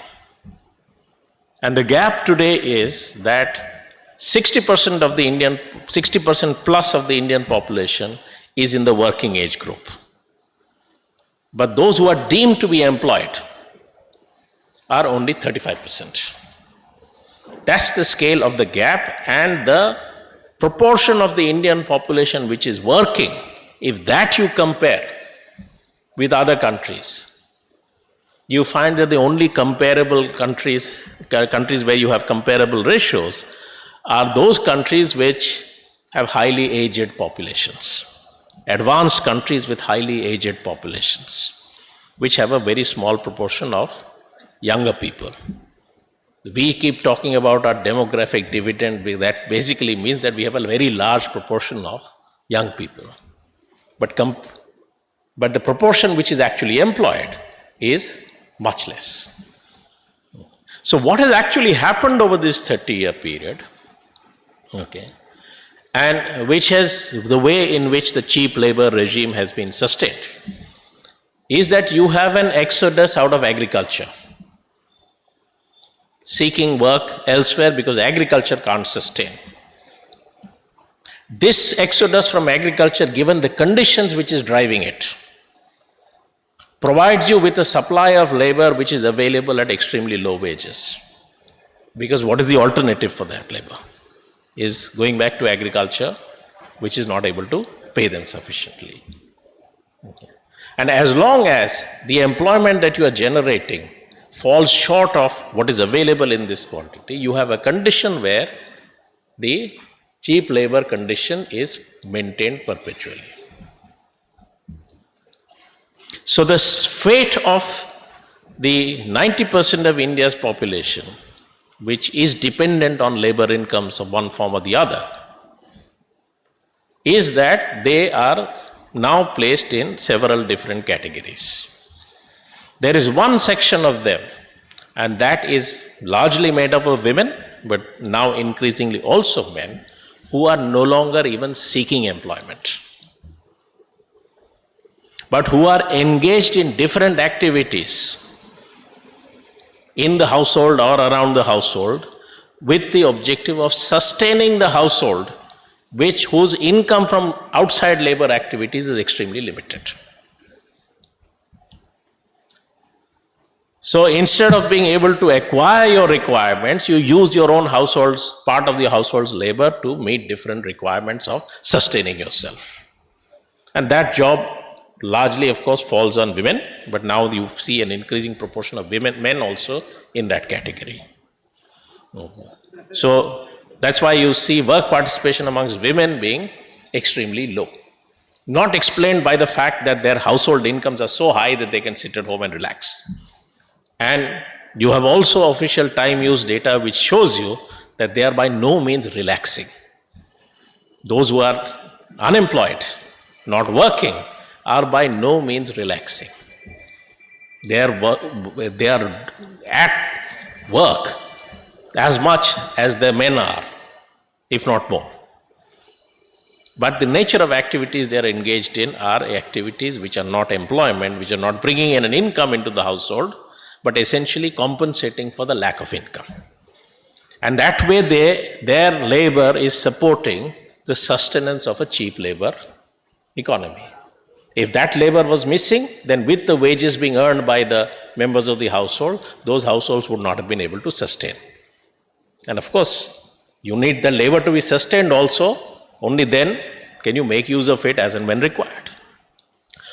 A second category is of people who are forced into looking for some kind of work, whatever is possible, because no wage employment is available, different kinds of self-employment which without significant amount of assets being available. So it is low productive employment which generates low incomes. So even if they're not in a wage employment, but self-employment, they are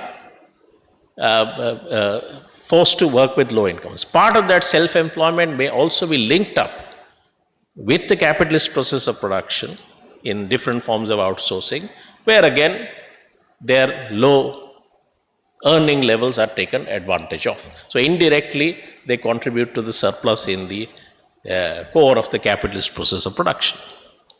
That's the second category. A third category is of those people who are in search of wage employment, who are always floating around, sometimes in this activity, sometimes in that activity, who in most are in a position where in the entire year will not get work for sufficiently large number. They are casual labor which is seeking work every day but doesn't get work every day of the year. So only get limited period of time, which of course means that at the prevailing wage rates per day, the earnings, their annual earnings will be limited by the fact that they are not getting work for sufficiently large number of days.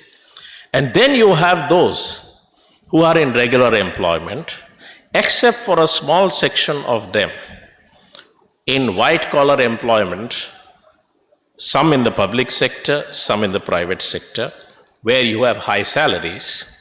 Except for a small section of them, a large number of them are engaged in activities where their employment itself may be highly productive, produce a large output. But because they are part of a large labor reserve, which exists in this economy, even their labor can be purchased, or their labor services can be purchased extremely cheap.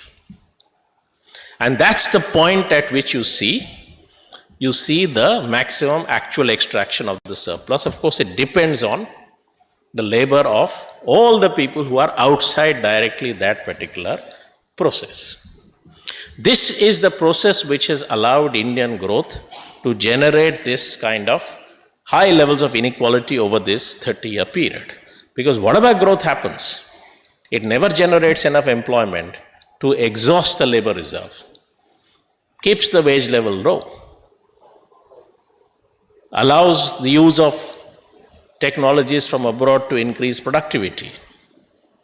And that allows those who have property, those who have assets to appropriate the surplus to a larger and larger extent. So it is this intensified exploitation maintained by this cheap labor regime which has allowed for what we see as this increase in inequality. And of course, if the distribution of income is increasingly skewed in this way, it also means that the distribution of wealth will also become increasingly skewed, because the 90% living on cheap labor don't have the means to accumulate. Whereas those who are getting the surplus, they are getting a larger and larger share of the income, and therefore able to not only enjoy high standards of living, they can also accumulate more and more wealth. Now, this particular polarization that has happened, of course, on this has been built, on this exists a second level of concentration of wealth and income. And that is the concentration that takes place through the corporate sector. Okay. So the corporate sector involves actually centralizing the wealth of many through different ways, through the financial system, through share issues, centralizing them and placing them under the control of a even smaller number or even smaller proportion of Indian society to be deployed and used as capital. And we have in India historically an additional layer that works on this, because you have in India a situation where you have a business group structure where Indian capitalist families, big capitalist families, are able to centralize control over a number of different legally independent companies. So that's why you have the group. Okay. The Tata Group is not one company, it is several companies. Okay. So you have this additional level of concentration. Okay. So ultimately, the drivers of this process are India's large business groups, okay, who sit at the apex of this particular process and are the key agents of extracting as well as the surplus, as well as the agents of accumulation. And what is the level of that concentration? One can understand from this that as per the last income tax statistics available, there were 8 lakh companies in India which submitted income tax returns declaring their annual incomes in 2018-19. Of these 8 lakh companies, barely 350 companies accounted for 55% of the profits. And now you remember that out of those 350, those 350 probably include Tata Steel, Tata Chemicals, TCS, all of them.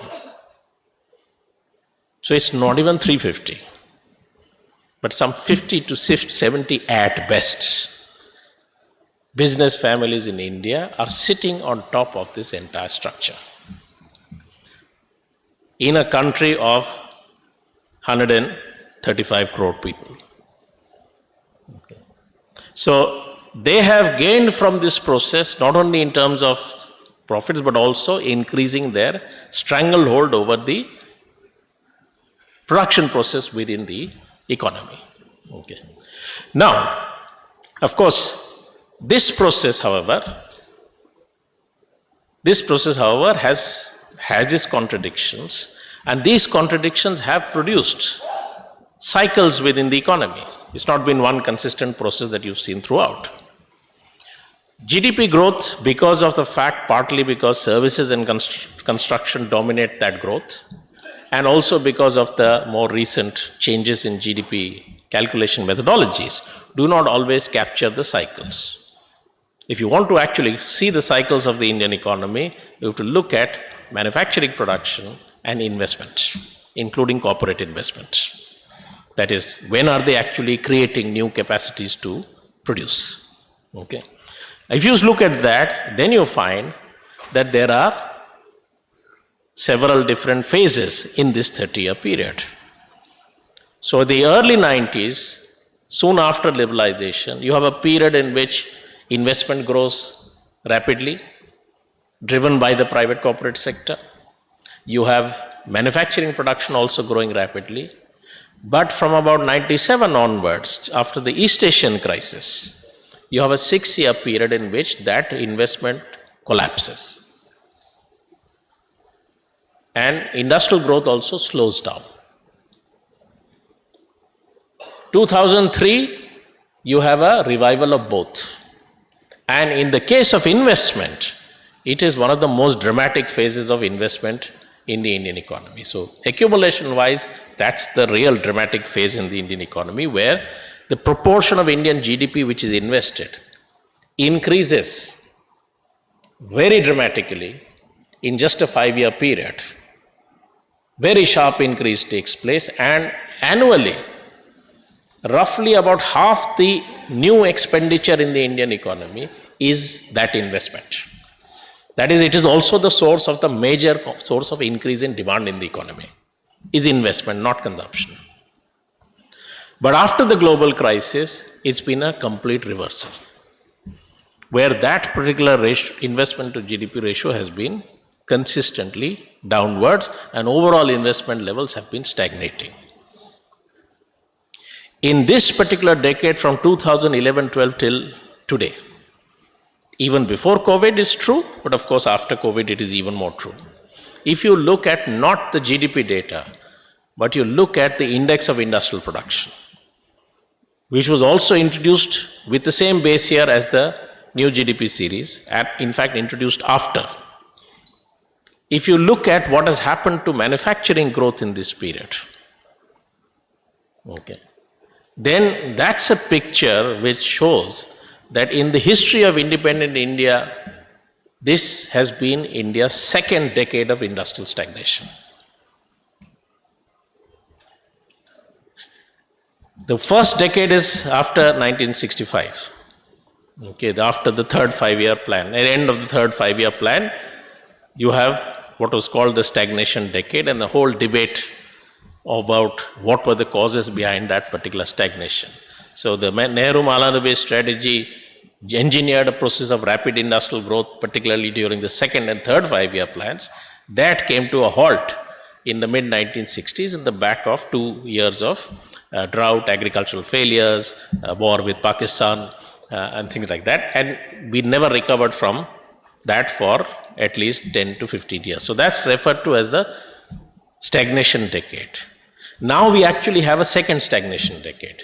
And from 1980 till the present, if you see, this 10-year period has seen the worst industrial growth performance in the entire 4 decades. There is no period in the past has seen in this 40-year period as slow an expansion of manufacturing production as you've seen in this period. And manufacturing production levels are also indicating what's happening to investment, because if you look at capital goods within this, capital goods production in India today is at the same level as it was in 2011-12. So if you know, even index normally has a base year, means the base year has a value of 100. Okay.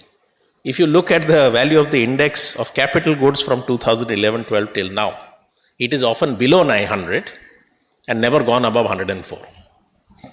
Okay, that's the, so it's almost frozen at that level. And the same story is there with regard to imports of capital goods. So you can either spend on capital goods that you produce, or you can spend on capital goods that you import. Neither is happening. Okay. So the accumulation process clearly has run into a deep crisis. Okay. The accumulation process has run into a deep crisis. And the fact that it has lasted for so long indicates that this is not a short-term cyclical downturn which will correct itself, but something of a longer-term nature. What it is indicating is that India's neoliberal process of capitalist development is suffering now the problems of an over-accumulation of capital. So what are the reasons why you have this problem? One is, of course, if you're maintaining that cheap labor conditions, and that's the basis on which you're extracting a larger surplus, a larger profit, which is then financing rapid accumulation. You have accumulation of capital on one side, but large part of the potential domestic market doesn't increase in size. So there is a demand constraint that is inherent in this particular trajectory of development. That domestic consumption demand is something that cannot sustain. Okay. The possibilities of even and right through, one of the stories of implications of India's particular trajectory of growth was that India was never successful in growing on the basis of becoming a cheap location of production of manufactured products for the world market. We made use of our cheap labor to be a successful exporter of certain categories of services, which is IT services. Okay. Even though that sector does not directly, is it not a cheap labor sector, okay, but it still relies on being located within a cheap labor economy. Because what you pay to an IT employee in India, it's a high salary in India, but why is it a high salary in India?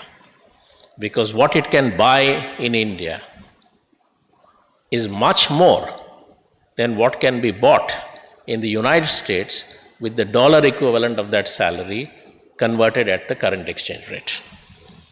So what enables that is the availability of cheap labor services. So the IT sector also relies indirectly on cheap labor.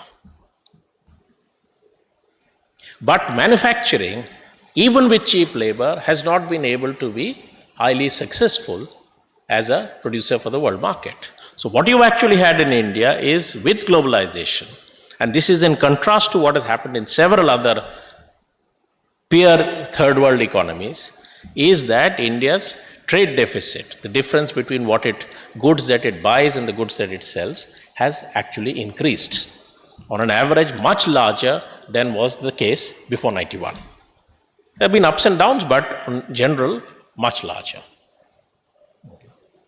And therefore, India has become dependent on capital flows to cover its deficit. And the problem is that the capital flows that it gets are not the capital flows which will generate exports. Capital flows that will generate exports will be the capital flows that will come if you are a competitive location for production. If you're not, then that kind of capital flow doesn't come to you. That kind of foreign direct investment doesn't come to you. What you only get are either financial flows, short-term volatile capital flows, or you get FDI that is primarily interested in the domestic market, not really, which feels it's better to produce in India than to produce outside and bring to India, but it doesn't generate any export earnings. So this problem of the gap is not a correcting problem, but in a sense gets aggravated by the fact that you get capital flows, and which means that Indian, on the external sector, always remained extremely vulnerable. And that meant the ability of the Indian state to use its powers of taxation and expenditure to address the demand problem is also remained extremely limited. So if you don't have domestic consumption demand, you are not able to grow by exports. Your state is not able to expand in any form demand by increasing expenditure. Forget about using taxes and expenditure to redistribute incomes and address the problem of inequality in which the problem is ultimately rooted. You're not able to do that. Then the only thing that remains is investment has to create its own basis. And when it can't, because it can't find a market, investment slowing down itself aggravates that demand constraint, because investment itself is an expenditure that it creates capacity, but it also creates demand. And the sector that is most affected by that is, of course, the industrial sector. And when you have this crisis, of course, whatever little employment generation that happens, that also slows down. You don't have a resolution of the problem of demand that is resulting from the cheap labor conditions. So that's the kind of crisis into which India's capitalist development process entered into after this global crisis, but more specifically at the beginning of the second decade of the 21st century. Now, this particular crisis has generated two different kinds of pressures for change on the Indian state. One is the pressure coming from the large majority of the working people who need some resolution of what is their crisis, and a deepening crisis. Because for them it is a crisis of survival. How are they going to sustain and survive? And it's a different problem from the problem of poverty we've experienced in the past. Because historically in India, when large majority of the population was reliant on agriculture, if you were reliant on agriculture, you may have been poor, you may have been subject to the uncertain vagaries of the weather, but you could be still assured that some minimum requirements of survival will be available. That stability is now gone when people are no longer. So today you could be making some money which is enough to enjoy more than the minimum standard of life. Tomorrow you could have nothing. That's the kind of condition which we have reached today. So from the people, working people, there is this, in some form, they need a resolution for this crisis. And that pressure is a pressure that is exerted on the Indian state. Okay. Partly it is exerted simply because of the fact that you still have a system of elections, governments have to be elected, so they feel some pressure at least, no matter what the conditions. And partly it is, of course, a pressure that is created by movements. Farmers' movement is something that we have seen. So there are, and of course, workers have also been engaged, different sections have been engaged in movements. And the fact that electoral results show a particular picture doesn't mean that this pressure doesn't exist. It exists on the Indian state. On the other side is the pressure to resolve the crisis from the standpoint of Indian capitalists. For them, what is the solution to the crisis? There, as I said, they face this contradiction. Either you try and make more profit out of an existing level of production, which means you have to squeeze out someone else. Okay. And you accumulate on that basis. Or you expand production and grow your profits that way. If expansion is not happening, If the solution to the problem of expansion involves actually capitalists having to give up the conditions of cheap labor, that's something that is not acceptable to them. From their standpoint, that would be a disaster. So their solution is more of the same. Find within this system of production greater opportunities for expansion that are not dependent on expansion of production.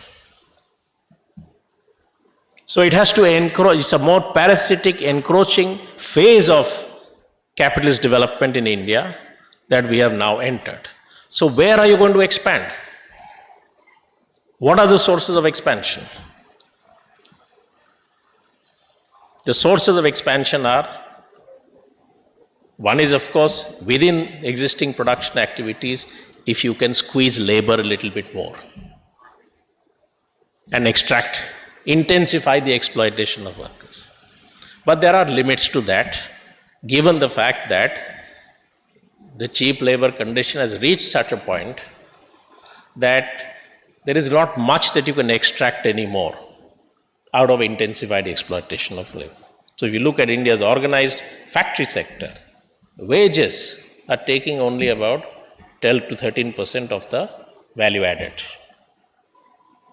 How much more profits can you get by squeezing that? It doesn't even enable you, and one of the contradictions that is being faced is that you can't even improve your competitiveness by squeezing wages anymore. Because in industrial production, for example, value added is only about 15 to 18% of the total value of any production. The rest is input costs. If of that value added only 12 to 13% is going to labor, then if you're buying a manufactured product for 100 rupees, no less than 2 rupees is going to labor. You can halve it, you can double it. It makes no difference to the competitiveness that you can achieve.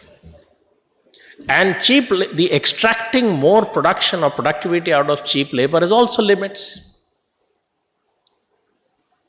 It's the conditions of that labor, its training, its skills will also, what cheap labor economy can sustain, that also has limits.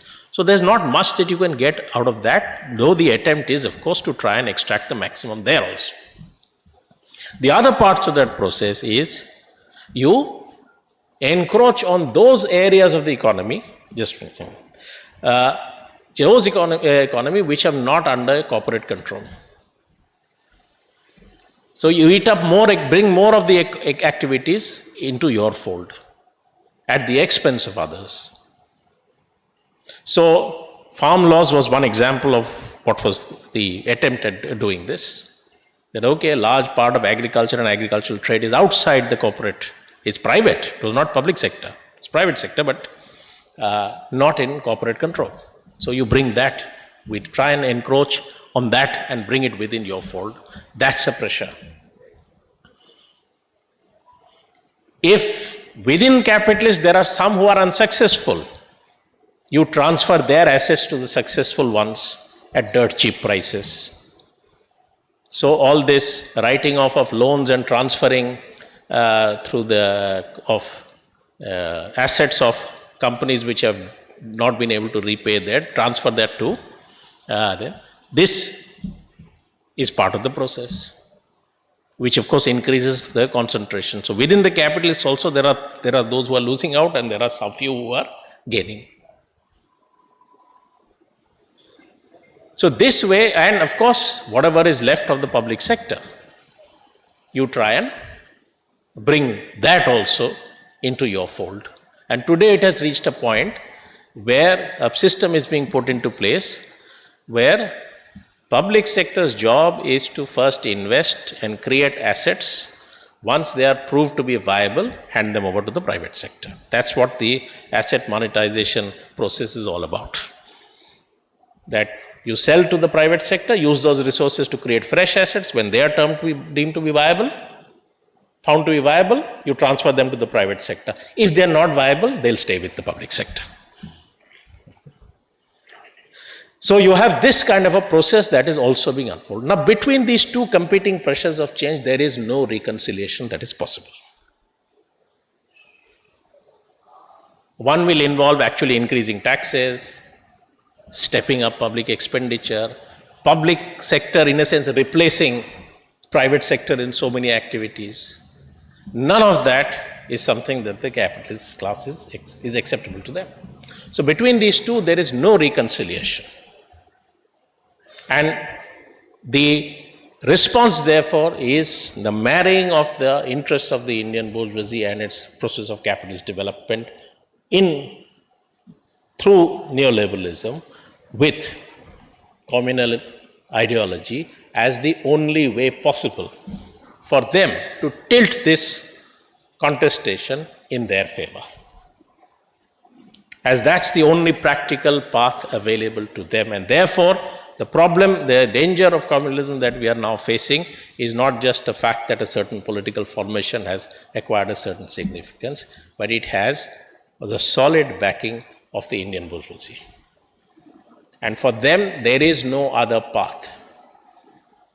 So that divisions within them are likely to lead to some change in that. I don't think that's something that one can anticipate as a reality in the immediate future. Certainly not without a significant change in the correlation of class forces in the country. So only a change in the correlation of class forces would make them also even rethink whether this is the right path to go or not. So that's the condition in which we find ourselves today. And I'll conclude by saying, however, that the response of the Indian bourgeoisie to the crisis that is a product of the contradictions of this neoliberal process of development, that crisis represents no resolution of the crisis itself, even the purely economic crisis side of it. But even if you look at the political response to the crisis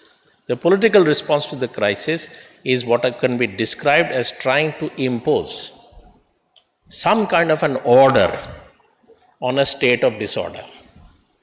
But precisely because it doesn't offer a solution to the real crisis, it is a disorder, an attempt to impose an order which only adds to the disorder, adds new elements to the disorder. No stability is possible in this condition.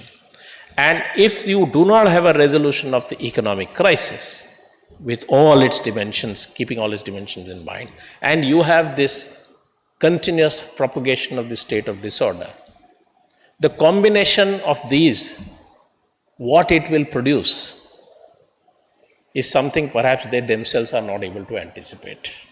I will stick my neck out and say that unless a change in the correlation of forces in India forces a change in this trajectory,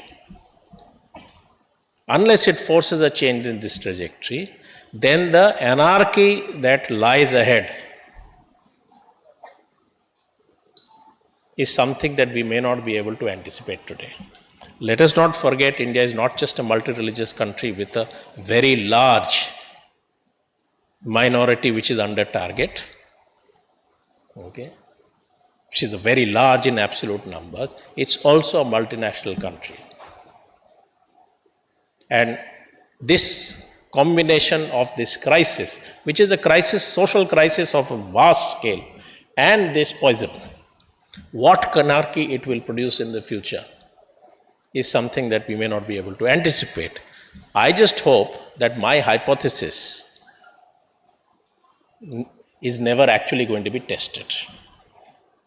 And we shall see a change taking place before we reach that particular point.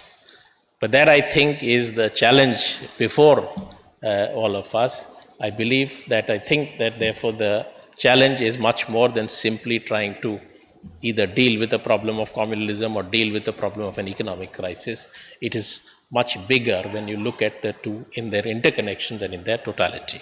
So with that, let me conclude. Thank you so much.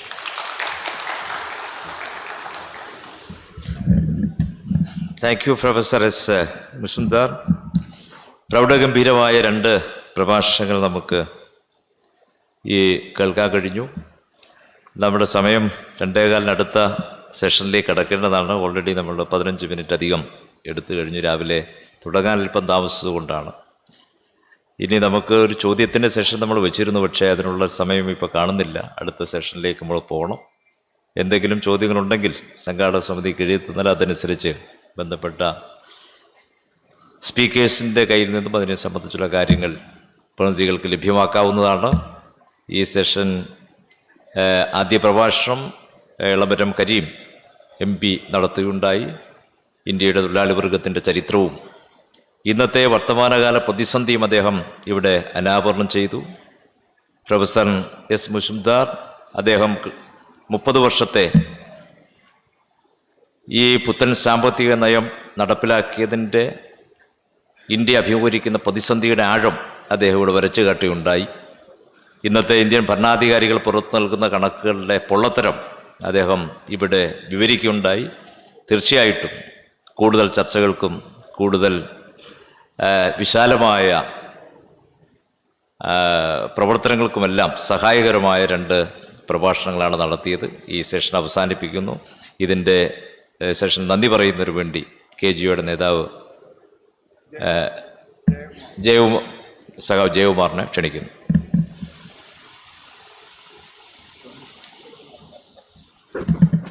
വേദിയിലും സദസ്സിലുമുള്ള പ്രതിനിധികളെ, ഇവിടെ സൂചിപ്പിക്കപ്പെട്ടതുപോലെ ലോകരാജ്യങ്ങളാകെ തന്നെ ഏറ്റവും ചർച്ച ചെയ്യപ്പെടുന്ന കാലിക പ്രസക്തിയുള്ള ഒരു വിഷയമാണ് ഓക്സ്ഫോർഡ് ഈ വർഷം സഖാവ് EMSൻ്റെ 24 ദിവസ ദിനത്തിൽ ഇവിടെ തിരഞ്ഞെടുത്തിരിക്കുന്നത്. ഈ വിഷയത്തിലെ ഏറ്റവും പ്രധാനപ്പെട്ട 2 ഭാഗങ്ങൾ വളരെ ലളിതവും സാമാന്യ സവിസ്തരവുമായിട്ട് തന്നെ ഇവിടെ അവതരിപ്പിക്കപ്പെട്ടു. അതിൽ ഈ വിഷയവുമായി ബന്ധപ്പെട്ട് അധ്വാനം, തൊഴിൽ, ഈ വിഷയം ഈ ഉദാരവൽക്കരണ നയവുമായിട്ട് എങ്ങനെയാണ് ബന്ധപ്പെട്ടിരിക്കുന്നത് വളരെ ലളിതവും ആശയസമ്പുഷ്ടവുമായി ഇവിടെ പ്രഭാഷണം നടത്തിയ CPIMൻ്റെ കേന്ദ്ര കമ്മിറ്റി അംഗമായിട്ടുള്ള MP-യുമായിട്ടുള്ള സഖാവ് ഇളമരം കരീമിനോടുള്ള സംഘാടക സമിതിയുടെ നിസ്സീമമായ നന്ദി ഞാൻ രേഖപ്പെടുത്തുകയാണ്.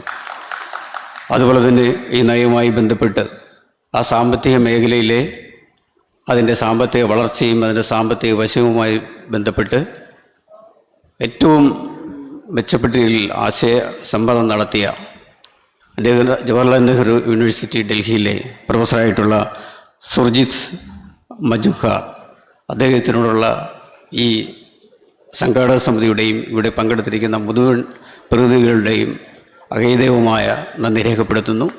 ഈ 2 പ്രഭാഷണങ്ങളും ശ്രവിച്ച ഈ ജില്ലയിലെയും മറ്റ് ജില്ലകളുടെയും വർഗ ബഹുജന സംഘങ്ങളുടെ പ്രതിനിധികളുടെയും മറ്റ് പ്രതിനിധികളുടെയും അവർക്കുമുള്ള നന്ദി ഞാൻ രേഖപ്പെടുത്തുന്നു. ഈ 2ാമത്തെ സെഷനിൽ അധ്യക്ഷത വഹിച്ച നമ്മുടെ CPIMൻ്റെ കേന്ദ്ര കമ്മിറ്റി അംഗമായിട്ടുള്ള സഖാവ് PK ബിജു, അതുപോലെ തന്നെ ആശംസ അർപ്പിച്ച ഈ സംഘാടക സമിതിയുടെ വൈസ് ചെയർമാനായിട്ടുള്ള PK ഷാജൻ എന്നിവർക്കുമുള്ള നന്ദി രേഖപ്പെടുത്തിക്കൊണ്ട് ഞാൻ അവസാനിപ്പിക്കുന്നു.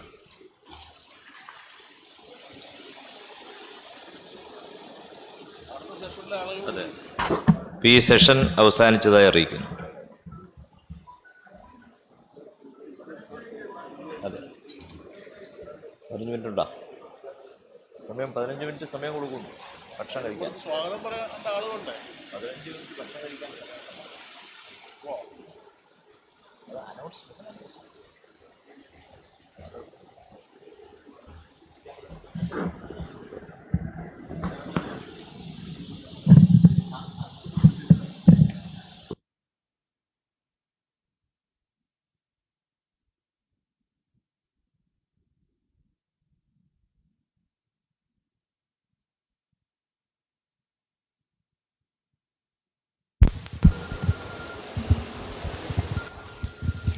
EMS സ്മൃതി 2022 2 സെഷനുകൾ ഇതോടുകൂടി അവസാനിക്കുകയാണ്.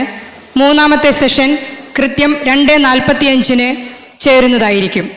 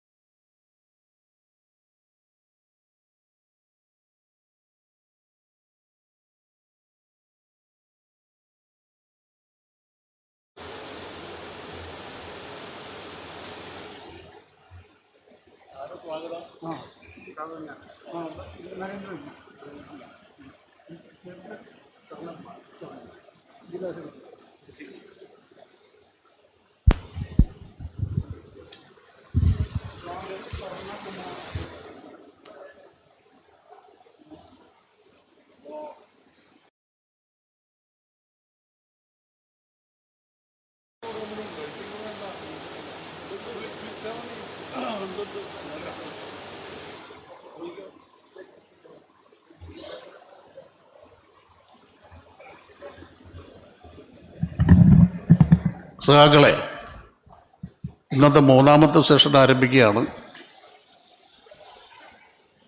സ്വാഗതം പറയുന്നതിനു വേണ്ടി സഖാവ് സ്വർണ്ണകുമാറിനെ ക്ഷണിക്കുന്നു.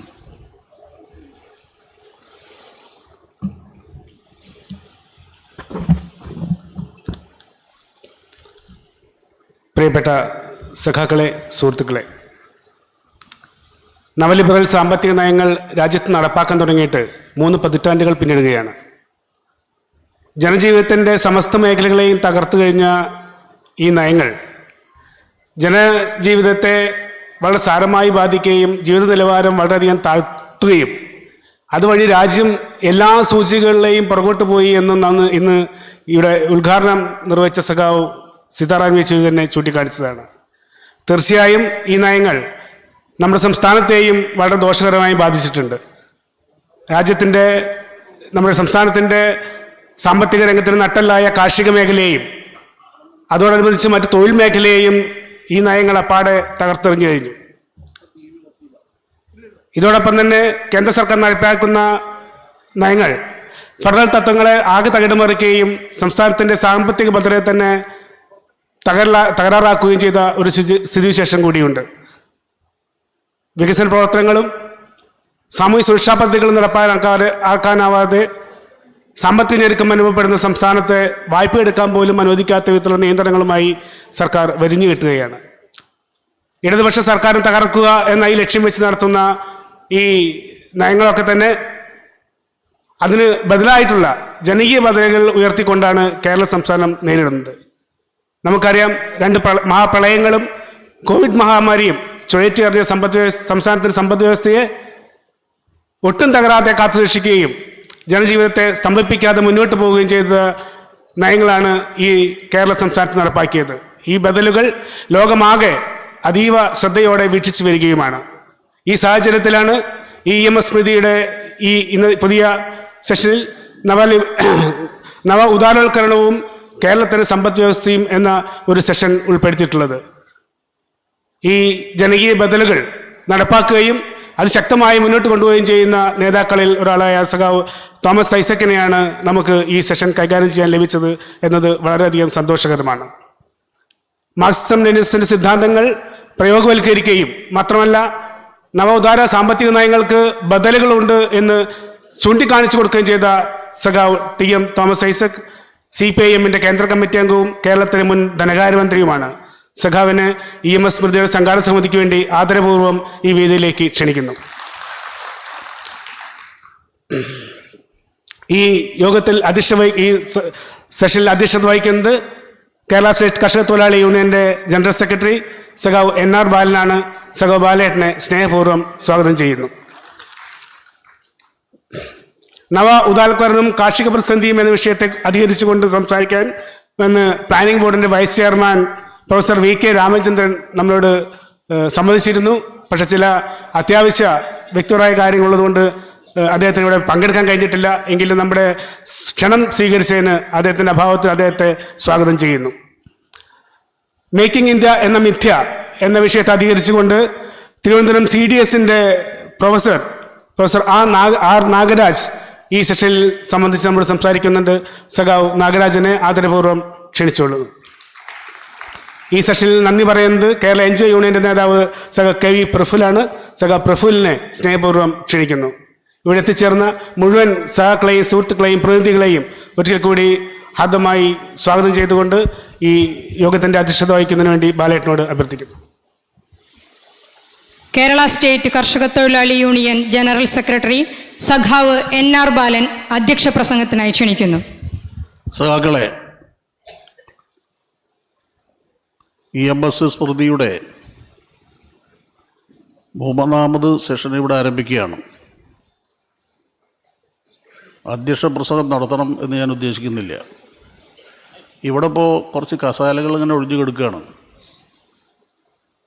അവിടെ വരാന്തയിൽ TV ഉണ്ട്.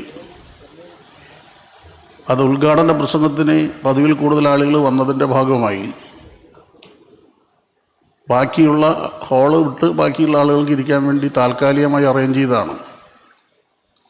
ഇപ്പോൾ ഇങ്ങോട്ട് കടക്കാതെ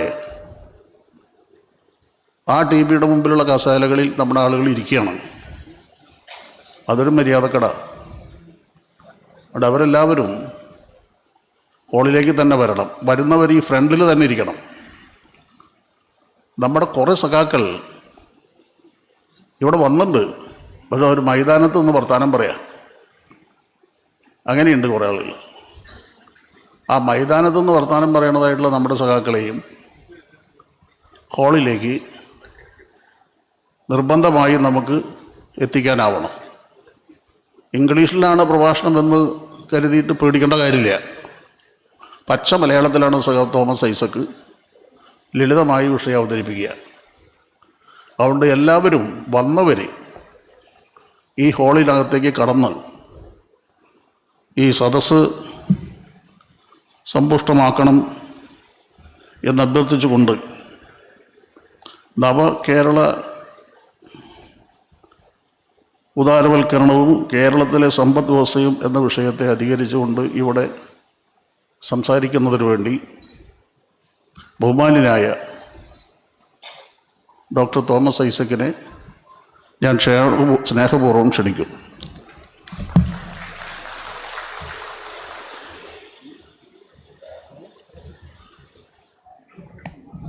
പ്രിയപ്പെട്ട NR ബാലൻ, പ്രൊഫസർ നഗരാജ്, പ്രിയമുള്ള സുഹൃത്തുക്കളെ,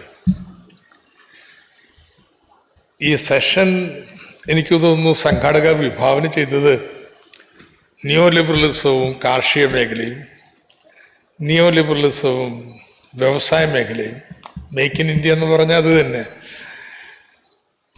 അവയെങ്ങനെ കേരളത്തെ ബാധിക്കുന്നെന്ന് ഞാനും അങ്ങനെയായിരുന്നു. ഇപ്പോൾ VKR ഇല്ല, അതുകൊണ്ട് ആ ഒരു ഘടനയൊക്കെ പോയിട്ടുണ്ട്. എങ്കിലും നമുക്ക് കുറച്ച് കൂടുതൽ സമയമുണ്ട്. ഇന്ന് കാലത്തെടുത്ത് അധിക സമയം നമുക്ക് വേക്കപ്പ് ചെയ്യാം. ഞാൻ അധികം നീട്ടിയൊന്നും സംസാരിക്കില്ല. പക്ഷെ നാഗരാജൻ്റെ കൊണ്ട് അവതരണം കഴിഞ്ഞ ശേഷം എന്ത് ചോദ്യം വേണമെങ്കിലും ചോദിക്കാം. You are most welcome. കാലത്ത് നിന്ന് 2 ചോദ്യം കിട്ടിയിട്ടുണ്ട്, അതിനും പറയാം. ഇപ്പം ഞാൻ അരമണിക്കൂർ സമയമെടുത്ത് എന്താ പറയാൻ പോകുന്നതെന്ന് പറയട്ടെ. ഈ നിയോ ലിബറലിസം തുടങ്ങുന്നതിന് മുമ്പ് നിലവിലുണ്ടായിരുന്ന വ്യവസ്ഥയിൽ നമ്മൾ കേരളത്തിലെ ബഹുജന പ്രസ്ഥാനങ്ങളും സർക്കാരുമെല്ലാം ഇടപെട്ട് ഏത് തരത്തിലുള്ള കേരളത്തിനാണ് രൂപം നൽകിയത്, അതിൻ്റെ പ്രത്യേകത എന്താണ്? ഇതാണ് ഒന്നാമത്തെ പ്രശ്നം. രണ്ടാമത്തെ പ്രശ്നം, ഈ പുതിയ നിയോ ലിബറൽ നയങ്ങൾ ഈ നേട്ടങ്ങളെ എങ്ങനെ പ്രതികൂലമായി ബാധിക്കുന്നത്? ഇതാണ് രണ്ടാമത്തെ പ്രശ്നം. നിലവിലുണ്ടായിരുന്ന നേട്ടങ്ങൾ. മൂന്നാമത്തത്, ഈ നേട്ടങ്ങളെ തകർക്കുന്നതിനെ നമ്മൾ ചെറുക്കുന്നതിനോടൊപ്പം അവിടെ നിൽക്കാനല്ല തീരുമാനിച്ചിട്ടുള്ളത്. നമ്മൾ തീരുമാനിച്ചിട്ടുള്ളത് ഇവിടുന്ന് മുന്നോട്ട് പോകണമെന്നുള്ളതാണ്. ആണ് നവകേരളം. അങ്ങനെ ഒരു പുതിയ കേരളം സൃഷ്ടിക്കുന്നതിന് എന്താണ് നവകേരളത്തിൻ്റെ സാരാംശം? വളരെ ചുരുക്കി. നാലാമത്തെ പ്രശ്നം, അങ്ങനെ നവകേരളം സൃഷ്ടിക്കുന്നതിന് പുതിയ നയങ്ങൾ, നിയോ ലിബറൽ നയങ്ങൾ എങ്ങനെയൊക്കെ തടസ്സമാവുന്നു? ഈ 4 കാര്യങ്ങളാണ് ഞാൻ പറയാൻ പോകുന്നത്. സംസാരിച്ചുകൊണ്ടിരിക്കുമ്പോൾ ചോദ്യം എഴുതി തന്നാൽ പറഞ്ഞുകൊണ്ടിരിക്കുന്ന കാര്യം ബന്ധമുണ്ടെങ്കിൽ അപ്പം തന്നെ ക്ലിയർ ചെയ്തു പോകാം, അതിന് പ്രയാസമില്ല.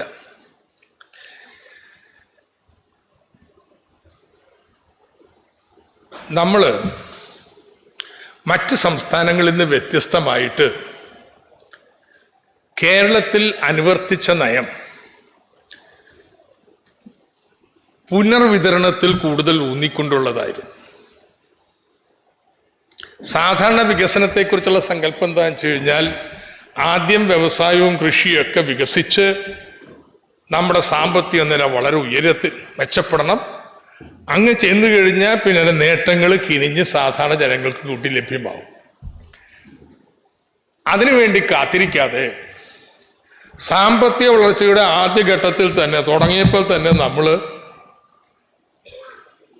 ഉണ്ടാവുന്ന നേട്ടത്തില് നീതിപൂർവമായ പങ്ക് ജനങ്ങൾക്ക് മേടിച്ചു കൊടുക്കാൻ ശ്രമിച്ചു. അതിൻ്റെ വലിയ നേട്ടം കേരളത്തിനുണ്ട്. എന്തൊക്കെ? ഒന്ന്, വേല ചെയ്യുന്നവരെ തൊഴിലാളി യൂണിയനുകളിൽ സംഘടിപ്പിച്ചു. അതിൻ്റെ ഫലമായിട്ട് കൂലി ഉയർന്നു. നമ്മുടെ സർക്കാരുകൾ മിനിമം കൂലി നിയമങ്ങളെല്ലാം കൊണ്ടുവന്ന് വിലപേശൽ കഴിവിനെ സംരക്ഷിച്ചു, തൊഴിലാളികളുടെ അവകാശം.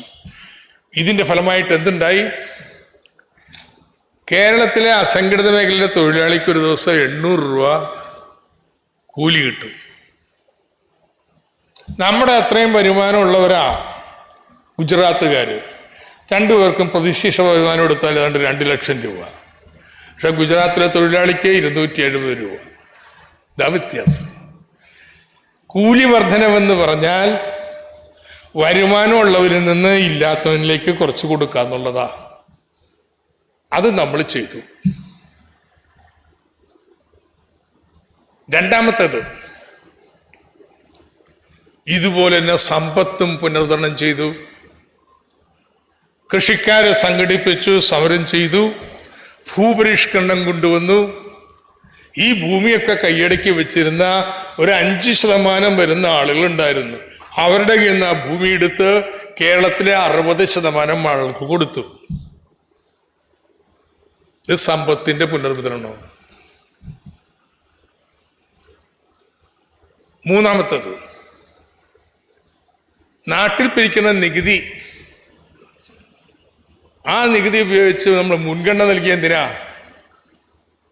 എല്ലാ കുഞ്ഞുങ്ങൾക്കും നല്ല വിദ്യാഭ്യാസം കൊടുക്കാൻ. നാട്ടിലെ ആളുകൾക്ക് രോഗം വന്നാൽ അവർക്ക് ചികിത്സിക്കാൻ നല്ല ആശുപത്രി ഉണ്ടാക്കാൻ. പിന്നെ സാമൂഹ്യ സുരക്ഷയ്ക്ക് വേണ്ടിയുള്ള പെൻഷനും ഇങ്ങനെയുള്ള കാര്യങ്ങൾ. ഇതിനാ മുൻഗണന നൽകിയത്. അതും പുനർവിതരണമാണ്, സർക്കാർ ഉപയോഗപ്പെടുത്തിക്കൊണ്ട്. ഇതാണ് വികസനത്തിന് നാം സ്വീകരിച്ച തന്ത്രം. അതിൻ്റെ നേട്ടമാണ് ഇന്ന് നമുക്കുള്ളത്. കേരളത്തിൽ ഏതാണ്ട് 80 വയസ്സ് വരെ ജീവിച്ചിരിക്കും. ഇന്ത്യയിൽ 70 വയസ്സിൽ താഴെയുള്ളൂ കേട്ടോ ജീവിതായുസ്. ഇന്ത്യയിൽ ഇന്ന് 30-ലേറെയാണ്. 1000 കുഞ്ഞുങ്ങൾ ജനിച്ചാൽ 30-ലേറെ കുഞ്ഞുങ്ങൾ മരിക്കും ഒരു വർഷം എത്തുന്നതിന് മുമ്പ്. കേരളത്തിൽ ഏതാണ്ട് അമേരിക്കയുടെ നിലവാരത്തിലാ 6 കുഞ്ഞുങ്ങളെ മരിക്കത്തുള്ളൂ. എല്ലാ കുട്ടികളും സ്കൂളിൽ പോണു. എല്ലാവർക്കും ഏതാണ്ട് ഒരു 5 ലക്ഷം പേർക്ക് വീട് കൊടുത്താൽ എല്ലാവർക്കും വീടുണ്ട്. എല്ലാ വീട്ടിലും കക്കൂസുണ്ട്, വൈദ്യുതി ഉണ്ട്. ജീവിതം കുറച്ചുകൂടി മെച്ചമാണ്. തർക്കമില്ല കേട്ടോ. ഇതൊരു ചെറിയ കാര്യമില്ല. എത്രയോ തലമുറ മലയാളികൾ ഈ കേരളത്തിൽ അഭിമാനപൂർവം വിത്ത് എ ഹ്യൂമൻ ഡിഗ്നിറ്റി ജീവിക്കാനുള്ള അവസരം കൊടുത്തു. നിങ്ങൾ പുറത്തുള്ള സ്ഥിതിയായിട്ടും താരതമ്യപ്പെടുത്തും. ഇത് നമ്മുടെ വലിയ നേട്ടമാണ്. ഈ നേട്ടങ്ങളെ എങ്ങനെയാ 1991 ആരംഭിച്ച നിയോ ലിബറൽ നയങ്ങൾ ബാധിച്ചത്? ഇതാണ് നമ്മുടെ മുന്നിലുള്ള ചോദ്യം. നിയോ ലിബറൽ നയങ്ങളുടെ ആദ്യത്തെ നടപടി എന്താണെന്നോ, ഇറക്കുമതിയും കയറ്റുമതിയും ഉദാരവൽക്കരിക്കുക, ഇറക്കുമതിയുടെ മേലുള്ള എല്ലാ നിയന്ത്രണങ്ങളും ഇല്ലാതാക്കാം. അത് 91 മുതൽ നടന്ന് ഇപ്പൊ ഏതാണ്ട് പൂർണ്ണമായി. ഇതിന്റെ ഫലം എന്താണെന്ന് നിങ്ങൾക്കറിയാലോ. ഇതിന്റെ ഭാഗമായിട്ടാണ് ആസിയൻ കരാറൊക്കെ വന്നത്.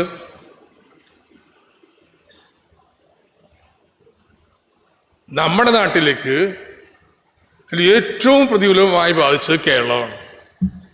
കാരണം നമ്മുടെ നാട്ടിൽ ഉൽപ്പാദിപ്പിച്ചിരുന്ന അതേ കാര്യങ്ങളാ ഈ തെക്ക് കിഴക്കൻ ഏഷ്യൻ രാജ്യങ്ങൾ, ആസിയൻ രാജ്യങ്ങളിൽ ഉൽപ്പാദിപ്പിക്കുന്ന കാർഷിക മേഖലയിൽ. ഒരേ കാർഷിക കാലാവസ്ഥ പ്രകൃതി ആയതുകൊണ്ട് ഒരേ തരത്തിലുള്ള കൃഷിയാണ്. അതേസമയം ഗംഗാ സമതലത്തിലൊക്കെ ഗോതമ്പും നെല്ലും ഒക്കെയാണ്. ഇവിടെ നമുക്ക് റബ്ബർ, വാണിജ്യ വിളകളൊക്കെയാണ്. അപ്പൊ അത് ഇങ്ങോട്ട് തുറന്നു കിട്ടിയോടുകൂടി ഇന്ത്യ രാജ്യത്ത് നമുക്ക് ഇതുവരെ I think you can come up here. Surajit. Yeah, comfortable, fine. So, ഞാൻ പറഞ്ഞു വന്നത്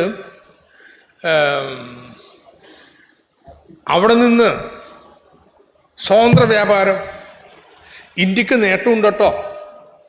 ഇന്ത്യയുടെ ചില വ്യവസായങ്ങൾക്ക്, സോഫ്റ്റ്വെയർ ഇൻഡസ്ട്രിക്ക് ആ സേവനങ്ങളൊക്കെ കയറ്റുമതി ചെയ്യാനായിട്ട് വളരെ എളുപ്പമായി തീർന്നു. കയറ്റുമതി വർദ്ധിച്ചു. ആ നേട്ടമൊക്കെ ഇന്ത്യക്ക് കിട്ടിയപ്പോൾ അതിന് കൊടുത്ത വില എന്താ?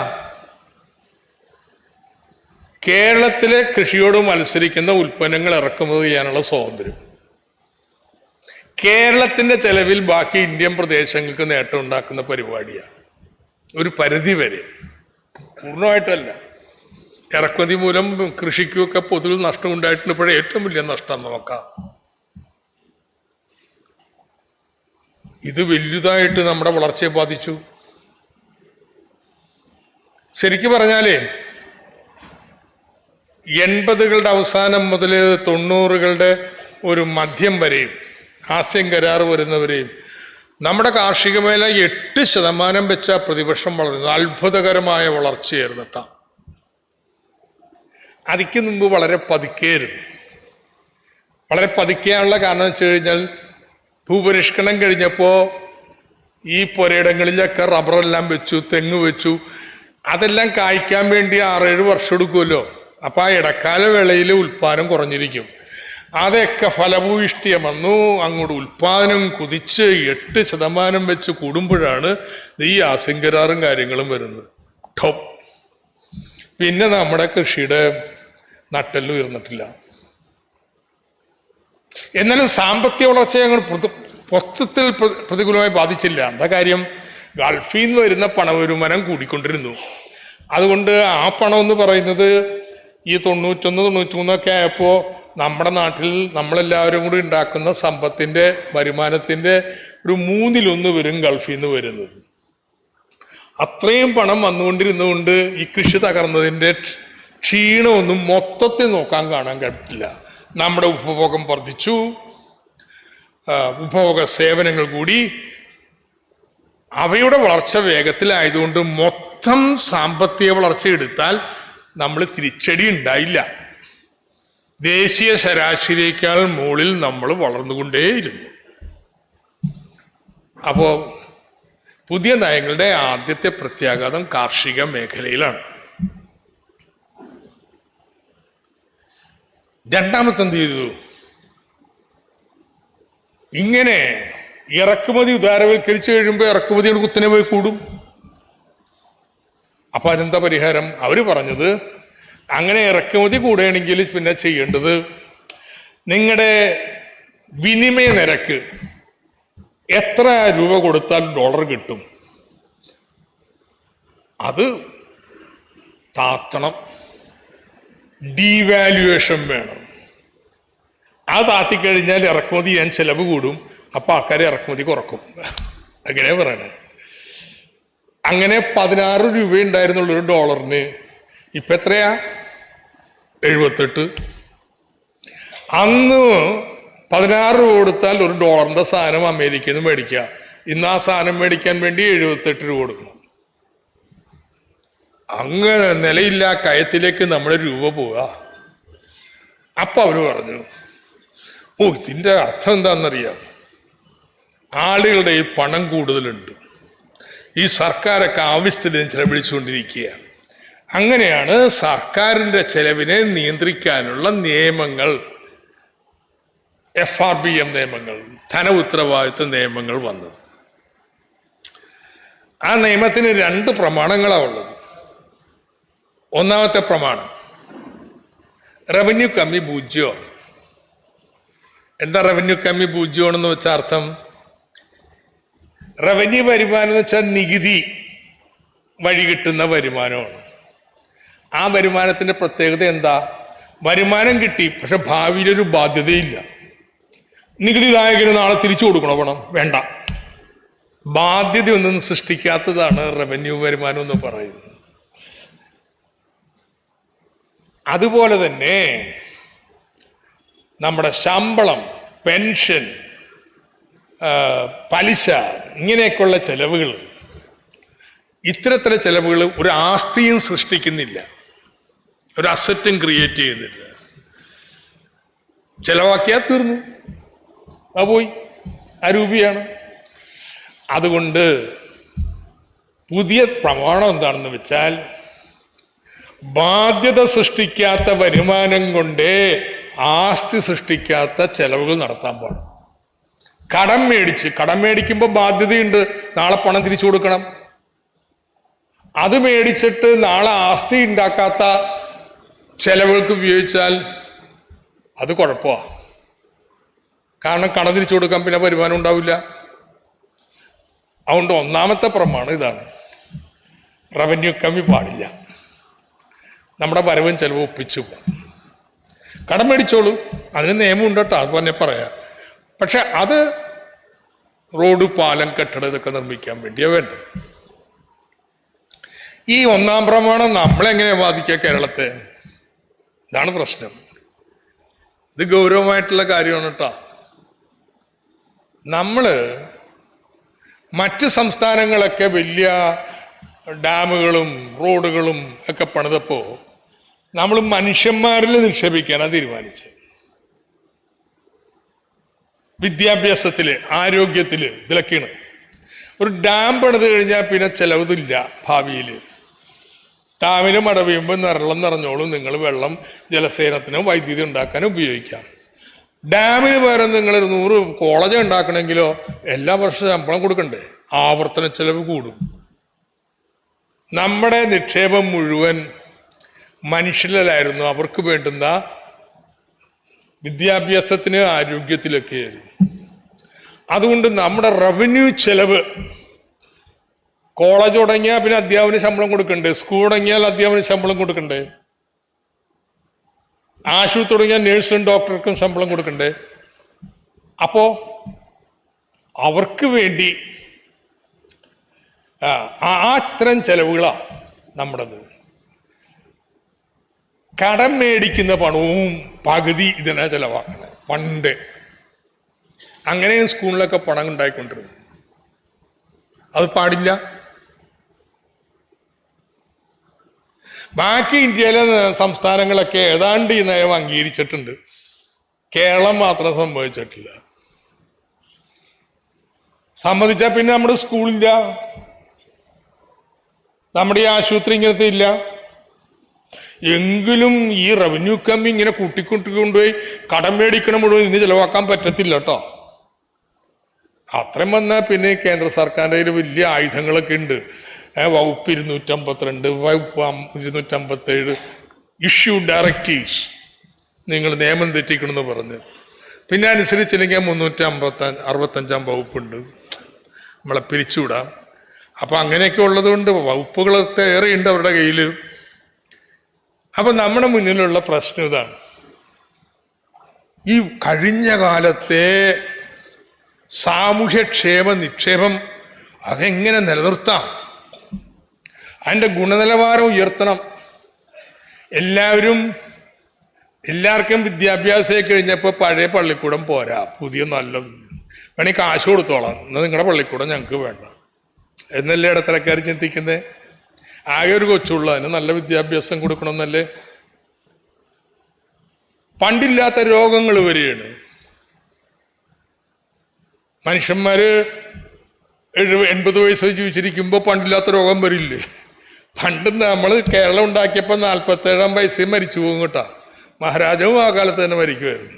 ചിലർ പറയും പണ്ടത്തെ കാലമായിരുന്നു വലിയൊരു കാലം, മനുഷ്യനൊക്കെ നല്ല ഓർഗാനിക് ഭക്ഷണമൊക്കെ കഴിച്ച് എത്ര സുന്ദരമായിട്ട് നടന്നിരുന്നു. എവിടെ 47-ആം വയസ്സിൽ മരിച്ചു പോയിരുന്നു കേട്ടോ. ഇപ്പം 80 വരെ ജീവിച്ചിരിക്കുന്നുണ്ട്. പക്ഷെ പുതിയ പ്രശ്നങ്ങളുണ്ടാവും. അതെങ്ങനെ കൈകാര്യം ചെയ്യും? അതാണ് പ്രശ്നം. പുതിയ നയം നമ്മൾ ഇതുവരെ പിന്തുടർന്ന പാതയൊക്കെ ഒരു വെല്ലുവിളിയായിട്ട് മാറുകയാണ്.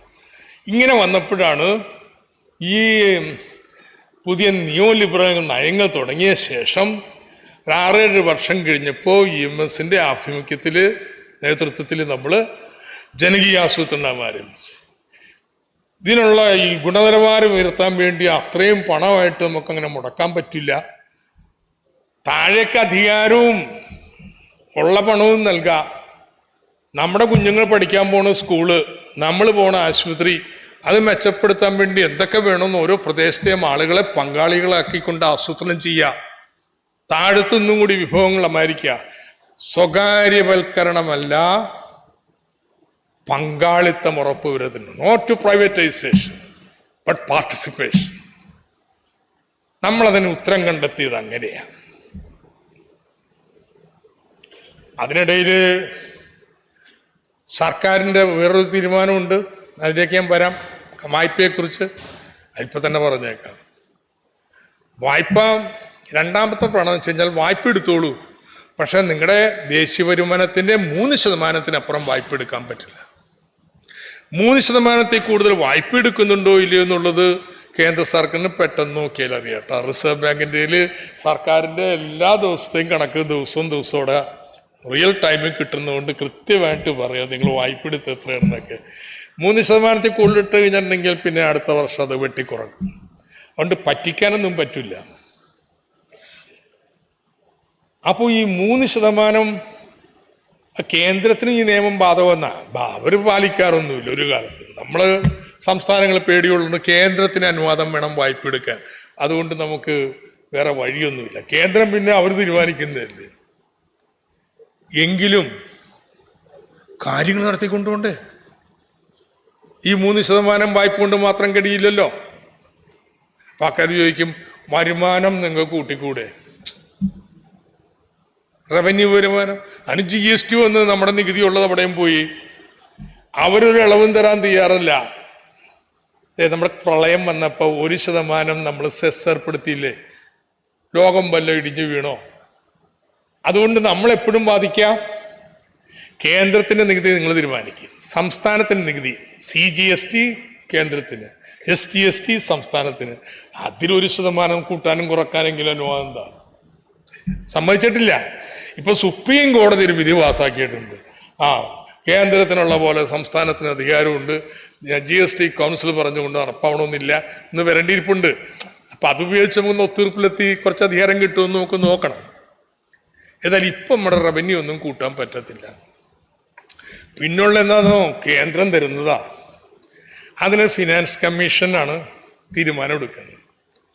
ആ ഫിനാൻസ് കമ്മീഷൻ 10ാം ഫിനാൻസ് കമ്മീഷന്റെ കാലത്ത് 3.9% കേരളത്തിന്റെ വിഹിതം താഴെ കൊടുക്കുന്ന നികുതിയിൽ.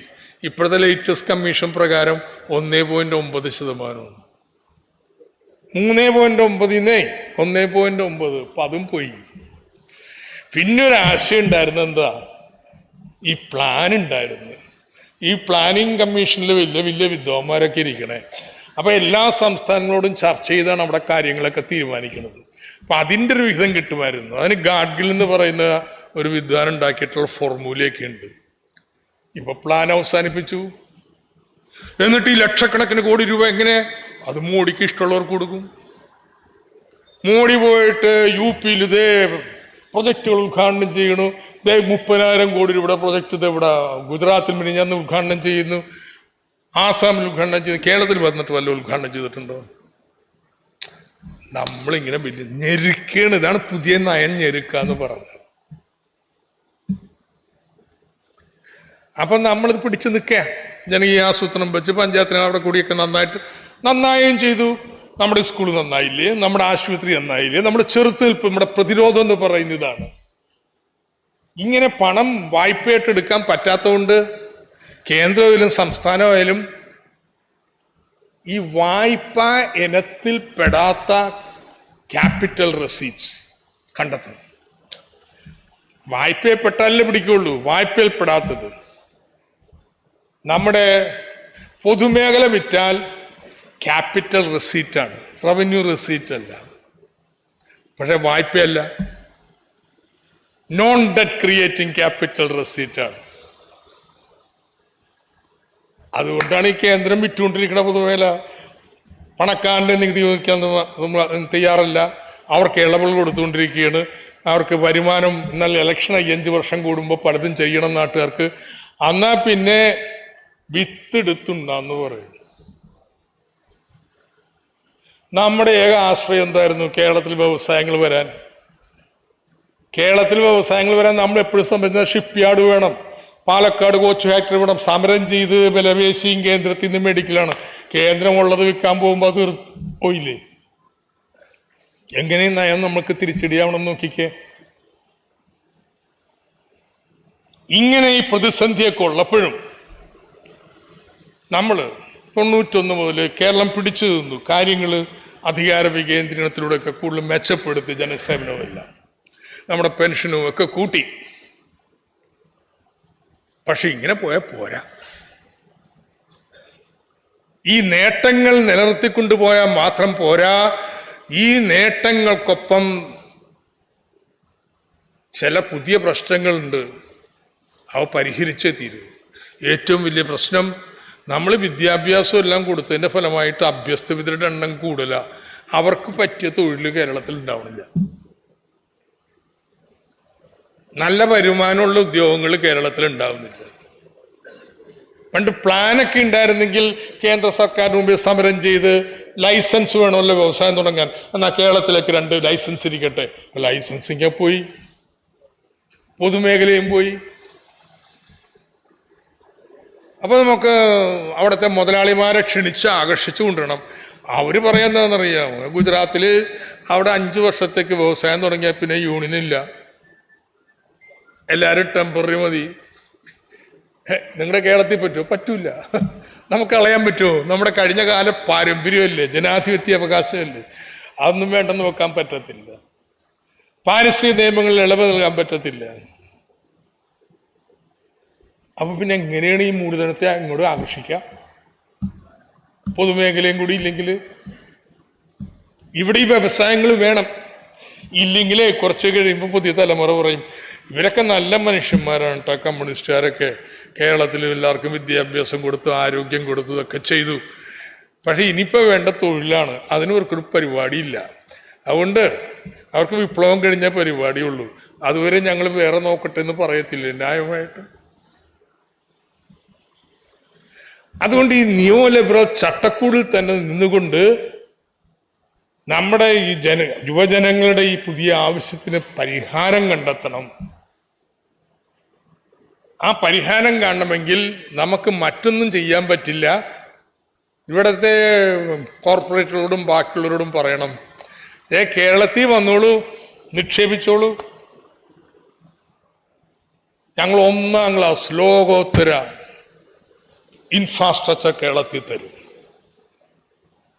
വൈദ്യുതി പുതിയ ട്രാൻസ്മിഷൻ ലൈൻ ഞങ്ങൾ പണിയുന്നുണ്ട്, 15,000 കോടി രൂപ ചെലവാണ്. പുതിയ ഡിസ്ട്രിബ്യൂഷൻ ലൈൻ വരുന്നുണ്ട്, 10,000 കോടി രൂപ ചെലവാ. ഞങ്ങൾ മുടക്കും, ഞങ്ങൾക്ക് മുടക്കമില്ലാതെ വൈദ്യുതി തരും. ഞങ്ങളുടെ കെ ഫോൺ വരും, എല്ലാ വീട്ടിലും ബ്രോഡ് നെറ്റ് ഇന്റർനെറ്റ് കണക്ടിവിറ്റി വരും. ഞങ്ങളുടെ ദേശീയപാത പണിതുകൊണ്ടിരിക്കുന്ന 6 ലൈനായിട്ടാണ്. നമ്മുടെ ഇവിടെയുള്ള ബാക്കിയുള്ള എല്ലാ ഗ്രാമീണ റോഡുകളും ഒക്കെ പഞ്ചായത്ത് ചെയ്യുന്നുണ്ട്.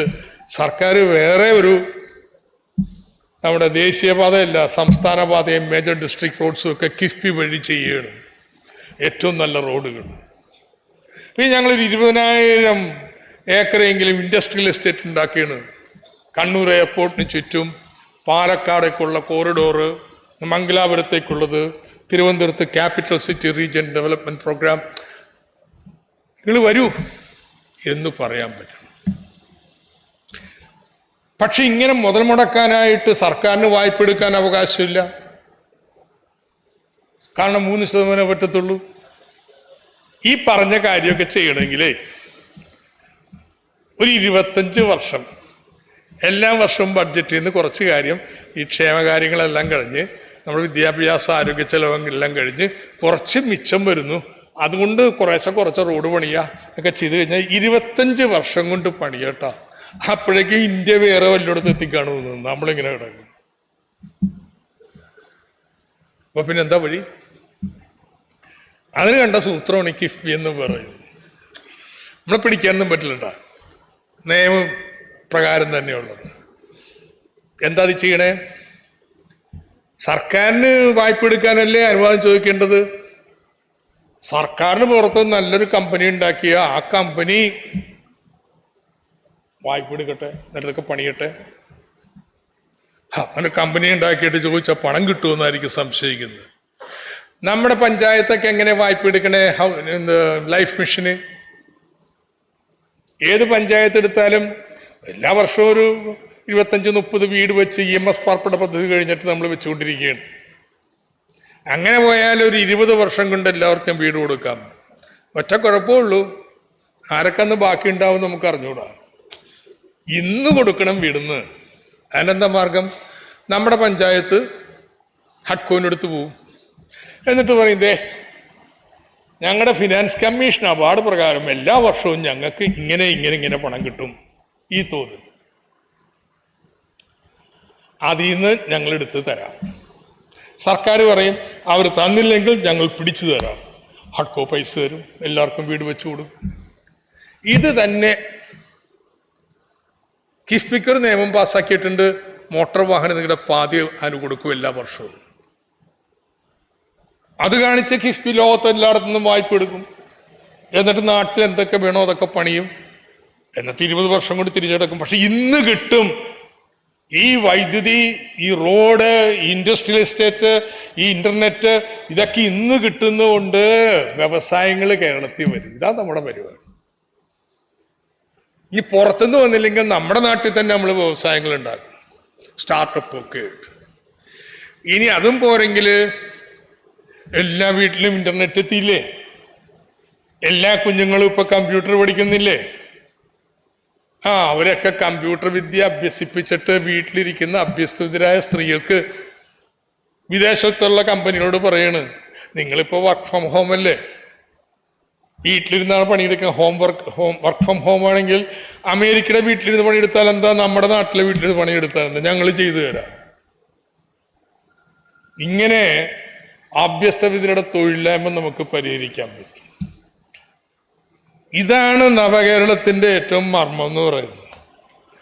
ഭൂതകാല നേട്ടങ്ങളെ നിലനിർത്താം, എന്നിട്ട് നമ്മൾ നാളേക്ക് വേണ്ടിയുള്ള ഇത് നിർമ്മിക്കാം. അപ്പൊ ഇത് ചെയ്തു നമ്മുടെ മുന്നിൽ നടന്നുകൊണ്ടിരിക്കുക. ആർക്കെങ്കിലും സംശയമുണ്ട്?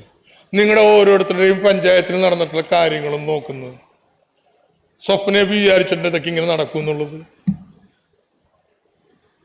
എവിടെ എന്താ വേണ്ടെന്ന് പറഞ്ഞിട്ടുള്ള വേണം 70,000 കോടി രൂപയുടെ നിർമ്മാണ പ്രവൃത്തികൾ കേരളത്തിലങ്ങ് നടക്കില്ലെന്ന്. ഒരു 2 വർഷം കഴിഞ്ഞ് അടുത്ത ഇലക്ഷൻ മുമ്പ് നോക്കിക്കോ, ഇതൊക്കെ അങ്ങോട്ട് പ്രാവർത്തികമാകുമ്പോൾ എന്തായിരിക്കും ഇമ്പാക്ട് എന്ന്. ഇപ്പൊ ഈ 6 വരിപ്പാത തന്നെ തീർന്നു കഴിയുമ്പോൾ എന്തായിരിക്കും ജനങ്ങളുടെ കൈയടി? ഇതറിയവർക്ക് നമ്മൾ ചെയ്തു കളയുമെന്നുള്ളൊരു പേടിയാണ്. അതുകൊണ്ട് ഇത് പൊളിക്കാൻ ഇറങ്ങിയിരിക്കാം. ഈ ഇലക്ഷന് മുന്നേ ED വന്നില്ലേ, കസ്റ്റംസ് വന്നില്ലേ, ഇൻകം ടാക്സർ വന്നില്ലേ? അതൊന്നും ചെയ്യാൻ പറ്റില്ല. പക്ഷെ ഇപ്പൊ കേന്ദ്ര സർക്കാർ തന്നെ അങ്ങോട്ട് ഇറങ്ങിയിരിക്കുക കേട്ടോ. എന്തെന്ന് പറഞ്ഞു?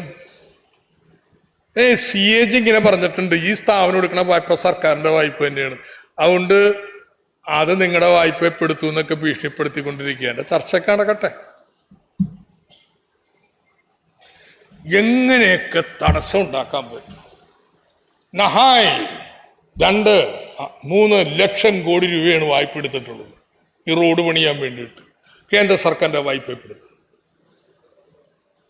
എന്നാ കിഫ്ബിയുടെ മാത്രം പെടുത്തണമെന്ന് പറയുന്നത് എന്താ വാശിയുള്ളത്? അപ്പൊ നമ്മളൊരു പോംവഴി കണ്ടെത്തി കഴിയുമ്പോൾ അതെങ്ങനെ തടയാൻ പറ്റുമെന്നാ ഇവര് നോക്കണേ. ഇതിനെങ്ങനെ മറികടക്കാം? ഒറ്റ വഴിയുള്ളൂ, ജനങ്ങളെ മുഴുവൻ അണിനിരത്തണതിന്റെ പിന്നിൽ. നമ്മുടെ നാട്ടിൽ നടക്കുന്ന ഈ സ്കൂളിന്റെ പണി പൂർത്തിയാവണം, റോഡിന്റെ പണി പൂർത്തിയാവണം, ഈ ആശുപത്രിയുടെ പണി പൂർത്തിയാവണം, നിങ്ങളുടെ എല്ലാം വീട്ടിൽ ഇന്റർനെറ്റ് കിട്ടണം.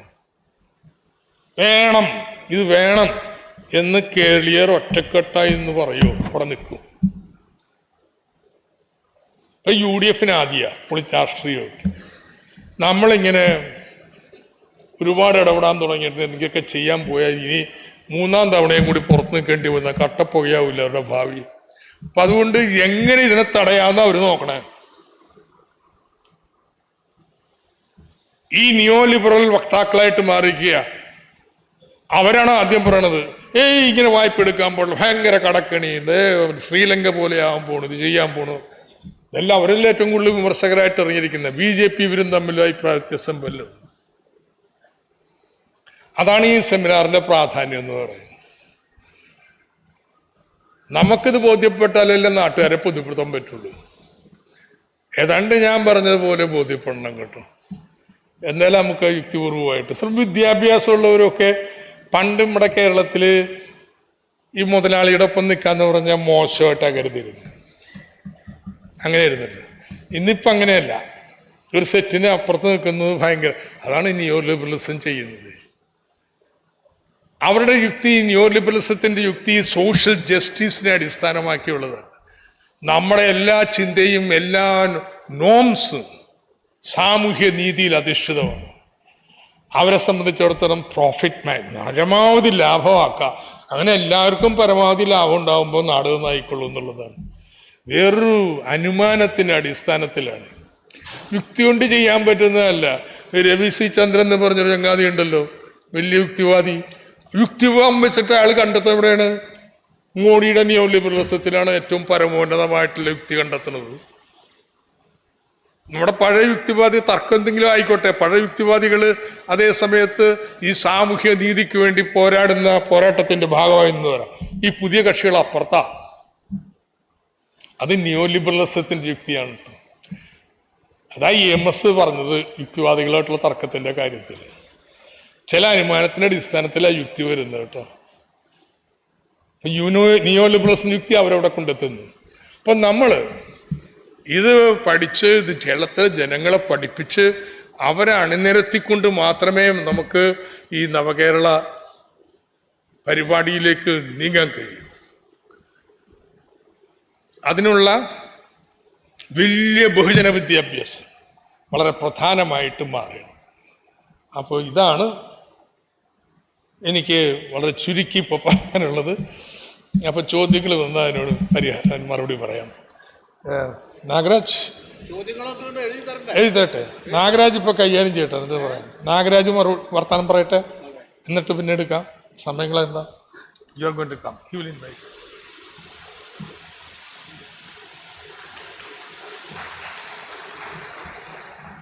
നാഗരാജും ഞങ്ങളും എല്ലാം CDSകാരാണ് കേട്ടോ, ഒരുമിച്ച് പഠിച്ചിരുന്നവരാണ്.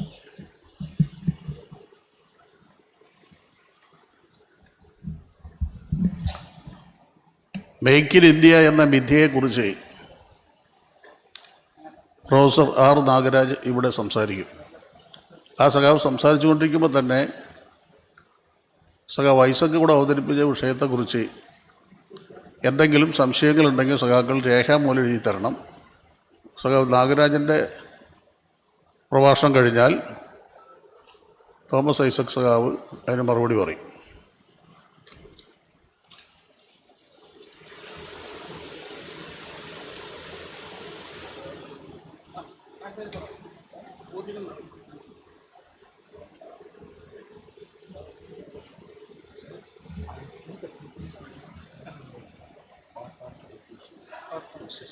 He said it is typed immediately. You're making this presentation. PowerPoint. You arrange with me?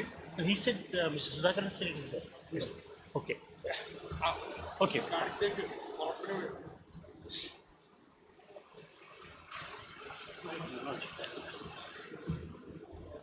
So I should.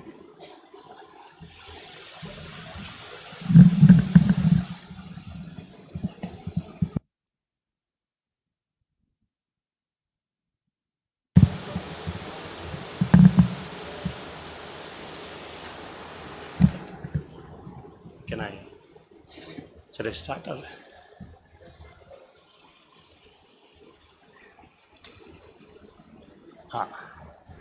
Yes. Dr. Thomas Isaac, distinguished persons on the dais, and the audience. I thank the organizers for giving me this invitation. I didn't realize that I was speaking to a large audience like this. I thought I'm going to speak to an academic or a semi-academic audience. So forgive me if I'm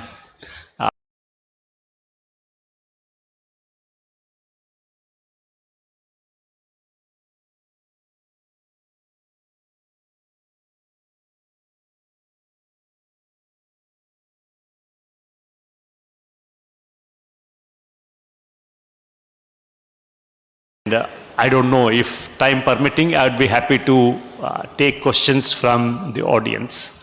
Okay. First slide, please. Next. In 2014, when the present government came to power, in October of 2014, they introduced this program called Make in India, and it had a symbol of a lion, which you saw in the previous slide.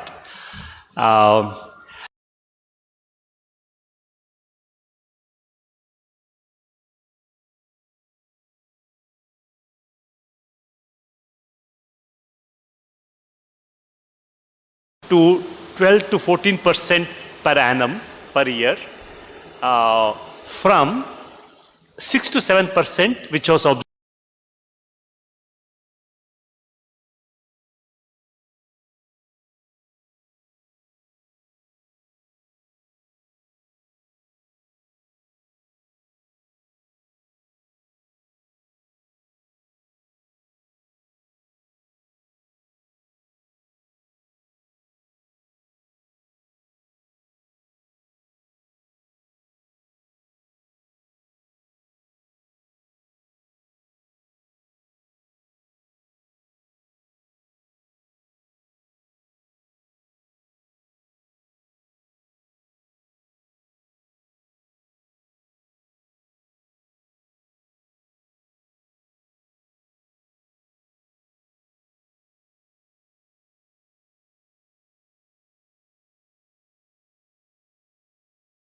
and at that time, the total employment in manufacturing was around 6 crore. So they wanted to create, in addition to 6, they wanted to create 10 crore additional manufacturing sector jobs. These are the ambitious goals set for Make in India in 2014, and these were to be achieved by 2022. Okay, and looking closely, this was not new, though the government projected it as a new program. It was nothing but a rebranding. I mean, you understand the modern marketing terminology, the rebranding of the earlier program called National Manufacturing Policy, initiated by the earlier government in 2011. Could you please, next slide, please. How was industry doing at that time? In 2014, when they started the Make in India program, how was India in the manufacturing sector doing? Long-term stagnation in share of manufacturing in GDP at 17%. So since 1991, since we started the reforms, economic reforms in 1991, the share of manufacturing sector in GDP has been stagnating. Okay, and industrial growth rate in 2020s has decelerated, has slowed down. Okay, and more importantly, import content in domestic production and consumption have risen sharply, especially in capital goods and electronics. In fact, if you just look at all the electronic goods we use around us, okay, almost all of them are entirely imported. Okay, thus, also technologically, India has become a dependent economy. I will explain this as we go along. Okay, and India has become, and this is the word, this is a term I have been using very strongly these days, that India has become import dependent economy. In fact, we used to take pride for ourselves that India was a self-reliant economy. And India's import content was lowest outside of Soviet Union before 1991. Okay, from that situation where India could produce almost everything we were consuming, to a situation today we have become an import-dependent economy. So that is a change which has come about during the last 3 decades. Okay, next slide, please. Yeah, this is the evidence for the statements I made in the previous slide. Okay, there are 2 sets of graphs. In the first, let's look at the left side graph. You have the share of manufacturing sector in GDP. There are 2 graphs, the blue graphs and the red graphs. The blue graphs are according to the older series. This is the statistical part. Okay, this is the older series of national accounts.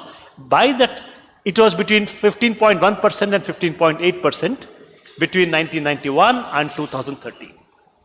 But very little increase, less than 1 percentage point increase. This is what I call stagnation. Second thing is, I think here you cannot see, I think I'm blocking the view. You can see this? Okay, so next graph shows the growth rate, annual growth rate of since 2012-13, and it has declined from around 14% to negative 6% during 2020-21. Okay, let's ignore the pandemic period, which was a bad period, we all know, whole world has suffered. But even before the pandemic, industrial growth rate has decelerated very sharply. And this has been a matter of concern. Okay, next slide, please. In 2020, in the midst of pandemic, Prime Minister launched Atmanirbhar Bharat, Self-Reliant India, as a campaign. Okay, during the pandemic, India faced shortage of bulk drugs, fertilizers, etc., due to import restrictions from China. Every country was trying to preserve these raw materials for themselves. Oh, that's better. Thank you. Okay. This I suppose you can see it here. So every country was trying to preserve these important intermediate inputs for themselves. So India, as an import-dependent economy, had a difficulty. That's when the Prime Minister launched the Self-Reliant or Atmanirbhar Bharat campaign. Okay, what did government do? Government raised the tariffs, that is taxes on imports. Okay, and imposed many non-tariff barriers, which means various restrictions. Okay, for imports. Okay, what was the outcome? What do you expect? In normal times, you expect that such a restriction would boost domestic production because there is a domestic demand to be met. But unfortunately, it did not happen. The outcome, as I put it, it is 0. Okay, and import dependence on China increased. Fine, and India was forced to reverse many import curbs to meet domestic shortages. While India imposed restrictions on imports, but there was no enough capacity in the country to produce these goods.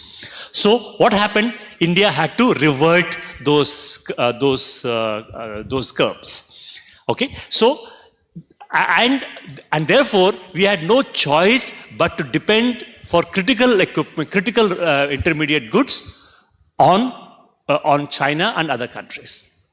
Next slide, please. Okay, this is the table of India's imports from China. There are 2 panels. Both one is from the Indian data, other is from the Chinese data. Both show the same picture. You can see the 4th column in the first panel. Last 2 rows I have given in red. It has increased India's trade deficit. That is what we import from China more than what we export to them. Okay, increased from $39.7 billion to $64.5 billion. This is by Indian statistics. If you look at the Chinese statistics, the increase is even higher. Okay, so the point of showing this data is to show that India has become a severely import-dependent economy. Okay, and so much for Atmanirbhar Bharat after 6-7 years of its implementation. Yeah, next slide, please. This is some clippings from the recent media reports. The point I was saying, defying ban, China apps quietly grow in India again. India had put lots of restrictions on Chinese apps, the TikTok and various other ones.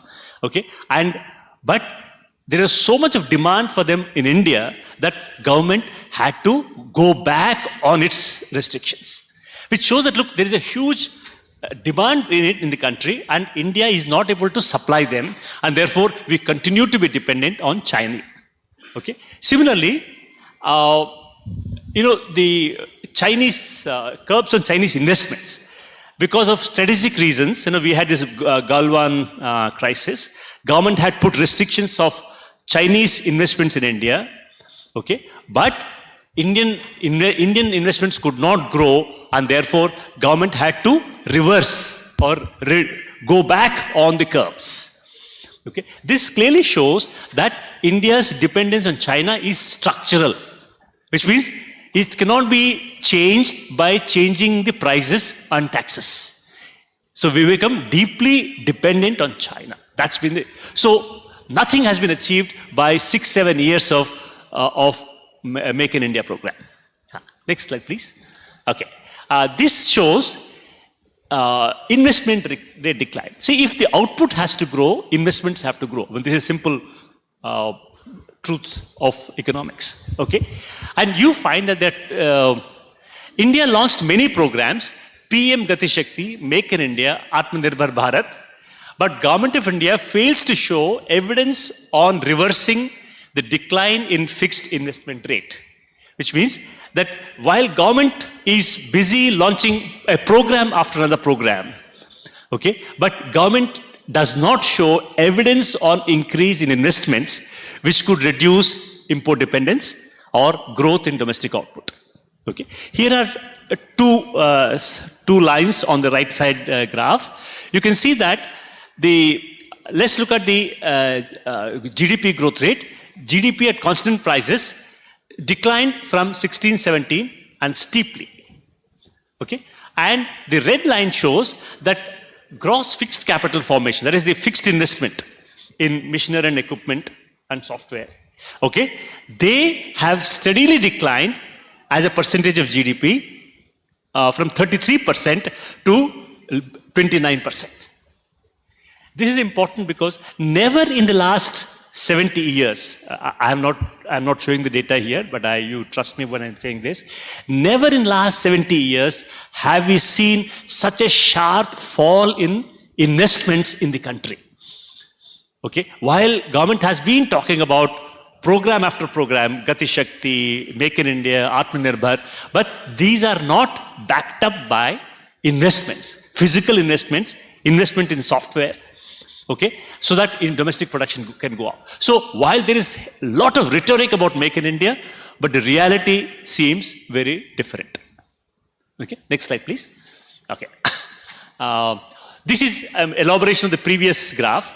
This is a picture from for both investments and savings from 2005-06 to 17-18, but this can be extended to more recent period.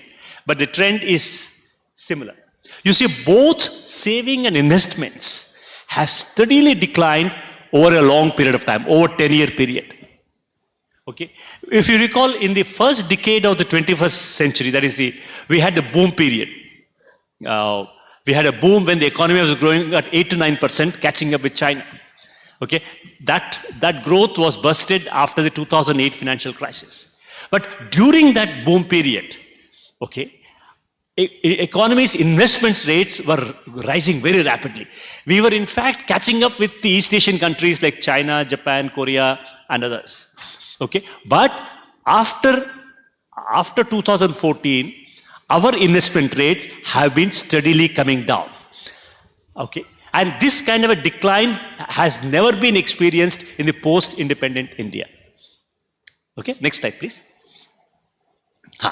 Again, there has been a lot of hype about FDI investment in India. In fact, if you see the finance minister often makes statements saying that FDI flows have been rising, and that is an endorsement of government's policies, and that's a sign that economy is buoyant or economy is doing very well. Okay, but this is not true at all, because it depends upon how carefully you look at the evidence. Okay, the evidence I have shown here, I have taken net FDI, because net FDI is a better measure of investments in India. Net FDI is by definition gross FDI minus outward FDI. Indian companies are investing outside, so that has to be subtracted. And also repatriation and disinvestment by foreign companies. Now, we know that, look, they have lots of private equity firms investing in India. Private equity firms, by their business model, quit the investment after 3 to 5 years. That is their business. They don't stay on for a long period. Okay, so therefore, when they take out the money, therefore, with that money has to be deducted from our gross FDI. Okay, so when you adjust for outward FDI and disinvestment and repatriation by foreign firms invested in India, the net FDI shows no increase as a percentage of GDP. And this is shown in the graph here. Kindly look at the blue graph at the bottom. Blue graph at the bottom. You see that the net FDI as a percentage of GDP has hardly increased since 13-14. Okay, it fluctuates around 1%. Okay, so where is the growth? Where is the FDI growth? There is nothing. Okay, and if you take the net FDI to GDP has net FDI to GFCF. Okay, it is hardly, it's just hovers around 6% of fixed investment. Sorry, this should be 6% of GFCF, gross fixed capital formation. Okay, so one finds that the much talked about foreign direct investment into India is not growing when you adjust for outward flows and disinvestment happening from FDI. So on a net basis, FDI has hardly grown. Therefore, where is the investment taking place? Very little. That's been a cause of concern, and that's the reason why we find that domestic production is not growing and our investment rate is not growing. Okay, next slide, please. This shows up in if the investments were taking place. I mean, we all understand simple economics, right? If investment were taking place, then there would be a lot of demand for bank credit, right? So banks cannot, and the firms cannot invest unless they take loans from the banks. The bank credit has to be growing if investments are growing. Okay, but that is not happening. Look at this graph on the left side. The blue line shows the growth in non-food credit. Okay, that is the non-agricultural credit. You find that has been steadily declining since 2012. Okay, so when the credit does not grow, where does investments come from? Investments will not be taking place, right? What is growing in the credit is the retail loans. Consumer credit is growing. Consumer credit for consumer durables, okay, for not even consumer, mostly for housing has been growing, but not for investments. Okay, next slide, please. Sorry, one more thing I forgot. This one. See, that is manufacturing capacity utilization. See, if the output was growing rapidly, if the output was growing rapidly, then the capacity utilization of factories should increase, right? And that's a clear indicator of growth or growth of output. But you find that has been steadily falling since 2010-11, I think. Sorry, 4. So therefore, and most recent period, there's been a sharp fall. So all this shows that manufacturing or Make in India program has hardly been doing very much. Okay, next slide, please. Okay, so far the evidence to show that we have not had much growth and Make in India has been a sham. Okay, and why did this happen? How Make in India was supposed to grow? What was the government's efforts for Make in India to succeed? Okay, here is an important point that government mainly believes excess regulation of labor and enterprises are holding back industry. There's too much of regulation, too much of protection for organized labor, okay, and that is holding back investments by enterprises. Okay, and therefore government believes that if they deregulate, if they reduce regulations on enterprises and on labor, then more entrepreneurs will come forward, they'll make investments and output will grow. That is the essential theory, underlying theory of government's efforts to implement Make in India. Okay, and how to demonstrate deregulation? Government may be changing regulations. How do you demonstrate this deregulation? So government has decided in 2014 that they will benchmark themselves against the World Bank index called Ease of Doing Business Index.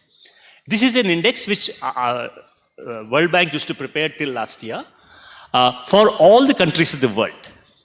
Okay, and if there is an increase in the rank, or if there is a reduction in the ranking for a country, which means that country has become more attractive to entrepreneurs, and therefore investments should follow.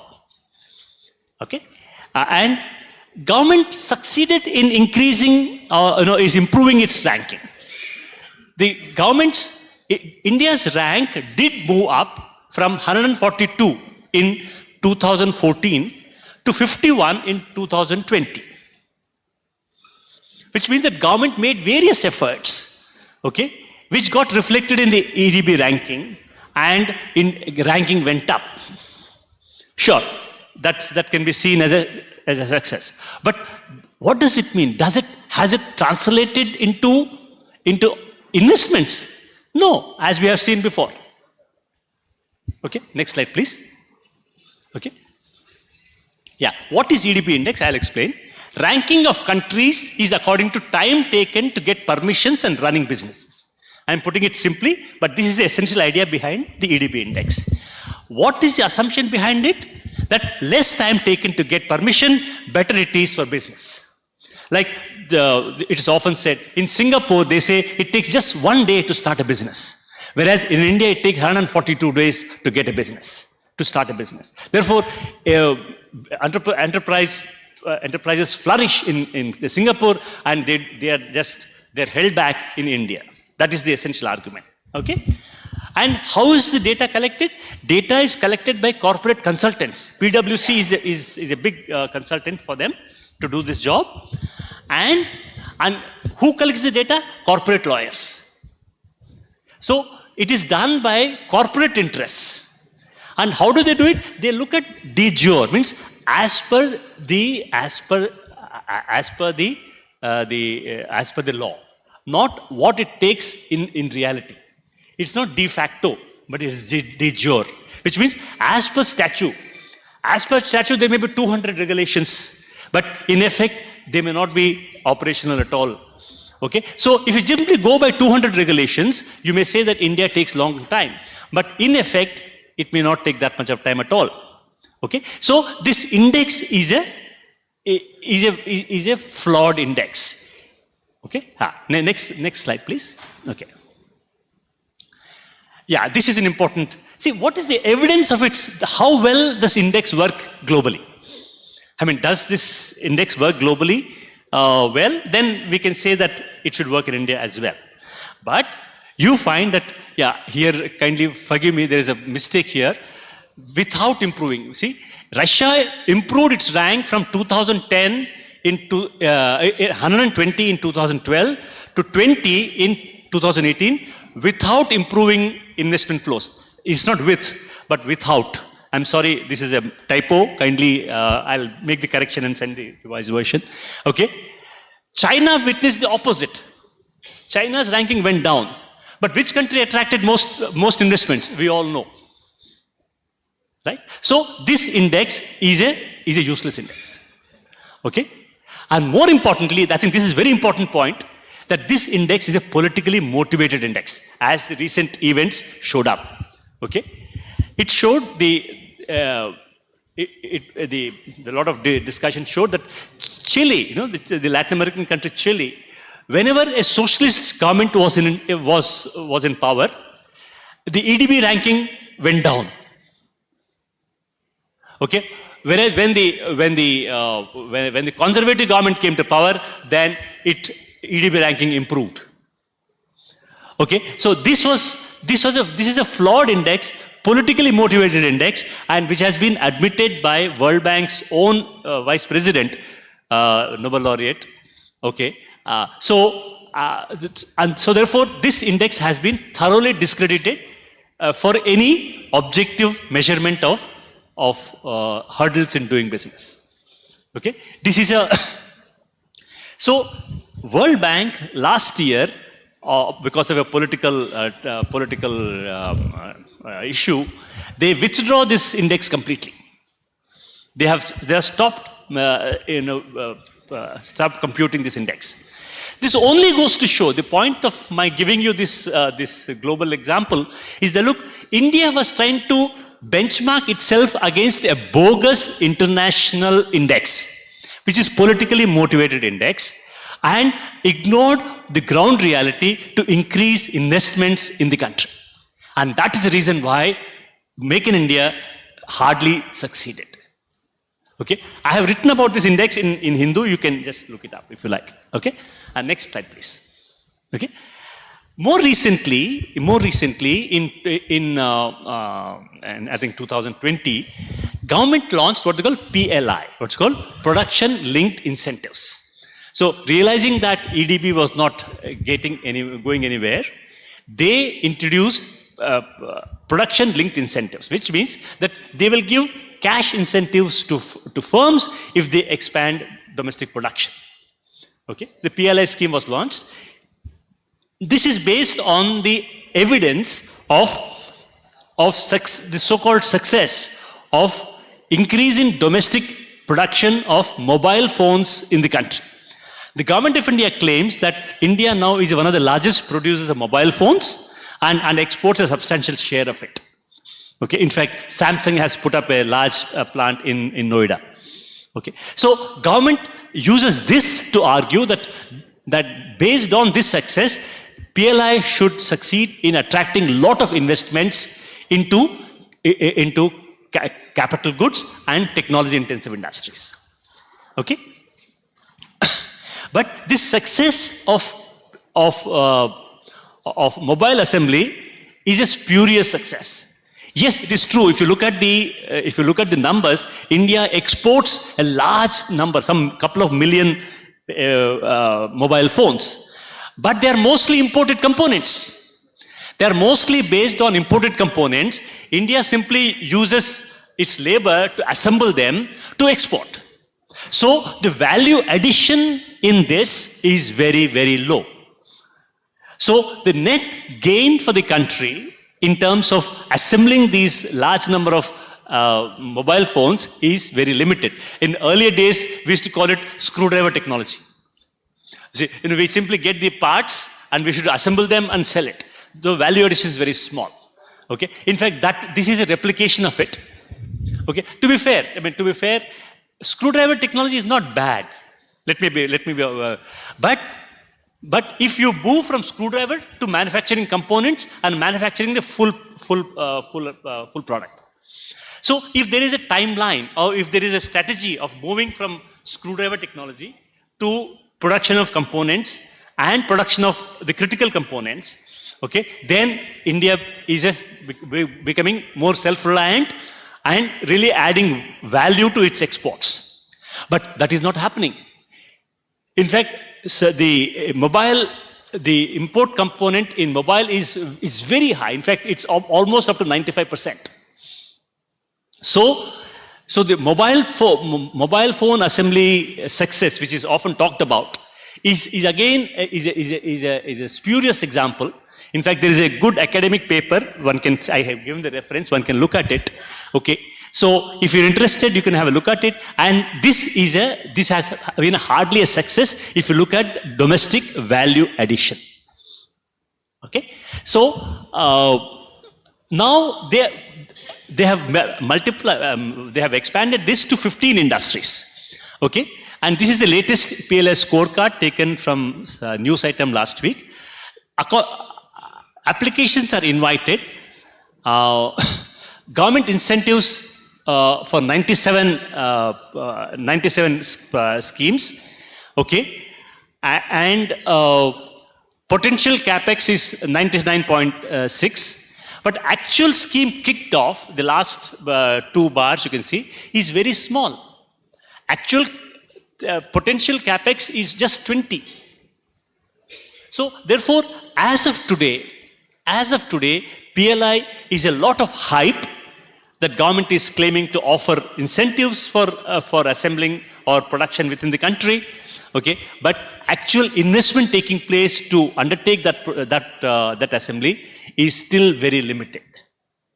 Okay, so the entire scheme of incentives of various kinds to increase domestic production has been hardly fruitful. Okay, next slide, please. Yeah, there's another thing which has been widely talked about. Is startups. The government has been very, this is not strictly Make in India, but government often uses them together to claim that India is doing well. Okay, and startups, there's been a lot of hype about startups. Here is the latest data from a Lok Sabha reply. You can see the highest number of startups are in 2015 at 8,000. Then onwards, the number of startups have been going down. The left-hand graph shows. Okay, and the right-hand graph shows that most of these startups are in IT services, not in manufacturing. Okay, and in IT services and in education, there have been a lot of boom.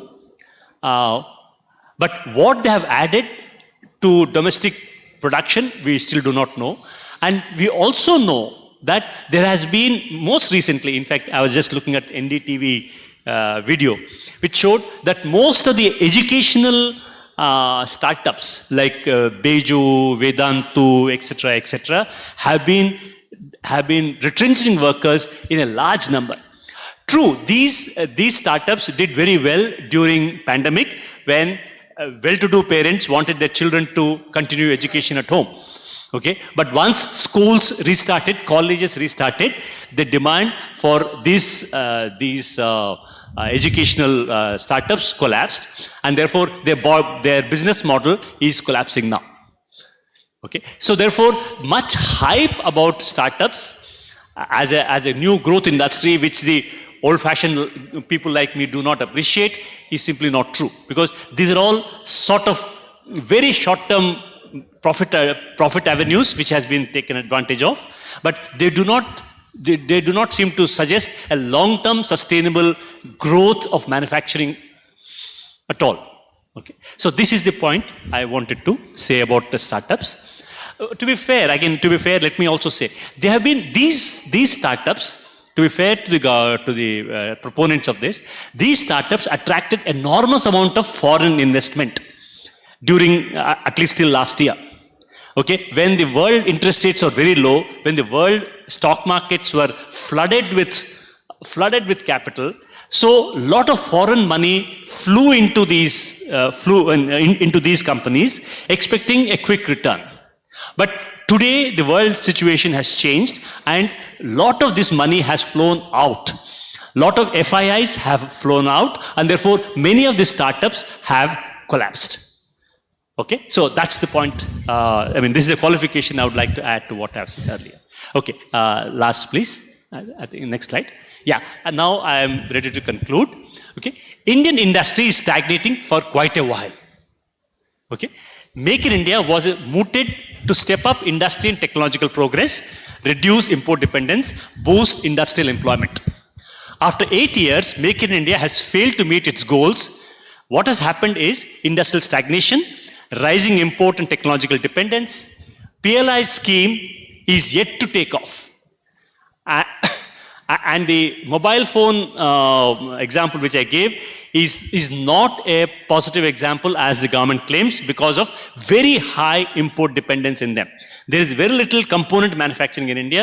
It is basically assembly technology which is happening now. Okay? Why did India fail? Okay? Why did Make in India fail? Because government wrongly focused on deregulation as a basis to boost investment.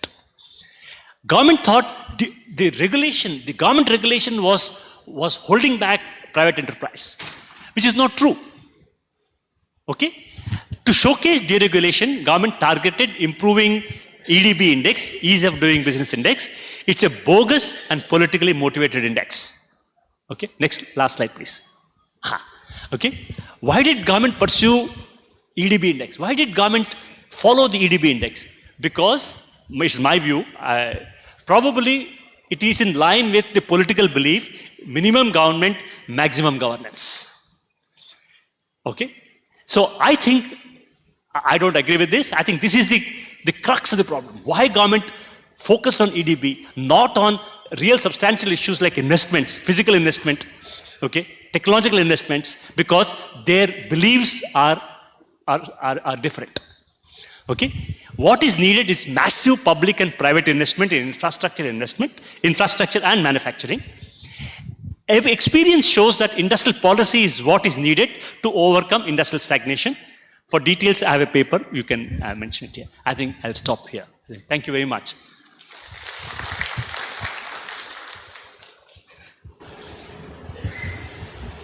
ഇപ്പോൾ ഇവിടെ അവതരിപ്പിച്ച വിഷയങ്ങളെ അടിസ്ഥാനപ്പെടുത്തി സദസ്സിൽ നിന്നുള്ള സംശയങ്ങൾക്ക് പ്രഭാഷകർ മറുപടി നൽകുന്നു. പ്രൊഫസർ നാഗരാജൻ്റെ അവതരണം ഇംഗ്ലീഷിലായതുകൊണ്ട് കുറച്ച് സാങ്കേതികത്വം കൂടുതലുള്ളതുകൊണ്ടും എല്ലാവർക്കും പൂർണ്ണമായിട്ട് ഗ്രഹിച്ചിട്ടുണ്ടാവില്ലായിരിക്കും. പക്ഷെ അവതരിപ്പിച്ച വിഷയം വളരെ പ്രധാനപ്പെട്ടതാണ്. ഇപ്പോൾ മോഡി 8 വർഷത്തിൻ്റെ നേട്ടങ്ങൾ വെച്ച് വലിയ പ്രചരണം നടത്തുകയാണ്.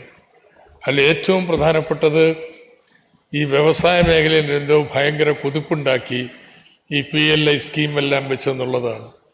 അത് ആകെ പൊളിച്ചടക്കുകയാണ് ഈ അവതരണത്തിൽ. അപ്പോൾ അടുത്ത ലക്കമല്ല, അതിന് പിന്നത്തെ ലക്കം ചിന്ത. നാഗരാജിനെ കൊണ്ട് നമുക്ക് ഒരു കവർ സ്റ്റോറി എഴുതിച്ചു കളയാം ലളിതമായിട്ട്. No, the Chinda issue after next, I was promising them that you will be writing a cover story. Oh my God. It's a informatics. No. Okay, we'll do that. I'll also work with you. കാരണം നമുക്കത് വേണ്ടുന്ന അത്യന്താപേക്ഷിതമായിട്ടുള്ള കാര്യങ്ങളാണ്. It's very informative. ഇനി നമുക്ക് കൃത്യം 20 minute കൊണ്ട്, ഒരു 15 minute കൊണ്ട് നമുക്ക് അവസാനിപ്പിക്കണം. വേഗത്തിലായിരിക്കും, റാപ്പിഡ് ഫയർ ഉത്തരവിട്ട് പോകാൻ പറ്റൂ. കിഫ്ബി വഴി നടത്തുന്ന ഈ ഇൻഫ്രാസ്ട്രക്ചർ ഓറിയൻറ്റഡ് ഡെവലപ്മെൻറ്റ് അതുണ്ടാവുമെന്ന് ഇപ്പോൾ പ്രതീക്ഷിക്കുന്ന പോലെ ഭാവിയിൽ തൊഴിലവസരം ഉണ്ടാവുമെന്ന് എന്താണ് ഉറപ്പ്? ഇപ്പോൾ നമ്മൾ ദേശീയപാത പണിതുകൊണ്ടിരിക്കുകയല്ലേ. എത്രയെന്നാ നിക്ഷേപം? ചുരുങ്ങിയത് 60,000 കോടി രൂപയാണ് ചെലവ്. 25,000 കോടി രൂപ ഭൂമി ഏറ്റെടുക്കാൻ വേണ്ടി മാത്രം വേണം. എന്താ നേരിട്ടതിൽ നിന്ന് വരുമാനം? നല്ല വരുമാനമുണ്ട്. നമ്മൾ ടോളിനെതിരാ, അതുകൊണ്ട് നമ്മൾ പറഞ്ഞുകൊണ്ടിട്ടുണ്ടെങ്കിൽ പൂജ്യമോ നേരിട്ടുള്ള വരുമാനം.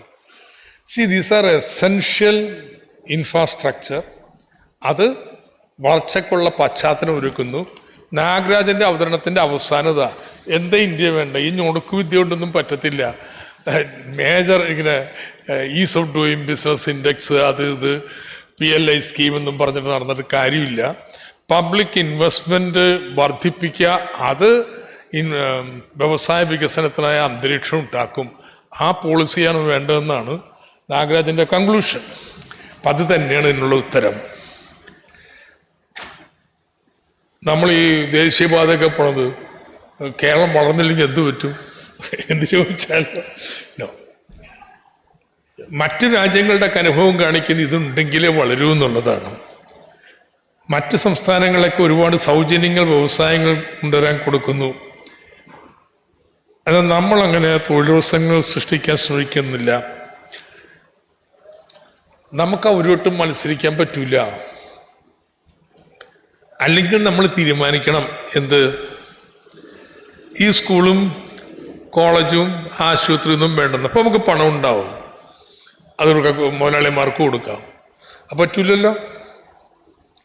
അപ്പം നമ്മൾ കണ്ടുപിടിച്ചിരിക്കുന്ന വഴിയാണ്, ഞാൻ അവർ വന്നില്ലെങ്കിലും നമ്മൾ ഭാവി വരുമാനം പണയം ഈടുവെച്ച് നമ്മൾ ഇന്ന് പണം ഉണ്ടാക്കി വായ്പ എടുത്തതൊക്കെ പണിയാന്ന് പറയുന്നു. അപ്പോൾ നമ്മുടെ സ്ഥിതിവിശേഷത്തിൽ അവർ ചെയ്യുന്ന പോലെ ഇൻസെൻറ്റീവ് കൊടുക്കാൻ പറ്റും. അപ്പോൾ ഇൻസെൻറ്റീവ് മാത്രമല്ല, ഞാൻ പറഞ്ഞില്ലേ, നിയമം പാസ്സാക്കിയിട്ടുണ്ട് ഗുജറാത്തിലൊക്കെ. ഈ കോവിഡ് കാലത്ത് എല്ലാ ട്രേഡ് യൂണിയനും അവകാശം എടുത്ത് വന്നിട്ട് നമുക്ക് നമ്മുടെ സംസ്ഥാനത്തൊക്കെ പറ്റുമോ? അവരോട്ട് ആ മത്സരത്തിനൊന്നും നമുക്ക് പറ്റില്ല. സാമൂഹ്യക്ഷേമ പെൻഷൻ വർധനയും ഉദ്യോഗസ്ഥന്മാരുടെ പെൻഷനും താരതമ്യപ്പെടുത്തുമ്പോൾ വലിയ അന്തരമുള്ളതായിട്ട് തോന്നും. അതെ, അപ്പോൾ എല്ലാവർക്കും ഉദ്യോഗസ്ഥന്മാരെ പോലെ നല്ല ശമ്പളവും പെൻഷനും കിട്ടുന്ന കാലം വരാൻ വേണ്ടി ഉള്ള സമരം. ഇവരാദ്യം സംഘടിച്ചു, സമരം ചെയ്തു, അതിൻ്റെ നേട്ടം ഉണ്ടാക്കി. അപ്പം അതുകൊണ്ട് ഇനിയിപ്പോൾ അവരാ വിട്ടുകളയണമെന്ന് പറഞ്ഞിട്ടുണ്ടെങ്കിൽ ഇന്നുള്ള അവകാശങ്ങൾ പൂർണ്ണമായിട്ടില്ലാതായി പോകാമെന്നുള്ളതാണ്. അതുകൊണ്ട് ഉദ്യോഗസ്ഥന്മാരുടെ ശമ്പളവും പെൻഷനും ഒക്കെ അവിടെ നിൽക്കും. അതിനതിൻ്റെതായ രീതികളുണ്ട്. പക്ഷെ നമുക്ക് ബാക്കിയുള്ളവരുടെ സുരക്ഷിതത്വവും പെൻഷനും കൂലിയും എല്ലാം വർദ്ധിപ്പിക്കാനുള്ള നടപടികൾ സ്വീകരിക്കുകയാണ് വേണ്ടത്. പെട്ടെന്ന് ആളെ ഇളക്കാൻ വേണ്ടിയിട്ട് ഇറക്കുന്നൊരു ഏർപ്പാടാ എന്ത്, 1 India 1 പെൻഷൻ എന്നൊക്കെ പറഞ്ഞിറങ്ങിയിരിക്കുന്ന കക്ഷികൾ. ആരാ ശത്രുക്കൾ? ഈ മോഡിയും ഏർപ്പാടൊന്നുമല്ല, മറിച്ച് ഇവിടുത്തെ ഉദ്യോഗസ്ഥന്മാരാണെന്ന് പറഞ്ഞിറങ്ങിയിരിക്കുക. അപ്പം അതൊന്നും, ആ നിലപാട് നമുക്ക് സ്വീകരിക്കാൻ പറ്റില്ല. പിന്നെ ഓക്കെ, ഇത്രയേറെ കോടിക്കണക്കിന് മനുഷ്യർ തൊഴിൽ പ്രശ്നം നേരിടുന്ന ഒരു രാജ്യം ലോകത്ത് വേറെ ഇല്ല എന്ന് മനസ്സിലാക്കുന്നു. എന്നാൽ മിശ്ര സമ്പദ് വ്യവസ്ഥ കറുത്തുനിന്നുണ്ടല്ലാതെ പ്രശ്നങ്ങൾക്ക് പരിഹാരമുണ്ടാകുമോ? നമ്മളിപ്പോൾ മോഡിയെ മാറ്റിയിട്ട് ഇപ്പോൾ സോഷ്യലിസം ഉടനെ ഉണ്ടാക്കലല്ല. ഈ മിശ്ര സമ്പദ് വ്യവസ്ഥക്കുള്ളിൽ നിന്നുകൊണ്ട് ഈ മോഡിയുടെ നയങ്ങൾക്കൊരു തിരുത്ത് കൊടുക്കാൻ പറ്റുമോ എന്നുള്ളത് നമ്മൾ നോക്കുന്നുള്ളൂ. 34 വർഷം നാം ഭരിച്ച ബംഗാളിൽ ഇപ്പോൾ അൺസ്കിൽഡ് ലേബറേഴ്സൊക്കെ ഇവിടെ ജോലി ചെയ്യാൻ വരുന്നത്. അതെ, ചില പ്രശ്നമുണ്ട്. ഇല്ലായിരുന്നെങ്കിൽ അവിടെ ഭരണം പോവില്ലല്ലോ. അതെന്തൊക്കെയാണെന്നുള്ളത് ഇവിടെ ചർച്ച ചെയ്യട്ടെ. പ്രശ്നങ്ങളുണ്ട് എന്നുള്ളത് വളരെ വ്യക്തം. പിന്നെ അവർ ഭയങ്കര സർക്കാർ മോശം, നമ്മൾ വലിയ കേമൊന്നും ധരിക്കണ്ട. നമുക്കൊരു ചരിത്രമുണ്ട്, ആ ചരിത്രം അവിടെ ഇല്ല. എന്താ ചരിത്രം? വിദ്യാഭ്യാസത്തിനും ആരോഗ്യത്തിനൊക്കെ വേണ്ടിയുള്ള നമ്മുടെ റിനൈസൻസിൻ്റെ നവോത്ഥാന പ്രസ്ഥാനത്തിൻ്റെ ഭാഗമായിരുന്നു. അത് അങ്ങനെയല്ല അവിടെ വന്നിട്ടുള്ളത്. ആ വ്യത്യാസം അവരും നമ്മളും തമ്മിലുണ്ട്. Now we are crossing 30 years of liberalization. What can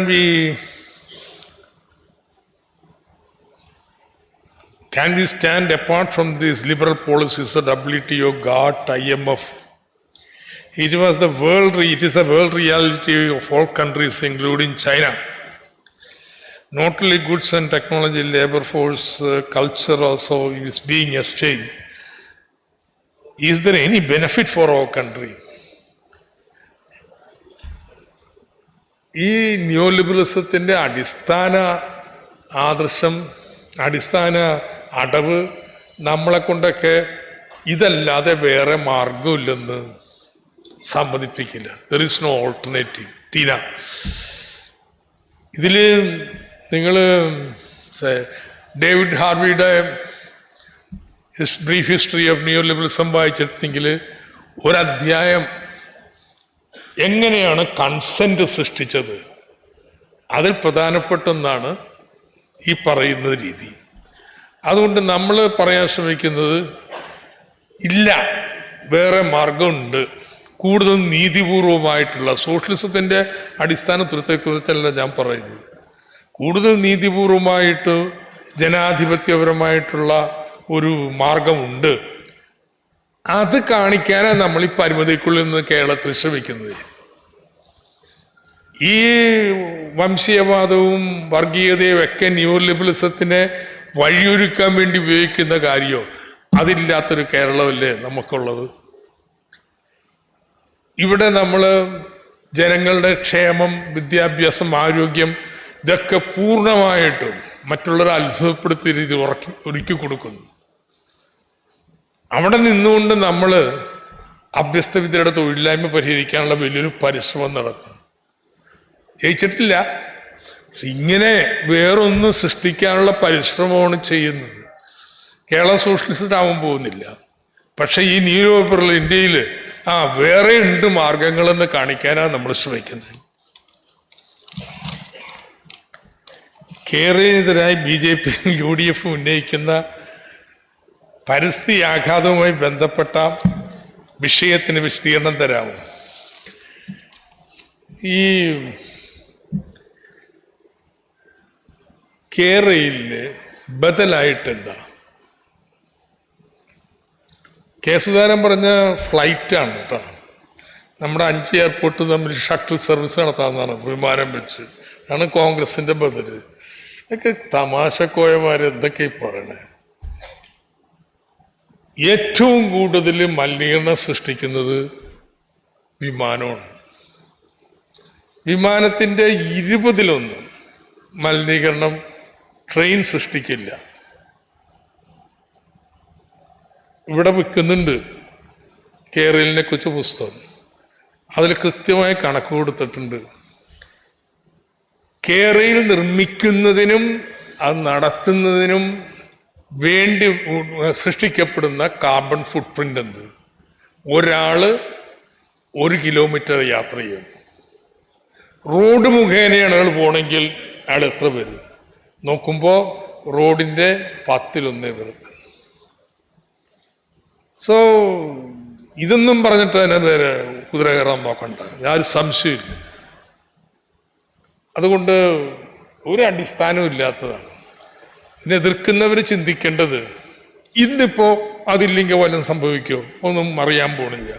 പക്ഷെ ഒരു 20 വർഷം കഴിഞ്ഞുള്ള കേരളത്തിൽ ഈ കേരളയിലില്ലെങ്കിൽ ഇതുപോലൊരു ഹൈസ്പീഡ് പബ്ലിക് ട്രാൻസ്പോർട്ട് സിസ്റ്റം, റോഡിനേക്കാൾ വേഗതയിൽ, റോഡിനേക്കാൾ സുഖകരമായി, റോഡിനേക്കാൾ ചെലവ് കുറഞ്ഞ് ഉള്ള ഒരു പബ്ലിക് ട്രാൻസ്പോർട്ട് സിസ്റ്റം ഇല്ലെങ്കിൽ നമ്മൾ എങ്ങനെ കേരളത്തെ മുന്നോട്ട് കൊണ്ടുപോവാ? ഇപ്പം നമ്മൾ 6 വരി പാതയാക്കണം. നിങ്ങൾ തിങ്കളാഴ്ച ദിവസം ഒന്ന് യാത്ര ചെയ്ത് നോക്കൂ എറണാകുളത്ത് നിന്ന് തൃശ്ശൂർക്ക്. ഇനി തിങ്കളാഴ്ചക്ക് വേണ്ട, ഏത് ദിവസം എറണാകുളത്ത് നിന്ന് ആലുവ വരെ ഒന്ന് യാത്ര ചെയ്ത് നോക്കൂ. ഇപ്പൊ 4 കുടുംബം എടുത്ത ഒരു കുടുംബത്തിന് കാറുണ്ട് കേരളത്തിൽ. ഒരു 10 വർഷത്തിനുള്ളിൽ 2 കുടുംബത്തിനൊരു കാറാണ്. ഈ കാറുകാരെല്ലാം കൂടി റോഡിലേക്ക് ഇറങ്ങിക്കഴിഞ്ഞിട്ടുണ്ടെങ്കിൽ ഇനി റോഡിൽ നിന്ന് 6 വരി 8 വരി ആക്കാൻ പറ്റും. സോ അപ്പോഴത്തേനും നമുക്ക് ഇങ്ങനെ ഒരു സംവിധാനം കൂടിയേ തീരൂ. അതുകൊണ്ട് വികസനം എന്ന് പറയുമ്പോൾ ഇന്ന് വേണ്ട എന്ന് പറയുന്നതിലല്ല, നാളെ വേണോ എന്ന് ചിന്തിക്കുന്നതിലാണ്. റഷ്യ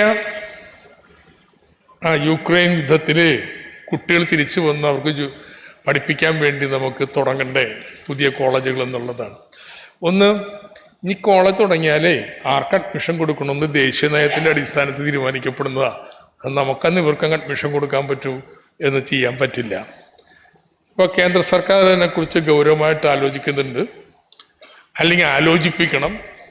അതിനിടയ്ക്ക് റഷ്യ ഒരു പ്രപ്പോസൽ വെച്ചിട്ടുണ്ട്, ഈ കുട്ടികളെ ഞങ്ങൾ പഠിപ്പിച്ചോളാം. ഇതൊക്കെ അടക്കം കേന്ദ്ര സർക്കാർ പരിശോധിച്ച് തീരുമാനത്തിലെത്തട്ടെ, നമുക്കത് ശക്തിപ്പെടുത്താം. കിഫ്ബി വാങ്ങുന്ന വായ്പയുടെ തിരിച്ചടവ് എന്ന് തുടങ്ങണം. എവിടെ നിന്നെല്ലാം വായ്പ എടുക്കുന്നു? പലിശ നിരക്ക്. ഒരു പലിശ നിരക്കല്ല, ആവശ്യം വരുമ്പോഴാണ് വായ്പ എടുക്കണേ. കോൺട്രാക്ടർ ബില്ല് വരുന്ന കണക്ക് നോക്കിയിട്ട് അത് കൊടുക്കാൻ വായ്പ എടുത്താൽ പോരെ. അപ്പോൾ നമ്മൾ വായ്പ ഒരു വർഷം മുമ്പ് എടുത്തിരുന്നെങ്കിൽ നമുക്ക് ഇന്ത്യയിൽ നിന്ന് വായ്പ 7% കിട്ടിയാണ്. ഇപ്പം നമ്മൾ എടുക്കാൻ പോകുമ്പോൾ 8%. ഉറപ്പാണ് കേട്ടോ. 6 മാസം കഴിഞ്ഞ് നമ്മൾ വായ്പ എടുക്കാൻ പോയാൽ നമുക്ക് 9% വരും എന്നുള്ളത്. അത് മാറിക്കൊണ്ടിരിക്കും അങ്ങോട്ടും ഇങ്ങോട്ടും ഒക്കെ. ഏത് രാജ്യത്തുനിന്നാ? വേറെ രാജ്യത്തൊന്നും പോണ്ട, നമ്മുടെ രാജ്യത്തു നിന്ന് തന്നെ ഇഷ്ടം പോലെ പണം കൊണ്ടെടുക്കാനാണ്. അപ്പം പിന്നെ എന്തിനാ വിദേശത്ത് പോയി എടുത്തത്? ഇങ്ങനത്തെ ഒരു കമ്പനിക്ക് വായ്പ എടുക്കാൻ പറ്റുമോ എന്ന് ന്യായമായിട്ടും ആളുകൾക്ക് സംശയം ഉണ്ടാവും. ആ സംശയം ഇതാക്കാൻ വേണ്ടിയിട്ടാണ് ഈ 2500 കോടി കേരളത്തിൽ നിന്ന് ഇന്ത്യയിൽ നിന്ന് ഉണ്ടാക്കാൻ പറ്റില്ലേ. നമുക്ക് പുറത്ത് ലണ്ടൻ സ്റ്റോക്ക് എക്സ്ചേഞ്ചിൽ ലിസ്റ്റ് ചെയ്ത് വായ്പ എടുക്കാൻ പ്രാപ്തിയുള്ളൊരു കമ്പനി ഇന്ത്യയിൽ ആദ്യമായിട്ടൊരു സംസ്ഥാന സർക്കാരുണ്ടെന്ന് പറയാൻ വേണ്ടി തന്നെ പോയതാണ്. അതാണ് വേറെ നിയമമാണ് എന്ന് കാണിക്കാൻ വേണ്ടി തന്നെ പോയതാണ്. അതിനെ പോയത്. അല്ലാതെ ഇനി എങ്ങനെ ആ പുറത്തുനിന്ന് എടുത്തുകൊണ്ടിരിക്കുന്ന പരിപാടിയൊന്നും എൻ്റെ ആവശ്യമില്ല. ഇവിടെ ഉണ്ട്. പക്ഷെ ഇവിടുത്തെ ബാങ്കുകാർക്കൊക്കെ സംശയം, ഇതിങ്ങനെ വന്നാൽ എങ്ങനെയാണ്. അപ്പോൾ നമ്മളങ്ങനെ അവിടെ പോയി 2500 എടുത്ത് ഇപ്പം ബാങ്കുകൾ ക്യൂ നിൽക്കുക. മാർച്ച് ആകുമ്പോൾ കുറച്ചുകൂടി പണം ഞങ്ങൾ എടുക്കണമെന്നും പറഞ്ഞിട്ട്. അപ്പം അതിനു വേണ്ടിയുള്ള ടാക്ടിക്സ് ആയിട്ട് എടുത്ത് വെച്ചാൽ അതല്ല, പുറത്തുനിന്നും വായ്പ എടുക്കേണ്ട ആവശ്യമില്ല. ഇന്ധന സെസ് കിഫ്ബിയിലേക്ക് അത് സമയത്ത് പോകുന്നുണ്ടോ? അതിനൊക്കെ സോഫ്റ്റ്വെയർ ഉണ്ട് കേട്ടോ. 1 രൂപ മോട്ടോർ വെഹിക്കിൾ ടാക്സ് ട്രഷറി വന്നാൽ അപ്പം തന്നെ 50 പൈസ അങ്ങോട്ട് പോകും. അതൊക്കെ കൃത്യമായിട്ട് പോയിക്കോളൂ. കിഫ്ബി വഴി നടക്കുന്ന ഇൻഫ്രാസ്ട്രക്ചർ ഓറിയന്റഡ് ഡെവലപ്മെൻറ്റിൽ നിന്ന് കഴിഞ്ഞല്ലോ. ഐ തിങ്ക് കഴിഞ്ഞു. സ്പീഡിൽ പോയി അന്ന് ഉത്തരങ്ങളൊക്കെ പരാമർശിച്ചിട്ടുണ്ട്. അപ്പോൾ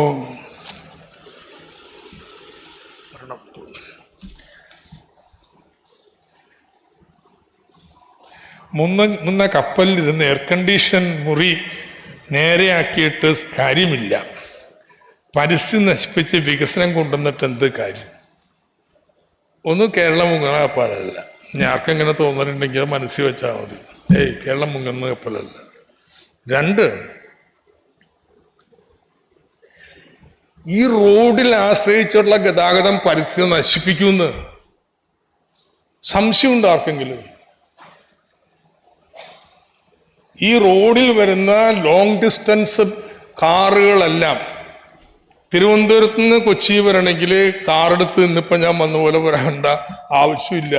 ഈ ട്രെയിൻ വഴി പോവും. ഇവിടെ വന്നു കഴിഞ്ഞാൽ ഇവിടെ പബ്ലിക് ട്രാൻസ്പോർട്ട് സിസ്റ്റം ഉണ്ടാവണം. അങ്ങനെയുള്ള ട്രാൻസ്പോർട്ട് സ്ട്രക്ചറുള്ള കേരളമാണ് ഒരു 10 വർഷം കഴിഞ്ഞ് 20 വർഷം കഴിഞ്ഞ് ഇവിടെ വേണ്ടത്. അപ്പം അതുകൊണ്ട് മുങ്ങണ കപ്പലുമല്ല, ഇത് പരിസ്ഥിതി വിനാശം ഉണ്ടാക്കുന്നതല്ല. അല്ലാതുള്ളൊരു സംവിധാനം കേരളത്തെ പരിസ്ഥിതി നശിപ്പിക്കും. ആണ് യാഥാർത്ഥ്യം. അപ്പോൾ ഇത്രയും കാറൊന്നും വേണ്ട, ആൾക്കാർ മാശയടക്കി ജീവിച്ചാൽ മതി എന്ന് നിങ്ങൾ പറയാവുന്നത് നാട്ടുകാരെ സമ്മതിക്കത്തില്ല. നമ്മുടെ ലൈഫ് സ്റ്റൈൽ എന്ത് വേണമെന്ന് ഇവിടെ വെച്ച് തീരുമാനിച്ചു കൊടുത്തു കഴിഞ്ഞാൽ നടപ്പാക്കാൻ പറ്റുന്ന കാര്യമോ? വികസനത്തെക്കുറിച്ച് ഇത്തരം വിവാദങ്ങൾ വരുന്നത് ഏതുതരം മാനസികാവസ്ഥ? ഒരു കുഴപ്പമില്ലെന്ന് പറഞ്ഞാലും മറുപടി പറയണം. മാനസികാവസ്ഥ നമ്മൾ നോക്കേണ്ട കാര്യമില്ല. വ്യത്യസ്ത അഭിപ്രായം ഉണ്ടാവും. വ്യത്യസ്ത അഭിപ്രായം ഉണ്ടായാൽ നമുക്കെന്ത് കുഴപ്പം? മറുപടി പറയാൻ പറ്റാത്തല്ല പ്രശ്നങ്ങളുണ്ടോ? പക്ഷെ അത് വെച്ചിട്ട് പിന്നെ മനുഷ്യന്മാരെ ഹാലി ഇളക്കി കുറ്റിപറിക്കാനും മറ്റും നടക്കുന്നതിൽ മാത്രമേ പ്രശ്നമുള്ളൂ. അല്ലെങ്കിൽ ആർക്കെന്ത് ചർച്ച ചെയ്യണം? ചർച്ച ചെയ്യാമല്ലോ. ചർച്ച ചെയ്യാൻ പറ്റത്തുള്ള കാര്യമാണ്. അതുകൊണ്ട് ചർച്ച ആരെങ്കിലും ഉന്നയിച്ചു വിമർശനം നടത്തി അതിലൊന്നും നമുക്ക് ആരും പേടിയില്ല കേട്ടോ. അതിൻ്റെ ആവശ്യമില്ല. ശരി, നന്ദി, നമസ്കാരം.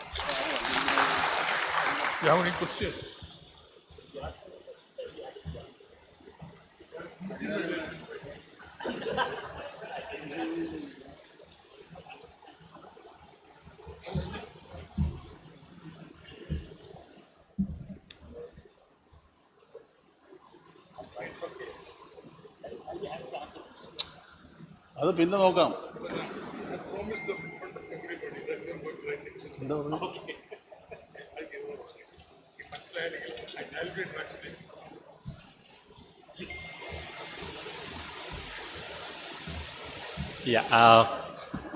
I'll be happy to take questions. Yeah, please go ahead if you haven't. Somebody sent me a note, but I could not fully follow. I'll be happy to answer out those person who has given me this. I can do it later. But any questions from the floor, I'll be happy to take. No questions?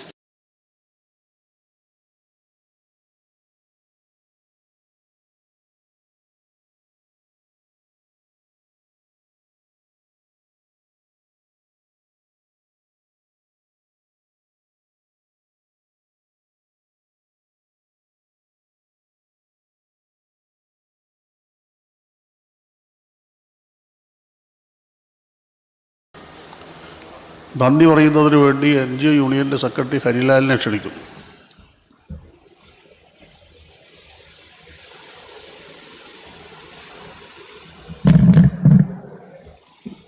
പ്രിയപ്പെട്ട സഖാക്കളെ, സുഹൃത്തുക്കളെ, നവ ഉദാരവൽക്കരണത്തിൻ്റെ 3 പതിറ്റാണ്ടുകൾ നമ്മുടെ രാജ്യത്തിൻ്റെ വ്യത്യസ്ത മേഖലകളെ, സാധാരണ ജനങ്ങളുടെ ജീവിതത്തെ എങ്ങനെ രൂക്ഷമായിട്ട് ബാധിച്ചു. അതോടൊപ്പം തന്നെ ഇത്തരം നയങ്ങൾക്കെതിരായിട്ട് കേരളം ഉയർത്തുന്ന പ്രതിരോധവും കേരളത്തിൻ്റെ ബദലുകളും ഈ ആശയ പരിസരത്തെ മുൻനിർത്തിക്കൊണ്ടാണ് 2022 EMS സ്മൃതിയുമായിട്ട് ബന്ധപ്പെട്ട ചർച്ചകളും സംവാദങ്ങളും എല്ലാം തന്നെ രൂപപ്പെട്ടു വരുന്നത്. ഇതിൻ്റെ ഭാഗമായിട്ട് തന്നെ ഈ ആശയത്തെ കൂടുതൽ ആഴത്തിലേക്ക് ഇറങ്ങിച്ചെന്നുകൊണ്ട് പരിശോധിച്ച 2 ഉജ്ജ്വലമായ പ്രഭാഷണങ്ങളാണ് നമ്മുടെ ഈ സെഷൻ്റെ ഭാഗമായിട്ട് ഇന്ന് ഇവിടെ അവതരിപ്പിക്കപ്പെട്ടത്. നവ ഉദാരവൽക്കരണവും കേരള സമ്പദ് വ്യവസ്ഥയും എന്ന വിഷയത്തെ അധികരിച്ചുകൊണ്ട് മുൻ ധനകാര്യമന്ത്രിയും CPIMൻ്റെ കേന്ദ്ര കമ്മിറ്റി അംഗവുമായിട്ടുള്ള സഖാവ് TM തോമസ് ഐസക്കാണ് സംസാരിച്ചത്. സഖാവിനെ EMS സ്മൃതിയുടെ സംഘാടക സമിതിയുടെ പേരിൽ നന്ദി രേഖപ്പെടുത്തുകയാണ്. Professor VK Ramachandran, vice chairman planning board Kerala, ഇന്ന് സെഷനിൽ പങ്കെടുക്കാൻ സാധിച്ചിട്ടില്ല. അദ്ദേഹത്തിൻ്റെ അസാന്നിധ്യത്തിലും സംഘാടക സമിതിയുടെ നന്ദി അറിയിക്കുകയാണ്. മേക്കിംഗ് ഇന്ത്യ എന്ന മിഥ്യ ഈ വിഷയത്തിൽ പ്രഭാഷണം നടത്തിയത് centre for development studies Thiruvananthapuram professor R നാഗരാജാണ്. അദ്ദേഹത്തിന് സംഘാടക സമിതിയുടെ അഗൈതവുമായിട്ടുള്ള നന്ദി അറിയിക്കുകയാണ്. ഈ സെഷൻ്റെ അധ്യക്ഷത വഹിച്ചത് കേരള സ്റ്റേറ്റ് കർഷക തൊഴിലാളി യൂണിയൻ്റെ ജനറൽ സെക്രട്ടറി ആയിട്ടുള്ള സഖാവ് NR ബാലാണ്. സഖാവിന് സംഘാടക സമിതിയുടെ നന്ദി അറിയിക്കുകയാണ്. സ്വാഗതം ആശംസിച്ചുകൊണ്ട് സംസാരിച്ചത് ബാങ്ക് എംപ്ലോയീസ് ഫെഡറേഷൻ ഓഫ് ഇന്ത്യയുടെ ജില്ലാ സെക്രട്ടറി ആയിട്ടുള്ള സഖാവ് സ്വർണ്ണകുമാറാണ്. സഖാവിനും ഔപചാരികതയുടെ പേരിൽ നന്ദി അറിയിക്കുന്നു. ഈ സെഷനിൽ പങ്കെടുത്ത പ്രതിനിധി സഖാക്കൾ, അതുപോലെ തന്നെ മീഡിയ പ്രവർത്തകർ, ഇതിൽ പങ്കെടുത്ത മുഴുവൻ സുഹൃത്തുക്കൾക്കും സഖാക്കൾക്കും സംഘാടക സമിതിയുടെ പേരിൽ നന്ദി അറിയിച്ചുകൊണ്ട് എൻ്റെ വാക്കുകൾ അവസാനിപ്പിക്കും. EMS സ്മൃതി 2022 4ാമത്തെ സെഷൻ ഉടനെ ആരംഭിക്കുന്നതാണ്.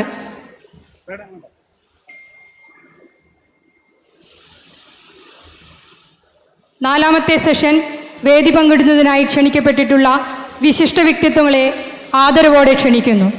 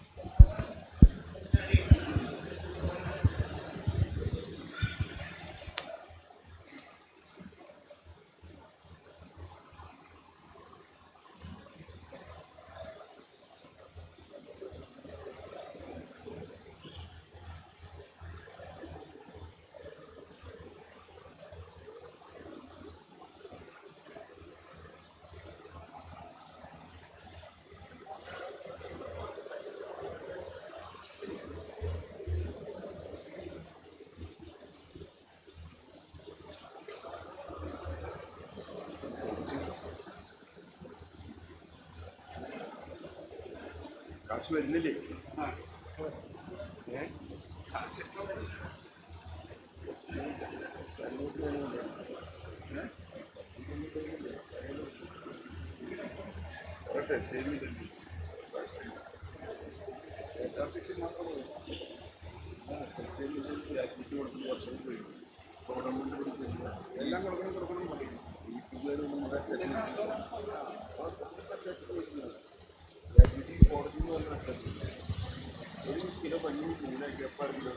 EMS സ്മൃതി 2022 നാലാമത്തെ സെഷൻ വിഷയങ്ങൾ കൈകാര്യം ചെയ്യുന്നത് വിദ്യാഭ്യാസവും കേരള വികസനവും സഖാവ് MA ബേബി, കേന്ദ്ര സംസ്ഥാന ധനബന്ധം സഖാവ് KN ബാലഗോപാൽ, ധനമേഖലയിലെ പരിഷ്കാരങ്ങൾ ശ്രീ V ശ്രീധർ.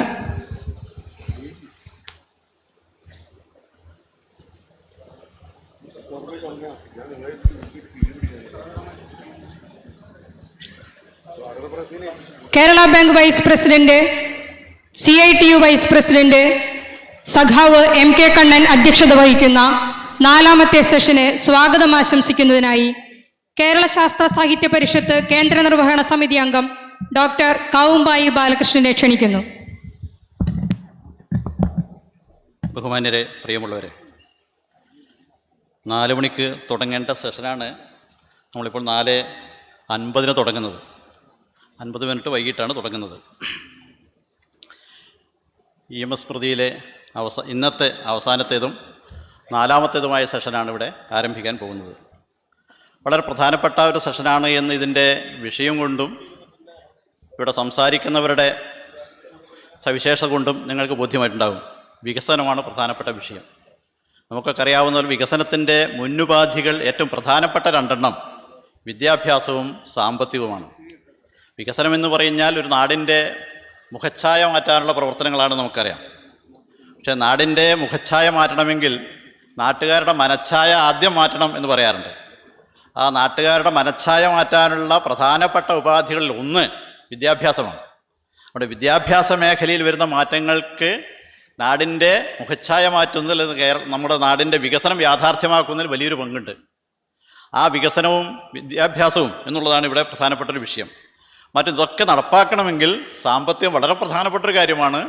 അതില്ലാതെ ഒരു വികസനവും യാഥാർത്ഥ്യമാവില്ല, സാക്ഷാത്കരിക്കാനാവില്ല എന്ന് നമുക്കറിയാം. ഇതും ഇവിടെ ചർച്ച ചെയ്യണം. ഈ 2 വിഷയങ്ങൾ, ഇത്തരം കാര്യങ്ങളൊക്കെ തന്നെ ഇവിടെ അവതരിപ്പിക്കുന്നത് ആ മേഖലയിലെ ഏറ്റവും കേരളത്തിലെ പ്രാമാണികരായ ആളുകളാണ് എന്നുള്ളതാണ് ഈ സെഷൻ്റെ മറ്റൊരു പ്രത്യേകത. ഞാൻ അധികം സ്വാഗത പ്രസംഗത്തിൽ മറ്റു കാര്യങ്ങളൊന്നും സംസാരിക്കുന്നില്ല. ഈ സെഷനിൽ അധ്യക്ഷത വഹിക്കുന്നത് നമുക്ക് തൃശ്ശൂർ സുപരിചിതനായ സഖാവ് വെങ്കട്ടണ്ണനാണ്. CITUവിൻ്റെ സംസ്ഥാന വൈസ് പ്രസിഡൻ്റാണ്. കേരള ബാങ്കിൻ്റെ വൈസ് പ്രസിഡൻ്റാണ്. സഖാവിനെ വളരെ സ്നേഹബഹുമാനത്തോടെ ഞാൻ സ്വാഗതം ചെയ്യുകയാണ്.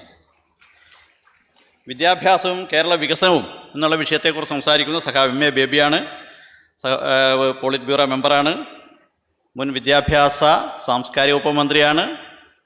മുൻ വിദ്യാഭ്യാസ സാംസ്കാരിക വകുപ്പ് മന്ത്രി എന്നുള്ളതല്ല പ്രധാനം, വിദ്യാഭ്യാസ സാംസ്കാരിക പ്രവർത്തകനാണ് എന്ന് പറയുന്നതാണ് കൂടുതൽ ശരിയെന്നാണ് എനിക്ക് തോന്നുന്നത്.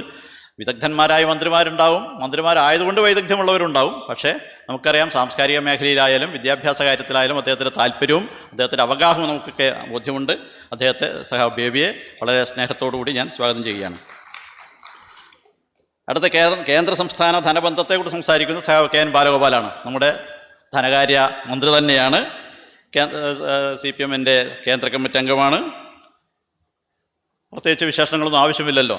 സഖാവ് ബാലഗോപാലിനെ വളരെ സ്നേഹത്തോടുകൂടി ബഹുമാനത്തോടുകൂടി സ്വാഗതം ചെയ്യുന്നു. ധനമേഖലയിലെ പരിഷ്കാരങ്ങളെക്കുറിച്ച് സംസാരിക്കുന്നത് ഇക്കണോമിക് ജേർണലിസ്റ്റിലെ പ്രവർത്തകനായ, ആ മേഖലയിൽ വിദഗ്ധനായ ശ്രീ V ശ്രീധറാണ്. അദ്ദേഹത്തെ ഞാൻ വളരെ സ്നേഹാദരങ്ങളോടെ സ്വാഗതം ചെയ്യുകയാണ്. ഈ സെഷനിൽ നന്ദി രേഖപ്പെടുത്തുന്നത് EMS സ്മൃതിയുടെ സോവനർ കമ്മിറ്റി ചെയർമാനായിട്ടുള്ള സഖാവ് സിയാവുദ്ദീനാണ്. സഖാവിനെയും സ്നേഹത്തോടുകൂടി സ്വാഗതം ചെയ്യുകയാണ്. ഇവിടെ കൂടിയിരിക്കുന്ന എല്ലാവരെയും സ്വാഗതം ചെയ്തുകൊണ്ട് പുറത്തു നിൽക്കുന്ന സുഹൃത്തുക്കൾ ആരെങ്കിലും ഉണ്ടെങ്കിൽ അവരൊക്കെ അകത്ത് കടന്നിരിക്കണം എന്നുകൂടി അഭ്യർത്ഥിച്ചുകൊണ്ട് അവസാനിപ്പിക്കുന്നു. എല്ലാവർക്കും ഒരിക്കൽ കൂടി സ്വാഗതം. അധ്യക്ഷ സ്ഥാനത്തേക്ക് സഖാവ് MK കണ്ണനെ ക്ഷണിക്കുന്നു. പ്രിയപ്പെട്ട സഖാക്കളെ, വളരെ കാര്യവും പ്രധാനവുമായ 3 വിഷയങ്ങളെ അടിസ്ഥാനപ്പെടുത്തിക്കൊണ്ടുള്ള സെഷനാണ് ഈ 4ാമത്തെ സെഷൻ. ഇപ്പം അതിന് 1 മണിക്കൂർ വൈകിയിരിക്കുകയാണ്. അതുകൊണ്ട് അധ്യക്ഷൻ എന്ന നിലയ്ക്ക് കൂടുതലായിട്ട് സംസാരിക്കുന്നില്ല. ആദ്യത്തെ വിഷയം വിദ്യാഭ്യാസവും കേരള വികസനവും എന്ന വിഷയം അവതരിപ്പിച്ച് സംസാരിക്കുന്നതിന് വേണ്ടി സഖാവ് എം എ ബേബിയെ ക്ഷണിക്കും.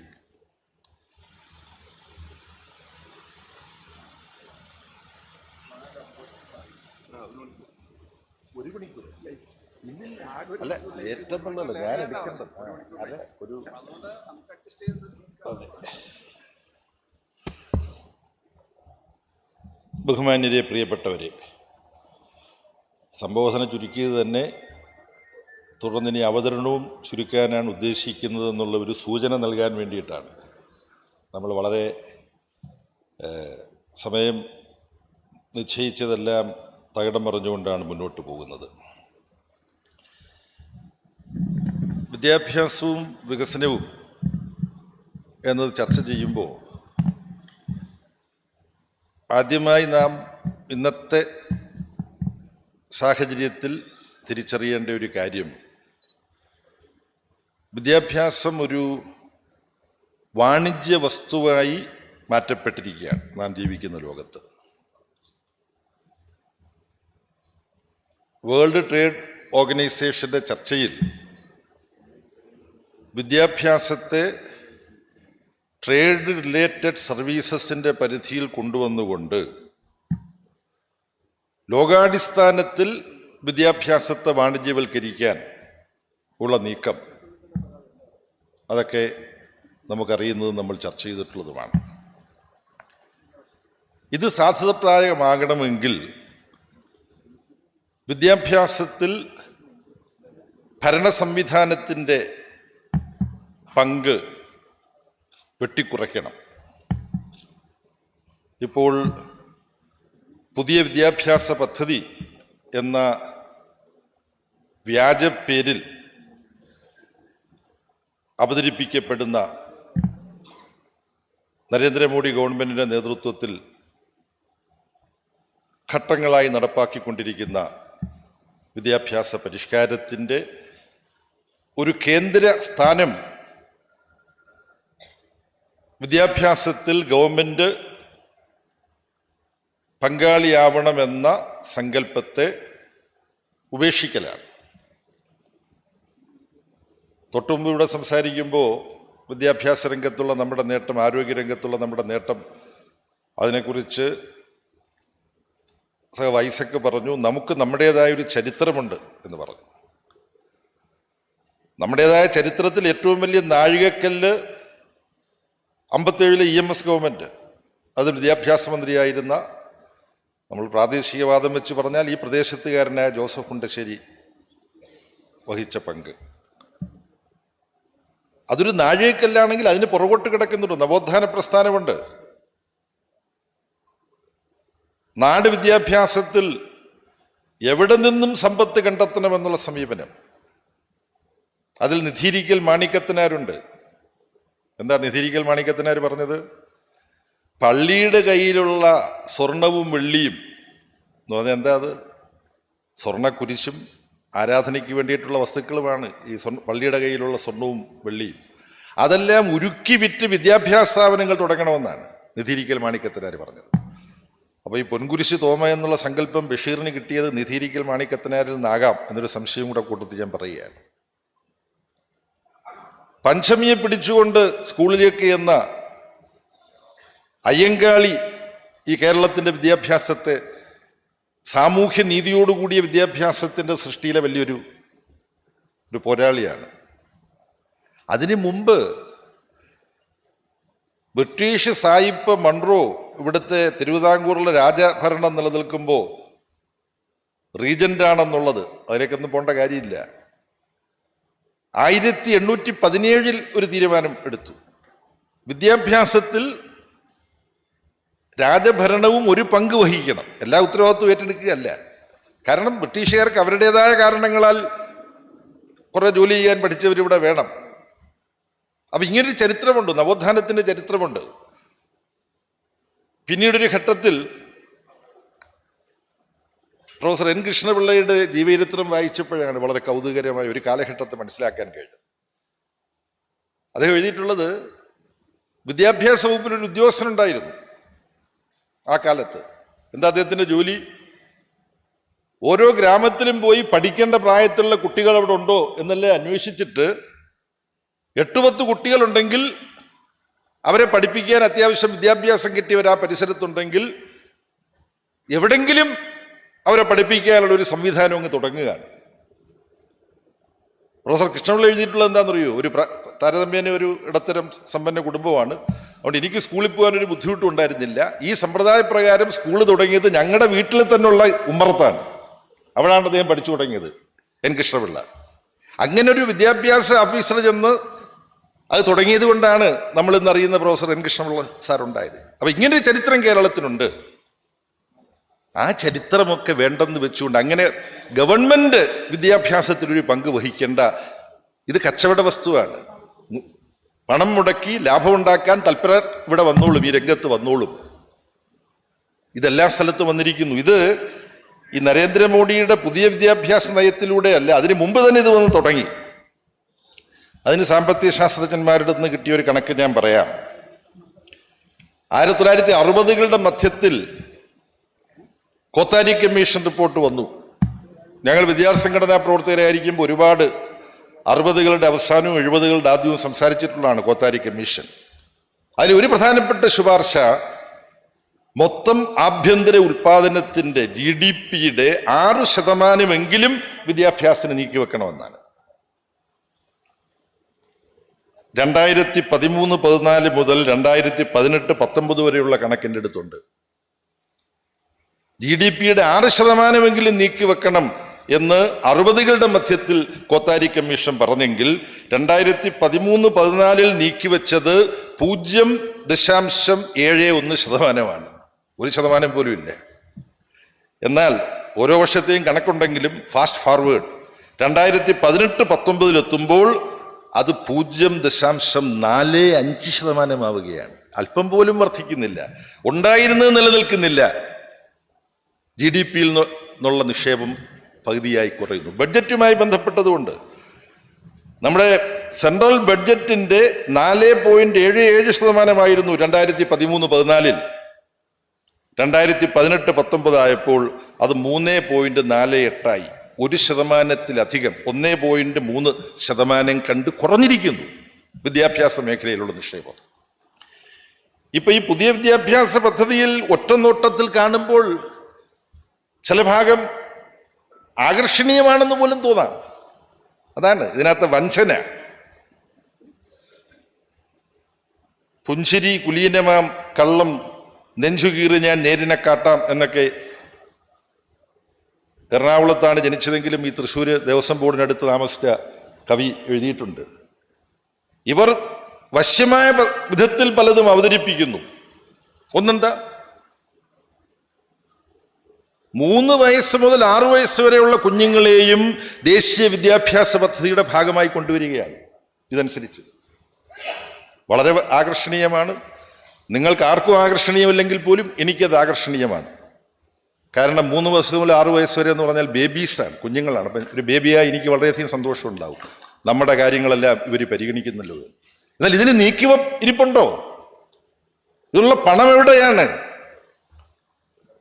ഈ സോക്കോൾ ന്യൂ എഡ്യൂക്കേഷൻ പോളിസി മോഡിയുടെ പദ്ധതിയിൽ പറയുന്ന ഒരുപാട് കാര്യങ്ങളുടെ ഉള്ളിലേക്ക് ചെല്ലുമ്പോൾ ആ പദ്ധതിയുടെ ഭാഗമായിട്ടുള്ള വർഗീയവൽക്കരണം, സെൻട്രലൈസേഷൻ, കമേഴ്സ്യലൈസേഷൻ, 3 C ആണ് ഇംഗ്ലീഷിൽ പറഞ്ഞാൽ. അതിൻ്റെ എല്ലാം വിശദാംശങ്ങൾ കാണാൻ കഴിയും. പക്ഷെ ഒറ്റ നോട്ടത്തിൽ വളരെ ആകർഷണീയമാണ് തോന്നുന്ന പലതും ഇതിനകത്തുണ്ട്. മാതൃഭാഷയിലൂടെയുള്ള വിദ്യാഭ്യാസം, 9ാം തരം മുതൽ തൊഴിൽ പരിശീലനം കൂടി നൽകുക,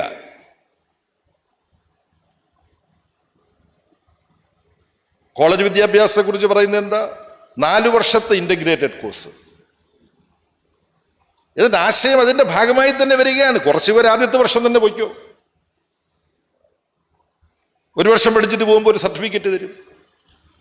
ബാക്കി കുറച്ചുപേർ 2ാമത്തെ വർഷം പഠിച്ചിട്ട് പഠിത്തം അവസാനിപ്പിച്ചോ, അവർക്കൊരു ഡിപ്ലോമ കൊടുക്കും. 3 വർഷം വരെ പഠിച്ചിട്ട് നിങ്ങൾക്ക് ഡിഗ്രി തരും. 4 വർഷം വരെ പഠിച്ചവർ കുറച്ചൊരു ഗവേഷണം കൂടി നടത്തി എന്നുള്ളതിന് ഉള്ളൊരു സർട്ടിഫിക്കറ്റ് തരും. കൂട്ടത്തിൽ പറയുന്നു, ഇങ്ങനെ 1 വർഷം പഠിച്ചിട്ട് പോകുന്ന സർട്ടിഫിക്കറ്റുമായി പോകുന്നവർക്ക് തിരിച്ചു വരാം. പിന്നീട് എവിടെയാ തിരിച്ചു വരിക?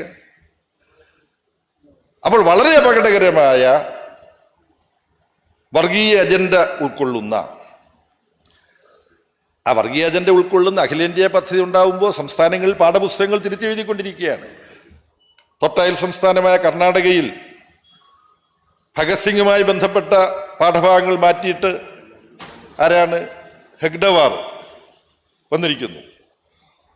ആ നിലയനുസരിച്ചായിരുന്നേ മഹാത്മാഗാന്ധിയെക്കുറിച്ചുള്ളത് മാറ്റിയിട്ട് ഗോഡ്സെയെക്കുറിച്ചാണ് വരേണ്ടത്. അതവർ ആലോചിച്ചുകൊണ്ടിരിക്കുകയാണ്, തീരുമാനിച്ചിട്ടില്ല. പക്ഷെ ഹെഗ്ഡവാറും ഗോൾവക്കറും സവർക്കറും ഒക്കെ വന്നു കഴിഞ്ഞു. സവർക്കർ പാർലമെന്റിന്റെ സെൻട്രൽ ഹാളിൽ നിന്ന് അടിത്തളത്തിൽ വന്നു കഴിഞ്ഞു. ഇത് വിദ്യാഭ്യാസവുമായി ബന്ധപ്പെട്ടത് തന്നെയാണ്. പാർലമെന്റിന്റെ നടുത്തളത്തിൽ സവർക്കറെ കൊണ്ടുവെക്കുന്ന ഒരു പൊതുജന വിദ്യാഭ്യാസമാണ്, കോട്ട് ആൻഡ് കോട്ട്. ഇത് സംഭവിക്കുന്നു എന്നുള്ളതാണ് അഖിലേന്ത്യാ തലത്തിൽ സംഭവിക്കുന്നത്. അപ്പം ഇത് ചുരുക്കി പറഞ്ഞാൽ ഗവൺമെന്റ് വിദ്യാഭ്യാസത്തിൽ നിന്ന് പിന്മാറുന്നു. അത് സ്വകാര്യ വ്യക്തികൾക്ക് ലാഭമുണ്ടാക്കാനുള്ള ഒരു മേഖലയാക്കി മാറ്റുന്നു. ഇതിവിടെ മാത്രമല്ല കേട്ടോ, പെട്ടെന്ന് ഓർമ്മയിൽ വരുന്നത് ഞാൻ പറയുകയാണ്. ബോധധാര സങ്കേതമനുസരിച്ച് യാത്രക്കിടയിൽ പുറത്തുപോയി വരുമ്പോൾ ലണ്ടനിൽ ചേഞ്ച് ഓവറിനടുത്ത് ലണ്ടൻ ടൈംസ് കിട്ടി. വളരെ പ്രസിദ്ധമായ പത്രമാണ്. അതിലെ ഒരു റിപ്പോർട്ട് വായിച്ച് ഞാൻ എങ്ങനെ പ്രതികരിക്കണമെന്നറിയാൻ സ്തംഭിച്ചിരുന്നു പോയി. വലിയ പണം കൊടുത്താൽ മാത്രമേ പഠിക്കാൻ കഴിയൂ എന്ന നിലയിലേക്ക് എത്തിയിരിക്കുന്നു വിദേശ രാജ്യങ്ങൾ മുഴുവൻ. സ്വാശ്രയ രീതി, സ്വാശ്രയം കോട്ട് ആൻഡ് കോട്ട്. സ്വാതന്ത്ര്യ സമരകാലത്ത് സ്വാശ്രയം എന്ന് പറഞ്ഞാൽ വേറൊരു അർത്ഥമായിരുന്നു. ലണ്ടനിൽ ഒരു സംഘടന നടത്തിയ സൂക്ഷ്മ പഠനത്തിൽ വെളിപ്പെട്ട കാര്യം, UK-യിലെ, ഇംഗ്ലണ്ടിലെ ഉന്നത വിദ്യാഭ്യാസ സ്ഥാപനങ്ങളിൽ പഠിക്കാൻ ഫീസ് കൊടുക്കാൻ പണം കണ്ടെത്താൻ ബുദ്ധിമുട്ടുള്ളത് കൊണ്ട് അവരുടെ ഭാഷയിൽ പറഞ്ഞാൽ 100,000 പറഞ്ഞാൽ 1,00,000 കോളേജിൽ പഠിക്കേണ്ട പ്രായത്തിൽപ്പെട്ട ആൺകുട്ടികളും പെൺകുട്ടികളും അവരുടെ ശരീരം വിൽപ്പനയ്ക്ക് വെച്ചിരിക്കുന്നു എന്നാണ്. അതുകൊണ്ടാണ് അത് വായിച്ചിട്ട് ഞാൻ തരിച്ചിരുന്നു പോയി എന്ന് പറയുന്നത്. UK-യിലെ സ്ഥിതിവിശേഷമാണ്. ഇപ്പോൾ ധനകാര്യമന്ത്രിയായിട്ടുള്ള സഖാവ് ബാലഗോപാലിൻ്റെ എല്ലാം മുമ്പിൽ പല കുട്ടികളുടെ അപേക്ഷ വരുന്നുണ്ട്. എന്താണ്? എനിക്ക് അവിടെ പഠിക്കാനൊരു സ്കോളർഷിപ്പ് കിട്ടി, അതിന് സാമ്പത്തിക സഹായം വേണം. എത്ര രൂപ സാമ്പത്തിക സഹായം? 34 ലക്ഷം രൂപ. സ്വാശ്രയ ഫീസാണ്.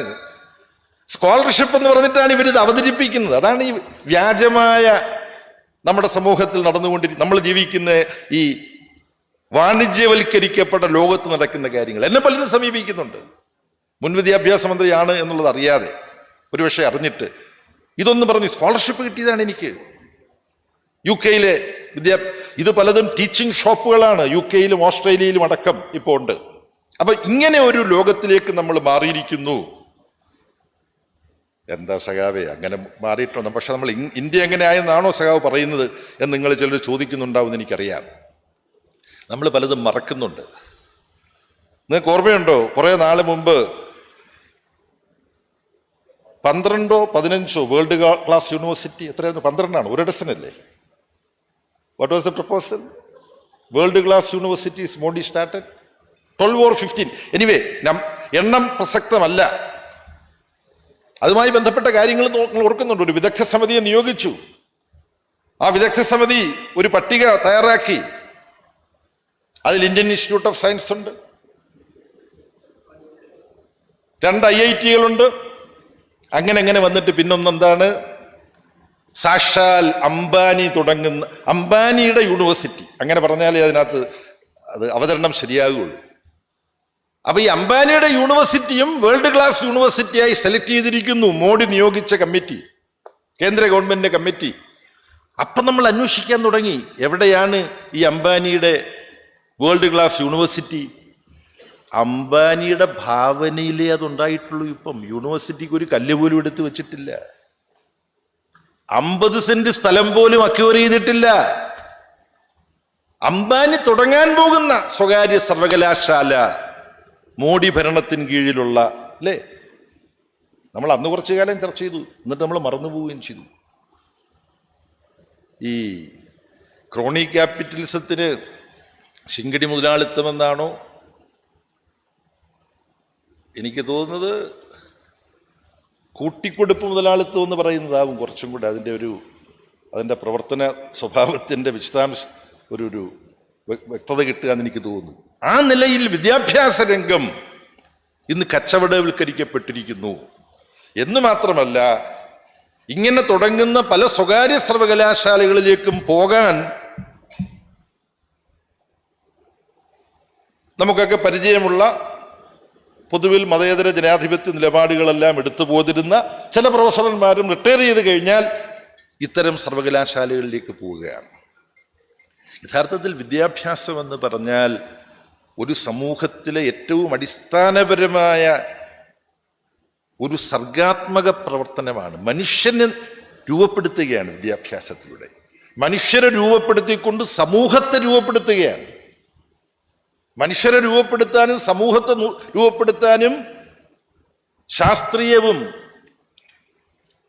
സാമൂഹ്യനീതി കാസൂക്ഷിക്കുന്നതുമായ ആധുനികമായ ഒരു വിദ്യാഭ്യാസം വേണം.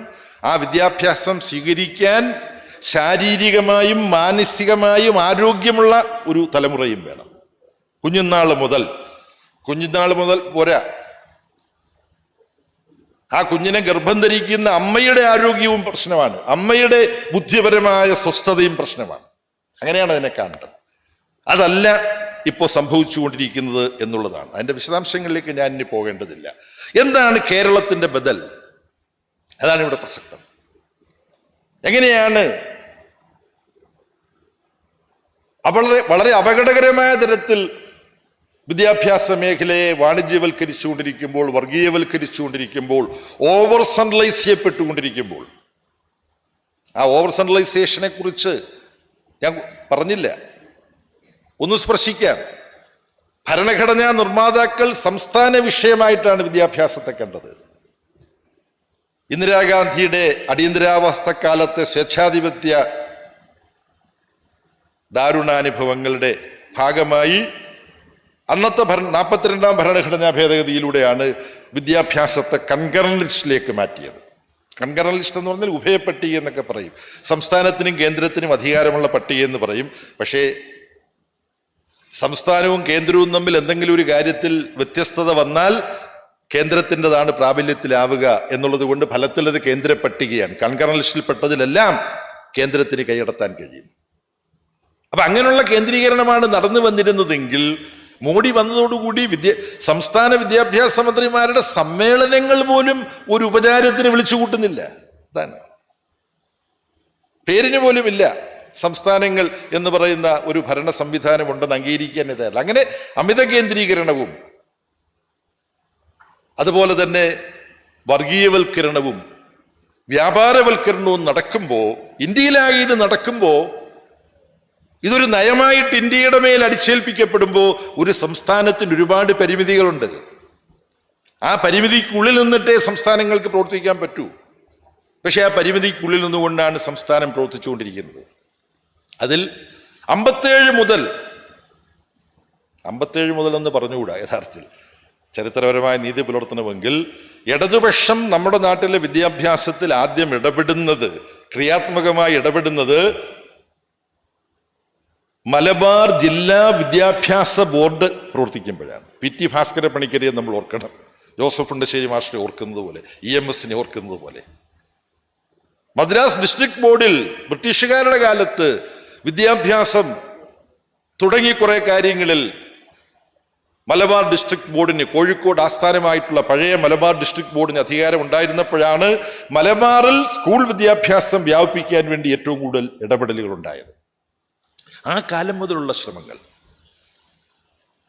അതിൽ മുണ്ടശ്ശേരി മാസ്റ്ററുടെ കാലത്ത് നടത്തിയ ഇടപെടലുകൾ,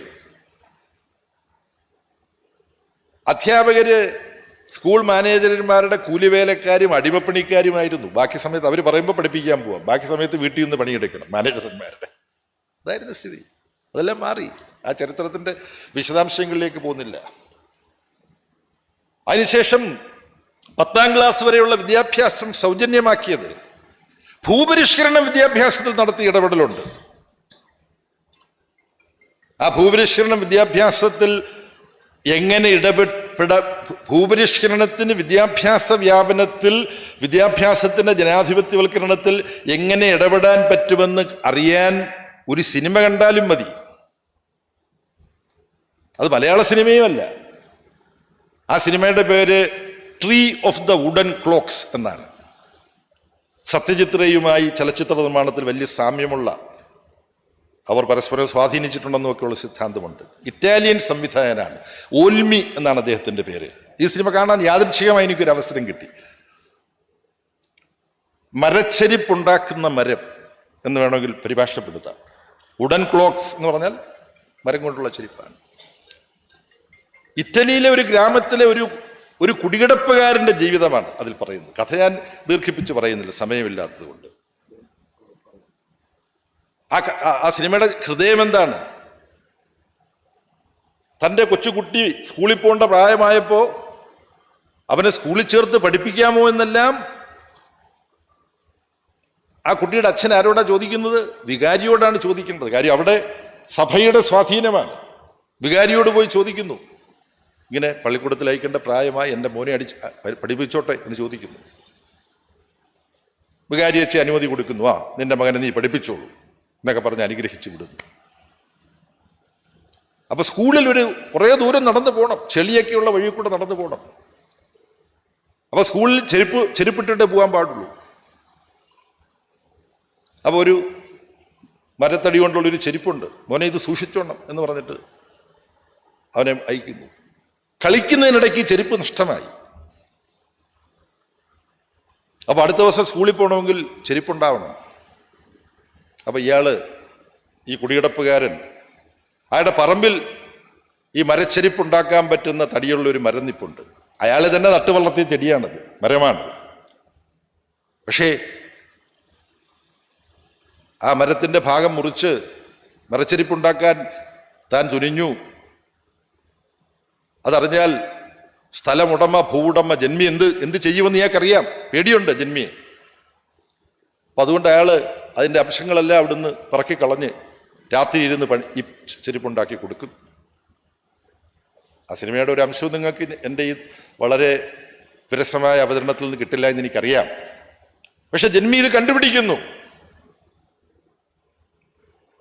അയാൾ നട്ടു വളർത്തിയതായിരിക്കും. നമ്മുടെ വാഴക്കുലയൊക്കെ നമുക്ക് ഓർമ്മ വരും, ചങ്ങമ്പുഴയുടെ മലയപ്പുലയന മാടത്തൻ മുറ്റത്ത് മഴ വന്ന നാളൊരു വാഴ നട്ടു എന്നുള്ളതെല്ലാം നമ്മൾ ഈ സിനിമ കാണുമ്പോൾ നമ്മൾ ഓർത്തുപോകും. അയാൾ എവിടെ ഇറക്കി വിടുകയാണ്, സ്ഥലം കാലിയായിക്കുമെന്ന് പറയുകയാണ്. പഠിത്തം മുടങ്ങി. ഈ മരച്ചെരിപ്പ് അവിടുത്തെ ഒരു മരം മുറിച്ചുണ്ടാക്കിയതിൻ്റെ പേരിൽ ജന്മി ഇറക്കി വിട്ടതുകൊണ്ട് അവർ വിദൂരതയിലേക്ക് ഒരു കാളവണ്ടിയിൽ ചട്ടിയും കലവും എല്ലാം പറക്കി ഈ കുടുംബം വിദൂരതയിലേക്ക് മറയുന്ന ഒരു രംഗത്തോടുകൂടി ആ സിനിമ അവസാനിക്കുകയാണ്. അപ്പൊ വിദ്യാഭ്യാസത്തെ ഭൗതിക ജീവിത സാഹചര്യങ്ങൾ, ചവിട്ടു നിൽക്കാൻ ഒരു പിടി മണ്ണ് ഉണ്ടോ ഇല്ലയോ എന്നുള്ളത് എങ്ങനെ സ്വാധീനിക്കും എന്ന് ഈ സിനിമ, വിദ്യാഭ്യാസത്തെക്കുറിച്ച് സംസാരിക്കുമ്പോഴൊക്കെ ഈ സിനിമയും എൻ്റെ മനസ്സിലേക്ക് കടന്നു വരും. അവിടെയാണ് കേരളത്തിൽ EMS സർക്കാർ, ഒന്നാം സർക്കാർ കൊണ്ടുവന്ന ഭൂപരിഷ്കരണവും വിദ്യാഭ്യാസ പരിഷ്കാരവും രണ്ടും പരസ്പരം പ്രവർത്തിച്ചിട്ടുണ്ട്, പ്രതിപ്രവർത്തിച്ചിട്ടുണ്ട്. ഇപ്പൊ ചില സാമ്പത്തിക വിദഗ്ധന്മാരൊക്കെ പറയും, നല്ല സാമ്പത്തിക വിദഗ്ധന്മാരാണ്, ഓ നിങ്ങൾക്ക് മണി ഓർഡർ എക്കോണമി അല്ലേ. ആ മണി ഓർഡർ എക്കോണമി എങ്ങനെ ഉണ്ടായി? ഈ ഭൂപരിഷ്കരണത്തിൽ നിന്നും വിദ്യാഭ്യാസ പരിഷ്കരണത്തിൽ നിന്നും ഉണ്ടായത്. പലരും തങ്ങൾക്ക് കിട്ടിയ 10 സെന്റ് ഭൂമി പണയം വെച്ചിട്ടാണ് പാസ്പോർട്ട് എടുക്കാനും പ്രാഥമിക വിദ്യാഭ്യാസം നേടാനും പുറത്തേക്ക് പോകാനുള്ള വണ്ടിക്കൂലി ഉണ്ടാക്കാനും ഒരുമ്പെട്ടത്. വിശദീകരിക്കുന്നില്ല, ഞാൻ അത്രയും മാത്രം പറഞ്ഞു വിടുകയാണ്. അങ്ങനെ രൂപപ്പെട്ടു വന്ന വിദ്യാഭ്യാസം ഇന്ന് പല പടവുകളുണ്ടായി. സൗജന്യം വിദ്യാഭ്യാസം 10ാം ക്ലാസ് വരെ സൗജന്യമാക്കിയത് 57 EMS ഗവൺമെന്റ് തുടങ്ങിയ വിദ്യാഭ്യാസം സൗജന്യമാക്കുന്ന നയസമീപനം 67 EMS ഗവൺമെന്റ് തുടർന്നു. പിന്നീട് വന്ന ഇടതുപക്ഷ നേതൃത്വത്തിലുള്ള ഗവൺമെന്റുകളും ആ നയങ്ങൾ മുന്നോട്ട് കൊണ്ടുപോയി. ഇപ്പോ കഴിഞ്ഞ 2 ഇടതുപക്ഷ ജനാധിപത്യ മുന്നണി ഗവൺമെന്റുകൾ വിദ്യാഭ്യാസത്തിന്റെ ഗുണമേന്മ വർദ്ധിപ്പിക്കാൻ വേണ്ടി നടത്തിയ ഇടപെടലുകളുണ്ട്. അതിൽ ഏറ്റവും പ്രധാനപ്പെട്ടത് 12ാം ക്ലാസ് വരെയുള്ള വിദ്യാഭ്യാസം ജില്ലാ പഞ്ചായത്തുകളെ ഏൽപ്പിച്ചതാണ്. അധികാര വികേന്ദ്രീകരണം, ജനകീയാസൂത്രണം ജില്ലാ പഞ്ചായത്തുകളെ ഏൽപ്പിച്ചപ്പോ ജില്ലാ ഗവൺമെന്റുകൾ ഇത് ഓണപ്പ് ചെയ്യുന്ന സ്ഥിതി വന്നു. നമ്മുടേതാണ് ഈ സ്കൂളുകൾ. എത്ര ജില്ലാ പഞ്ചായത്തുകൾ ആ ജില്ലയിലെ വിദ്യാഭ്യാസത്തെ ശക്തിപ്പെടുത്താൻ, ഗുണമേന്മ വർദ്ധിപ്പിക്കാനുള്ള ഇടപെടലുകൾ നടത്തി. 2006, 2011 ഗവൺമെന്റിന്റെ കാലത്ത് SLC ഫലം പ്രഖ്യാപിക്കുമ്പോൾ കുറെ സ്കൂളുകൾ, 100-ലധികം സ്കൂളുകൾ 33-ൽ താഴെയുള്ളൂ വിജയശതമാനം. പറഞ്ഞാൽ ഉപരിവിദ്യാഭ്യാസം നേടാൻ യോഗ്യത നേടിയവർ. എങ്ങനെയാണ് ഇങ്ങനെ രോഗാതുരമായ കുറെ സ്കൂളുകൾ ഉണ്ടായത് എന്നത് പഠിക്കാൻ ആ ഗവൺമെന്റ് ഒരു കൂട്ടം വിദഗ്ധന്മാരെ വിദ്യാഭ്യാസ വകുപ്പ് നോക്കിയവരടക്കം നിയോഗിച്ചു. അപ്പൊ ആ സ്കൂളുകൾ ശ്രദ്ധിക്കാൻ ആരുമില്ല. അനാഥ സ്കൂളുകളാണവ. ആ അനാഥ സ്കൂളുകളെ സനാഥ സ്കൂളുകളാക്കി മാറ്റി. അതാണ് ഐസക്ക് പോയില്ലേ, ഐസക്കിന്റെ ആദ്യത്തെ ബഡ്ജറ്റിൽ വിദ്യാഭ്യാസ മന്ത്രിയുടെ വിദ്യാഭ്യാസ നിലവാരം ഉയർത്താനുള്ള പദ്ധതി എന്ന് പറഞ്ഞിട്ടാണ് ബഡ്ജറ്റിനകത്ത് വെച്ചത്. അപ്പൊ ഞാൻ ഐസക്കുമായിട്ട് വഴക്കിട്ടത് വിദ്യാഭ്യാസ മന്ത്രിയുടെ പദ്ധതിയല്ല, നാടിന്റെ പദ്ധതിയാണ് എന്ന് പറഞ്ഞ് മാറ്റി. ബഡ്ജറ്റ് സ്പീച്ചിനകത്ത് നിങ്ങൾ നോക്കിയാൽ എഡ്യൂക്കേഷൻ മിനിസ്റ്റേഴ്സ് പ്രോഗ്രാം എന്ന് പറഞ്ഞാൽ കിടക്കുന്നത്. 104 പദ്ധതി എന്നാണ് അത് അറിയപ്പെടുന്നത്. അപ്പൊ നമ്മുടെ സ്കൂളുകളുടെ ഗുണനിലവാരം നമുക്ക് വർദ്ധിപ്പിക്കാൻ പറ്റും ഈ നാടൊരുമിച്ച് നിന്നാൽ. അങ്ങനെ നടത്തിയ ഇടപെടലുകളുണ്ട്. ആ ഇടപെടലുകളിൽ ഏറ്റവും ഗംഭീരമായ ഇടപെടലുകൾ നടന്നത് 2016 മുതൽ 2021 വരെ നിലനിന്ന ഇപ്പോഴത്തെ 1ാം പിണറായി ഗവൺമെന്റിന്റെ കാലത്താണ്. ഐസക്ക് പറയാറുണ്ട്, ഞാനുമായിട്ടിരുന്ന് പ്രവർത്തിച്ച സമയത്ത് പൈസ ഉണ്ടായിരുന്നില്ല, പൈസ പലപ്പോഴും കൊടുത്തില്ല, ബേബിയും ഞാനും തമ്മിൽ വഴക്കിടാറുണ്ടായിരുന്നു. ശരിയാണ്. ആ വഴക്കിൻ്റെ കൂടെ ഫലമായിട്ടാണ് ഈ ഗവൺമെന്റ് കാലത്ത് പണം അനുവദിക്കാൻ തുടങ്ങി. എവിടേക്കെത്തി?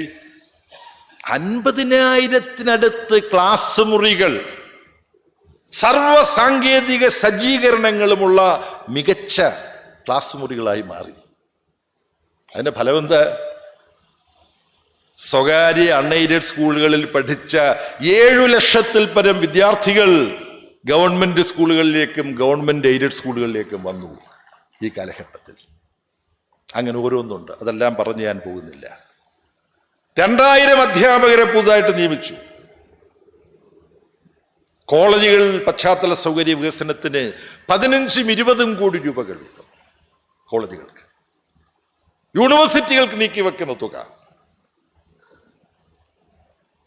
ഇതെല്ലാം നീക്കിവെക്കുമ്പോൾ യഥാർത്ഥത്തിൽ ഗവൺമെന്റ് സ്കൂളുകളെപ്പോലെ തന്നെ ഗവൺമെന്റ് ഫീസ് ഗവൺമെന്റ് ശമ്പളം കൊടുത്ത് പഠിപ്പിക്കുന്ന ഗവൺമെന്റ് എയ്ഡഡ് സ്കൂളുകൾ, ആ സ്കൂളുകളിൽ പശ്ചാത്തല സൗകര്യ വികസനം ആ സ്കൂളുകൾ നിർവഹിക്കണമെന്നതായിരുന്നുവെങ്കിൽ ഇക്കഴിഞ്ഞ ഗവൺമെന്റിന്റെ കാലത്ത് സ്വകാര്യ എയ്ഡഡ് സ്കൂളുകൾ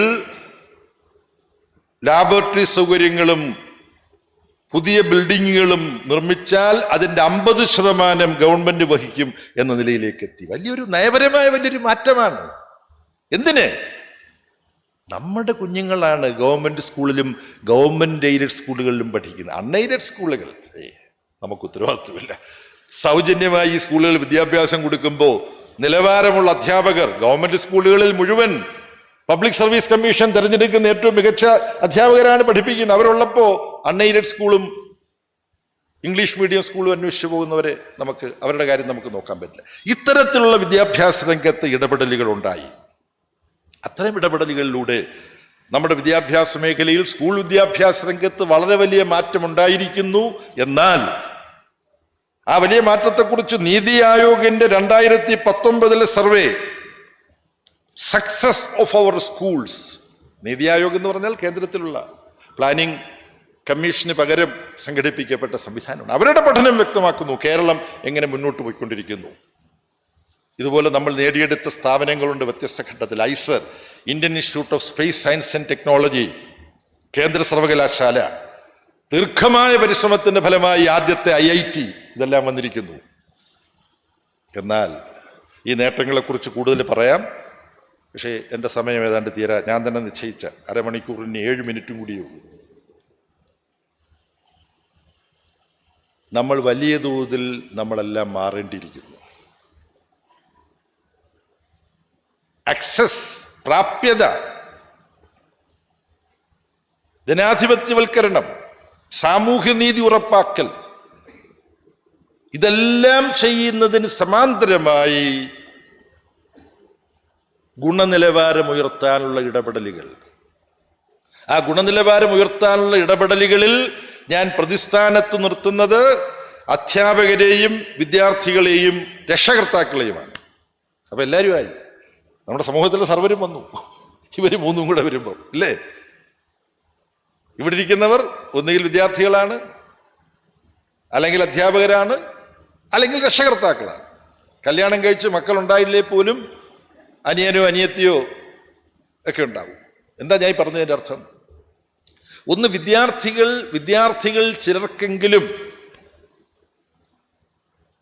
പഠിക്കേണ്ട പ്രായത്തിൽ പഠിക്കാനുള്ള ഈ അവസരം നമുക്ക് കിട്ടിയിരിക്കുന്നത് എത്ര അമൂല്യമാണ് എന്ന ചിന്തയില്ലാത്ത വിദ്യാർത്ഥികളുണ്ട്. ജാതിയുടെ പേരിൽ, തൊട്ടുകൂടായ്മയുടെ പേരിൽ പഠിക്കാൻ അവകാശം നിഷേധിക്കപ്പെട്ട് നിന്നിരുന്നവരുണ്ട് അല്ലേ? സമ്പത്തുണ്ടെങ്കിൽ മാത്രമേ പഠിക്കാൻ പറ്റുള്ളൂ എന്നുള്ള അവസ്ഥയുണ്ടായിരുന്നു. ഇപ്പൊ പാവപ്പെട്ടവനും പഠിക്കാം, ഏതു ജാതിയിൽപ്പെട്ടവർക്കും പഠിക്കാം അല്ലേ? ആ ജനാധിപത്യ അവസര സമത്വം ഇവിടെയുണ്ട്. അതിനിടയ്ക്ക് പ്രശ്നങ്ങളുണ്ട്. ആദിവാസികൾ, മത്സ്യമേഖലയിൽപ്പെട്ടവർ, അവരൊക്കെ അനുഭവിക്കുന്ന ചില പ്രയാസങ്ങളുണ്ട്. അതൊന്നും ഇല്ലെന്ന് പറഞ്ഞ് ഞാൻ കണ്ണടച്ചിരുട്ടാക്കുകയല്ല. പക്ഷെ അതൊക്കെ ഉള്ളപ്പോഴും ഇന്ത്യയിലെ മറ്റൊരു സംസ്ഥാനത്തും ഇല്ലാത്ത വിധം പ്രൊഫസർ അമർത്യ ഒരു ആശയം കടമെടുത്താൽ, അമേരിക്കയിലെ ആഫ്രിക്കൻ അമേരിക്കൻസ് തിങ്ങിപ്പാർക്കുന്ന ഗട്ടോസ്, അവിടെ പിറക്കുന്ന ഒരു കുഞ്ഞിൻ്റെ അതിജീവന ശേഷിയേക്കാൾ എത്രയോ മികച്ചതാണ് കേരളത്തിലെ ഏത് കുടുംബത്തിലും ഏത് സാഹചര്യത്തിലും പെട്ട കുഞ്ഞുങ്ങളുടെ അതിജീവന ശേഷി. ഇത് അമർത്യ പറഞ്ഞതാണ്, സൂക്ഷ്മമായ പഠനത്തെ തുടർന്ന് പറഞ്ഞതാണ്. ഈ അവസരം, പഠിക്കാനുള്ള ഈ അവസരം, അതിൻ്റെ വില മനസ്സിലാക്കി നമ്മൾ കുഞ്ഞുങ്ങൾ ഉപയോഗിക്കുന്നുണ്ടോ? അതിൻ്റെ വില മനസ്സിലാക്കി ഈ പഠിക്കാനുള്ള അവസരം ആർത്തിയോടുകൂടി എന്തും പഠിക്കാൻ വേണ്ടി ഉപയോഗിക്കുന്നുണ്ടോ? സ്കൂളുകളിൽ, കോളേജുകളിൽ ഇല്ല എന്ന് ചിലർ എന്നോട് നേരിട്ട് പരാതിപ്പെട്ടിട്ടുണ്ട്. ഈ അടുത്ത കാലത്ത് ചില സ്ഥാപനങ്ങൾ, ആ സ്ഥാപനത്തിൻ്റെ പേരൊന്നും ഞാൻ പറയുന്നില്ല,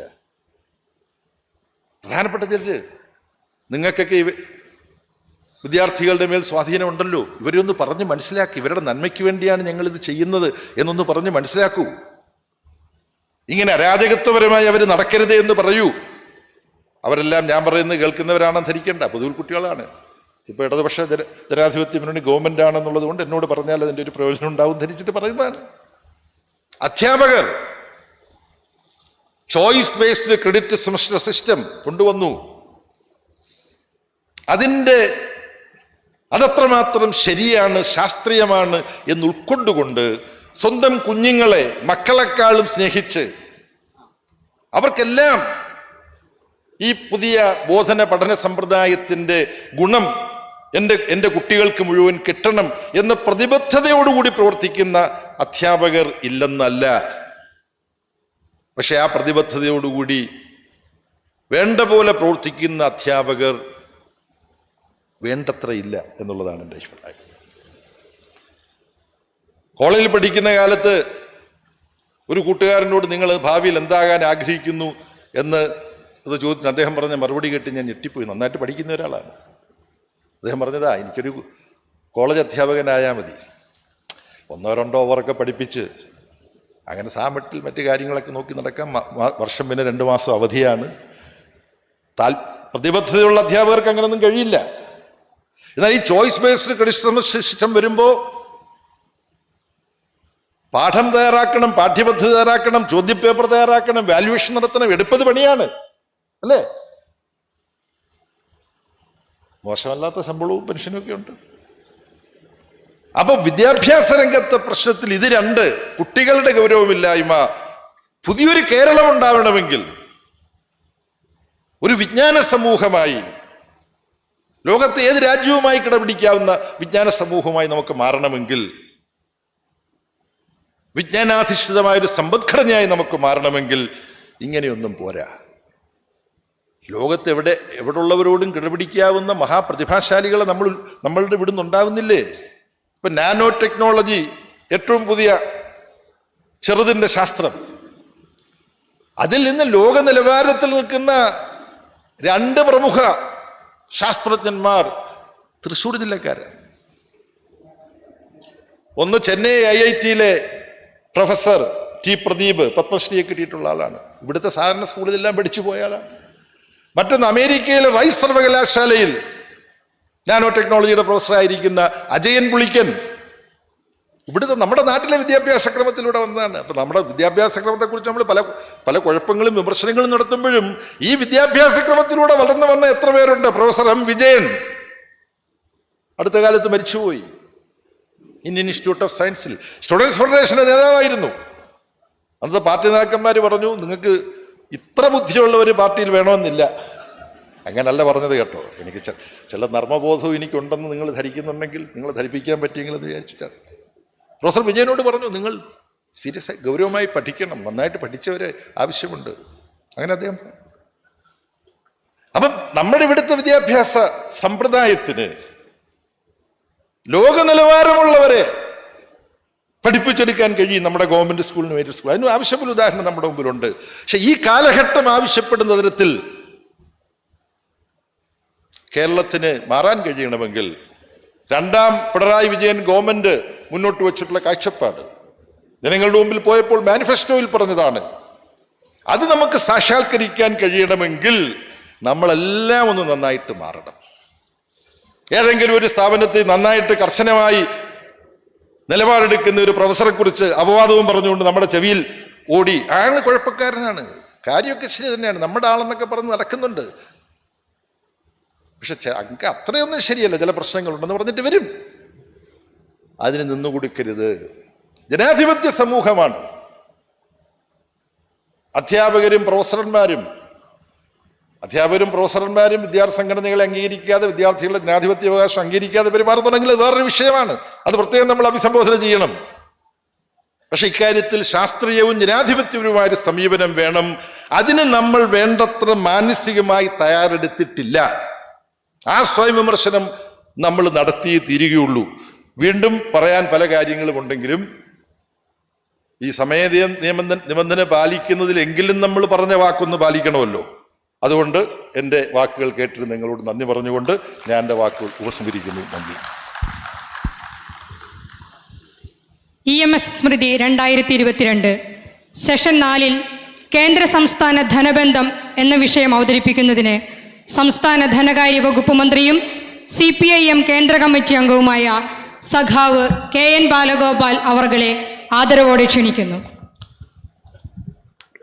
പ്രിയമുള്ള അധ്യക്ഷൻ, ഈ വേദിയിലുള്ള MA ബേബി അടക്കമുള്ള ബഹുമാന്യരെ, പ്രിയമുള്ള സഹോദരി സഹോദരന്മാർ, കേന്ദ്ര സംസ്ഥാന ധന ബന്ധങ്ങളെന്നുള്ളതാണ് ഈ വിഷയം. വളരെ ചുരുക്കിയ സമയം കൊണ്ട് കാര്യങ്ങൾ പറയാമെന്നാണ് ഞാൻ ആഗ്രഹിക്കുന്നത്. നേരിട്ട് അനുഭവിച്ചുകൊണ്ടിരിക്കുന്ന കാര്യമായതുകൊണ്ട് അധികം വിശദീകരണം വേണ്ട എന്നാണ് കരുതുന്നത്. കഴിഞ്ഞ 30 വർഷക്കാലത്തെ ആഗോളവൽക്കരണത്തിൻ്റെ പശ്ചാത്തലത്തിൽ എങ്ങനെയാണ് രാജ്യം മുന്നോട്ട് പോകുന്നതെന്നുള്ളതാണ് പൊതുവായ ഈ വിഷയം. ഈ വിഷയത്തിൽ ഏറ്റവും കൂടുതൽ ബാധിക്കുന്നത് ധനകാര്യ മേഖലയിലാണ്. ധനകാര്യ മേഖല എന്ന് പറഞ്ഞാൽ സർക്കാരിൻ്റെ ധനകാര്യം മാത്രമല്ല, രാജ്യത്തിൻ്റെ ധനകാര്യ കാര്യങ്ങളിലുള്ള സമീപനത്തിൽ ഏറ്റവും വലിയ മാറ്റം വന്ന ഒരു ഘട്ടമാണ് ഈ 30 വർഷം. ഇന്നത്തെ ഈ വിഷയത്തിൽ തൊട്ടുമുമ്പത്തെ സെഷനിൽ ഡോക്ടർ ഐസക് സാവും അതുപോലെ ബഹുമാനായ ഡോക്ടർ ശ്രീധരടക്കം എല്ലാവരും സംസാരിച്ചു കഴിഞ്ഞു. ഇനിയും അങ്ങനെയുള്ള വിഷയങ്ങളാണ് വരുന്നത്. ഇന്ത്യ ഗവൺമെൻറ്റിൻ്റെ അല്ലെങ്കിൽ ലോകത്തെ ആകെ ഗവൺമെൻറ്റുകളുടെ സ്വഭാവത്തിൽ മാറ്റം വന്നിരിക്കുന്നു. അതുകൊണ്ട് കേന്ദ്രവും സംസ്ഥാനവും തമ്മിലുള്ള ധനകാര്യ ബന്ധങ്ങളിൽ ഗവൺമെൻറ്റിൻ്റെ ഒരു രാഷ്ട്രീയമായിട്ടുള്ള സാമ്പത്തികമായ നയങ്ങൾ എങ്ങനെയാണ് അവർ മുന്നോട്ട് വെക്കുന്നത് എന്നനുസരിച്ചിട്ടാണ് കാര്യങ്ങൾ വരിക. അങ്ങനെ നോക്കിയാൽ സ്റ്റേറ്റ് തന്നെ ഈ തരത്തിലുള്ള ഉത്തരവാദിത്തങ്ങളൊന്നും വഹിക്കേണ്ട എന്ന് പറയുന്ന, സ്റ്റേറ്റ് എന്ന് പറഞ്ഞാൽ ഗവൺമെൻറ് ഈ തരത്തിലുള്ള ഉത്തരവാദിത്തങ്ങളൊന്നും വഹിക്കേണ്ട എന്ന് പറയുന്ന ഒരു ഘട്ടത്തിൽ കൂടിയാണ് നമ്മൾ കടന്നു പോകുന്നത്. അതിൻ്റെ ഏറ്റവും ഒടുവിലത്തെ ചില ഉദാഹരണം മാത്രം പറയാം. ഇപ്പോൾ സംസ്ഥാനത്തെ വിദ്യാഭ്യാസ മേഖലയെ സംബന്ധിച്ചും വിദ്യാഭ്യാസ വ്യാപനത്തെ സംബന്ധിച്ചും അധ്യാപക സമൂഹത്തെ സംബന്ധിച്ചുമൊക്കെ തൊട്ടു മുമ്പ് പറഞ്ഞല്ലോ. അത് സർക്കാരിൽ നിന്ന് ഏറ്റവും അധികം ആളുകളെ അപ്പോയിൻ്റ് ചെയ്യുന്ന വിദ്യാഭ്യാസത്തിന് പ്രാധാന്യം കൊടുക്കുന്ന, പൊതുമേഖലയ്ക്ക് പ്രാധാന്യം കൊടുക്കുന്ന ഒരു സംസ്ഥാനത്തെ സംബന്ധിച്ച്.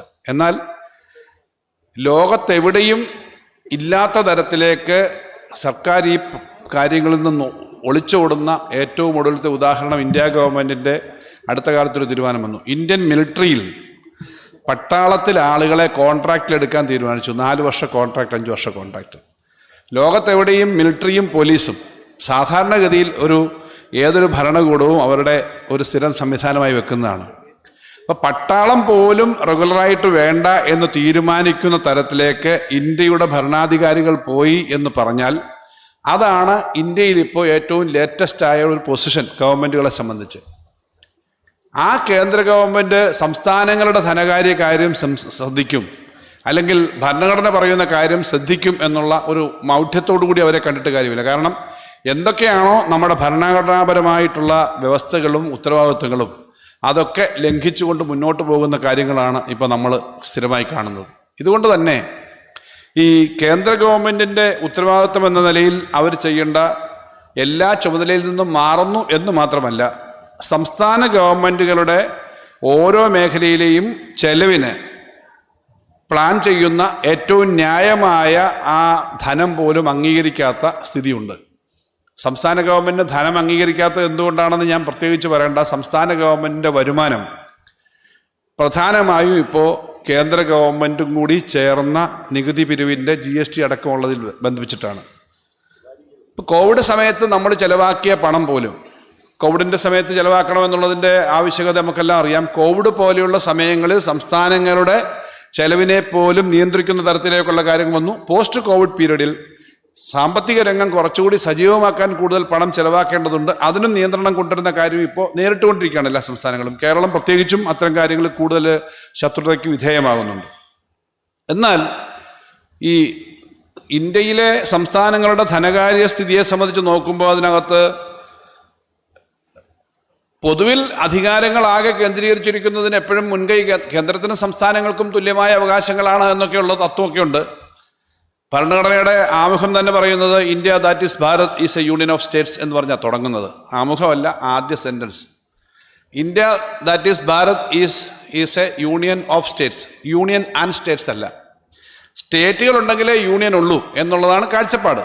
എന്ന് പറഞ്ഞാൽ സ്റ്റേറ്റുകൾക്ക് അതേ അവകാശം കൊടുക്കേണ്ടതാണ്. അത് വന്ന് ഇപ്പോൾ യൂണിയൻ, പിന്നെ ഞങ്ങൾ പറയുന്നതനുസരിച്ച് കുറേ സ്റ്റേറ്റുകളും എന്ന നിലയിലാണ് കാര്യങ്ങൾ വരുന്നത്. നേരത്തെയും ഇത്തരം കാര്യങ്ങൾ ഇടപെട്ടിരുന്നു. പക്ഷെ ഇപ്പോൾ അത് കൂടുതൽ രൂക്ഷമായിരിക്കുന്നു. ഇപ്പം ഇന്ത്യയിലെ സാമ്പത്തിക രംഗത്ത് ആകെ കേന്ദ്രത്തിൻ്റെയും സംസ്ഥാനത്തിൻ്റെയും വരുമാനത്തിൻ്റെ സോഴ്സുകൾ നോക്കിയാൽ തന്നെ വ്യത്യാസം മനസ്സിലാവും.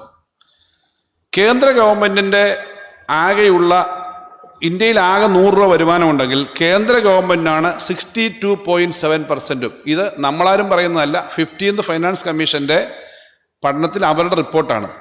62.7% ഇന്ത്യയിലാകെ വരുന്ന റവന്യൂ വരുമാനം കേന്ദ്രത്തിൻ്റെ കയ്യിലേക്കാണ് പോകുന്നത്. എന്നാൽ ഇന്ത്യയിലാകെ ഉണ്ടാവുന്ന ചെലവിൻ്റെ 62.4% സംസ്ഥാനങ്ങളാണ് വഹിക്കേണ്ടത്.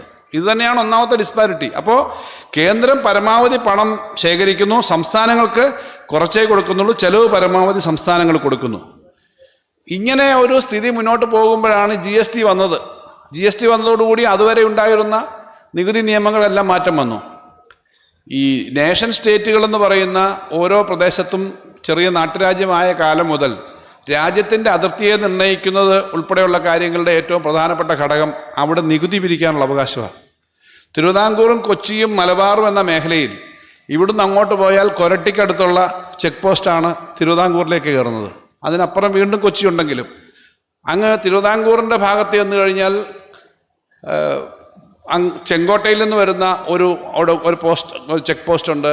അതുപോലെ അരുവാമൊഴി ചെക്ക് പോസ്റ്റ് ഉണ്ട്. ഈ ചെക്ക് പോസ്റ്റിനകത്ത് സാധനങ്ങൾ വിൽക്കുന്നതിൻ്റെയും വാങ്ങുന്നതിൻ്റെയും നികുതി അടക്കമുള്ള അവകാശങ്ങളാണ് പ്രധാനം. ആ നികുതി കൊച്ചി ആയാലും തിരുവിതാംകൂർ ആയാലും ഏത് രാജ്യമായാലും ആ നികുതി പിരിക്കുന്നതിനും അവരുടെ ധനപരമായ ശേഷി ശക്തിപ്പെടുത്തുന്നതിനും വേണ്ടിയിട്ടാണ് പോലീസും പട്ടാളവും ഒക്കെ ഉള്ളത്. യഥാർത്ഥത്തിൽ അടിസ്ഥാന കാര്യം ഈ ധനകാര്യ അവകാശം തന്നെയാണ്. റവന്യൂ ആണ് പ്രധാനപ്പെട്ട അധികാരത്തിൻ്റെ അല്ലെങ്കിൽ അവരുടെ അവകാശങ്ങളിൽപ്പെട്ട ഒരു പ്രധാന കാര്യം. ഈ നികുതി പിരിക്കുന്നതിനെ സംബന്ധിച്ചുള്ള അവകാശങ്ങൾ സംബന്ധിച്ച് ചർച്ച നടന്നപ്പോൾ ഭരണഘടനാ അസംബ്ലിയിൽ അന്ന് ആകെ സെയിൽ ടാക്സ് മാത്രം സംസ്ഥാനങ്ങൾ കൊടുത്തു, മറ്റു ചില സ്റ്റേറ്റ് ടാക്സസും. സെയിൽ ടാക്സ് സംസ്ഥാനങ്ങൾ പിരിക്കുന്ന കാര്യം പറഞ്ഞപ്പോൾ ചില അംഗങ്ങൾ ഭരണഘടനാ രൂപീകരണ സമിതി പറഞ്ഞു, എന്തിനാണ് ഈ സംസ്ഥാനങ്ങൾക്ക് ഈ കാര്യം കൊടുക്കുന്നത്, ഇത് കേന്ദ്രം എടുത്തൂടെ? അപ്പോൾ ശ്രീ അംബേദ്കർ, അദ്ദേഹം എൻ്റെ ചെയർമാൻ എന്നല്ലേ, അദ്ദേഹം വളരെ പണ്ഡിതനായ വിദഗ്ധൻ, അദ്ദേഹം പറഞ്ഞു, ആകെ സംസ്ഥാനങ്ങൾക്ക് എന്തെങ്കിലും നികുതി കിട്ടാനുള്ളത്, എന്തെങ്കിലും വരുമാനം കിട്ടാനുള്ളത് ഈ സെയിൽ ടാക്സ് മാത്രമോ, ബാക്കിയെല്ലാം കേന്ദ്രത്തിൻ്റെ കയ്യിലായിരിക്കുമല്ലോ. അതുകൊണ്ട് ഈ സെയിൽ ടാക്സ് സംസ്ഥാനങ്ങളുടെ കയ്യിൽ നിൽക്കണം എന്നുള്ള ആവശ്യം അന്നേ പറഞ്ഞ് വളരെ ചർച്ച ചെയ്ത് സെറ്റിൽ ചെയ്തതാണ്. എന്നാൽ ഈ കാര്യത്തിനകത്ത് ഈ GST നിയമം വന്നതോടുകൂടി, ആ സമയത്ത് കോൺഗ്രസ് ആണത് കൊണ്ടുവന്നത്, പാസ്സാക്കിയത് BJPയുടെ സമയത്താണ്. അന്നേ അതിന് വ്യത്യസ്ത അഭിപ്രായം പറഞ്ഞതാണ് CPM.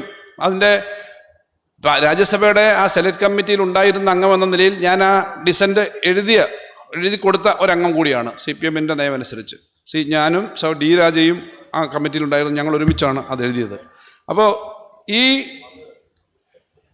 അഭിപ്രായം എന്ന് പറഞ്ഞെങ്കിലും മഹാഭൂരിപക്ഷം ആളുകൾ പറഞ്ഞു ഇത് വന്നാൽ വലിയ വ്യത്യാസം ഉണ്ടാവും, ഒരു രാജ്യമാണ് ഒരൊറ്റ ടാക്സ്, അങ്ങ് കാശ്മീരിൽ നിന്ന് ഒരു ലോറി സാധനം കയറ്റി വിട്ടാൽ കേരളം വരെ ഒരു തടസ്സവും ഇല്ലാതെ വരും, ടാക്സൊക്കെ ഇഷ്ടം പോലെ കിട്ടും ആധുനിക സാങ്കേതിക വിദ്യ അനുസരിച്ച്. പക്ഷേ ഇപ്പോൾ വന്നപ്പോൾ എന്താ, ടാക്സിൻ്റെ കാര്യത്തിൽ വലിയ കുറവ് വന്നിരിക്കുന്നു എന്ന് മാത്രമല്ല, ടാക്സ് സംസ്ഥാനങ്ങൾക്ക് കിട്ടിക്കൊണ്ടിരുന്ന ടാക്സിനേക്കാളും വലിയ കുറവാണ്. ഇന്നാണെങ്കിൽ ഇതിൻ്റെ തൊട്ട് മുമ്പ് ഞാൻ 2 ജില്ലകളിലെ ടാക്സ് ഉദ്യോഗസ്ഥന്മാരുമായിട്ട് യോഗം ഉണ്ടായിരുന്നു. നമ്മുടെ ടാക്സിനകത്ത് കോവിഡിൻ്റെ കാലത്തിന് മുമ്പ് ഈ GST തുടങ്ങുന്ന കാലത്തുണ്ടായിരുന്ന ടാക്സിൻ്റെ ആ വരുമാനം ഇപ്പോഴും പലയിടത്തും വരുന്നില്ല. എന്ന് പറഞ്ഞാൽ 2-3 കാരണങ്ങളുണ്ട്. ഒന്ന്, അതിൻ്റെ സിസ്റ്റത്തിൻ്റെ പ്രശ്നമുണ്ട്. 2, ഏകപക്ഷീയമായി ടാക്സിൻ്റെ കാര്യത്തിൽ പല വ്യത്യാസവും കേന്ദ്രം വരുത്തി. ഇപ്പോൾ ടാക്സ് നിശ്ചയിക്കുന്നത് ഈ സെൻട്രൽ കൗൺസിലാണ്. ഈ ഇടയ്ക്ക് സുപ്രീം കോടതി പറഞ്ഞു അതിൻ്റെ അഡ്വൈസറി ജൂറിസ്ഡിക്ഷനേ ഉള്ളൂ ആ കൗൺസിലിന്.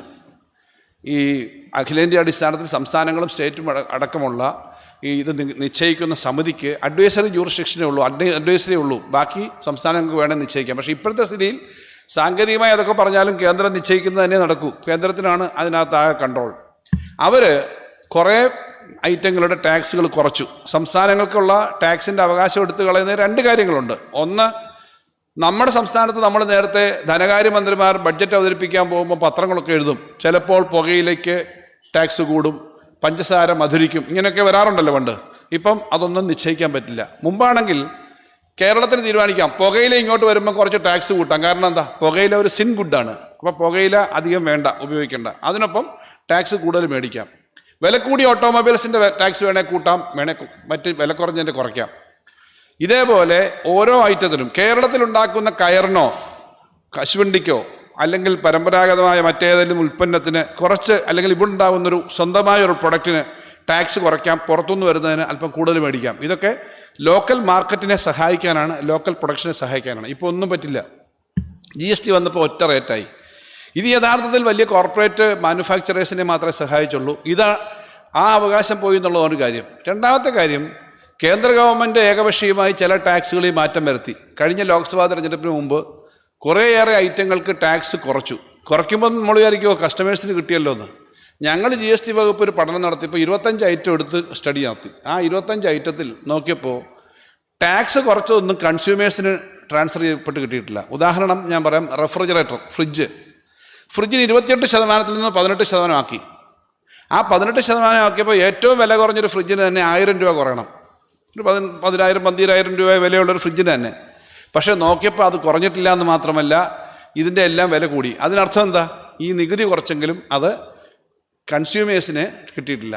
ആൻറ്റി പ്രോഫിറ്ററിങ് എന്ന് പറയുന്നൊരു കമ്മിറ്റിയൊക്കെ ഉണ്ട് GSTയുടെ, പക്ഷെ അതൊന്നും ഫങ്ഷൻ ചെയ്യുന്നില്ല. ചുരുക്കത്തിൽ നേരത്തെ 15% നെറ്റ് ന്യൂട്രാലിറ്റി റേറ്റ് എന്ന് പറയുന്നത് ടാക്സിൻ്റെ റേറ്റ്. അത് ഇപ്പോൾ 11% താന്നു. അതിൻ്റെ ഗുണം കൺസ്യൂമേഴ്സിന് കിട്ടിയിട്ടില്ല, സ്റ്റേറ്റുകൾക്ക് ഗുണമില്ല, കമ്പനികൾക്കാണ് ഗുണം വന്നത് എന്നുള്ളതാണ് കാണിക്കുന്നത്. ഞാൻ സമയക്കുറവ് കൊണ്ടും സമയം അധികം എടുക്കാൻ പാടില്ല എന്നുള്ളത് കൊണ്ടും ഞാൻ വിശദാംശങ്ങളിലേക്ക് പോകുന്നില്ല. എങ്കിലും ഒരു കാര്യം ഞാൻ നിങ്ങളെ ശ്രദ്ധപ്പെടുത്താം. ഇന്ത്യയിലെ ബിസിനസ് ഹൗസസിന് കോവിഡിൻ്റെ ക്ഷീണകാലത്ത് നഷ്ടമല്ല ഉണ്ടായിട്ടുള്ളത്. കോവിഡ് കാലത്താണല്ലോ ഇതൊക്കെ. ഇന്ത്യയിൽ ഏറ്റവും ജനദുരിതം, തൊഴിലില്ലായ്മ, വലിയ തോതിലേക്ക് ആളുകൾ പുറത്തേക്ക് പോയി. ഈ സമയത്ത് ഇന്ത്യയിലെ കമ്പനികളുടെ ബാലൻസ് ഷീറ്റുകൾ പലതും വന്നിട്ടുണ്ട്. ഈ വർഷം ഇപ്പോൾ വന്ന ബാലൻസ്, മാർച്ച് കഴിഞ്ഞപ്പോൾ വന്ന സ്റ്റേറ്റ്മെൻറ്റ് നോക്ക്. പൊതുമേഖലയിൽ നിന്ന് തുടങ്ങാം.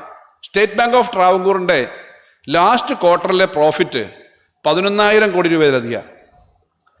4 ക്വാർട്ടറും അതുപോലെ ആയിരിക്കില്ലെങ്കിൽ പോലും 4 ക്വാർട്ടർ എടുത്താൽ 44,000 കോടി, അത്രയും ചിലപ്പോൾ വരില്ല, ഇവിടെ ആ മേഖലയിലൊക്കെ വർക്ക് ചെയ്യുന്നവരുണ്ട്, 40,000 കോടിയിലധികം വന്നു. അതിന് പല റീസൺസ് ഉണ്ട്. എന്നിൽ പോലും സാധാരണഗതിയിൽ കോവിഡിൻ്റെ ദുരിതം കഴിഞ്ഞ് വരുന്ന ആ ഫിനാൻഷ്യൽ ഇയറിൽ വലിയ തോതിൽ വരുമാനവും ലാഭം കുറയേണ്ടതാണ്.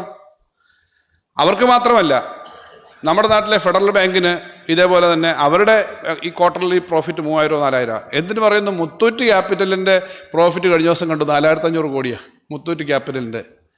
നമ്മുടെ KSF അതിനേക്കാൾ ചെറിയ മോശമുള്ള സ്ഥാപനമല്ലല്ലോ. KSFക്ക് വലിയ ബുദ്ധിമുട്ടാണ്, ചെറിയൊരു ലാഭം കാണിക്കാനേ കഴിഞ്ഞ വർഷം പറ്റുള്ളൂ, അത്രേ ഉള്ളൂ.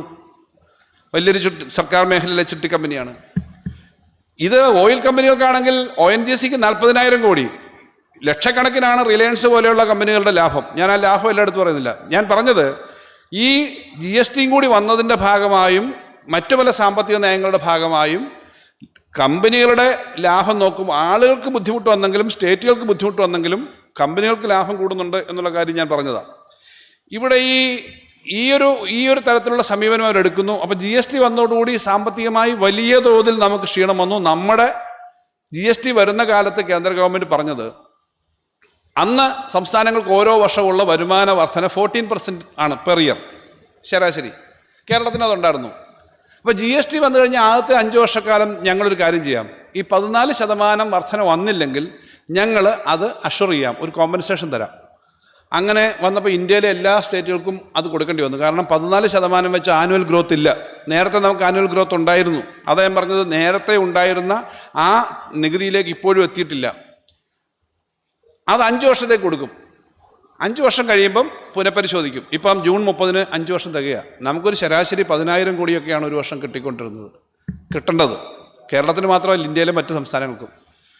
അത് ഈ ജൂൺ മാസം കഴിയുമ്പോൾ ഇല്ല, 10,000 കോടി അത് മാത്രം കുറയും.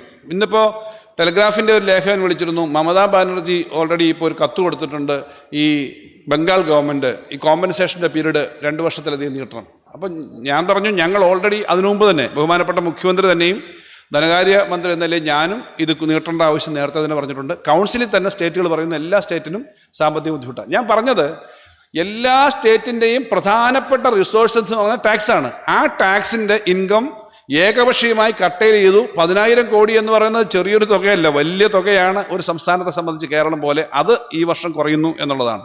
എല്ലാ സംസ്ഥാനങ്ങളും ഇതേ പ്രശ്നം പറയുന്നു, കാലാവധി നീട്ടണമെന്ന് പറയുന്നു, ഇത് പുനഃപരിശോധിക്കണമെന്ന് പറയുന്നു. അപ്പോൾ ഈ ടാക്സ് മാത്രമല്ല, ഇതുപോലെ ടാക്സുകൾ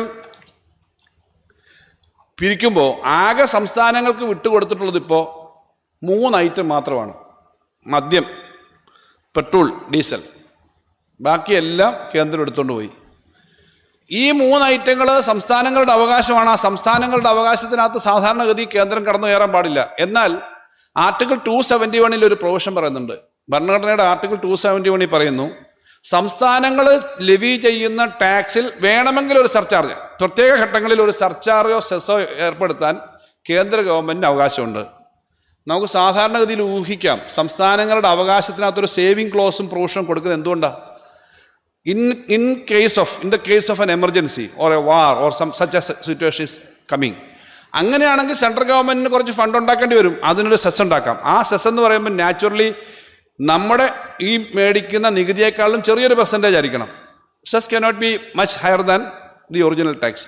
പക്ഷേ സെസ് എന്ന് പറയുന്നത് നമ്മുടെ ടാക്സിനേക്കാളും വലിയ സെസ് മേടിക്കുന്നു എന്നുള്ളതാണ് ഇപ്പോൾ നടക്കുന്നൊരു വലിയ തർക്കം. അപ്പോൾ ഈ 271 എന്ന് പറയുമ്പോൾ നമ്മുടെ റൈറ്റിനകത്തുള്ള എൻക്രോച്ച്മെൻറ്റ് നടത്തിയിട്ടാണ് പെട്രോളിനും ഡീസലിനും ഇപ്പോഴത്തെ എക്സൈസ് സർചാർജ് കേന്ദ്ര ഗവൺമെൻറ് മേടിച്ചുകൊണ്ടിരിക്കുന്നത്. അതും മേടിച്ചത് മാത്രം, അതും അതുപോലെ ചില സർചാർജും മേടിച്ചത് മാത്രം 5,30,000 കോടി ഉണ്ട് എന്ന് EPWയിൽ കഴിഞ്ഞ ദിവസം ഒരു റിസർച്ച് പേപ്പറിൽ വന്ന് കണക്ക് കാണിക്കുന്നു.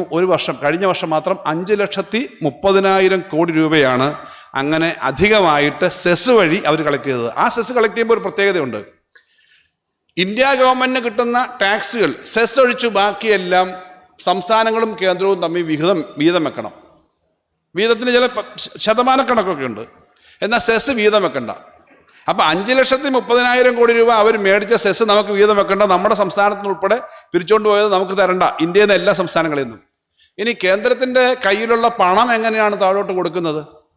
അതിനൊരു ഫിനാൻസ് കമ്മീഷനെ നിശ്ചയിക്കും. ഫിനാൻസ് കമ്മീഷനാണ് നിശ്ചയിക്കുന്ന ചില മാനദണ്ഡങ്ങൾ. ആ മാനദണ്ഡം ഏകപക്ഷീയമാണ് എന്നുള്ളതാണ് നമ്മൾ നേരിടുന്ന മറ്റൊരു പ്രശ്നം. അതിനകത്ത് ഡിവിഷൻ താഴോട്ട് ഡിവൈഡ് ചെയ്യാൻ വേണ്ടിയിട്ടുള്ളൊരു തിയറിയുണ്ട്. അതിനൊപ്പം ചില ഗ്രാൻറ്റുകളുണ്ട്. സെൻട്രലി സ്പോൺസേഡ് സ്കീം നേരത്തെ 90% 80% ഒക്കെ തരുന്നതോ മാറ്റി ഇപ്പോൾ ആ ശതമാനം കുറച്ചു. സെൻട്രലി സ്പോൺസേഡ് സ്കീമിൻ്റെ ആകെ കിട്ടുന്ന പണം ഡിവിസിബിൾ പൂളിൽ വീതം വെക്കാനുള്ളതിൻ്റെ 41% സംസ്ഥാനങ്ങൾക്ക് തരുന്നത്. ആ 41% നിന്ന് ഓരോ സംസ്ഥാനങ്ങൾക്കുള്ള വീതം നിശ്ചയിക്കും. ഈ 41% പകരം വാസ്തവത്തിൽ 60% സംസ്ഥാനങ്ങൾക്ക് തരണം. യഥാർത്ഥത്തിൽ എന്തെങ്കിലും ന്യായമുണ്ടെങ്കിൽ തരേണ്ടത് ഞാൻ നേരത്തെ പറഞ്ഞു 64% സംസ്ഥാനങ്ങളുടെ ചെലവാണ്, സംസ്ഥാനം ഏറ്റെടുക്കേണ്ട ചെലവാണ്. 30% അടുത്തേ ഉള്ളൂ കേന്ദ്രം ചെലവാക്കേണ്ടത്. വരുമാനം മൊത്തം 60% ഇപ്പോൾ അവർക്കാണ് കിട്ടുന്നത്. അതുകൊണ്ട് ഇത് 60-40 ആക്കണമെന്ന് ഇന്ത്യയിലെ സ്റ്റേറ്റുകൾ ശക്തമായി ആവശ്യപ്പെട്ടിട്ട് അത് നേടിയെടുത്തേ പറ്റൂ എന്നുള്ളതാണ് കേന്ദ്ര സംസ്ഥാന ബന്ധങ്ങളിലെ ഫിനാൻഷ്യൽ ഡിവിഷൻ്റെ ഏറ്റവും പ്രധാന പ്രശ്നം. ഇപ്പോൾ 41% കൊടുക്കുന്നുള്ളൂ.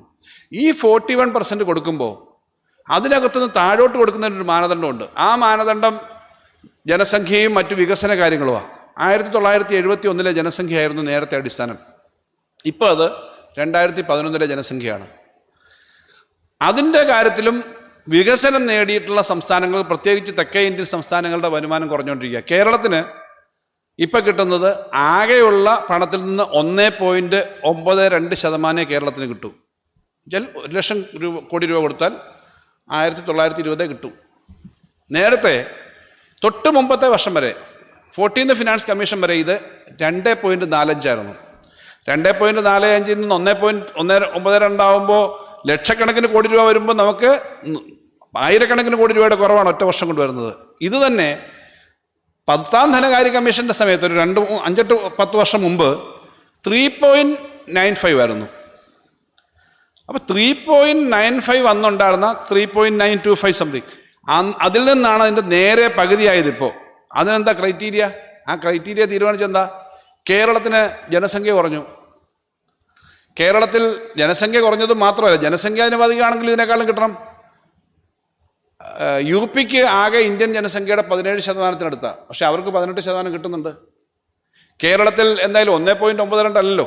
ജനസംഖ്യ മാത്രമല്ല, ജനസംഖ്യ കുറഞ്ഞതുകൊണ്ട് തന്നെ വെട്ടിക്കുറച്ചു. രണ്ടാമത് വികസന കാര്യങ്ങളിൽ ചില മാനദണ്ഡങ്ങൾ അവരെടുത്തു. ഇപ്പം എല്ലാവർക്കും ഈ ശുചിമുറി ഉണ്ടോ ഇല്ലേ, പുതിയൊരു മാനദണ്ഡമാണല്ലോ. സ്കൂളുണ്ടോ, ആശുപത്രി ഉണ്ടോ, റോഡുണ്ടോ, ഈ കാര്യങ്ങളൊക്കെ എടുക്കുമ്പം കേരളം നേരത്തെ തന്നെ നമ്മൾ നേരത്തെ ഇവിടെ പറഞ്ഞതുപോലെ വലിയ തോതിലുള്ള ഇൻവെസ്റ്റ്മെൻറ്റ് ആ മേഖലയിലൊക്കെ നടത്തിയിട്ടുണ്ട്. ഇത് തമിഴ്നാടിനും ബാധകമാണ്, ആന്ധ്രയ്ക്കും ബാധകമാണ്, തെലുങ്കാനയ്ക്കും ബാധകമാണ്, കർണാടകത്തിനും ബാധകമാണ്. ഈ സ്റ്റേറ്റുകളൊക്കെ വലിയ പരാതി പറയുന്നുണ്ട്. ഇതിൻ്റെ ഭാഗമായിട്ട് നമുക്ക് കിട്ടേണ്ട ആ വിഹിതത്തിൽ ഒരു 10-20,000 കോടിയുടെയെങ്കിലും കുറവുണ്ട്. ഇങ്ങനെ കുറവുണ്ടെന്നുള്ളത് 15ാം ധനകാര്യ കമ്മീഷൻ സംബന്ധിച്ച് ഈ പ്രൊട്ടസ്റ്റൊക്കെ വന്നപ്പോൾ അവരൊരു കാര്യം പറഞ്ഞു, തൽക്കാലം ഞങ്ങൾ ഒരു ചെറിയ ഗ്രാൻറ്റ് തരാം. കഴിഞ്ഞ വർഷം ഇത് അഡ്ജസ്റ്റ് ചെയ്ത് 19,000 കോടി ഗ്രാൻറ്റ് തന്നു. ഈ വർഷം അതിൽ നിന്ന് 7,000 കോടി കുറയും. അടുത്ത വർഷം വീണ്ടും ഒരു 10,000 കോടി കുറയും. അതോട് പിന്നില്ല, ഈ 1.92 ഉള്ളൂ. ഇപ്പോൾ ഞാൻ പറഞ്ഞത് 10,000 കോടി GST കോമ്പൻസേഷൻ മുന്നോട്ട് കൊണ്ടുപോകാത്തതുകൊണ്ട് കുറയും. ഈ ഗ്രാൻറ്റ് കുറഞ്ഞതിൻ്റെ ഭാഗമായിട്ട് 7,000 കോടി കൂടെ കുറയും. ഇത്രയും ഒരു സംസ്ഥാനത്തിന് ഈ വർഷം വന്ന കുറവാണ് കഴിഞ്ഞ വർഷത്തെക്കാളും. ഇത് കൂടാതെ കിട്ടേണ്ടിയിരുന്നത് വേറെയുണ്ട്. ഇത് സംസ്ഥാനങ്ങളൊന്നും ഇങ്ങനെ പ്രവർത്തിക്കേണ്ട എന്നുള്ള ഒരു സമീപനം കൊണ്ട് തന്നെയാണ് എന്നുള്ളതാണ് ഏറ്റവും പ്രധാന പ്രശ്നം. അപ്പോൾ ഇതിനകത്ത് ഈ കേന്ദ്ര ഗവൺമെൻറ്റിൻ്റെ ഈ സമീപനം ഉണ്ടാക്കുന്ന പ്രശ്നം അവിടെ മാത്രം നിൽക്കുന്നില്ല. കടമെടുക്കുന്നതിനുള്ള പരിധിയെയും നിയന്ത്രിക്കുന്ന തരത്തിലേക്ക് കാര്യങ്ങൾ വരികയാണ്. കടമെടുക്കുന്നത് നേരത്തെ ഐസക്കിൻ്റെ ആ വിഷയാവതരണത്തിൽ കിഫ്ബിയും മറ്റു കാര്യങ്ങളും എല്ലാം പറഞ്ഞു. കടമെടുക്കുന്നത് സംസ്ഥാനത്ത് ഇതുവരെ കടമെടുക്കുന്ന സംസ്ഥാനങ്ങളൊന്നും കേരളമോ മറ്റ് സംസ്ഥാനങ്ങളോ ഒരിക്കലും ഡിഫാൾട്ട് വരുത്തിയിട്ടില്ല. കിഫ്ബി തന്നെ ഒരു ലോങ് ടൈമിലേക്കുള്ള ഒരു ഇൻവെസ്റ്റ്മെൻറ്റിന് വേണ്ടിയിട്ടാണ്.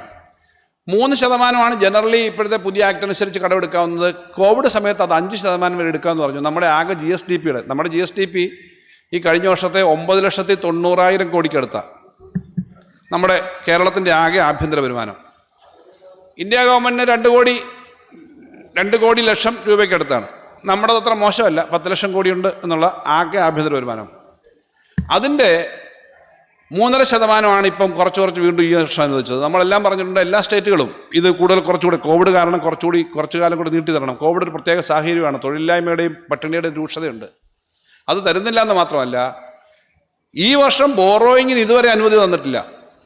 അവർ ശ്രമിച്ചുകൊണ്ടിരിക്കുന്നത് പിന്നെ ഈ കിഫ്ബിയും മറ്റു കാര്യങ്ങളും ഒക്കെ സഹിതം എടുത്തിട്ടുള്ള നമ്മുടെ പല കാര്യങ്ങളും ഒരിക്കലും നമ്മൾ ബഡ്ജറ്റിൽ നിന്ന് ലോണായിട്ടല്ല എടുത്തേക്കുന്നത്, ഗവൺമെൻറ് ഗ്യാരണ്ടി കൊടുത്തേക്കുന്ന പ്രൊജക്റ്റുകൾ വരെ പെടുത്തിയിട്ട് ഈ പണം തരാതിരിക്കാനുള്ള ശ്രമം. 32,000-ലധികം കോടി രൂപ ഈ വർഷം കുറച്ചിട്ടായാലും നമുക്ക് തരേണ്ടതാണ്. 5,000 കോടി രൂപയെ ആകെ അനുവദിച്ചിട്ടുള്ളൂ.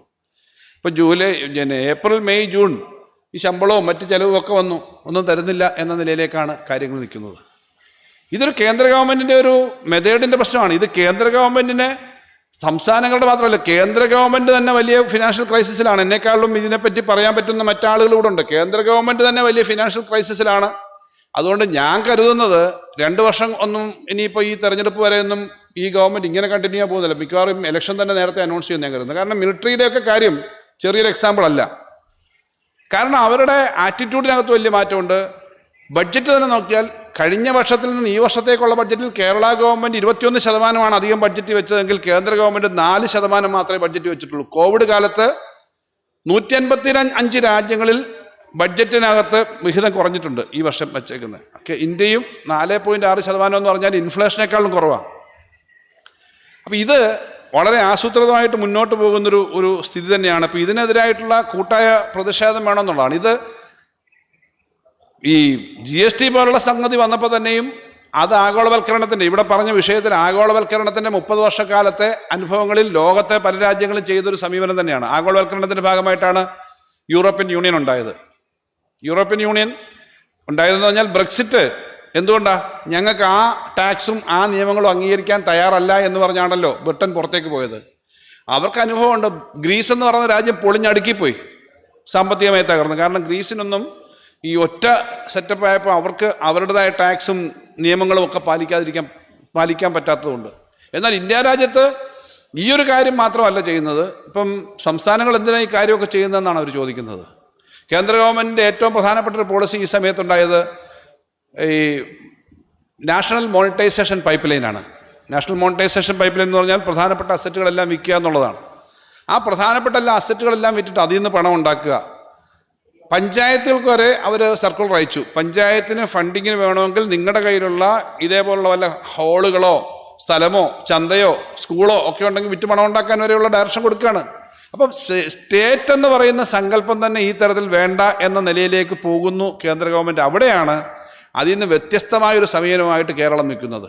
അതുകൊണ്ട് തന്നെയാണ് ഈ കഴിഞ്ഞ പല പഠനങ്ങൾ വരുമ്പോൾ ഇന്ത്യയിലെ ഏറ്റവും മെച്ചപ്പെട്ട ആരോഗ്യരംഗം, വിദ്യാഭ്യാസ രംഗം, ഏറ്റവും മെച്ചപ്പെട്ട ക്രമസമാധാന രംഗം തുടങ്ങി എല്ലാ മേഖലകളിലും നമുക്ക് വലിയ അംഗീകാരം കിട്ടുന്നു, 1ാം സ്ഥാനം കിട്ടുന്നു എന്ന് മാത്രമല്ല, ഇൻഫ്ലേഷൻ്റെ റേറ്റ് വന്നപ്പോൾ ഇന്ത്യയിലെ വലിയ വിലക്കയറ്റം വന്നപ്പോൾ ആ വിലക്കയറ്റം സാധനങ്ങൾക്കൊക്കെ തീവിലയാവുകയാണ്. ആ വിലക്കയറ്റം വന്നപ്പോൾ 9.1% അഖിലേന്ത്യാ അടിസ്ഥാനത്തിൽ പല സംസ്ഥാനങ്ങളും ഉള്ളപ്പോൾ ഇന്ത്യയിൽ ഏറ്റവും വിലക്കയറ്റം കുറഞ്ഞ സംസ്ഥാനമായിട്ട് കേരളം വന്നു. 5.1% വന്നു എന്നുള്ളത് കേരളത്തിലെ ഗവൺമെൻറ് എടുക്കുന്ന നിലപാടുകളുടെ ഭാഗമാണ്.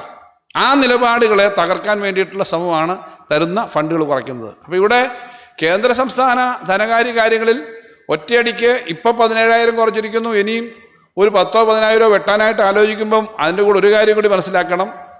1,17,000 കോടിയാണ് കഴിഞ്ഞ വർഷം ആകെ ഈ ഗ്രാൻറ്റും മറ്റു കാര്യങ്ങളും എല്ലാം കൂടി കിട്ടിയത്. തനതായിട്ടുള്ള ടാക്സും മറ്റും എല്ലാം കൂടി 10,000 കോടിയേ ഉള്ളൂ. 1,17,000 കോടി അല്ലാതുള്ള ഗ്രാൻറ്റുകളും മറ്റും എല്ലാം കൂടി കിട്ടി. പിന്നെ ബാക്കി ബോറോയിങ് ആണ്. ആ 1,17,000 കോടിയിൽ 17,000 കോടി ഇപ്പം കട്ട് ചെയ്ത് കളഞ്ഞു. 10,000 രൂപ ശമ്പളം കിട്ടുന്ന ഒരാൾക്ക് 1,700 രൂപ കുറഞ്ഞാൽ എന്ത് പറ്റും? അതിൻ്റെ കൂടെ വീണ്ടും വെട്ടാൻ നിൽക്കുകയാണ്. എന്നാൽ സംസ്ഥാനത്തിന് അങ്ങനെ വലിയ ദാരിദ്ര്യം ഉണ്ടായിട്ടോ കേന്ദ്രത്തിന് എന്തെങ്കിലും ബാധ്യത ഉണ്ടായിട്ടല്ല. ഇത് കേരളത്തിൻ്റെ മാത്രം പ്രശ്നമല്ല. തമിഴ്നാട്, ആന്ധ്ര, ഇതൊക്കെ UP ഉൾപ്പെടെയുള്ള സംസ്ഥാനങ്ങൾ ഈ ഇൻറ്റേർണൽ മീറ്റിങ്ങിൽ അവരുടെ അഭിപ്രായം പറയാറുണ്ട്. ഈ ടാക്സ് സംബന്ധിച്ച് GST കൗൺസിലിൽ എല്ലാ സ്റ്റേറ്റുകളും നേരിടുന്ന പ്രശ്നമാണ്. നമുക്ക് കടത്തിൻ്റെ കാര്യമെടുത്താൽ കേരളത്തിന് വളരെ ഭീകരമായിട്ടുള്ള കടമുണ്ട് എന്ന് പറയാനും പറ്റില്ല. കാരണം കഴിഞ്ഞ പ്രാവശ്യം GSDPയും ഡെറ്റുമായിട്ടുള്ള റേഷ്യോയിൽ നമുക്ക് 3.9% ആണ് ഉണ്ടായിരുന്നത്. 3.9% എന്നുള്ളത് 3.7% ആണ് ബഡ്ജറ്റിൻ്റെ അക്കൗണ്ട് വന്നപ്പോൾ. അത്രയേ ഉള്ളൂ. ഏകദേശം പറഞ്ഞതിൻ്റെ താഴെയാണ്. കേന്ദ്ര ഗവൺമെൻറ്റിന് 6.9% ഉണ്ടായിരുന്നു. അത് അവസാന കണക്ക് വന്നപ്പോൾ 6.4 കേരളത്തിന് അവർക്ക് ഈ നിയമം ബാധകമാണ്. കേരളത്തിൻ്റെ ഇരട്ടി ഈ GSDP ഡെറ്റ് റേഷ്യോ ഉള്ള സ്ഥലമാണ് കേന്ദ്ര ഗവൺമെൻറ് സാമ്പത്തിക നയം. അതിനൊപ്പം അവർക്ക് GDPയുടെ 61% അവരുടെ ആകെ ബോറോയിങ്. അത്രയും കടമുണ്ട്. ആകെ 2 ലക്ഷം കോടി 2 കോടി ലക്ഷം രൂപ GSDP ഉള്ളപ്പോൾ അതിൻ്റെ 61%ഉം കടമുണ്ട്. ആകെയുള്ള സഞ്ചിത കടം നമുക്ക് 35%, 37% താഴെയാണ് കേരളത്തിനുള്ളത്. അപ്പോൾ ആ തരത്തിലുള്ള കണക്കുകളൊന്നും നോക്കിയാൽ ഇതല്ല. ഈ ഇൻവെസ്റ്റ്മെൻറ്റ് വഴി മുന്നോട്ട് പോകാനുള്ള നയങ്ങളാണ് നടപ്പിലാക്കുന്നത്. ഇപ്പോൾ ഇതിനെ ഒന്നും അംഗീകരിക്കാത്ത, ഇതിനെയൊക്കെ ശ്വാസം മുട്ടിക്കുന്ന തരത്തിലുള്ള സമീപനങ്ങളുമായിട്ടാണ് കേന്ദ്ര ഗവൺമെൻറ് പോകുന്നത് എന്നുള്ളതാണ് പ്രശ്നം. ഇന്ത്യയിലെ മിക്കവാറും എല്ലാ സംസ്ഥാനങ്ങളും ഈ പ്രശ്നം ഉയർത്തിക്കൊണ്ട് വലിയ പ്രതിരോധത്തിലാണ്. ഇപ്പോൾ തന്നെ ഈ കോമ്പൻസേഷൻ്റെ കാലാവധി നീട്ടുക, അല്ലെങ്കിൽ ഈ അവരുടെ GST നിരക്കിൻ്റെ 50-50 അല്ല 60-40 എന്ന നിലയിലോ ഒക്കെ സംസ്ഥാനത്തിന് കൂടുതൽ തരിക തുടങ്ങിയ ഡിമാൻഡുകൾ അതിശക്തമായി വന്നുകൊണ്ടിരിക്കുകയാണ്. ഇത്തരം കാര്യങ്ങൾ നടക്കുന്നൊരു ഘട്ടത്തിലാണ്. അതുകൊണ്ട് പട്ടാളം വരെ സ്വകാര്യവൽക്കരിക്കാൻ തീരുമാനിക്കുകയും 4 വർഷം കോൺട്രാക്റ്റിന് കൊടുക്കുകയും ചെയ്യുന്ന ആളുകളാണ് കേരളത്തിലെ സർവീസ് മേഖലയെ പറ്റിയൊക്കെ വലിയ പരാതി പറഞ്ഞുകൊണ്ടിരിക്കുന്നത് എന്നുള്ളത് കാണണം. ഞാൻ മറ്റ് സ്ഥലങ്ങളിലെ കമ്പാരിസൺ ഒന്നും പറയുന്നില്ല. ബേബി സേവ് പറയുമെന്ന് ഞാൻ കരുതുന്നത്. ബംഗാളിലെ സ്കൂൾ അധ്യാപകർക്ക് കഴിഞ്ഞ എത്രയോ മാസമായിട്ട് ശമ്പളം കൊടുത്തിട്ടില്ല. ഏറ്റവും വലിയ സ്കൂൾ അധ്യാപക വലിയ വൈപുല്യമായ സ്ഥലമാണ്. കേരളത്തിൻ്റെ സ്വഭാവവും മറ്റ് സംസ്ഥാനങ്ങളും നോക്കുമ്പോൾ ബംഗാൾ, ത്രിപുരയിലെ ഗവൺമെൻറ്റിനെ അട്ടിമറിക്കാനായിട്ട് അവർ പറഞ്ഞത് ഞങ്ങൾ 7th പേ കമ്മീഷൻ കൊടുക്കുമെന്നാണ്, DA കൊടുക്കുമെന്നാണ്. ഒരു പൈസയും കൊടുത്തിട്ടില്ല ത്രിപുരയിലെ. ഇപ്പോൾ അവിടെ വലിയ ജീവനക്കാർ 1 ലക്ഷം പേരുണ്ട്. അവിടെ വലിയ നമ്പർ ജീവനക്കാരുണ്ട്, വലിയ തോതിൽ ജീവനക്കാരുള്ള സ്ഥലമാണ്. ബംഗാളിലെ ഒരു സഖാവ് കഴിഞ്ഞ ദിവസം പാർട്ടി കോൺഗ്രസിന് വന്നപ്പോൾ എന്നോട് പറഞ്ഞു, ബംഗാളിൽ മമതാ ബാനർജി പറയുന്നത് കേരളത്തിൽ പങ്കാളിത്ത പെൻഷൻ ആക്കിയിട്ടുണ്ട്, ഞങ്ങൾ സ്റ്റാറ്റ്യൂട്ടറി പെൻഷൻ തന്നെ എപ്പോഴും തുടരുന്നതെന്ന് പറഞ്ഞു. അതെന്താ സ്ഥിതി? ഞാൻ പറഞ്ഞു പങ്കാളിത്ത പെൻഷനാണ് 10-13 കുറച്ച് വർഷമായി, അതുകൊണ്ട് നമ്മളതിൻ്റെ കാര്യങ്ങൾ പഠിക്കുന്നുണ്ട്, എങ്ങനെയാണ് പ്രായോഗികമായി ചെയ്യാൻ നോക്കുക. പക്ഷേ സാർ ബംഗാളിൽ എത്ര പേരെ കഴിഞ്ഞ 11 വർഷത്തിനിടയിൽ സർക്കാരിൽ അവർ എടുത്തിട്ടുണ്ട് സ്ഥിരമായിട്ട്? എന്നിട്ട് ഞാൻ പറഞ്ഞു എൻ്റെ അറിവ് 14,000 പേരെ എടുത്തെന്നാണ്. അപ്പോൾ ആ സാർ പറഞ്ഞാൽ 14,000 പേരെ ഇല്ല, 10,000 താഴെ പേരെ മാത്രമേ കഴിഞ്ഞ 11 വർഷമായിട്ട് ബംഗാളിൽ സംസ്ഥാന ഗവൺമെൻറ്റിൽ അപ്പോയിൻ്റ് ചെയ്തിട്ടുള്ളൂ. ബാക്കി എടുത്തിട്ടുണ്ട്, എല്ലാം കോൺട്രാക്റ്റാണ്. കേരളത്തിൽ 2.5 ലക്ഷത്തിലധികം ആളെയാണ് ഇതേ കാലയളവിൽ സംസ്ഥാന സർക്കാരിൽ എടുത്തേക്കുന്നത്. കേരളത്തിലെ സ്കൂളുകളും മറ്റ് സ്ഥലത്തെ സ്കൂളുകളും കോളേജുകളും ഒക്കെ നോക്കിയാൽ ഈ കണക്കുണ്ട്. ഇത്തരം ഈ ഒരു സമയത്ത് അത് എടുക്കാനുള്ള സമയമല്ല. എങ്കിലും ഒരു ഉദാഹരണം ഞാൻ പറയാം. ആന്ധ്രാപ്രദേശിൽ തെലങ്കാനയിലെ ഒരു പരിപാടിക്ക് പോയപ്പോൾ അവിടുത്തെ സഹാക്കൾ സംസാരിച്ച സ്കൂളുകളുടെ കണക്ക്. അപ്പം തെലങ്കാന സാമാന്യം നല്ല പോലെ ആന്ധ്രയും വിദ്യാഭ്യാസ രംഗത്ത് ശ്രദ്ധിക്കുന്നതാണ്. തെലങ്കാനയിൽ 3,70,00,000 പേരുണ്ട് ജനസംഖ്യ. അവിടെ 3,600 സ്കൂളാണ് ഉള്ളത്. നേരത്തെ 3,000 ഉള്ളായിരുന്നു, പുതിയ സ്റ്റേറ്റ് ആയപ്പോൾ ഒരു 600 സ്കൂളുകൾ വർദ്ധിച്ചു. ആകെയുള്ള ആന്ധ്രയിൽ, സംയുക്താന്ധ്രയിൽ 8 കോടി ജനങ്ങളുള്ള സംയുക്താന്ധ്രയിൽ ആകെയുള്ള സ്കൂളുകൾ 6,500-നടുത്തോ മറ്റുമാണ്. ഞാൻ പറഞ്ഞു ഞങ്ങൾ ഇത്രയും ജനങ്ങളുള്ള കേരളത്തിൽ 13,400 സ്കൂളാണ് ഈ കേരളത്തിലുള്ളതെന്ന് ഞാൻ പറഞ്ഞു. അവർ അത്ഭുതപ്പെടും. 13,400 സ്കൂൾ എയ്ഡഡും അൺഎയ്ഡഡും. ഞാൻ പറഞ്ഞു ഗവൺമെൻറ് ശമ്പളം കൊടുക്കുന്നതാണ്. ഇപ്പോൾ കഴിഞ്ഞ ദിവസം ഒരു 35 വർഷം സർവ് ചെയ്ത ഒരു ടീച്ചർ പ്രൈമറി സ്കൂളിൽ നിന്ന് റിട്ടയർ ചെയ്തു. എന്നെ കണ്ട് കഴിഞ്ഞ ദിവസം പറഞ്ഞു, സാറേ ഞാനിപ്പോൾ റിട്ടയർ ചെയ്തു. ഞാൻ ചോദിച്ചു എത്ര ഉണ്ടായിരുന്നു ശമ്പളം അവസാനം കിട്ടുന്നത് അറിയാൻ വേണ്ടിയിട്ടാണ്. അപ്പം അങ്ങനെ പറയുന്നില്ല.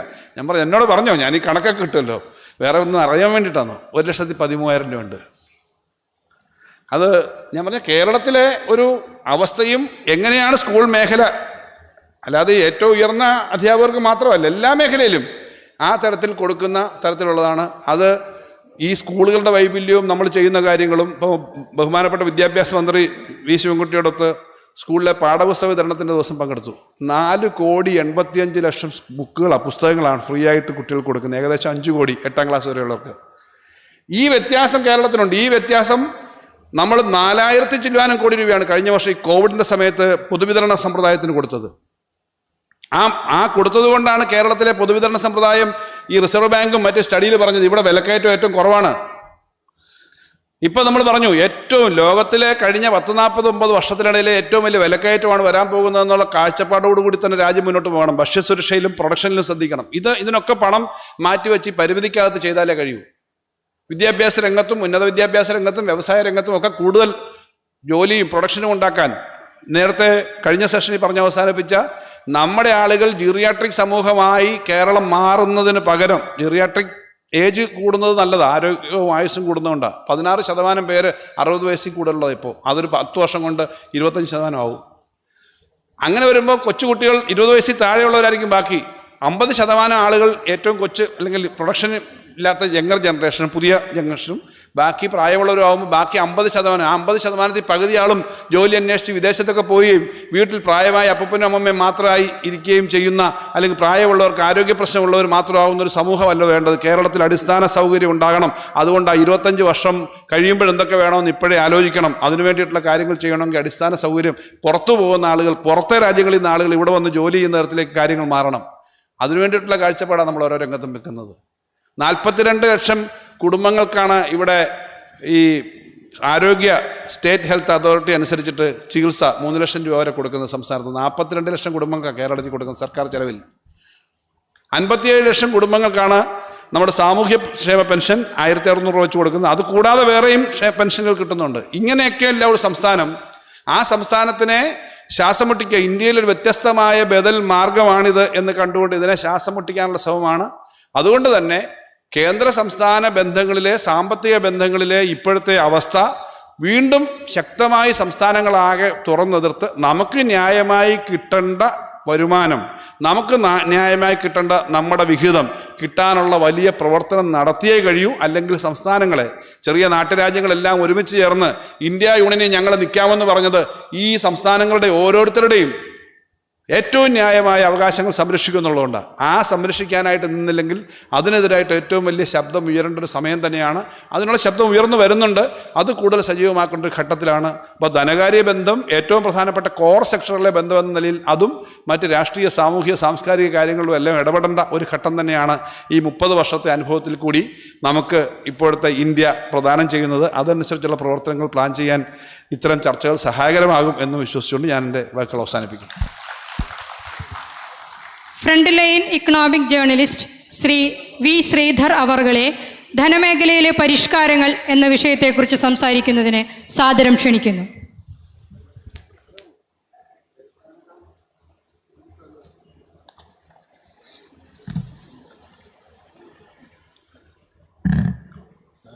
Comrade Balagopal, Comrade Baby, other comrades on the dais, and friends. Today I will speak about the fate of life insurance in neoliberal times. And because life insurance is synonymous, LIC is synonymous with life insurance, it will be the story of what is happening to LIC and what is being done.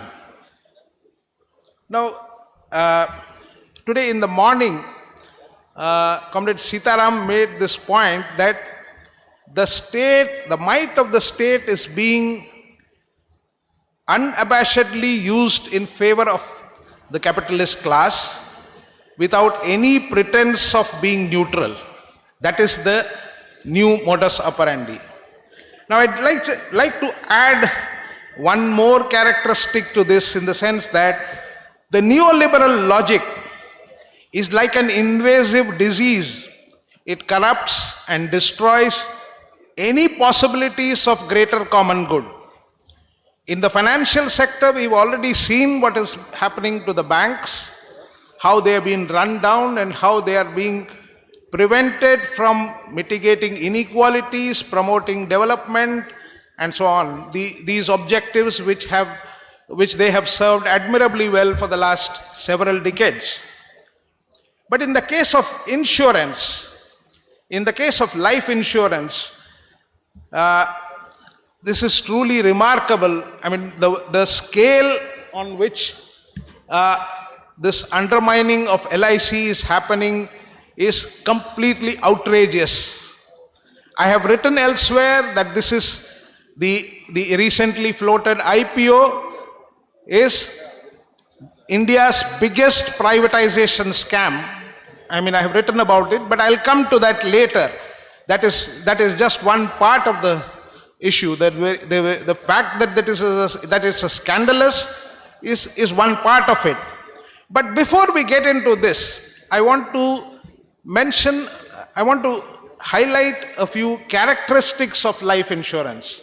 It's important because there is much of misleading commentary in the media, particularly in the media, and the LIC is a classic example of how the media has been totally subservient and has proved as illiterate as anybody else. I mean, in the sense that basic concepts of insurance, basic concepts of company ownership and so on have been absolutely, I mean, they have just shown total ignorance about it. Basic questions have not been asked of the government. So I'll get into, so basically I will highlight 4 characteristics of life insurance. Why it is different and what is special and specific to life insurance. The first thing is that life insurance is a defensive investment. It's a defensive instrument in the sense that it is not meant to, when you invest in, say, a fixed deposit or anything, any other in bonds or shares or whatever, you are expecting a certain return on that investment, and that is the way you evaluate different financial assets. You say, this is giving me this much, that is giving me something else, and that is giving something else. So that is the way you go. But with life insurance, it's different. Life insurance is basically a protective financial instrument. Why do you get life insurance? You get life insurance so that in the unfortunate event of the policyholder's death, at least a part of the flow of income that was being provided by this family member is available to the family as a corpus. So that is the purpose of life insurance. Life insurance is not, and so yields are not everything. The returns, the rate of interest and all of that is secondary. So that's the first thing. The second thing is that these are typically long-term contracts. So you're talking about investments, you're talking about a life insurance policy about 20 years, 25 years, 30 years, or even more. So these are long-term contracts. For the insurer, there are risks in predicting the risk of such a long-term contract. You know, we live in a world where we can't predict what the inflation and the interest rate will be in the next quarter. The RBI is not able to predict. So, I mean, so we live in such an uncertain world. So for the insurer to be able to predict returns over such a long time horizon, say 25, 30 years, so predominantly there are 2 kinds of risks. One is, what will be the rate of interest in these 25 years? How will it be? You don't know. So you have to forecast those returns. What will be the rate of inflation? So interest will imply what the returns will be for the insurance company, and inflation will have the impact of costs of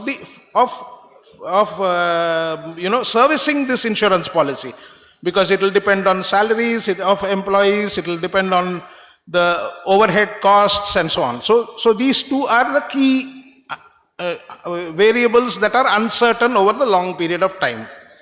Now, these are risks, but there are risks for the policyholders.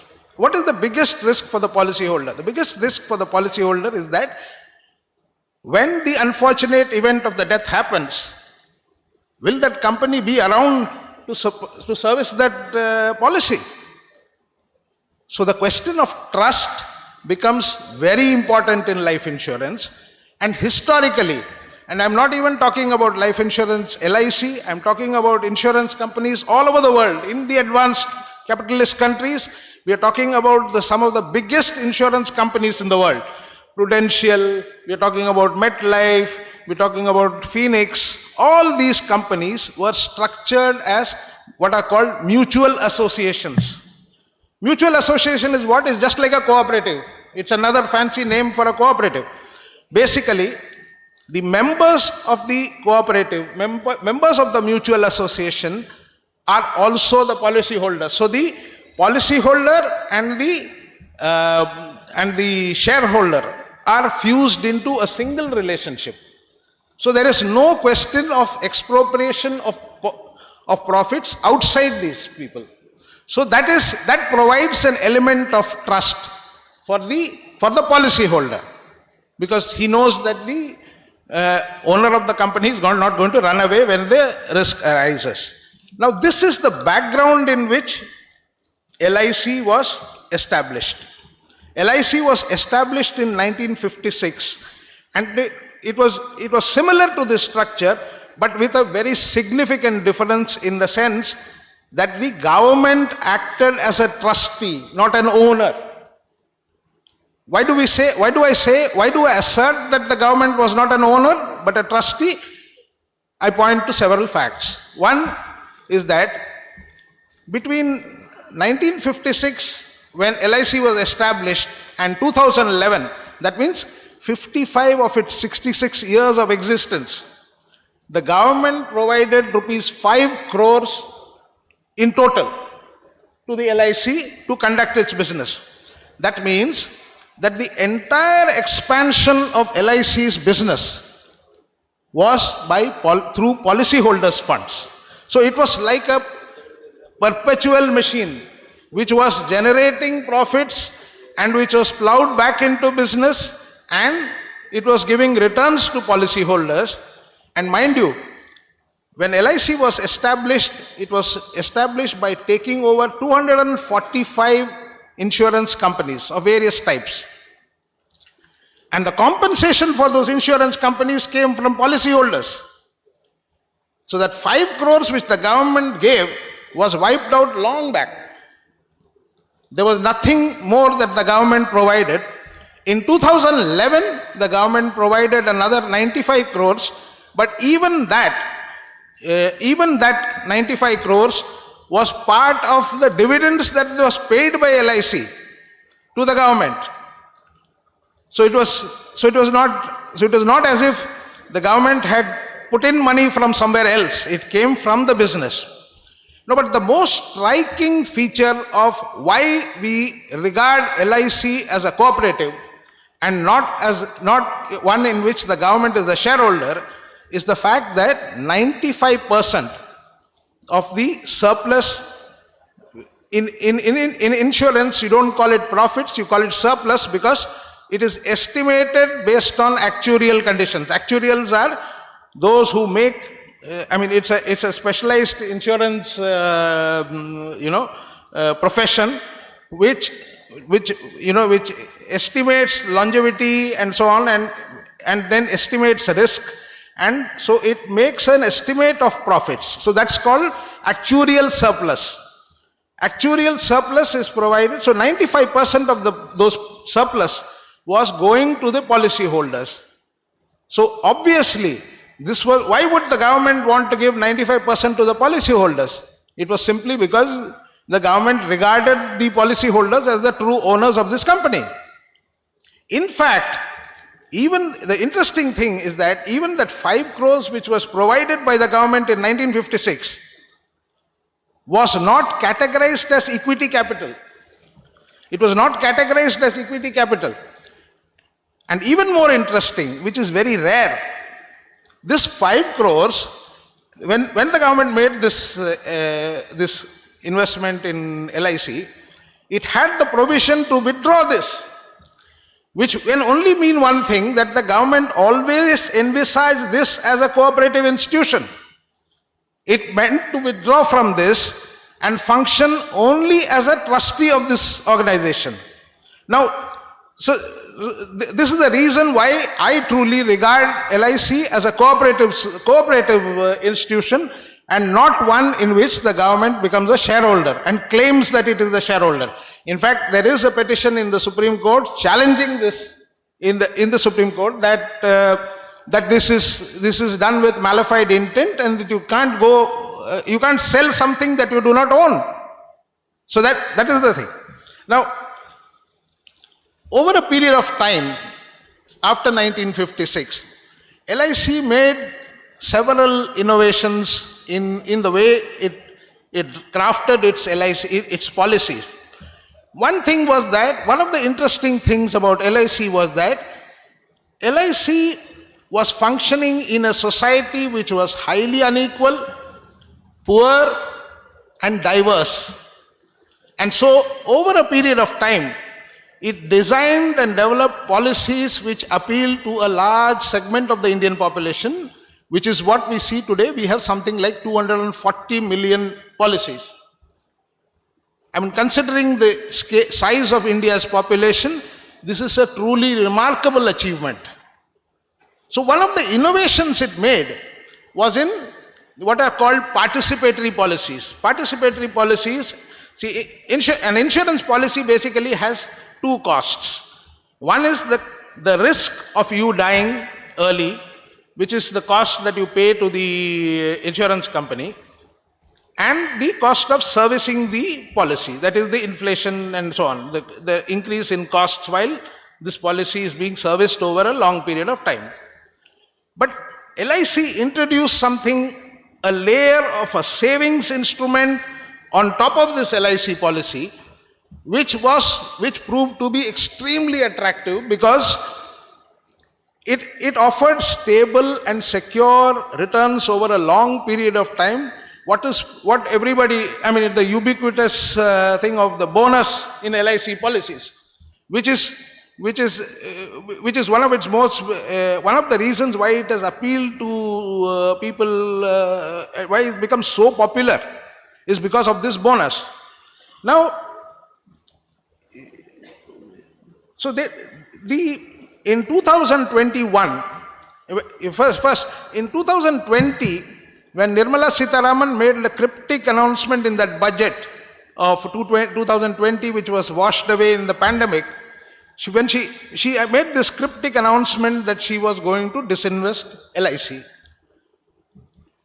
But it sent shockwaves because how can you sell something that you do not even own?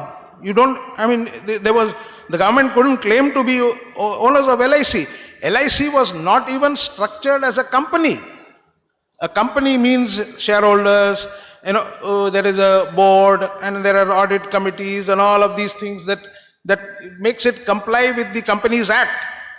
LIC had none of this. And so this irresponsible statement sent tremors among policyholders, and nothing was done till of course the next year. But in 2021, going behind the back of Parliament and avoiding Parliament, it introduced major changes to the LIC Act through the Finance Bill. I mean, if you look at the Finance Bill, it is, last year's Finance Bill is truly unique. It runs into, I mean, most of it is about LIC because it runs into pages and pages and pages of things pertaining to LIC, but three important changes were made. One is that, it made LIC comply with the Companies Act. So it had all those things which were necessary to characterize it as a company before it could be sold. Second, the share of surplus going to policyholders was reduced to 90% from 95%. Okay? And then the third one was the bifurcation of this life fund. LIC had the entire corpus that is available for investment with the LIC is called the life fund. LIC never had to make a bifurcation of these participatory and non-participatory policies simply because it was a single corpus into which participatory policy holders also participated in the risk on those policies. So 95% of that entire corpus was given to policyholders. This was changed to one part was changed from 95 to 90, and the other part going to non-participatory policyholders. From 95 it went to 0. From 95% of the profits it went to 0. Now let's come to this valuation scandal. Why I call this a huge scandal? Where does the scandal emerge from? Now see, in the literature, in the media, there has been very little critical scrutiny of the valuation, the methods of valuing LIC. So what has been done is that they have used something called the embedded value. Now most of my research is based on critical help that I have got from comrades from the All India Insurance Employees Association. And what I have learned in this last 6-8 months is that the embedded value is very interesting. It's a very recent concept.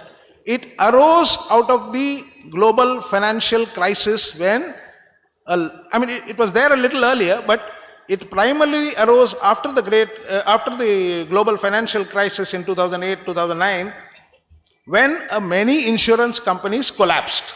So when this happened, these collapsed insurance companies were being gobbled up by other entities.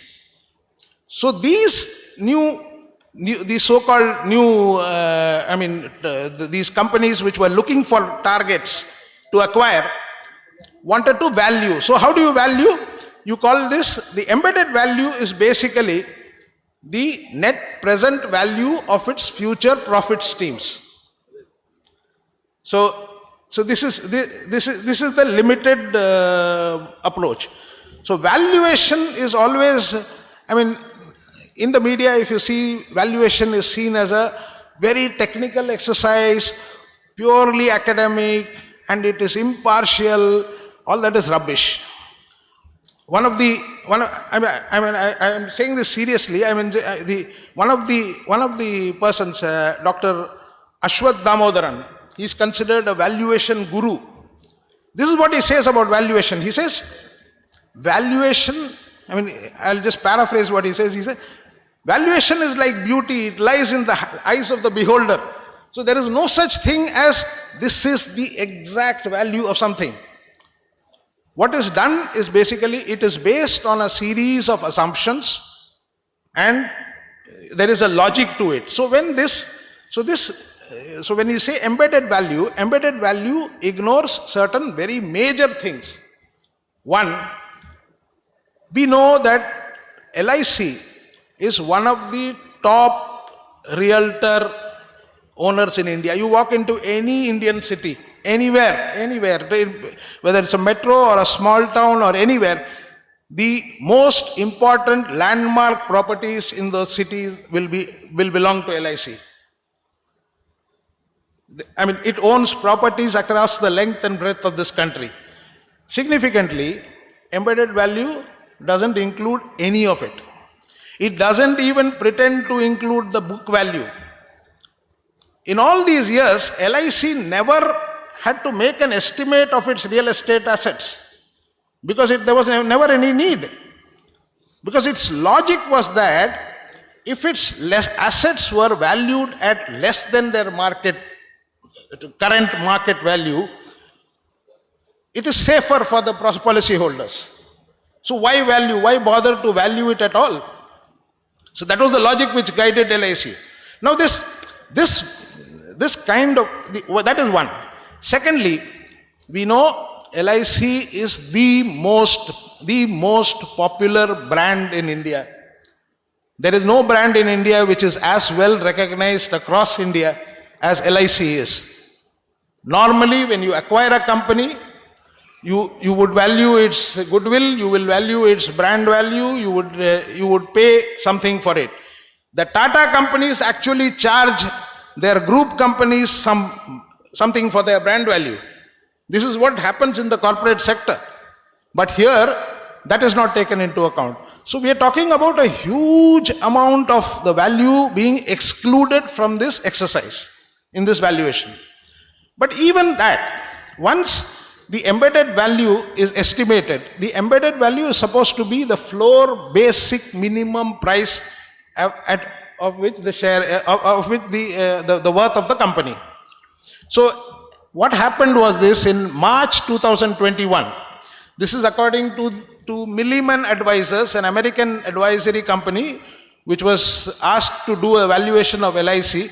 they spent about 1.5 years, and this is what they came up with. They said LIC's embedded value in March 2021 was 0.96 lakh crores. The valuation in September done by the same agency jumps to 5.4 lakh crores. That's a jump of, say, about more than 500%, okay, in a span of 6 months. How did this happen? What caused this to happen? Nothing in LIC's business changed so dramatically in those 6 months.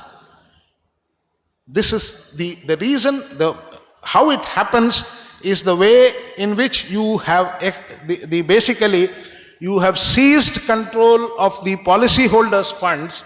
We're talking about 36 lakh crores in the LIC's purpose, okay, what is called the life fund, of which, when the bifurcation happened, about 1/3 was in non-participatory policies, that part of the fund.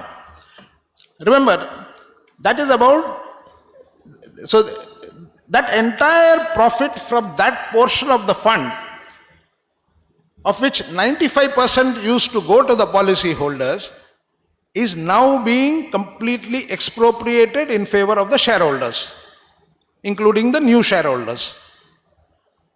That is and as I said, what is embedded value? Embedded value is the future profit streams arising from, arising from the net present value of future profit streams. So, naturally, if you hijack 1/3 of the corpus and hand it over to somebody else, his returns would increase so dramatically. So that is the scale of the thing. Now, on top of that, when the embedded value was announced, I calculated the embedded value. Normally, you use a multiplication factor to arrive in the case of all the initial public offers of all the other insurance companies all over the world, and including in India, they apply a multiplication factor because embedded value, even they accept that the embedded value doesn't fully capture the value of this company, so they apply a multiplication factor. Now, I looked at the multiplication factor, and these are not my figures, these are there in publicly available documents. In the case, we have 3 points of comparison: 2.49 in the case of ICICI Prudential, 3.55 something in the case of SBI Life, and 3.96 in the case of HDFC Life. The multiplication factor at the rate of 949 per share, which was the IPO, which is what the LIC IPO went for, works out to 1.1. This is the largest insurance company with a market share of roughly 2/3, and in terms of the premium income, and about 3/4 in terms of the number of policies, and you value it at such a discount compared to these much smaller companies. That is where the really scandal is. So I've calculated this so the loss to the exchequer ranges between something like 26,000 crores to about 55,000 crores if you use the HDFC Life comparison, and so on. So this is why it is India's biggest ever privatization scandal. I know that no privatization exercise will ever get the price right, because that is the logic of privatization, that you sell it at a cheaper price to a private company. That is the logic of privatization, but even so, the scale of this loss is truly staggering. Now, I'll just end with something about where LIC may head, in the light of what is happening in the last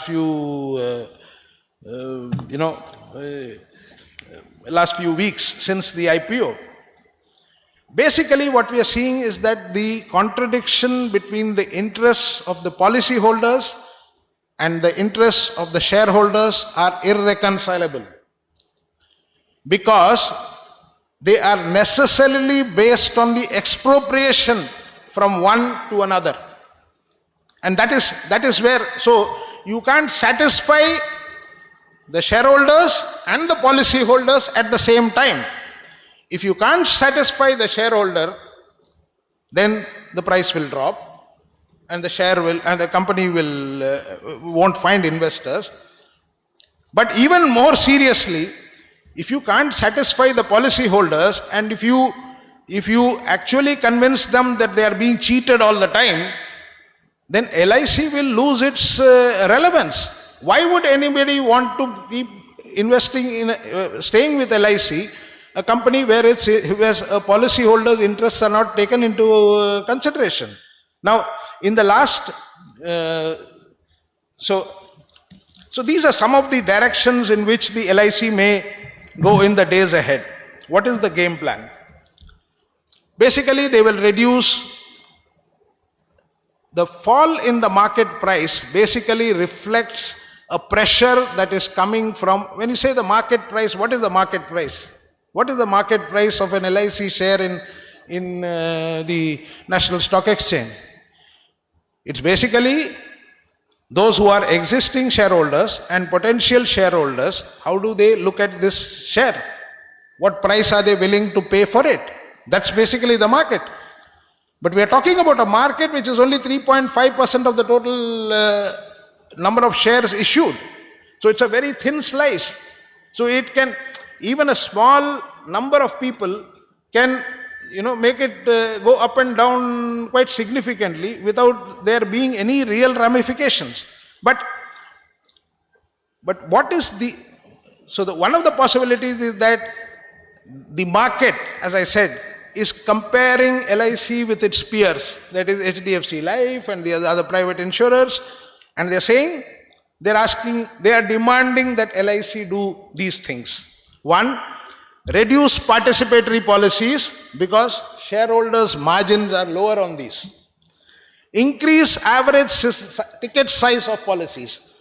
The reason for LIC's runaway popularity was the fact that it served every single income class in India. So you had micro policies for very small amounts, and you had much higher value policies for those higher up on the income stream. So you had a very wide. So its average ticket size of an LIC policy was something like 16,000 compared to the private insurers' ticket size of say 1 lakh, around 1 lakh. So the difference is between 1 and it's about 6-fold. Okay, so the demand that the market is placing is that remove these small ticket size policies. There is no need to service them. Look for higher premium policies. Forget the lower end and focus purely on the cream and become like us. Why do you want to serve this class of people? Be like us. That's the demand. And that's what the market is saying. Increase equity linked schemes. That is, private insurance companies have a large proportion of their policies in equity linked schemes. That is, policies which are linked to the share market, in which the insurance company bears no risk at all. So it is perfectly happy to service an equity linked policy, and LIC did very little of this. I believe it has started increasing already the share of these equity linked policies, and the chairman is on record saying that he wants to do it, but they were just about 3% of the total premium income about 2-3 years back. So that is the big shift that is being planned. Then eliminate cross-subsidization of policies. That is, if you are serving a wide section of society, it would require you to do some cross-subsidization, so you reach out to poorer sections while charging a little more for those who can afford more. So this is a perfectly logical approach for any company in a situation where the market is very segmented, very different for different people. So this is Then generally reduce share of surplus for policyholders while increasing returns for shareholders. So this is basically the thrust. And the market is basically demanding that LIC behave like a clone of the private companies. And that is where this pressure is coming from. But in the last 3 decades,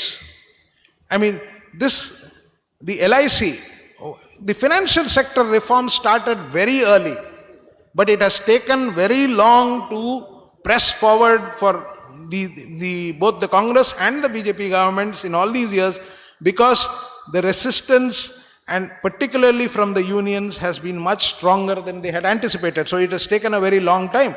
But we cannot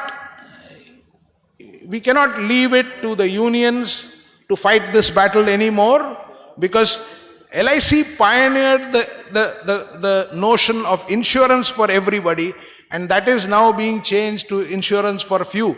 So we all have a stake in this, and unless there is a wider mobilization which in support of the employees themselves who are fighting this, and because it is a fight that needs to be fought by all of us, unless that is done, the government will find it easy to press ahead.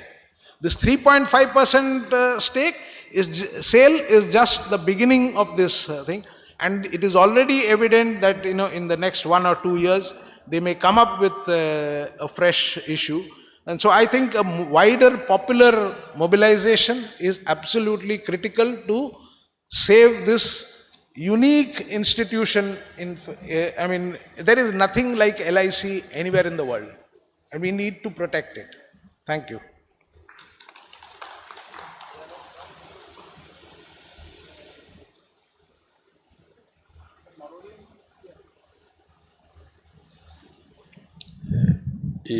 എന്തെങ്കിലും സംശയങ്ങൾക്കുള്ള മറുപടി എന്നൊക്കെയുള്ള ഒരു സമ്പ്രദായം ഉണ്ടല്ലോ. അപ്പോൾ അധ്യക്ഷൻ പറയുന്ന ഒരു സംശയവും വന്നിട്ടില്ലെന്നാണ്. അപ്പോൾ അതുകൊണ്ട് ഒരു സംശയം നിങ്ങൾക്ക് എന്തുകൊണ്ട് വന്നില്ല എന്നുള്ളത് ചോദിക്കാൻ വേണ്ടി ഞാൻ വന്നിരിക്കുകയാണ്. ആ സംശയം വിദ്യാഭ്യാസ രംഗത്തെ ഒരു ഗുരുതരമായ ഇന്നത്തെ പ്രശ്നത്തിൽ, പ്രത്യേകിച്ച് കേരളത്തിൽ വിദ്യാഭ്യാസത്തിൻ്റെ ഗുണനിലവാരം ഉയർത്താൻ വേണ്ടി നടത്തേണ്ട ശ്രമത്തിൽ വിദ്യാർത്ഥികളുടെ ഭാഗത്ത് നിന്നുള്ള സമീപനത്തിൽ തിരുത്തലുണ്ടാവണം, അധ്യാപകരുടെ ഭാഗത്ത് നിന്നുള്ള സമീപനത്തിലും തിരുത്തലുണ്ടാവണം എന്ന് പറഞ്ഞു. രക്ഷിതാക്കളുടെ ഭാഗത്ത് നിന്നുള്ള സമീപനത്തിലും തിരുത്തലുണ്ടാവണമെന്ന് ഞാൻ പറഞ്ഞു. അതെന്താണെന്ന് ഞാൻ പറഞ്ഞില്ല. നിങ്ങളാരുമായിട്ട് അതിൽ താല്പര്യവുമല്ല. അത് തന്നെയാണ് കേന്ദ്ര പ്രശ്നം. രക്ഷിതാക്കളുടെ ഭാഗത്ത് നിന്ന് ഇത് മൂന്നും ചേരുമ്പോൾ സമൂഹമാകെയായി. വിദ്യാർത്ഥികളും അധ്യാപകരും അല്ലാതെ ബാക്കിയെല്ലാവരും കൂടെ ചേരുമ്പം പലതരത്തിലുള്ള രക്ഷിതാക്കളാണ്. രക്ഷിതാക്കളുടെ ഭാഗത്തു നിന്നുള്ള തെറ്റായ സമീപനം, സ്വന്തം മക്കൾ എന്താണ് പഠിക്കേണ്ടത് എന്നുള്ളത് അവരുടെ അഭിരുചിയെ ആസ്പദമാക്കി അവർക്ക് കൂടി ജനാധിപത്യപരമായി പറയാനും തീരുമാനത്തിൽ പങ്കാളിയാകാനുമുള്ള അവസരം കുഞ്ഞുങ്ങൾക്ക് നിഷേധിച്ചുകൊണ്ട്, പ്രത്യേകിച്ച് കേരളത്തിലെ രക്ഷിതാക്കൾ ഇതുപോലെ ഓട്ടോക്രാറ്റിക്കും അതോറിറ്റേറിയനുമായിട്ടുള്ള രക്ഷിതാക്കൾ വേറെ എവിടെയെങ്കിലും ഉണ്ടോ എന്ന് എനിക്ക് അറിഞ്ഞുകൂടാ. നമ്മളങ്ങ് തീരുമാനിക്കുകയാണ്, എൻ്റെ മോനെ ഡോക്ടറാക്കണം, എൻ്റെ മോനെ എഞ്ചിനീയർ ആക്കണം, എൻ്റെ മോനെ കളക്ടറാക്കണം, എൻ്റെ മോനെ അല്ലെങ്കിൽ മകളെ CA പഠിപ്പിച്ച്, അതാണ് വലിയ വരുമാനമുള്ള, പലർക്കും അറിഞ്ഞുകൂടാ, ചാർട്ടേഡ് അക്കൗണ്ടൻ്റ് ആക്കണം. ഇങ്ങനെ രക്ഷിതാക്കൾ അങ്ങ് തീരുമാനിക്കുകയാണ്. ചിലയിടത്ത് അമ്മാവന്മാരാണ്. ഞാൻ ദീർഘിപ്പിക്കുന്നില്ല. ഇതും തിരുത്തപ്പെടേണ്ടതാണ്. നമ്മുടെ വിദ്യാഭ്യാസം നേരെയാകണമെങ്കിൽ വിദ്യാർത്ഥികൾ അവരുടെ ഉത്തരവാദിത്വം, പലർക്കും ചരിത്രത്തിൽ നിഷേധിക്കപ്പെട്ടതാണ് പഠിക്കാനുള്ള അവകാശം, അത് ലഭിച്ചിരിക്കുന്നു. അതിൻ്റെ ഗൗരവം മനസ്സിലാക്കിയാണോ നമ്മൾ അത് ഉപയോഗപ്പെടുത്തുന്നത്? ഞാനായിരുന്നു എന്ന് ചോദിച്ചാൽ അല്ല എന്ന് തന്നെ. ഞാൻ പഠിച്ച കാലത്ത് സ്വയംപ്രശ്നപരമായിട്ട് ഞാൻ പറയുകയാണ്, കുറച്ചും കൂടെയൊക്കെ ഗൗരവത്തിൽ ഞാൻ പഠിക്കണമായിരുന്നു. അതിൻ്റെ കുറവ് ഇപ്പോൾ നിങ്ങൾ കാണാനുണ്ട് എന്ന് നിങ്ങൾ പലരും ചിന്തിക്കുന്നുണ്ടാവും. അത് ശരിയാണ്. അധ്യാപകരുടെ ജോലി ഒരു സമൂഹത്തെ നിർമ്മിക്കലാണ് അധ്യാപകർ. ആ ഗൗരവം മനസ്സിലാക്കിയിട്ട് എത്ര അധ്യാപകർ ഇപ്പോൾ ഉണ്ട്? ആരുമില്ലെന്ന് ഞാൻ പറയുന്നില്ല. അതാ ഒരു മുൻ അധ്യാപകനൊക്കെ ഇവിടെ ഇരിക്കുന്നുണ്ട്. പിന്നെ രക്ഷിതാക്കൾ അതാണ്. ഇതിൽ നമ്മൾ ഒരു സമൂഹം എന്നുള്ള തരത്തിൽ കേരളം മാറാൻ തയ്യാറാകുമോ? അതാണ് കേരളത്തിൻ്റെ ഭാവിയെ സംബന്ധിച്ചിടത്തോളം ഏറ്റവും മർമ്മപ്രധാനമായൊരു കാര്യം എന്നുള്ളത് രക്ഷിതാക്കളെ കൂടെ ബന്ധപ്പെടുത്തി വ്യക്തമാക്കണമല്ലോ. അത് വ്യക്തമാക്കാതെ ഞാനത് പ്രായക്കൂടുതലുണ്ട് മറന്നുപോയി. നിങ്ങൾ മിണ്ടുന്നുമില്ല. കാര്യം അതങ്ങാണം ചോദിച്ചിനി ഇങ്ങാര് വന്ന് വീണ്ടും നമ്മുടെ പുറത്തേക്ക് കയറിയാലോ എന്ന് കരുതിയാണ് നിങ്ങൾ ചോദിക്കാതിരുന്നത്. ഈ ഒരു പോയിന്റ് കൂടി വിശദീകരിച്ചുകൊണ്ട് നിങ്ങളുടെ അസാമാന്യമായ ക്ഷമാശക്തിയെ നമസ്കരിച്ചുകൊണ്ട് ഞാൻ എൻ്റെ വാക്ക് ഉപസംഹരിക്കുന്നു.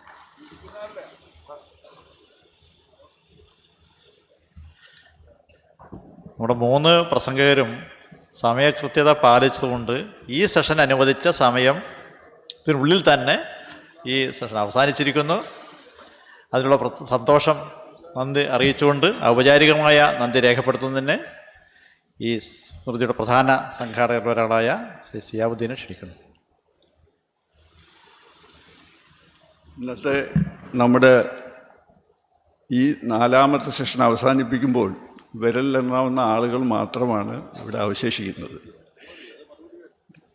ഇത് സംബന്ധിച്ച ഒരു വല്ലാത്ത ആകാംക്ഷ ഇതിൻ്റെ സംഘാടകരെന്ന നിലയിൽ ഞങ്ങളുടെ മനസ്സിൽ എപ്പോഴും ഉണ്ടായിരുന്നതാണ്. പരിഹരിക്കാൻ പലപ്പോഴും ശ്രമിച്ചിട്ട് സാധിച്ചിട്ടില്ല. എങ്കിലും ഇന്നത്തെ ഈ സെഷൻ വളരെ ധന്യമായിരുന്നു. ഇതിൽ പങ്കെടുക്കുമെന്ന് അറിയിച്ചിരുന്ന എല്ലാവരും പങ്കെടുത്തു. നല്ല രീതിയിലുള്ള പ്രസൻറ്റേഷൻ നടന്നു. ഔപചാരികതയുടെ പേരിൽ ഞാൻ എല്ലാവർക്കും നന്ദി രേഖപ്പെടുത്തുന്നു. പ്രത്യേകിച്ചും സഖാവ് ബേബി ഈ EMS സ്മൃതിയുടെ തുടക്കം മുതൽ എല്ലാ പരിപാടികളിലും എല്ലാ വർഷവും മന്ത്രിയായപ്പോഴും അല്ലാത്തപ്പോഴും ഒക്കെ ഞങ്ങളോടൊപ്പം പങ്കെടുത്തിട്ടുള്ള ആളാണ്. ആ സഖാവിന് നന്ദി രേഖപ്പെടുത്തുന്നു. സഖാവ് ബാലഗോപാലിന് ഞാനിപ്പോൾ ചോദിച്ചു, എൻ്റെ ഓർമ്മയിലില്ല എന്നുള്ളതുകൊണ്ട് ഞാൻ ചോദിച്ചു. അപ്പോൾ പറഞ്ഞില്ല, ഞാനിതിനു മുമ്പ് EMS സ്മൃതിയിൽ പങ്കെടുത്തിട്ടില്ല. നിങ്ങളിപ്പോൾ എന്നെ വിളിച്ചത് മന്ത്രി ആയതുകൊണ്ടായിരിക്കും എന്ന് പറഞ്ഞു. മന്ത്രി അല്ലെങ്കിലും വിളിക്കേണ്ടതാണ്. പക്ഷേ സഖാവിൻ്റെ വളരെ വിലപ്പെട്ട നമ്മളിപ്പോൾ നേരിടുന്ന പ്രശ്നങ്ങളെ, നമ്മുടെ സംസ്ഥാനം നേരിടുന്ന പ്രശ്നങ്ങൾ, നമ്മൾ ഓരോ വ്യക്തികളും ഈ സാമ്പത്തിക രംഗത്തിൽ ഇടാൻ പോകുന്ന പ്രശ്നങ്ങളെ സംബന്ധിച്ച് നല്ല ഒരു പ്രസൻറ്റേഷനാണ് അവിടെ ഉണ്ടായിരുന്നത്. സഖാവ് എഴുതിയും തന്നിട്ടുണ്ട്. സഖാവിന് പ്രത്യേകമായി EMS സ്മൃതിയുടെ പേരിൽ നന്ദി രേഖപ്പെടുത്തുന്നു. ശ്രീധർ ഫ്രണ്ട് ലൈനിൽ സ്ഥിരമായി എഴുതുകയും അദ്ദേഹത്തിൻ്റെ ഇതെല്ലാം വായിക്കുകയും ചെയ്യുന്ന ഒരാളാണ് ഞാൻ. ഇന്ന് രാവിലെ ഞങ്ങൾ പരിചയപ്പെട്ടു. അദ്ദേഹത്തിൻ്റെ LICയുമായി ബന്ധപ്പെട്ട പ്രസൻറ്റേഷനിൽ നമ്മുടെ ശ്രദ്ധയിൽപ്പെടാതെ പോയ ഒരുപാട് കാര്യങ്ങൾ സ്വകാര്യ മേഖലയുമായി ബന്ധപ്പെടുത്തിക്കൊണ്ട് ഇവിടെ അദ്ദേഹം അവതരിപ്പിക്കുകയുണ്ടായി. അദ്ദേഹത്തിന് പ്രത്യേകമായി EMS സ്മൃതിയുടെ പേരിൽ നന്ദി പറയുന്നു. ഔപചാരികതയുടെ പേരിലാണെങ്കിൽ പോലും ഇതിൻ്റെ സംഘാടകരിൽ ഒരാളും കൂടിയായ കാവമ്പായി ബാലകൃഷ്ണൻ അധ്യക്ഷന് നന്ദി രേഖപ്പെടുത്തുന്നു. അധ്യക്ഷനായിരുന്ന MK കണ്ണന് അത് രേഖപ്പെടുത്തിക്കൊണ്ട് നിങ്ങളുടെ എല്ലാവരുടെയും അനുവാദത്തോടുകൂടി ഇന്നത്തെ പരിപാടി അവസാനിച്ചതായിട്ട് അറിയിക്കുന്നു. ഒരറിയിപ്പ് കൂടി. നാളെ രാവിലെ 9:30 മണിക്ക് തന്നെ നമ്മുടെ സെഷൻ തുടങ്ങും. ഇന്ന് രാവിലെ ഉള്ള കൺഫ്യൂഷനാണ് 1 മണിക്കൂർ നമ്മളെ താമസിപ്പിക്കാൻ കാരണമാക്കിയത്. നാളെ അതിന് വരാത്ത രീതിയിൽ എല്ലാവരും കൃത്യസമയത്ത് തന്നെ എത്തിയാൽ ടൈം ബൗണ്ടായി നമുക്ക് തീർക്കാൻ കഴിയും. എല്ലാവരുടെയും സഹകരണം അഭ്യർത്ഥിച്ചുകൊണ്ട് നിർത്തുന്നു.